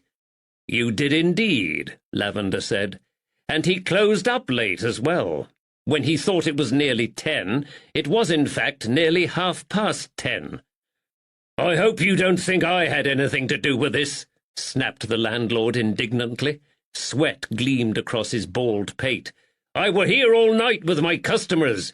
Aye, that he was, said old Pete. No, Mr. Bunning, Lavender said calmly. It wasn't you. It was your nephew Isaac. He and Harry Good were Sawyer's accomplices.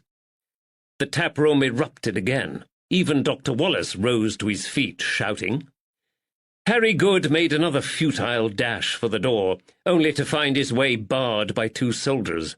Isaac Bunning trembled when he rose to his feet. This is ridiculous! I were in here all night! My uncle will testify! He's my witness! I were here all night! No, you bloody weren't! Old Pete Jarman waved his cane menacingly in the direction of the young man. You came in late with Harry Good. You both arrived just before Sawyer fell through the door with a bloodied nose. Lavender pulled 3 arrest warrants out of his pocket and waved them in the air.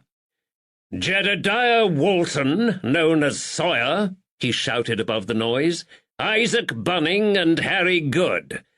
By the power vested in me by His Royal Highness the Prince Regent, in the name and on behalf of His Majesty King George III, I arrest you on suspicion of the murder of William Sculthorpe, the robbery at his property, and the vicious assault on his son, also known as William Sculthorpe. It took a while to secure the prisoners. The 3 murderers were clapped in irons and led out onto the street to wait for the long march back to Market Harborough. All 3 protested their innocence loudly, but their complaints fell on deaf ears. Frank Bunning continued to declare that Lavender must have made a mistake with regard to his nephew.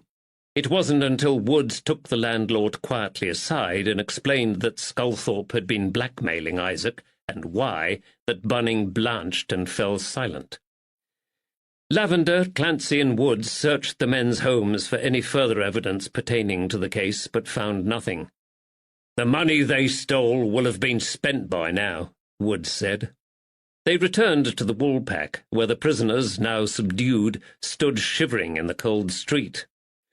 "Shall we get a drink of ale afore we leave?" Woods asked. "I don't know about you, Constable Clancy, but I find it thirsty work solving these crimes." The young man grinned. He had been very upset by the arrest of Sawyer, but Wood's good humour seemed to lighten his mood. "I'd have thought you had enough to drink last night to last you a while," Lavender said. Now, sir," Wood said. "Don't be talking like that, or the young lad will think I'm a tosspot." Apart from old Pete Jarman, who sat alone with his glass by the fireside, the only other men who remained in the tap-room were Captain Rushperry and Mr. Howard. Lavender remembered that Caleb Licorice and Morgan Turnbull Thatcher had been the first two to scurry out of the door when he arrested the three murderers. The relief that Lavender didn't intend to expose them had been etched across their faces. Mr. Howard reached out and shook Lavender's hand. "Congratulations on the arrests you've made, sir." There was no sign of either the landlord or his barmaid, so Woods and Clancy left the room in search of some ale. Lavender sank wearily down into a chair next to Captain Rushperry. The lack of sleep over the last few days had caught up with him again. "Mr. Howard is right," Captain Rushperry said. "You and Woods have done well. Like I said earlier today, I'll see you are both rewarded for this. You have rounded up not one, but two dangerous gangs of villains. Northamptonshire owes you a great debt, sir." "Thank you." "Talking of expenses," Rushperry said, "did you find out if Billy Sculthorpe was William Sculthorpe's legitimate son while you were down in London? I'm concerned that now we know Sculthorpe was a priest, the law will assume they weren't related, and I will be unable to recoup the expenses I have incurred for his care over the last few weeks." Lavender shook his head sadly. "I found no evidence of a connection between Sculthorpe and Billy." "It's a shame," Rushperry said. "Now Billy won't inherit Sculthorpe's money, and if no other heirs come forward, it will pass to the Crown. There is no money to provide for Billy's care. He can't go into the poorhouse, as he's unable to work. No, I'm afraid it will have to be the county asylum." Lavender winced. "Perhaps the Lady Anne," he suggested. "The Lady Anne?" Rushperry asked sharply. "Why should she care about a fatherless cretin with no visible means of support?" He shook his head. "No, I'll send a note to the county asylum tomorrow and ask them to collect him as soon as they can. There's no point in delaying the inevitable." Lavender was about to speak when the door opened and Constables Woods and Clancy appeared, clutching tankards and a pitcher of ale. They placed the tankards on the table, pulled up stools, and sat down. Woods poured out the ale and Lavender downed his drink in one, his throat parched. Woods immediately refilled his tankard.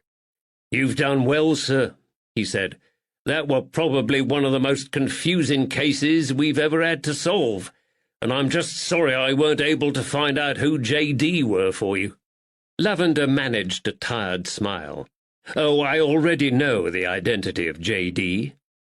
"Constable Clancy?" Captain Rushperry's podgy fingers raised his tankard in the air. "Will you join me in a toast to these two clever London policemen?" Clancy happily followed the magistrate's example. "Detective Lavender and Constable Woods." "Well, the villains had me fooled," Constable Clancy admitted as he wiped his mouth with the back of his hand. "I still can't believe they hurt the Sculthorpes so badly and then returned to the cottage as their saviours only a few moments later. The gall of those men!" "It's often the ones we least expect," Lavender said. He felt utterly exhausted. "I'm particularly distressed about Constable Sawyer," the young man added. "I'd always admired him as an officer, and now I feel, well, foolish." "Don't worry about it, son," Woods said cheerfully. "The detective here may have marked Sawyer's card early on, but I never saw his perfidy. He gulled me, too."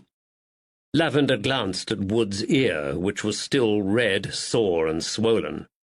"It was probably Sawyer who attacked you the other day in Cottingham.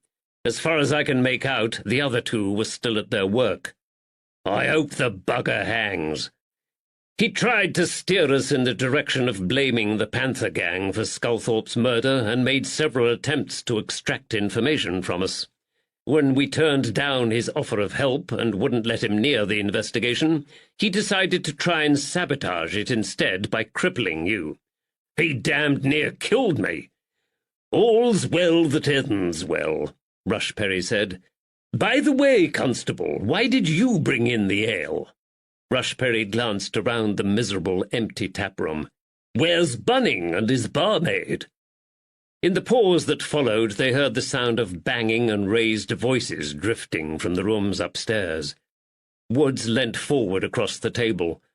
He's a bit busy, sir, he said in a low voice.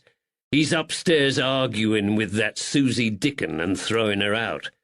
Unfortunately, Mr. Bunning wouldn't believe his nephew had anything to do with the attack on the Sculthorpes, so I enlightened him on the quiet about why Sculthorpe were blackmailing his nephew.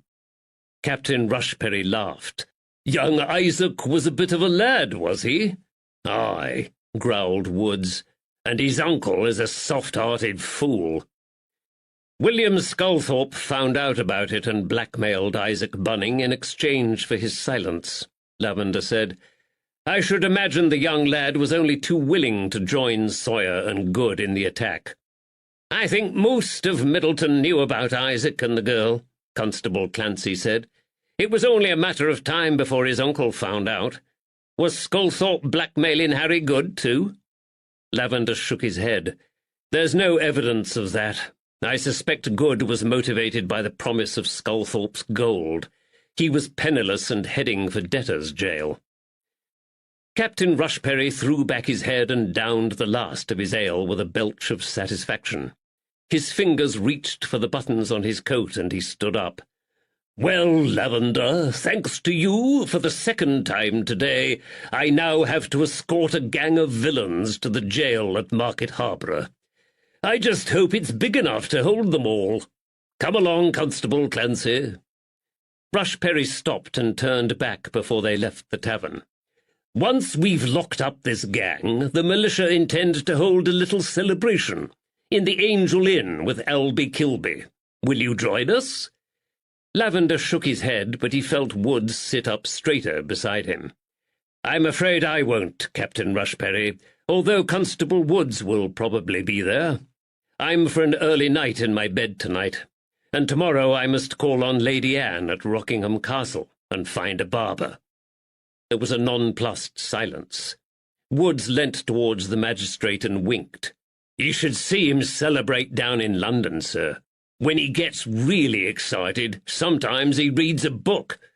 Rushperry and Clancy laughed. Well, if you're sure you won't join us, Lavender. Rushperry reached for his gloves. And on behalf of the magistresses of Northamptonshire and Leicestershire, thank you. Thank you once again. Chapter 34. Thursday, 8th March, 1810. Middleton, Northamptonshire. Despite the warmth of the spring sun and the prettiness of the primroses and lilac hellebores in Mrs. Tilly's garden, Lavender felt an icy sense of foreboding as he walked up to the door of Willow Cottage. He intended to seek an interview with Judith Wallace, and he knew it would be distressing. He had no idea how she would react when confronted with her past, but he suspected it would be painful for her. He wanted to give her a chance to explain herself before he made up his mind about what course of action to follow.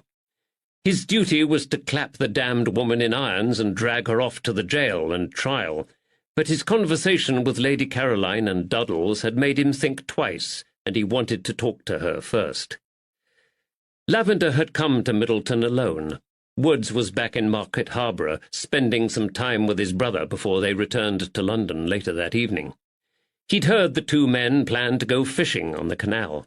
He regretted his decision to leave Woods behind now, and he wished Magdalena was here too.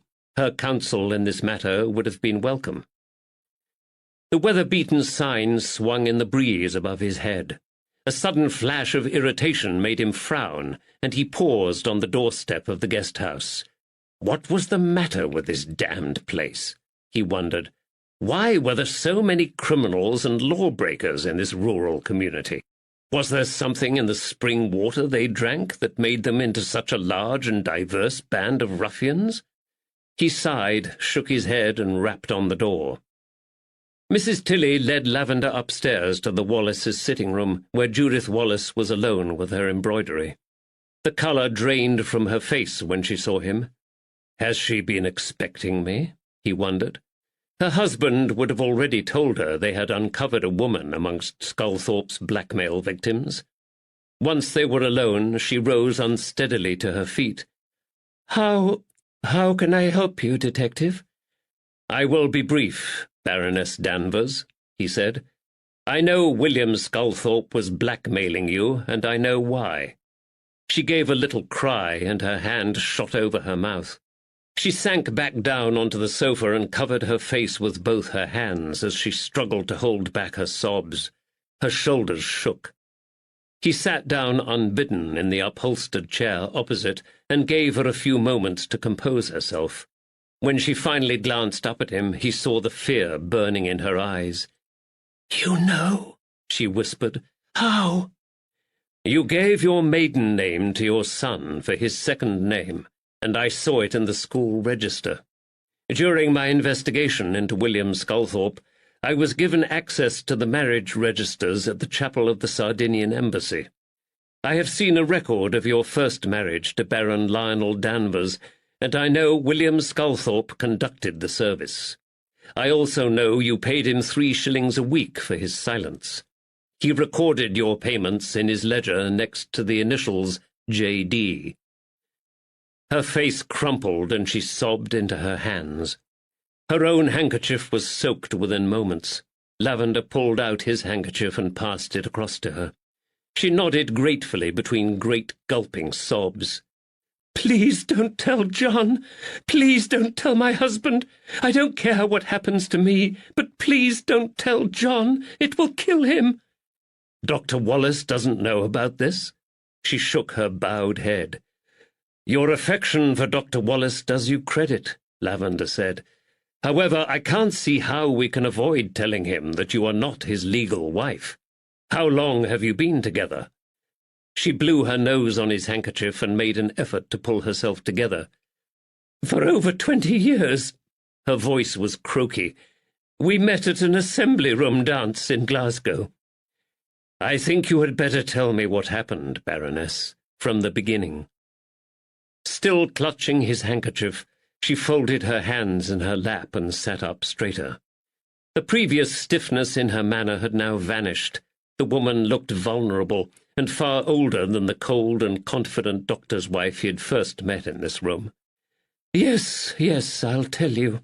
But please don't call me Baroness. I have no right to that title." He nodded and waited. The wooden clock ticked quietly on the mantelpiece. "I made a foolish decision when I was a young woman." "How so?" "I was very close to my father, Detective. My mother died when I was born, and I had no other siblings. Although we were related to the Fitzwilliams, we were from a poorer branch of the family, and my father was besieged by money worries and hounded by his creditors. When I was 17, Lady Anne Fitzwilliam offered me her patronage for a season in London. This was my chance to make a good match that might help my father. His health was precarious, and I worried for him constantly. I planned to marry the richest man I could find." "You hoped your future husband might help to alleviate your father's debts?" "Yes. I was naive, Detective. I know that now. I thought that if I made a good match, I might be able to help my father. Danvers was the wealthiest of my suitors and promised to help him. I deliberately pursued a loveless marriage for financial gain." She paused, and Lavender waited while she struggled to find the words to talk about her marriage. "I didn't know of Danvers' reputation for brutality at the time. Lady Anne warned me that there were unsavoury rumours attached to his name, but I brushed off her concerns. I was determined to have him. It wasn't until after the wedding that I—" She stopped and lowered her head in embarrassment. He watched the colour flushing up over the top of her high-necked gown onto the lower part of her face. "Let me assure you, Detective, I had good cause to flee from my home and my husband." Her hands began to shake, and he heard the catch in her voice. "I was abused, violently abused. My husband violated and humiliated me in ways a woman should never have to endure." She swallowed and looked up straight into his eyes. "My husband treated his dogs better than he treated me, and he thrashed them regularly." Lavender looked away, embarrassed. "I have heard worrying reports about his reputation," he said. "As an officer of the law, I'm sure you know that a man can rape and sodomize his wife with impunity." "What made you decide to leave?" Lavender asked quickly. "It was Lady Anne's idea," she said. "We had become good friends, despite the age difference between us and the opposition from my husband." Why doesn't it surprise me that Lady Anne was behind the elaborate plot to extricate Judith Danvers from her marriage? Lavender thought. The Dowager Countess was probably the most manipulative woman he had ever met. Her devious scheming would have put the legendary Lucrezia Borgia to shame. "My father had died by then. Lady Anne was my only comfort and ally. We knew Danvers would never let me go, and she suggested I pretend to drown myself in the river. Lady Anne organized everything, the change of clothes and the hidden carriage on the lane by the river bank. I fled up to Glasgow and lived there quietly." She flinched at a memory and clutched the handkerchief in her lap tighter until her knuckles turned white. It took me some time to recover from what I had been through with Danvers." Lavender grimaced and shuffled uncomfortably on the chair. "I understand why you fled your marriage, Mrs. Wallace, but not why you bigamously married Dr. Wallace a few years later. You did know, didn't you, that this is a crime?" The dark and tearful pools of her eyes looked into his again. "I saw a chance for happiness, Detective," she said quietly, "and I snatched at it." He sighed. What else was there to say on the matter? After all, what did they all do in this tenuous and fleeting life but snatch at happiness? "The last 20 years have been the happiest of my life, Detective. My marriage to John, our daughter, and our son, they have all given me such joy. I know what I did was wrong, and I know it will break their hearts when they find out the truth about me. But if I found myself in the same situation, I would marry John all over again." Lavender heard the quiet passion in her voice, but he frowned. Whatever the moral rights or wrongs of her initial deception, the woman had broken the law and become a bigamist. Would such a woman have any compulsion about poisoning an old man who threatened her life and blackmailed her? What happened with William Sculthorpe? She threw up her hands in a gesture of despair. "Lady Anne forgot to warn me that Father William, Mr. Sculthorpe, now lived in the area when John and I moved down here from Glasgow. It slipped her mind that he had married me to Danvers. I bumped into him in the village, and he recognized me too. The threats and the blackmailing began almost immediately." "Is that why you tried to poison him?" "I beg your pardon?" "You gave poisonous ink-cap mushrooms to William Sculthorpe." Her mouth fell open in surprise, then clamped shut again. Confusion clouded her eyes. "You knew that ink-cap mushrooms are poisonous?" "Well, yes, but only when taken with alcohol, and I didn't give them to him. The mean old man demanded those ink-cap mushrooms from me when he saw them in my basket. You should have seen his eyes light up with greed." "I only have your word for that, Mrs. Wallace. A prosecution lawyer might argue that because you knew your friend Lady Anne kept Sculthorpe supplied with brandy, you saw an opportunity to get rid of the old man for once and for all." She took in a sharp intake of breath and seemed to recoil. "Are you accusing me of poisoning William Sculthorpe?" Lavender shrugged. "You had a motive, and it is obvious from the report your husband wrote after Sculthorpe's death that the poison was already taking effect when Sawyer and his gang assaulted him. If the attack hadn't happened, Sculthorpe would have died from mushroom poisoning. She looked horrified. But I didn't try to kill him. How was I supposed to know the old sot drank brandy with his breakfast? Lavender hesitated. He had the curious sensation he had just been wrong-footed. Breakfast? What do you mean, breakfast? He wanted the mushrooms for his breakfast. I warned him, as I warned you, that the flavour is never good unless they're cooked almost immediately after harvesting. I assumed he would eat them for breakfast. I had no idea he drank brandy in the morning. He drank brandy every evening. Even a gap of several hours between the mushrooms and the brandy would have been enough to make him ill. As it happened, he saved the mushrooms until later and ate them for his supper. It never crossed my mind he was in danger. Lavender paused again. Her distress at his accusations seemed genuine, and her story plausible enough, based on what he knew of Sculthorpe's character. He could picture the greedy old man forcing her to hand over the mushrooms. It would be hard to prove her guilt in court, despite her obvious motive to rid herself of the old man. Her lawyer could easily argue that Sculthorpe's poisoning was accidental and self-inflicted. If he pursued this line of inquiry and arrested her, her bigamy would become common knowledge, and the charge against her might come to nothing. In addition to this, the 3 men who later attacked Sculthorpe would face the lesser charges of burglary and assault. Did they deserve that?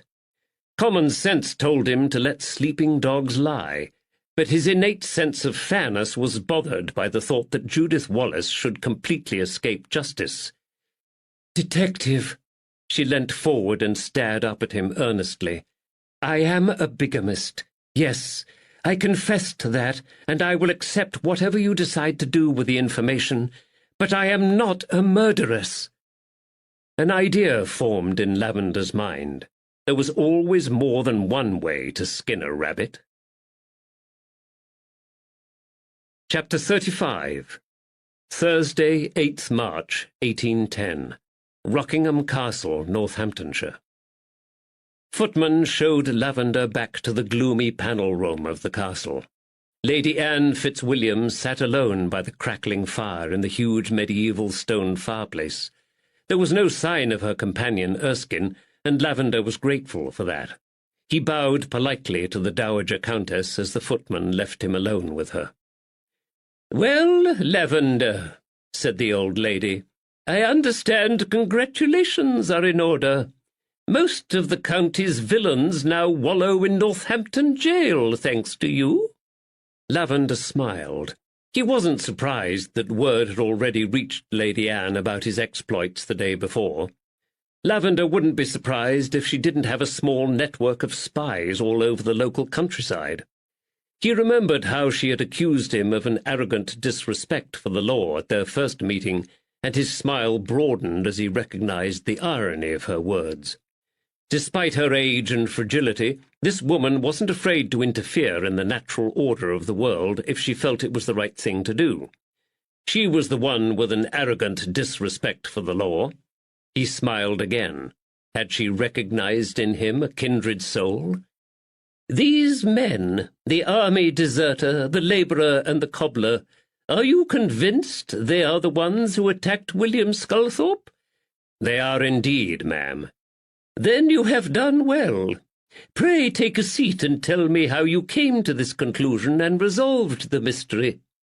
Her arthritic hand waved him towards the chair opposite to hers. He sat down and briefly explained how he had discovered that Sculthorpe was a Catholic priest, and how his inquiries had taken him back to London. Her sharp, dark eyes watched him closely while he spoke, but her face registered no surprise when he talked of Sculthorpe's disgrace and his predisposition for blackmailing his neighbours. Of course she wasn't surprised, he realized. She knew all this already. The only time she raised her white eyebrows was when he mentioned his appointment with the Vicar Apostolic of London. "Bishop Douglas agreed to see you?" "Yes," Lavender said, "and he gave me access to some of the chapel registers, too." "That was very helpful of him." No emotion passed over her pale, wrinkled face. No alarm registered in her eyes. "I have left your payment with my footman. You may collect it on your way out." Was this a dismissal? Lavender sat up straighter and returned her unblinking stare. "In fact, Lady Anne, during the course of my inquiries I have solved several other mysteries besides the murder of William Sculthorpe." "You have?" The room was hot. In the silence that followed, he was conscious of the ticking of the exquisite ormolu clock on the mantelpiece. "Yes. For example, I know the truth about young Billy Sculthorpe, the murdered man's son." A muscle spasmed in the skin of her sagging neck, and she swallowed painfully. "What is it you think you know, detective?" "I know he is William Viscount Milton, your grandson, and that he is the real heir to the earldoms of Fitzwilliam and Rockingham." Lady Anne gave an unladylike snort and pushed herself further back into the cushions of her bath chair. "Ridiculous!" "Is it?" Lavender asked. "Billy Sculthorpe was born on the same day that, according to the records, the infant William Viscount Milton was born and died. There is also the matter of the great favour William Sculthorpe once did for you. You told me yourself that you were indebted to the man for some great service. I believe that Sculthorpe, along with Bridget Ahern, whom I assume was a wet nurse, took care of the unfortunate child virtually from its birth." "What nonsense you talk, Lavender!" "I assume you were at the birth of your first grandson at Parkside House on that hot July day."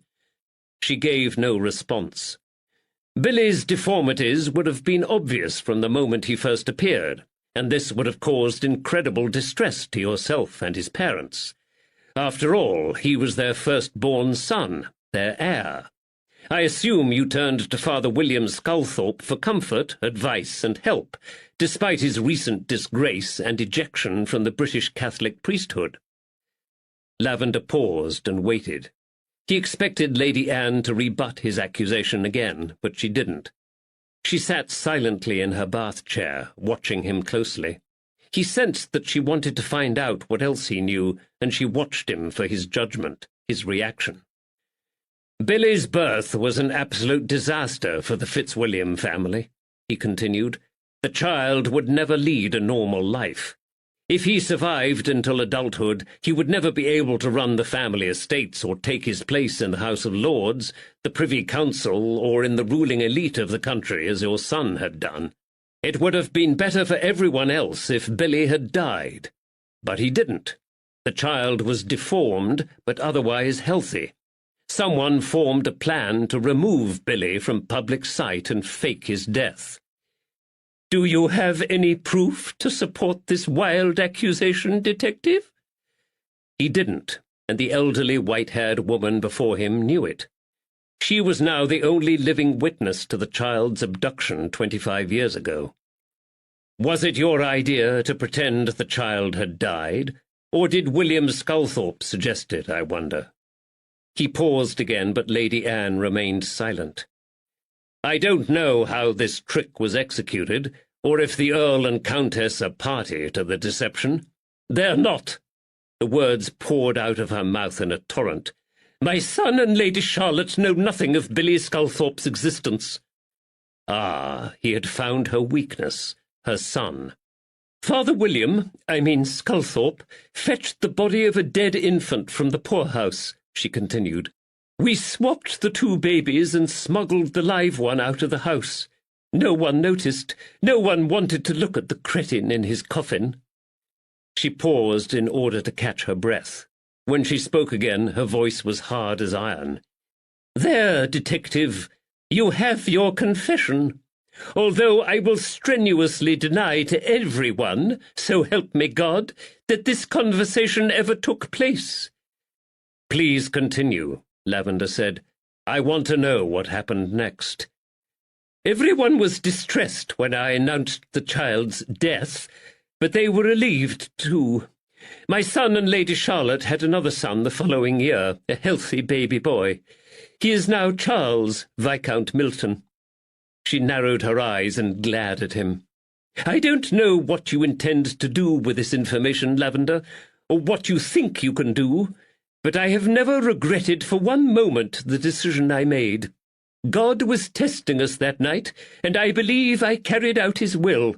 Father William assured me that God would smile kindly on our actions, that this was the best course to take for the child, for my son, and for the earldom. God would understand.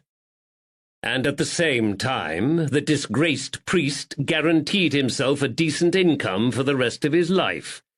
Lavender struggled to keep the cynicism out of his voice.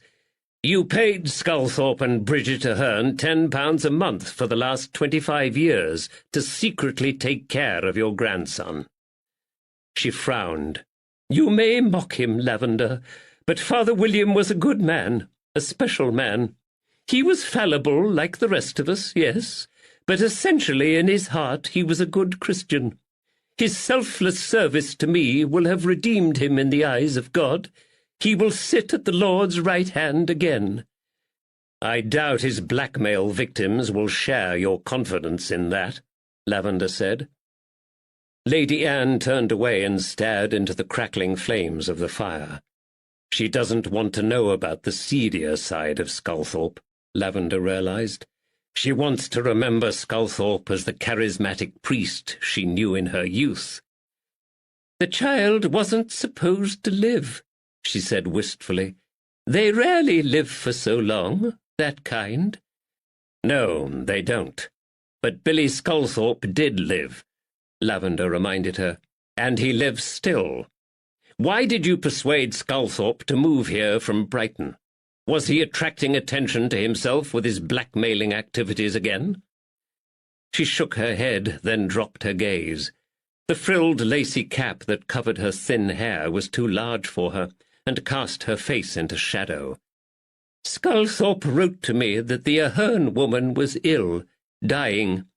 He had begun to feel the infirmities of old age. He worried he wouldn't be able to cope for much longer with Billy on his own. So you moved the family up to Northamptonshire to keep an eye on them? The black bonnet nodded again. He wasn't supposed to live. But he did live, Lady Anne, Lavender said, and at this moment Billy Sculthorpe shows every sign of outliving you all. Pray tell me, what do you intend to do when you follow William Sculthorpe and Bridget Ahern to the grave? Will you be able to make provision for Billy without revealing the secret you have kept hidden for almost 25 years? Her head jerked back in his direction. Why do you care, detective? I have become fond of the young chap. I don't know if you've ever met him, but he's entertaining company, and an excellent artist. No, I have never met him. Looking at him on those first few days of his life was enough. She narrowed her eyes and observed Lavender shrewdly. Then she sighed heavily. What is your price, detective? My price? Yes, your price. The price of your silence. Sculthorpe took £10 a month. Every man has his price. Lavender leant forward in his chair. This is my price, Lady Anne. Provide Billy Sculthorpe with a new and comfortable home, a manservant to dress him in the morning, a tutor to fill his afternoons, and a drawing master to enhance his talent. She gave a hollow laugh. You jest, surely. No, ma'am, I don't. It will be seen as a generous act of benevolence by a wealthy lady of quality, nothing more.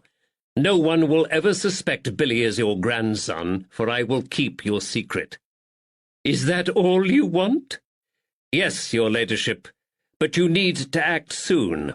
Captain Rushperry intends to contact the county asylum today to come and remove Billy into their care. She stared at him, her expression a mixture of distrust, disbelief, and pity.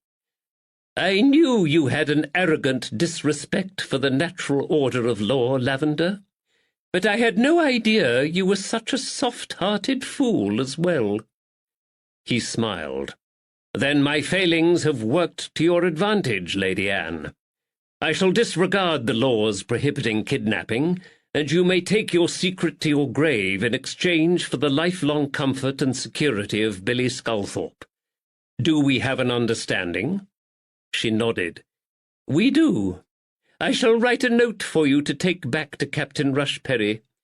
Billy Sculthorpe shall have a valet and a drawing-master, and I shall leave ample provision for him in my will. Now, do you have anything else to report to me about this case?" William Sculthorpe was blackmailing Mrs. Judith Wallace. She gasped at the bluntness of his statement. Her mouth fell open, the jaw slack. A trail of spittle appeared at the corner of her mouth. William Sculthorpe had married Judith Debussy to Baron Danvers. He recognized her in Middleton and threatened to expose her bigamy. Lady Anne's gaping jaw snapped shut. "You know about that, too?" "Oh, yes." He watched her throat jerk as she swallowed painfully. "My goodness, detective, you certainly leave no stone unturned during your investigations." Her tone was acid, but he bowed his head at the compliment nevertheless. The action enabled him to hide his smile. "Well, that is the instruction you gave me, ma'am." "Yes, I did say that, didn't I? It seems I underestimated you, Lavender. Pray tell me what you propose to do with regard to this latest discovery." He could hear the tightness in her throat as she spoke. "Nothing about the bigamy," he said. "It is not in my remit to catch bigamists. You didn't bring me up here to do that, and I fail to see how anyone will benefit from such a disclosure after so much time has passed. Baron Danvers has a new wife and an heir, and Mrs. Wallace's family are all ignorant of her crime." She visibly sighed with relief. "But I felt you should also know about the mushrooms." "The mushrooms?" "I doubt we could prove it in court, but Judith Wallace gave William Sculthorpe those ink-cap mushrooms, knowing, as I am sure she did, that he was a heavy brandy drinker. It's a little suspicious, don't you think?" Her eyes never left his face as she paused to consider his implication. "I'm sure there is nothing to be suspicious about, Detective," she said eventually. Her voice was lighter now, and she waved a dismissive hand in his direction.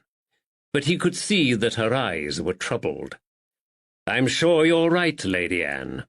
He bowed low and bit back another smile as he left the room.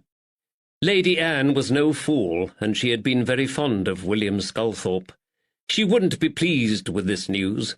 He had planted a seed of doubt in her mind that he suspected would damage her friendship with Judith Wallace. The doctor's wife wouldn't find her patroness quite so obliging in the future. Justice of a sort had been served. Chapter 36.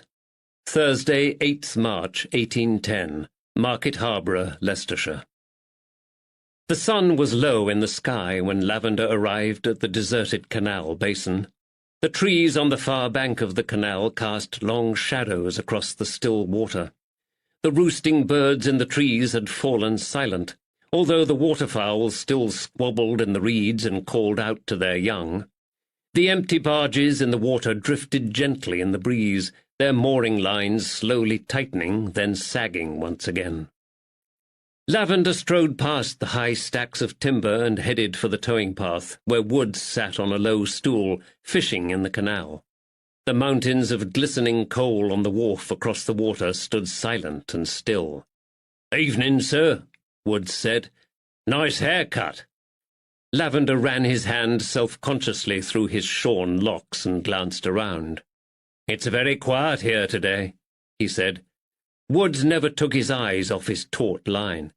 "Yes, they've all had to go home early.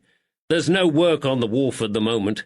Some daft saphead set fire to a wooden barge further downstream and blocked the cut." "Ah." Lavender grinned, lowered himself onto the vacant stool beside Woods and stretched out his long legs. The sky over the wooded escarpment turned pink as the sun set. He watched a shoal of tiny fish dart between the strands of weed at the edge of the water. "How's the fishing, Ned?" Fair to middlin'. Woods gently nudged a pair of fat carp lying in the grass with his boot. One of them still gulped for air. He leant down, picked it up, and knocked it on its head.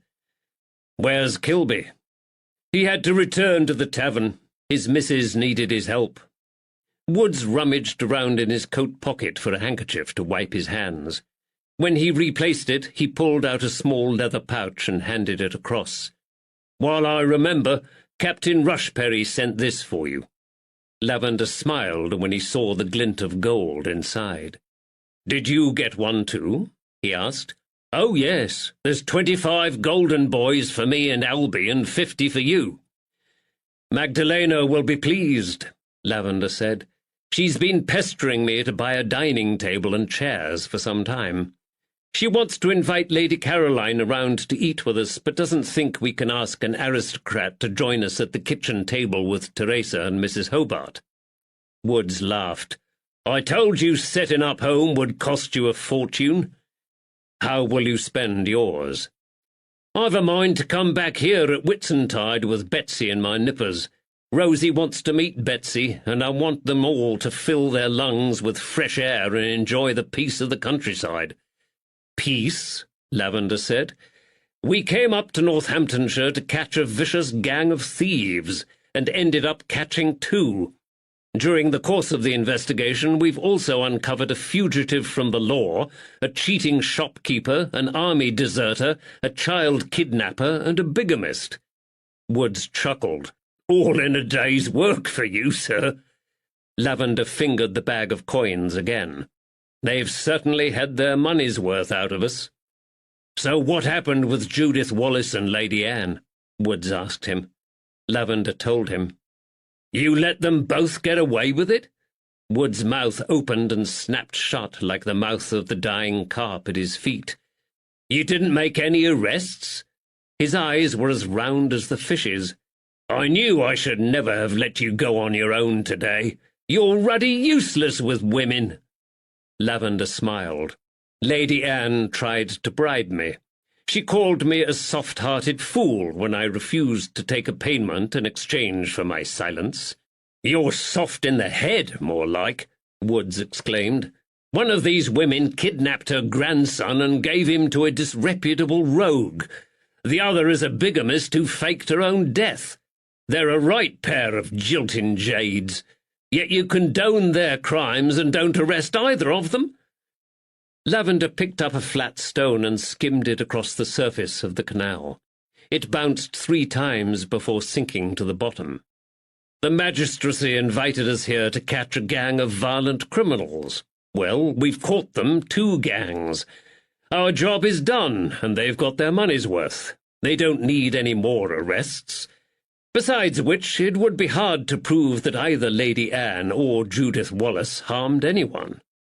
Woods jerked the fishing rod. No one got hurt? Lady Anne lied to her son and daughter-in-law, stole their nipper and pulled young Billy out of his rightful place in the world. Well, what you don't know doesn't hurt you. Gord's teeth! Do you honestly think Billy Sculthorpe would be any happier as Viscount Milton? Lavender asked. Can you imagine him coping with the expectations of that role? Woods spluttered and yanked his fishing line again. And Lady Anne is right, Lavender continued. I have no proof to support my accusation, and would probably make a fool of myself if I went public with my claim that Billy Sculthorpe is the rightful heir to the 2 earldoms. I would also ruin many lives, including Billy's. And what about that bigamist and poisoner Judith Wallace? There is a very good chance that the poisoning was accidental, and even if it wasn't, it would be virtually impossible to prove in court. I'm reluctant to ruin the lives of Dr. Wallace and his children.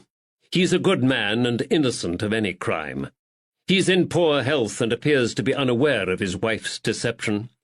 I find it hard to judge Judith Wallace too harshly.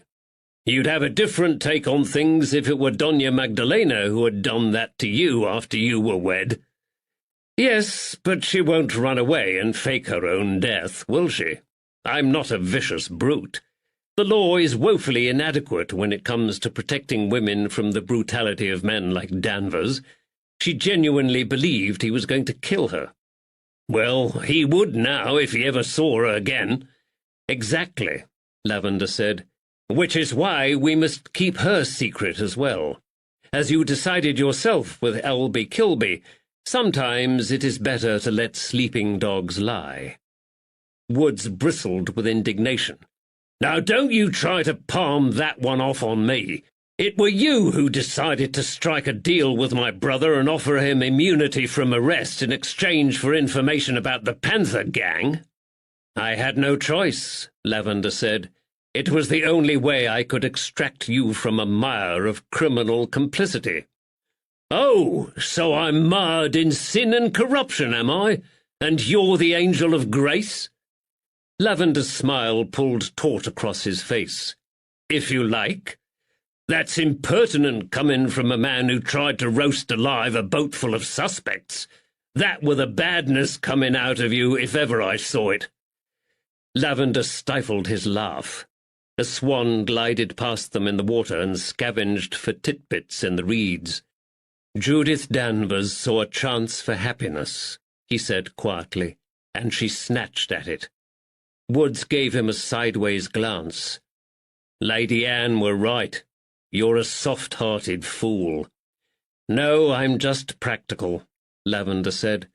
Northampton jail isn't actually big enough to hold all of the villains and lawbreakers inhabiting this small part of the county.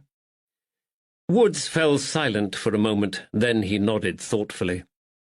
I have to confess I never expected to find so many folks with secrets and hidden crimes lurking in such a pretty place. Lavender glanced at him out of the corner of his eye. Are you sure you want to return here at Whitsuntide? Oh, yes. Woods reeled in his fishing line as the sun finally sank below the horizon. And it'll have to be I'm busy at Easter. Are you? Yes, some soft-hearted fool has asked me to stand as witness at his wedding.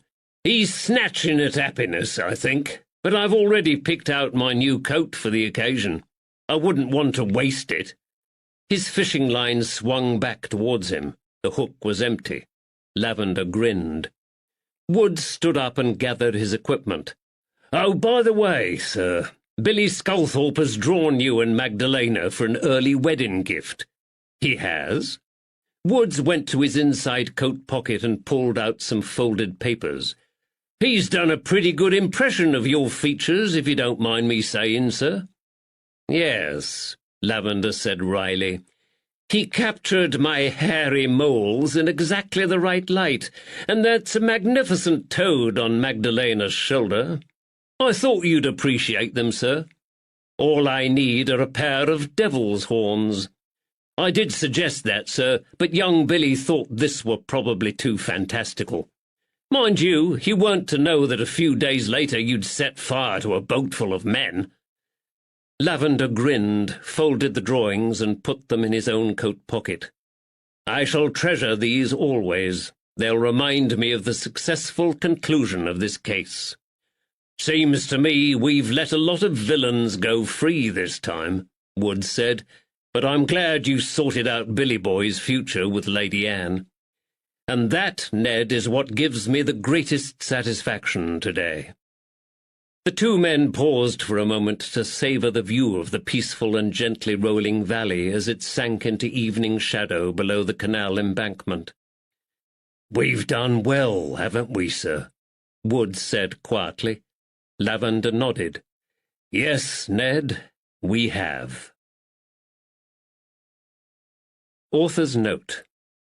The robbery making a great noise in the neighbourhood, an application was made to this office, Bow Street Police Office, for an active and intelligent officer to go down and investigate the business. Lavender was dispatched and in a short time saw reason to suspect 5 persons. With extraordinary celerity and resolution, he apprehended the whole of them. The county magistrates, in admiration of the zeal, intelligence, and courage of Lavender, have resolved to give him a very handsome reward. The Times, 27th October, 1818, London. As you can see from the extract above, this novel is loosely based on a real event. In 1818, a gang of robbers burst into the home of an elderly man, William Sculthorpe. They robbed and viciously assaulted Sculthorpe and his son. The real Stephen Lavender was called up to Northamptonshire to investigate the attack. I first came across my detective's involvement in the case in David J. Cox's excellent book, A Certain Share of Low Cunning, A History of the Bow Street Runners, 1792 to 1829. I was intrigued and decided to follow up Cox's brief mention of the case by researching the news sheets reports of the crime at the National Archives in London. Both the Times and another London news sheet, the Morning Chronicle, reported the vicious assault on the 87-year-old man in great detail. Unfortunately, they both tended to dwell on the horror poor William Sculthorpe experienced when the men with their blackened faces burst into his house and the salacious and bloodthirsty details of the attack. Do you remember the large quantity of clotted blood which had settled in his mouth? I lifted this unpleasant image straight from the Times. Further research revealed that 200 years ago, thieves generally used soot and charcoal to distort and hide their features during a robbery. The infamous balaclava, now such a popular fashion accessory amongst villains, wasn't invented until the Crimean War in the 1850s. But neither of these news sheets explained how the zealous, intelligent, and brave Stephen Lavender had solved the crime. Never mind, I thought, I'll make it up. And I did. I took plenty of artistic license with this novel. The first thing I did was move the crime back 8 years to 1810, so it slotted into the overall time frame I have for the Detective Lavender mystery series. My second act was to kill off poor William Sculthorpe. In real life, the elderly man miraculously survived the vicious attack on his person during the robbery. But this wouldn't have worked for a murder mystery novel where someone has to die. Other significant changes I made were to the names of the characters. As I'm sure my readers already know, 2/3 of British men were called John, James, Thomas, or William at the start of the 19th century, which can be extremely confusing. I kept the names of William and Billy Sculthorpe, but nearly everyone else involved in the case has had their name changed. Next, I turned my attention to the 5 persons whom Lavender had arrested and tried to find out who they were.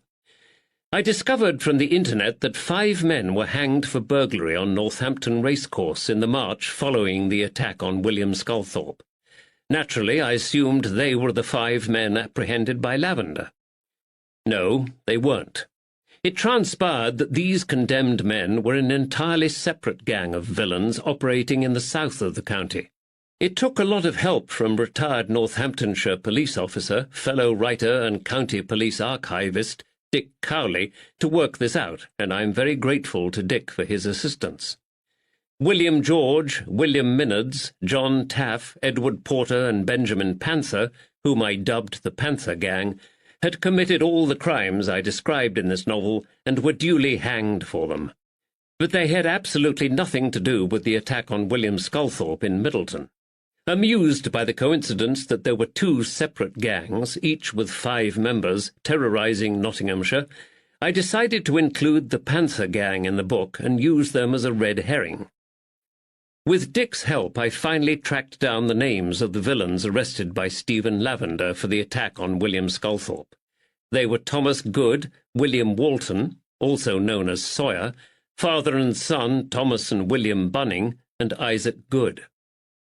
Thomas Good and William Walton were ultimately sentenced to transportation for the crime, but Thomas and William Bunning were found not guilty. The 5th man, Isaac Good, turned king's evidence on the others and was released without charge. Another real-life character who eventually found her way into the pages of this novel is Lady Anne Fitzwilliam of Rockingham Castle. However, please note that the story of Billy Sculthorpe's connection with the Fitzwilliams is entirely fictional, and that the real Lady Anne died in 1769.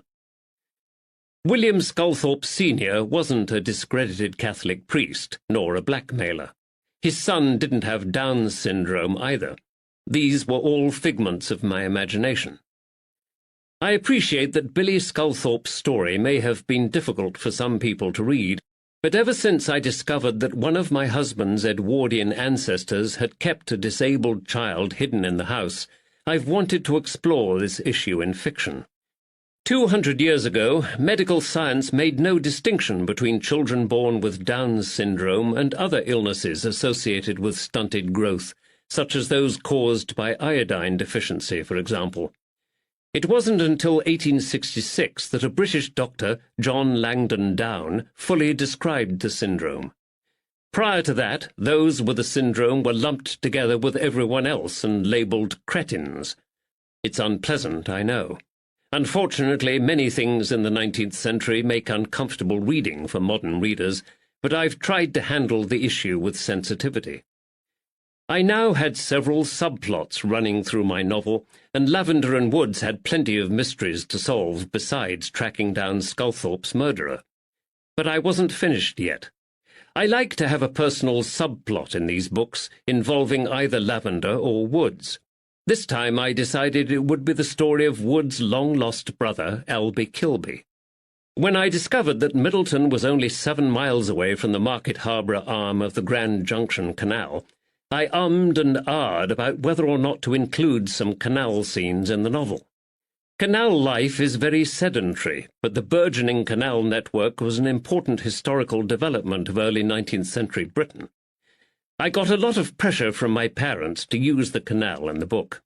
They had owned a canal narrowboat for over 30 years, and I still vividly remember my mum's accidental attempt to give us a Viking funeral with burning barbecue coals on the back of the boat one summer.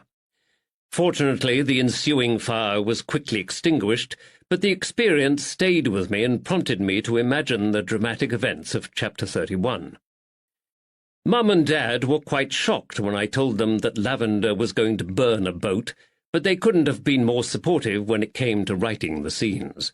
They loaned me all the canal books I've included in the bibliography, and spent hours talking with me about the history of the British waterways and explaining how they operated. On 10th August 2015, I drove down to their home in Nottinghamshire to join them for Mum's birthday meal. That evening, very tipsy after several glasses of real ale and a bottle of wine, the three of us retired to their garden patio to plan Chapter 31.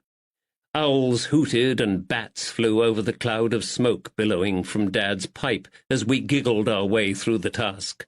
I made notes on scraps of paper as moment by moment we mapped out how the scene would unfold. "Don't forget to have plenty of wooden splinters flying through the air as the militia shoot at the hatch," Dad reminded me, thus revealing in that one sentence the true source of my literary talent. There can't be many authors whose parents have played such a significant part in the writing of their novel, and I feel very blessed to have shared this experience with them. I dedicated The Heiress of Lynn Hoare to Mum, who fostered my adolescent love of historical fiction.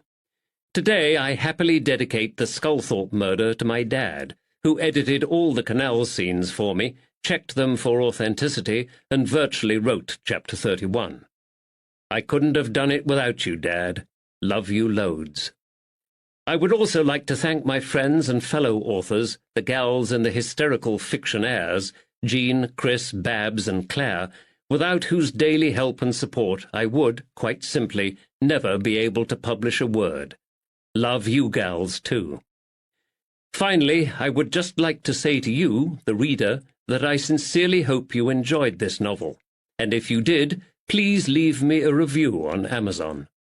Best wishes, Karen Charlton, Mask by the Sea, North Yorkshire, 7th January 2016.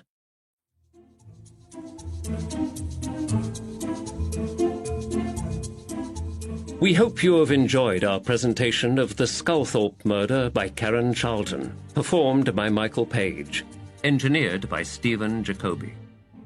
Performance copyright 2016 by Brilliance Audio, all rights reserved. For further information concerning this program or other Brilliance Audio titles, please call the following toll-free number, 1-800-222-3225, or visit our website at www.brillianceaudio.com. No part of this recording may be played for an audience or reproduced in any form. It may not be streamed, downloaded, broadcast, or copied without written permission. Address all inquiries to Brilliance Audio, P.O. Box 887, Grand Haven, Michigan 49417.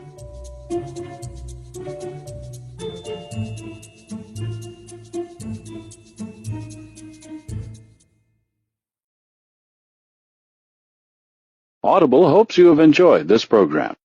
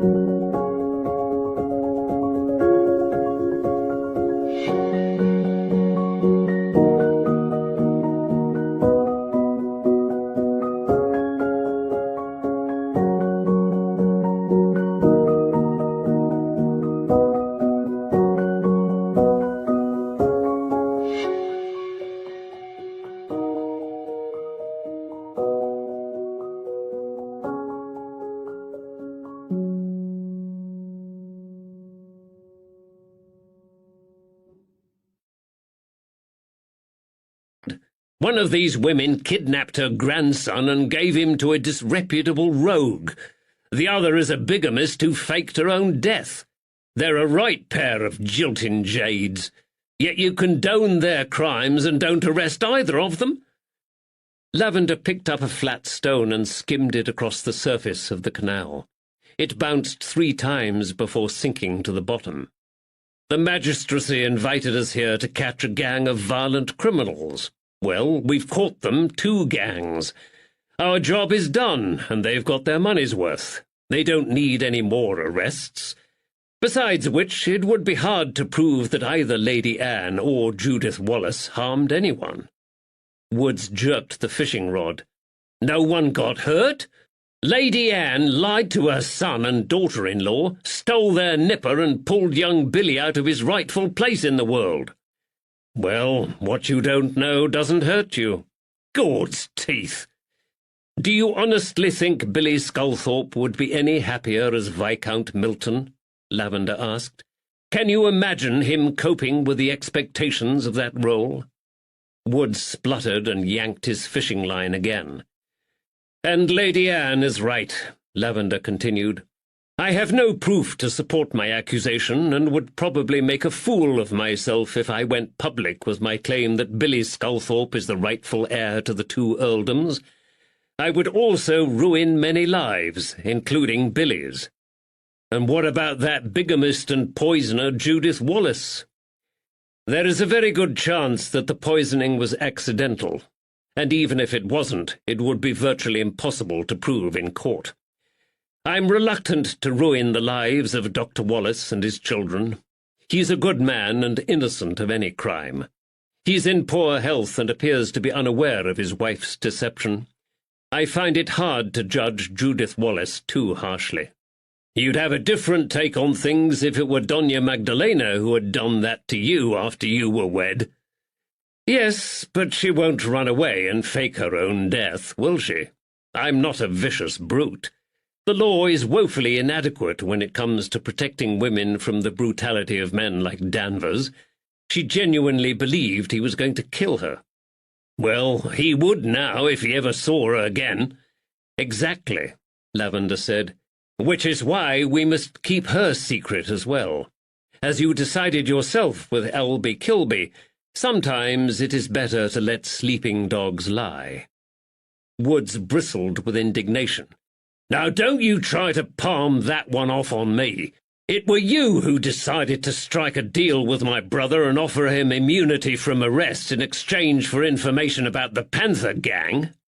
"I had no choice," Lavender said. "It was the only way I could extract you from a mire of criminal complicity." "Oh, so I'm marred in sin and corruption, am I? And you're the angel of grace?" Lavender's smile pulled taut across his face. "If you like. That's impertinent coming from a man who tried to roast alive a boat full of suspects. That were the badness coming out of you if ever I saw it." Lavender stifled his laugh.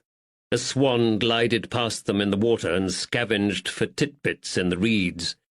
"Judith Danvers saw a chance for happiness," he said quietly, and she snatched at it. Woods gave him a sideways glance. "Lady Anne were right. You're a soft-hearted fool." "No, I'm just practical," Lavender said. "Northampton jail isn't actually big enough to hold all of the villains and lawbreakers inhabiting this small part of the county." Woods fell silent for a moment, then he nodded thoughtfully. "I have to confess I never expected to find so many folks with secrets and hidden crimes lurking in such a pretty place." Lavender glanced at him out of the corner of his eye. "Are you sure you want to return here at Whitsuntide?" "Oh, yes." Woods reeled in his fishing line as the sun finally sank below the horizon. "And it'll have to be I'm busy at Easter." "Are you?" "Yes, some soft-hearted fool has asked me to stand as witness at his wedding. He's snatching at happiness, I think, but I've already picked out my new coat for the occasion. I wouldn't want to waste it." His fishing line swung back towards him. The hook was empty. Lavender grinned. Woods stood up and gathered his equipment. "Oh, by the way, sir, Billy Sculthorpe has drawn you and Magdalena for an early wedding gift." "He has?" Woods went to his inside coat pocket and pulled out some folded papers. "He's done a pretty good impression of your features, if you don't mind me saying, sir." "Yes," Lavender said wryly. "He captured my hairy moles in exactly the right light, and that's a magnificent toad on Magdalena's shoulder. I thought you'd appreciate them, sir. All I need are a pair of devil's horns. I did suggest that, sir, but young Billy thought this were probably too fantastical. Mind you, he weren't to know that a few days later you'd set fire to a boat full of men." Lavender grinned, folded the drawings, and put them in his own coat pocket. "I shall treasure these always. They'll remind me of the successful conclusion of this case. Seems to me we've let a lot of villains go free this time," Woods said, "but I'm glad you sorted out Billy Boy's future with Lady Anne." And that, Ned, is what gives me the greatest satisfaction today." The two men paused for a moment to savour the view of the peaceful and gently rolling valley as it sank into evening shadow below the canal embankment. "We've done well, haven't we, sir?" Wood said quietly. Lavender nodded. "Yes, Ned, we have."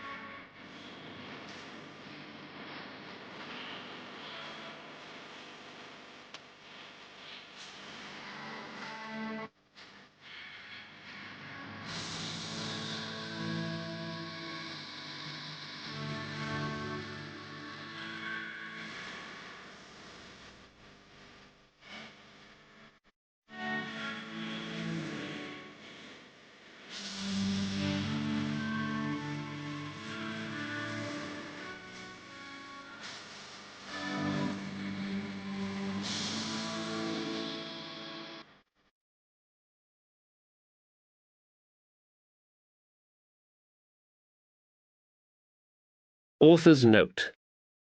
The robbery making a great noise in the neighbourhood, an application was made to this office, Bow Street Police Office, for an active and intelligent officer to go down and investigate the business. Lavender was dispatched, and in a short time saw reason to suspect 5 persons. With extraordinary celerity and resolution, he apprehended the whole of them. The county magistrates, in admiration of the zeal, intelligence, and courage of Lavender, have resolved to give him a very handsome reward. The Times, 27th October, 1818, London. As you can see from the extract above, this novel is loosely based on a real event. In 1818, a gang of robbers burst into the home of an elderly man, William Sculthorpe. They robbed and viciously assaulted Sculthorpe and his son. The real Stephen Lavender was called up to Northamptonshire to investigate the attack. I first came across my detective's involvement in the case in David J. Cox's excellent book, A Certain Share of Low Cunning, A History of the Bow Street Runners, 1792 to 1829. I was intrigued and decided to follow up Cox's brief mention of the case by researching the news sheets reports of the crime at the National Archives in London. Both the Times and another London news sheet, the Morning Chronicle, reported the vicious assault on the 87-year-old man in great detail.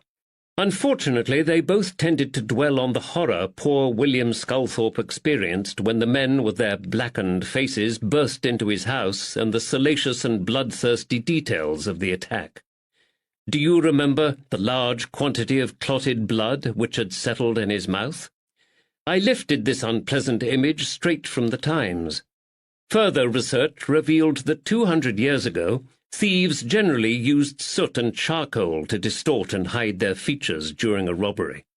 The infamous balaclava, now such a popular fashion accessory amongst villains, wasn't invented until the Crimean War in the 1850s.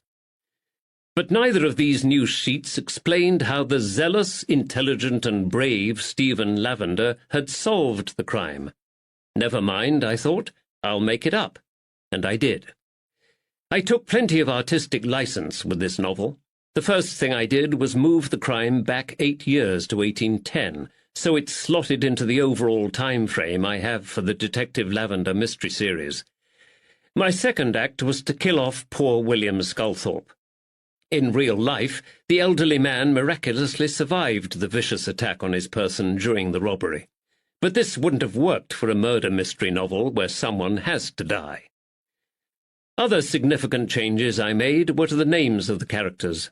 As I'm sure my readers already know, 2/3 of British men were called John, James, Thomas, or William at the start of the 19th century, which can be extremely confusing.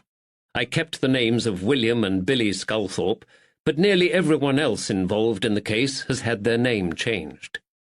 Next, I turned my attention to the 5 persons whom Lavender had arrested and tried to find out who they were. I discovered from the internet that 5 men were hanged for burglary on Northampton Racecourse in the March following the attack on William Sculthorpe. Naturally, I assumed they were the 5 men apprehended by Lavender. No, they weren't. It transpired that these condemned men were an entirely separate gang of villains operating in the south of the county. It took a lot of help from retired Northamptonshire police officer, fellow writer and county police archivist Dick Cowley to work this out, and I'm very grateful to Dick for his assistance. William George, William Minards, John Taff, Edward Porter, and Benjamin Panther, whom I dubbed the Panther Gang, had committed all the crimes I described in this novel and were duly hanged for them. But they had absolutely nothing to do with the attack on William Sculthorpe in Middleton.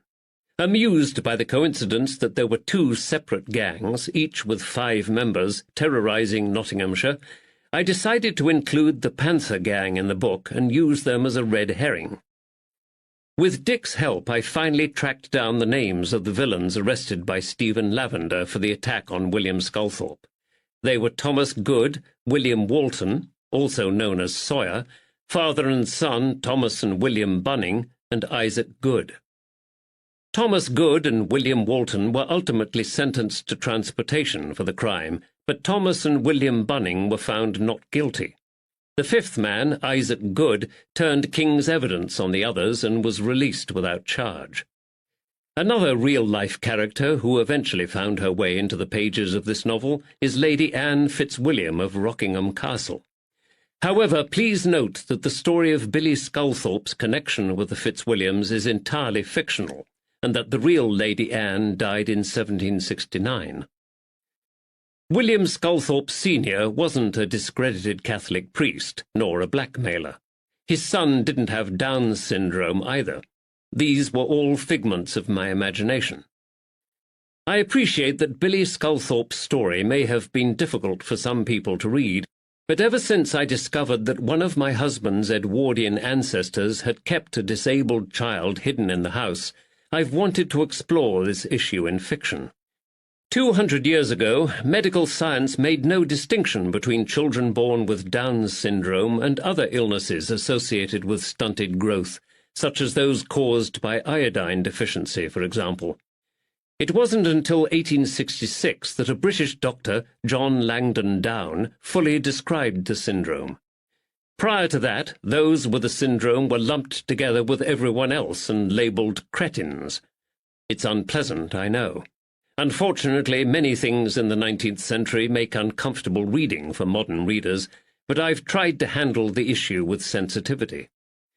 I now had several subplots running through my novel, and Lavender and Woods had plenty of mysteries to solve besides tracking down Sculthorpe's murderer. But I wasn't finished yet. I like to have a personal subplot in these books involving either Lavender or Woods. This time I decided it would be the story of Wood's long-lost brother, Albie Kilby.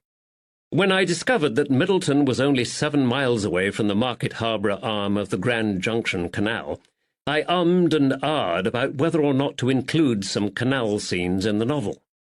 Canal life is very sedentary, but the burgeoning canal network was an important historical development of early 19th century Britain.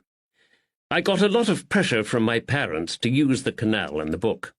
They had owned a canal narrowboat for over 30 years, and I still vividly remember my mum's accidental attempt to give us a Viking funeral with burning barbecue coals on the back of the boat one summer. Fortunately, the ensuing fire was quickly extinguished, but the experience stayed with me and prompted me to imagine the dramatic events of Chapter 31. Mum and Dad were quite shocked when I told them that Lavender was going to burn a boat, but they couldn't have been more supportive when it came to writing the scenes. They loaned me all the canal books I've included in the bibliography, and spent hours talking with me about the history of the British waterways and explaining how they operated. On 10th August 2015, I drove down to their home in Nottinghamshire to join them for Mum's birthday meal. That evening, very tipsy after several glasses of real ale and a bottle of wine, the three of us retired to their garden patio to plan Chapter 31. Owls hooted and bats flew over the cloud of smoke billowing from Dad's pipe as we giggled our way through the task. I made notes on scraps of paper as moment by moment we mapped out how the scene would unfold. "Don't forget to have plenty of wooden splinters flying through the air as the militia shoot at the hatch," Dad reminded me, thus revealing in that one sentence the true source of my literary talent. There can't be many authors whose parents have played such a significant part in the writing of their novel, and I feel very blessed to have shared this experience with them. I dedicated The Heiress of Lynn Hoare to Mum, who fostered my adolescent love of historical fiction. Today I happily dedicate the Sculthorpe murder to my dad, who edited all the canal scenes for me, checked them for authenticity, and virtually wrote Chapter 31. I couldn't have done it without you, Dad. Love you loads. I would also like to thank my friends and fellow authors, the gals in the hysterical fiction heirs, Jean, Chris, Babs, and Claire, without whose daily help and support I would, quite simply, never be able to publish a word. Love you gals, too. Finally, I would just like to say to you, the reader, that I sincerely hope you enjoyed this novel, and if you did, please leave me a review on Amazon. Best wishes, Karen Charlton, Mask by the Sea, North Yorkshire, 7th January 2016.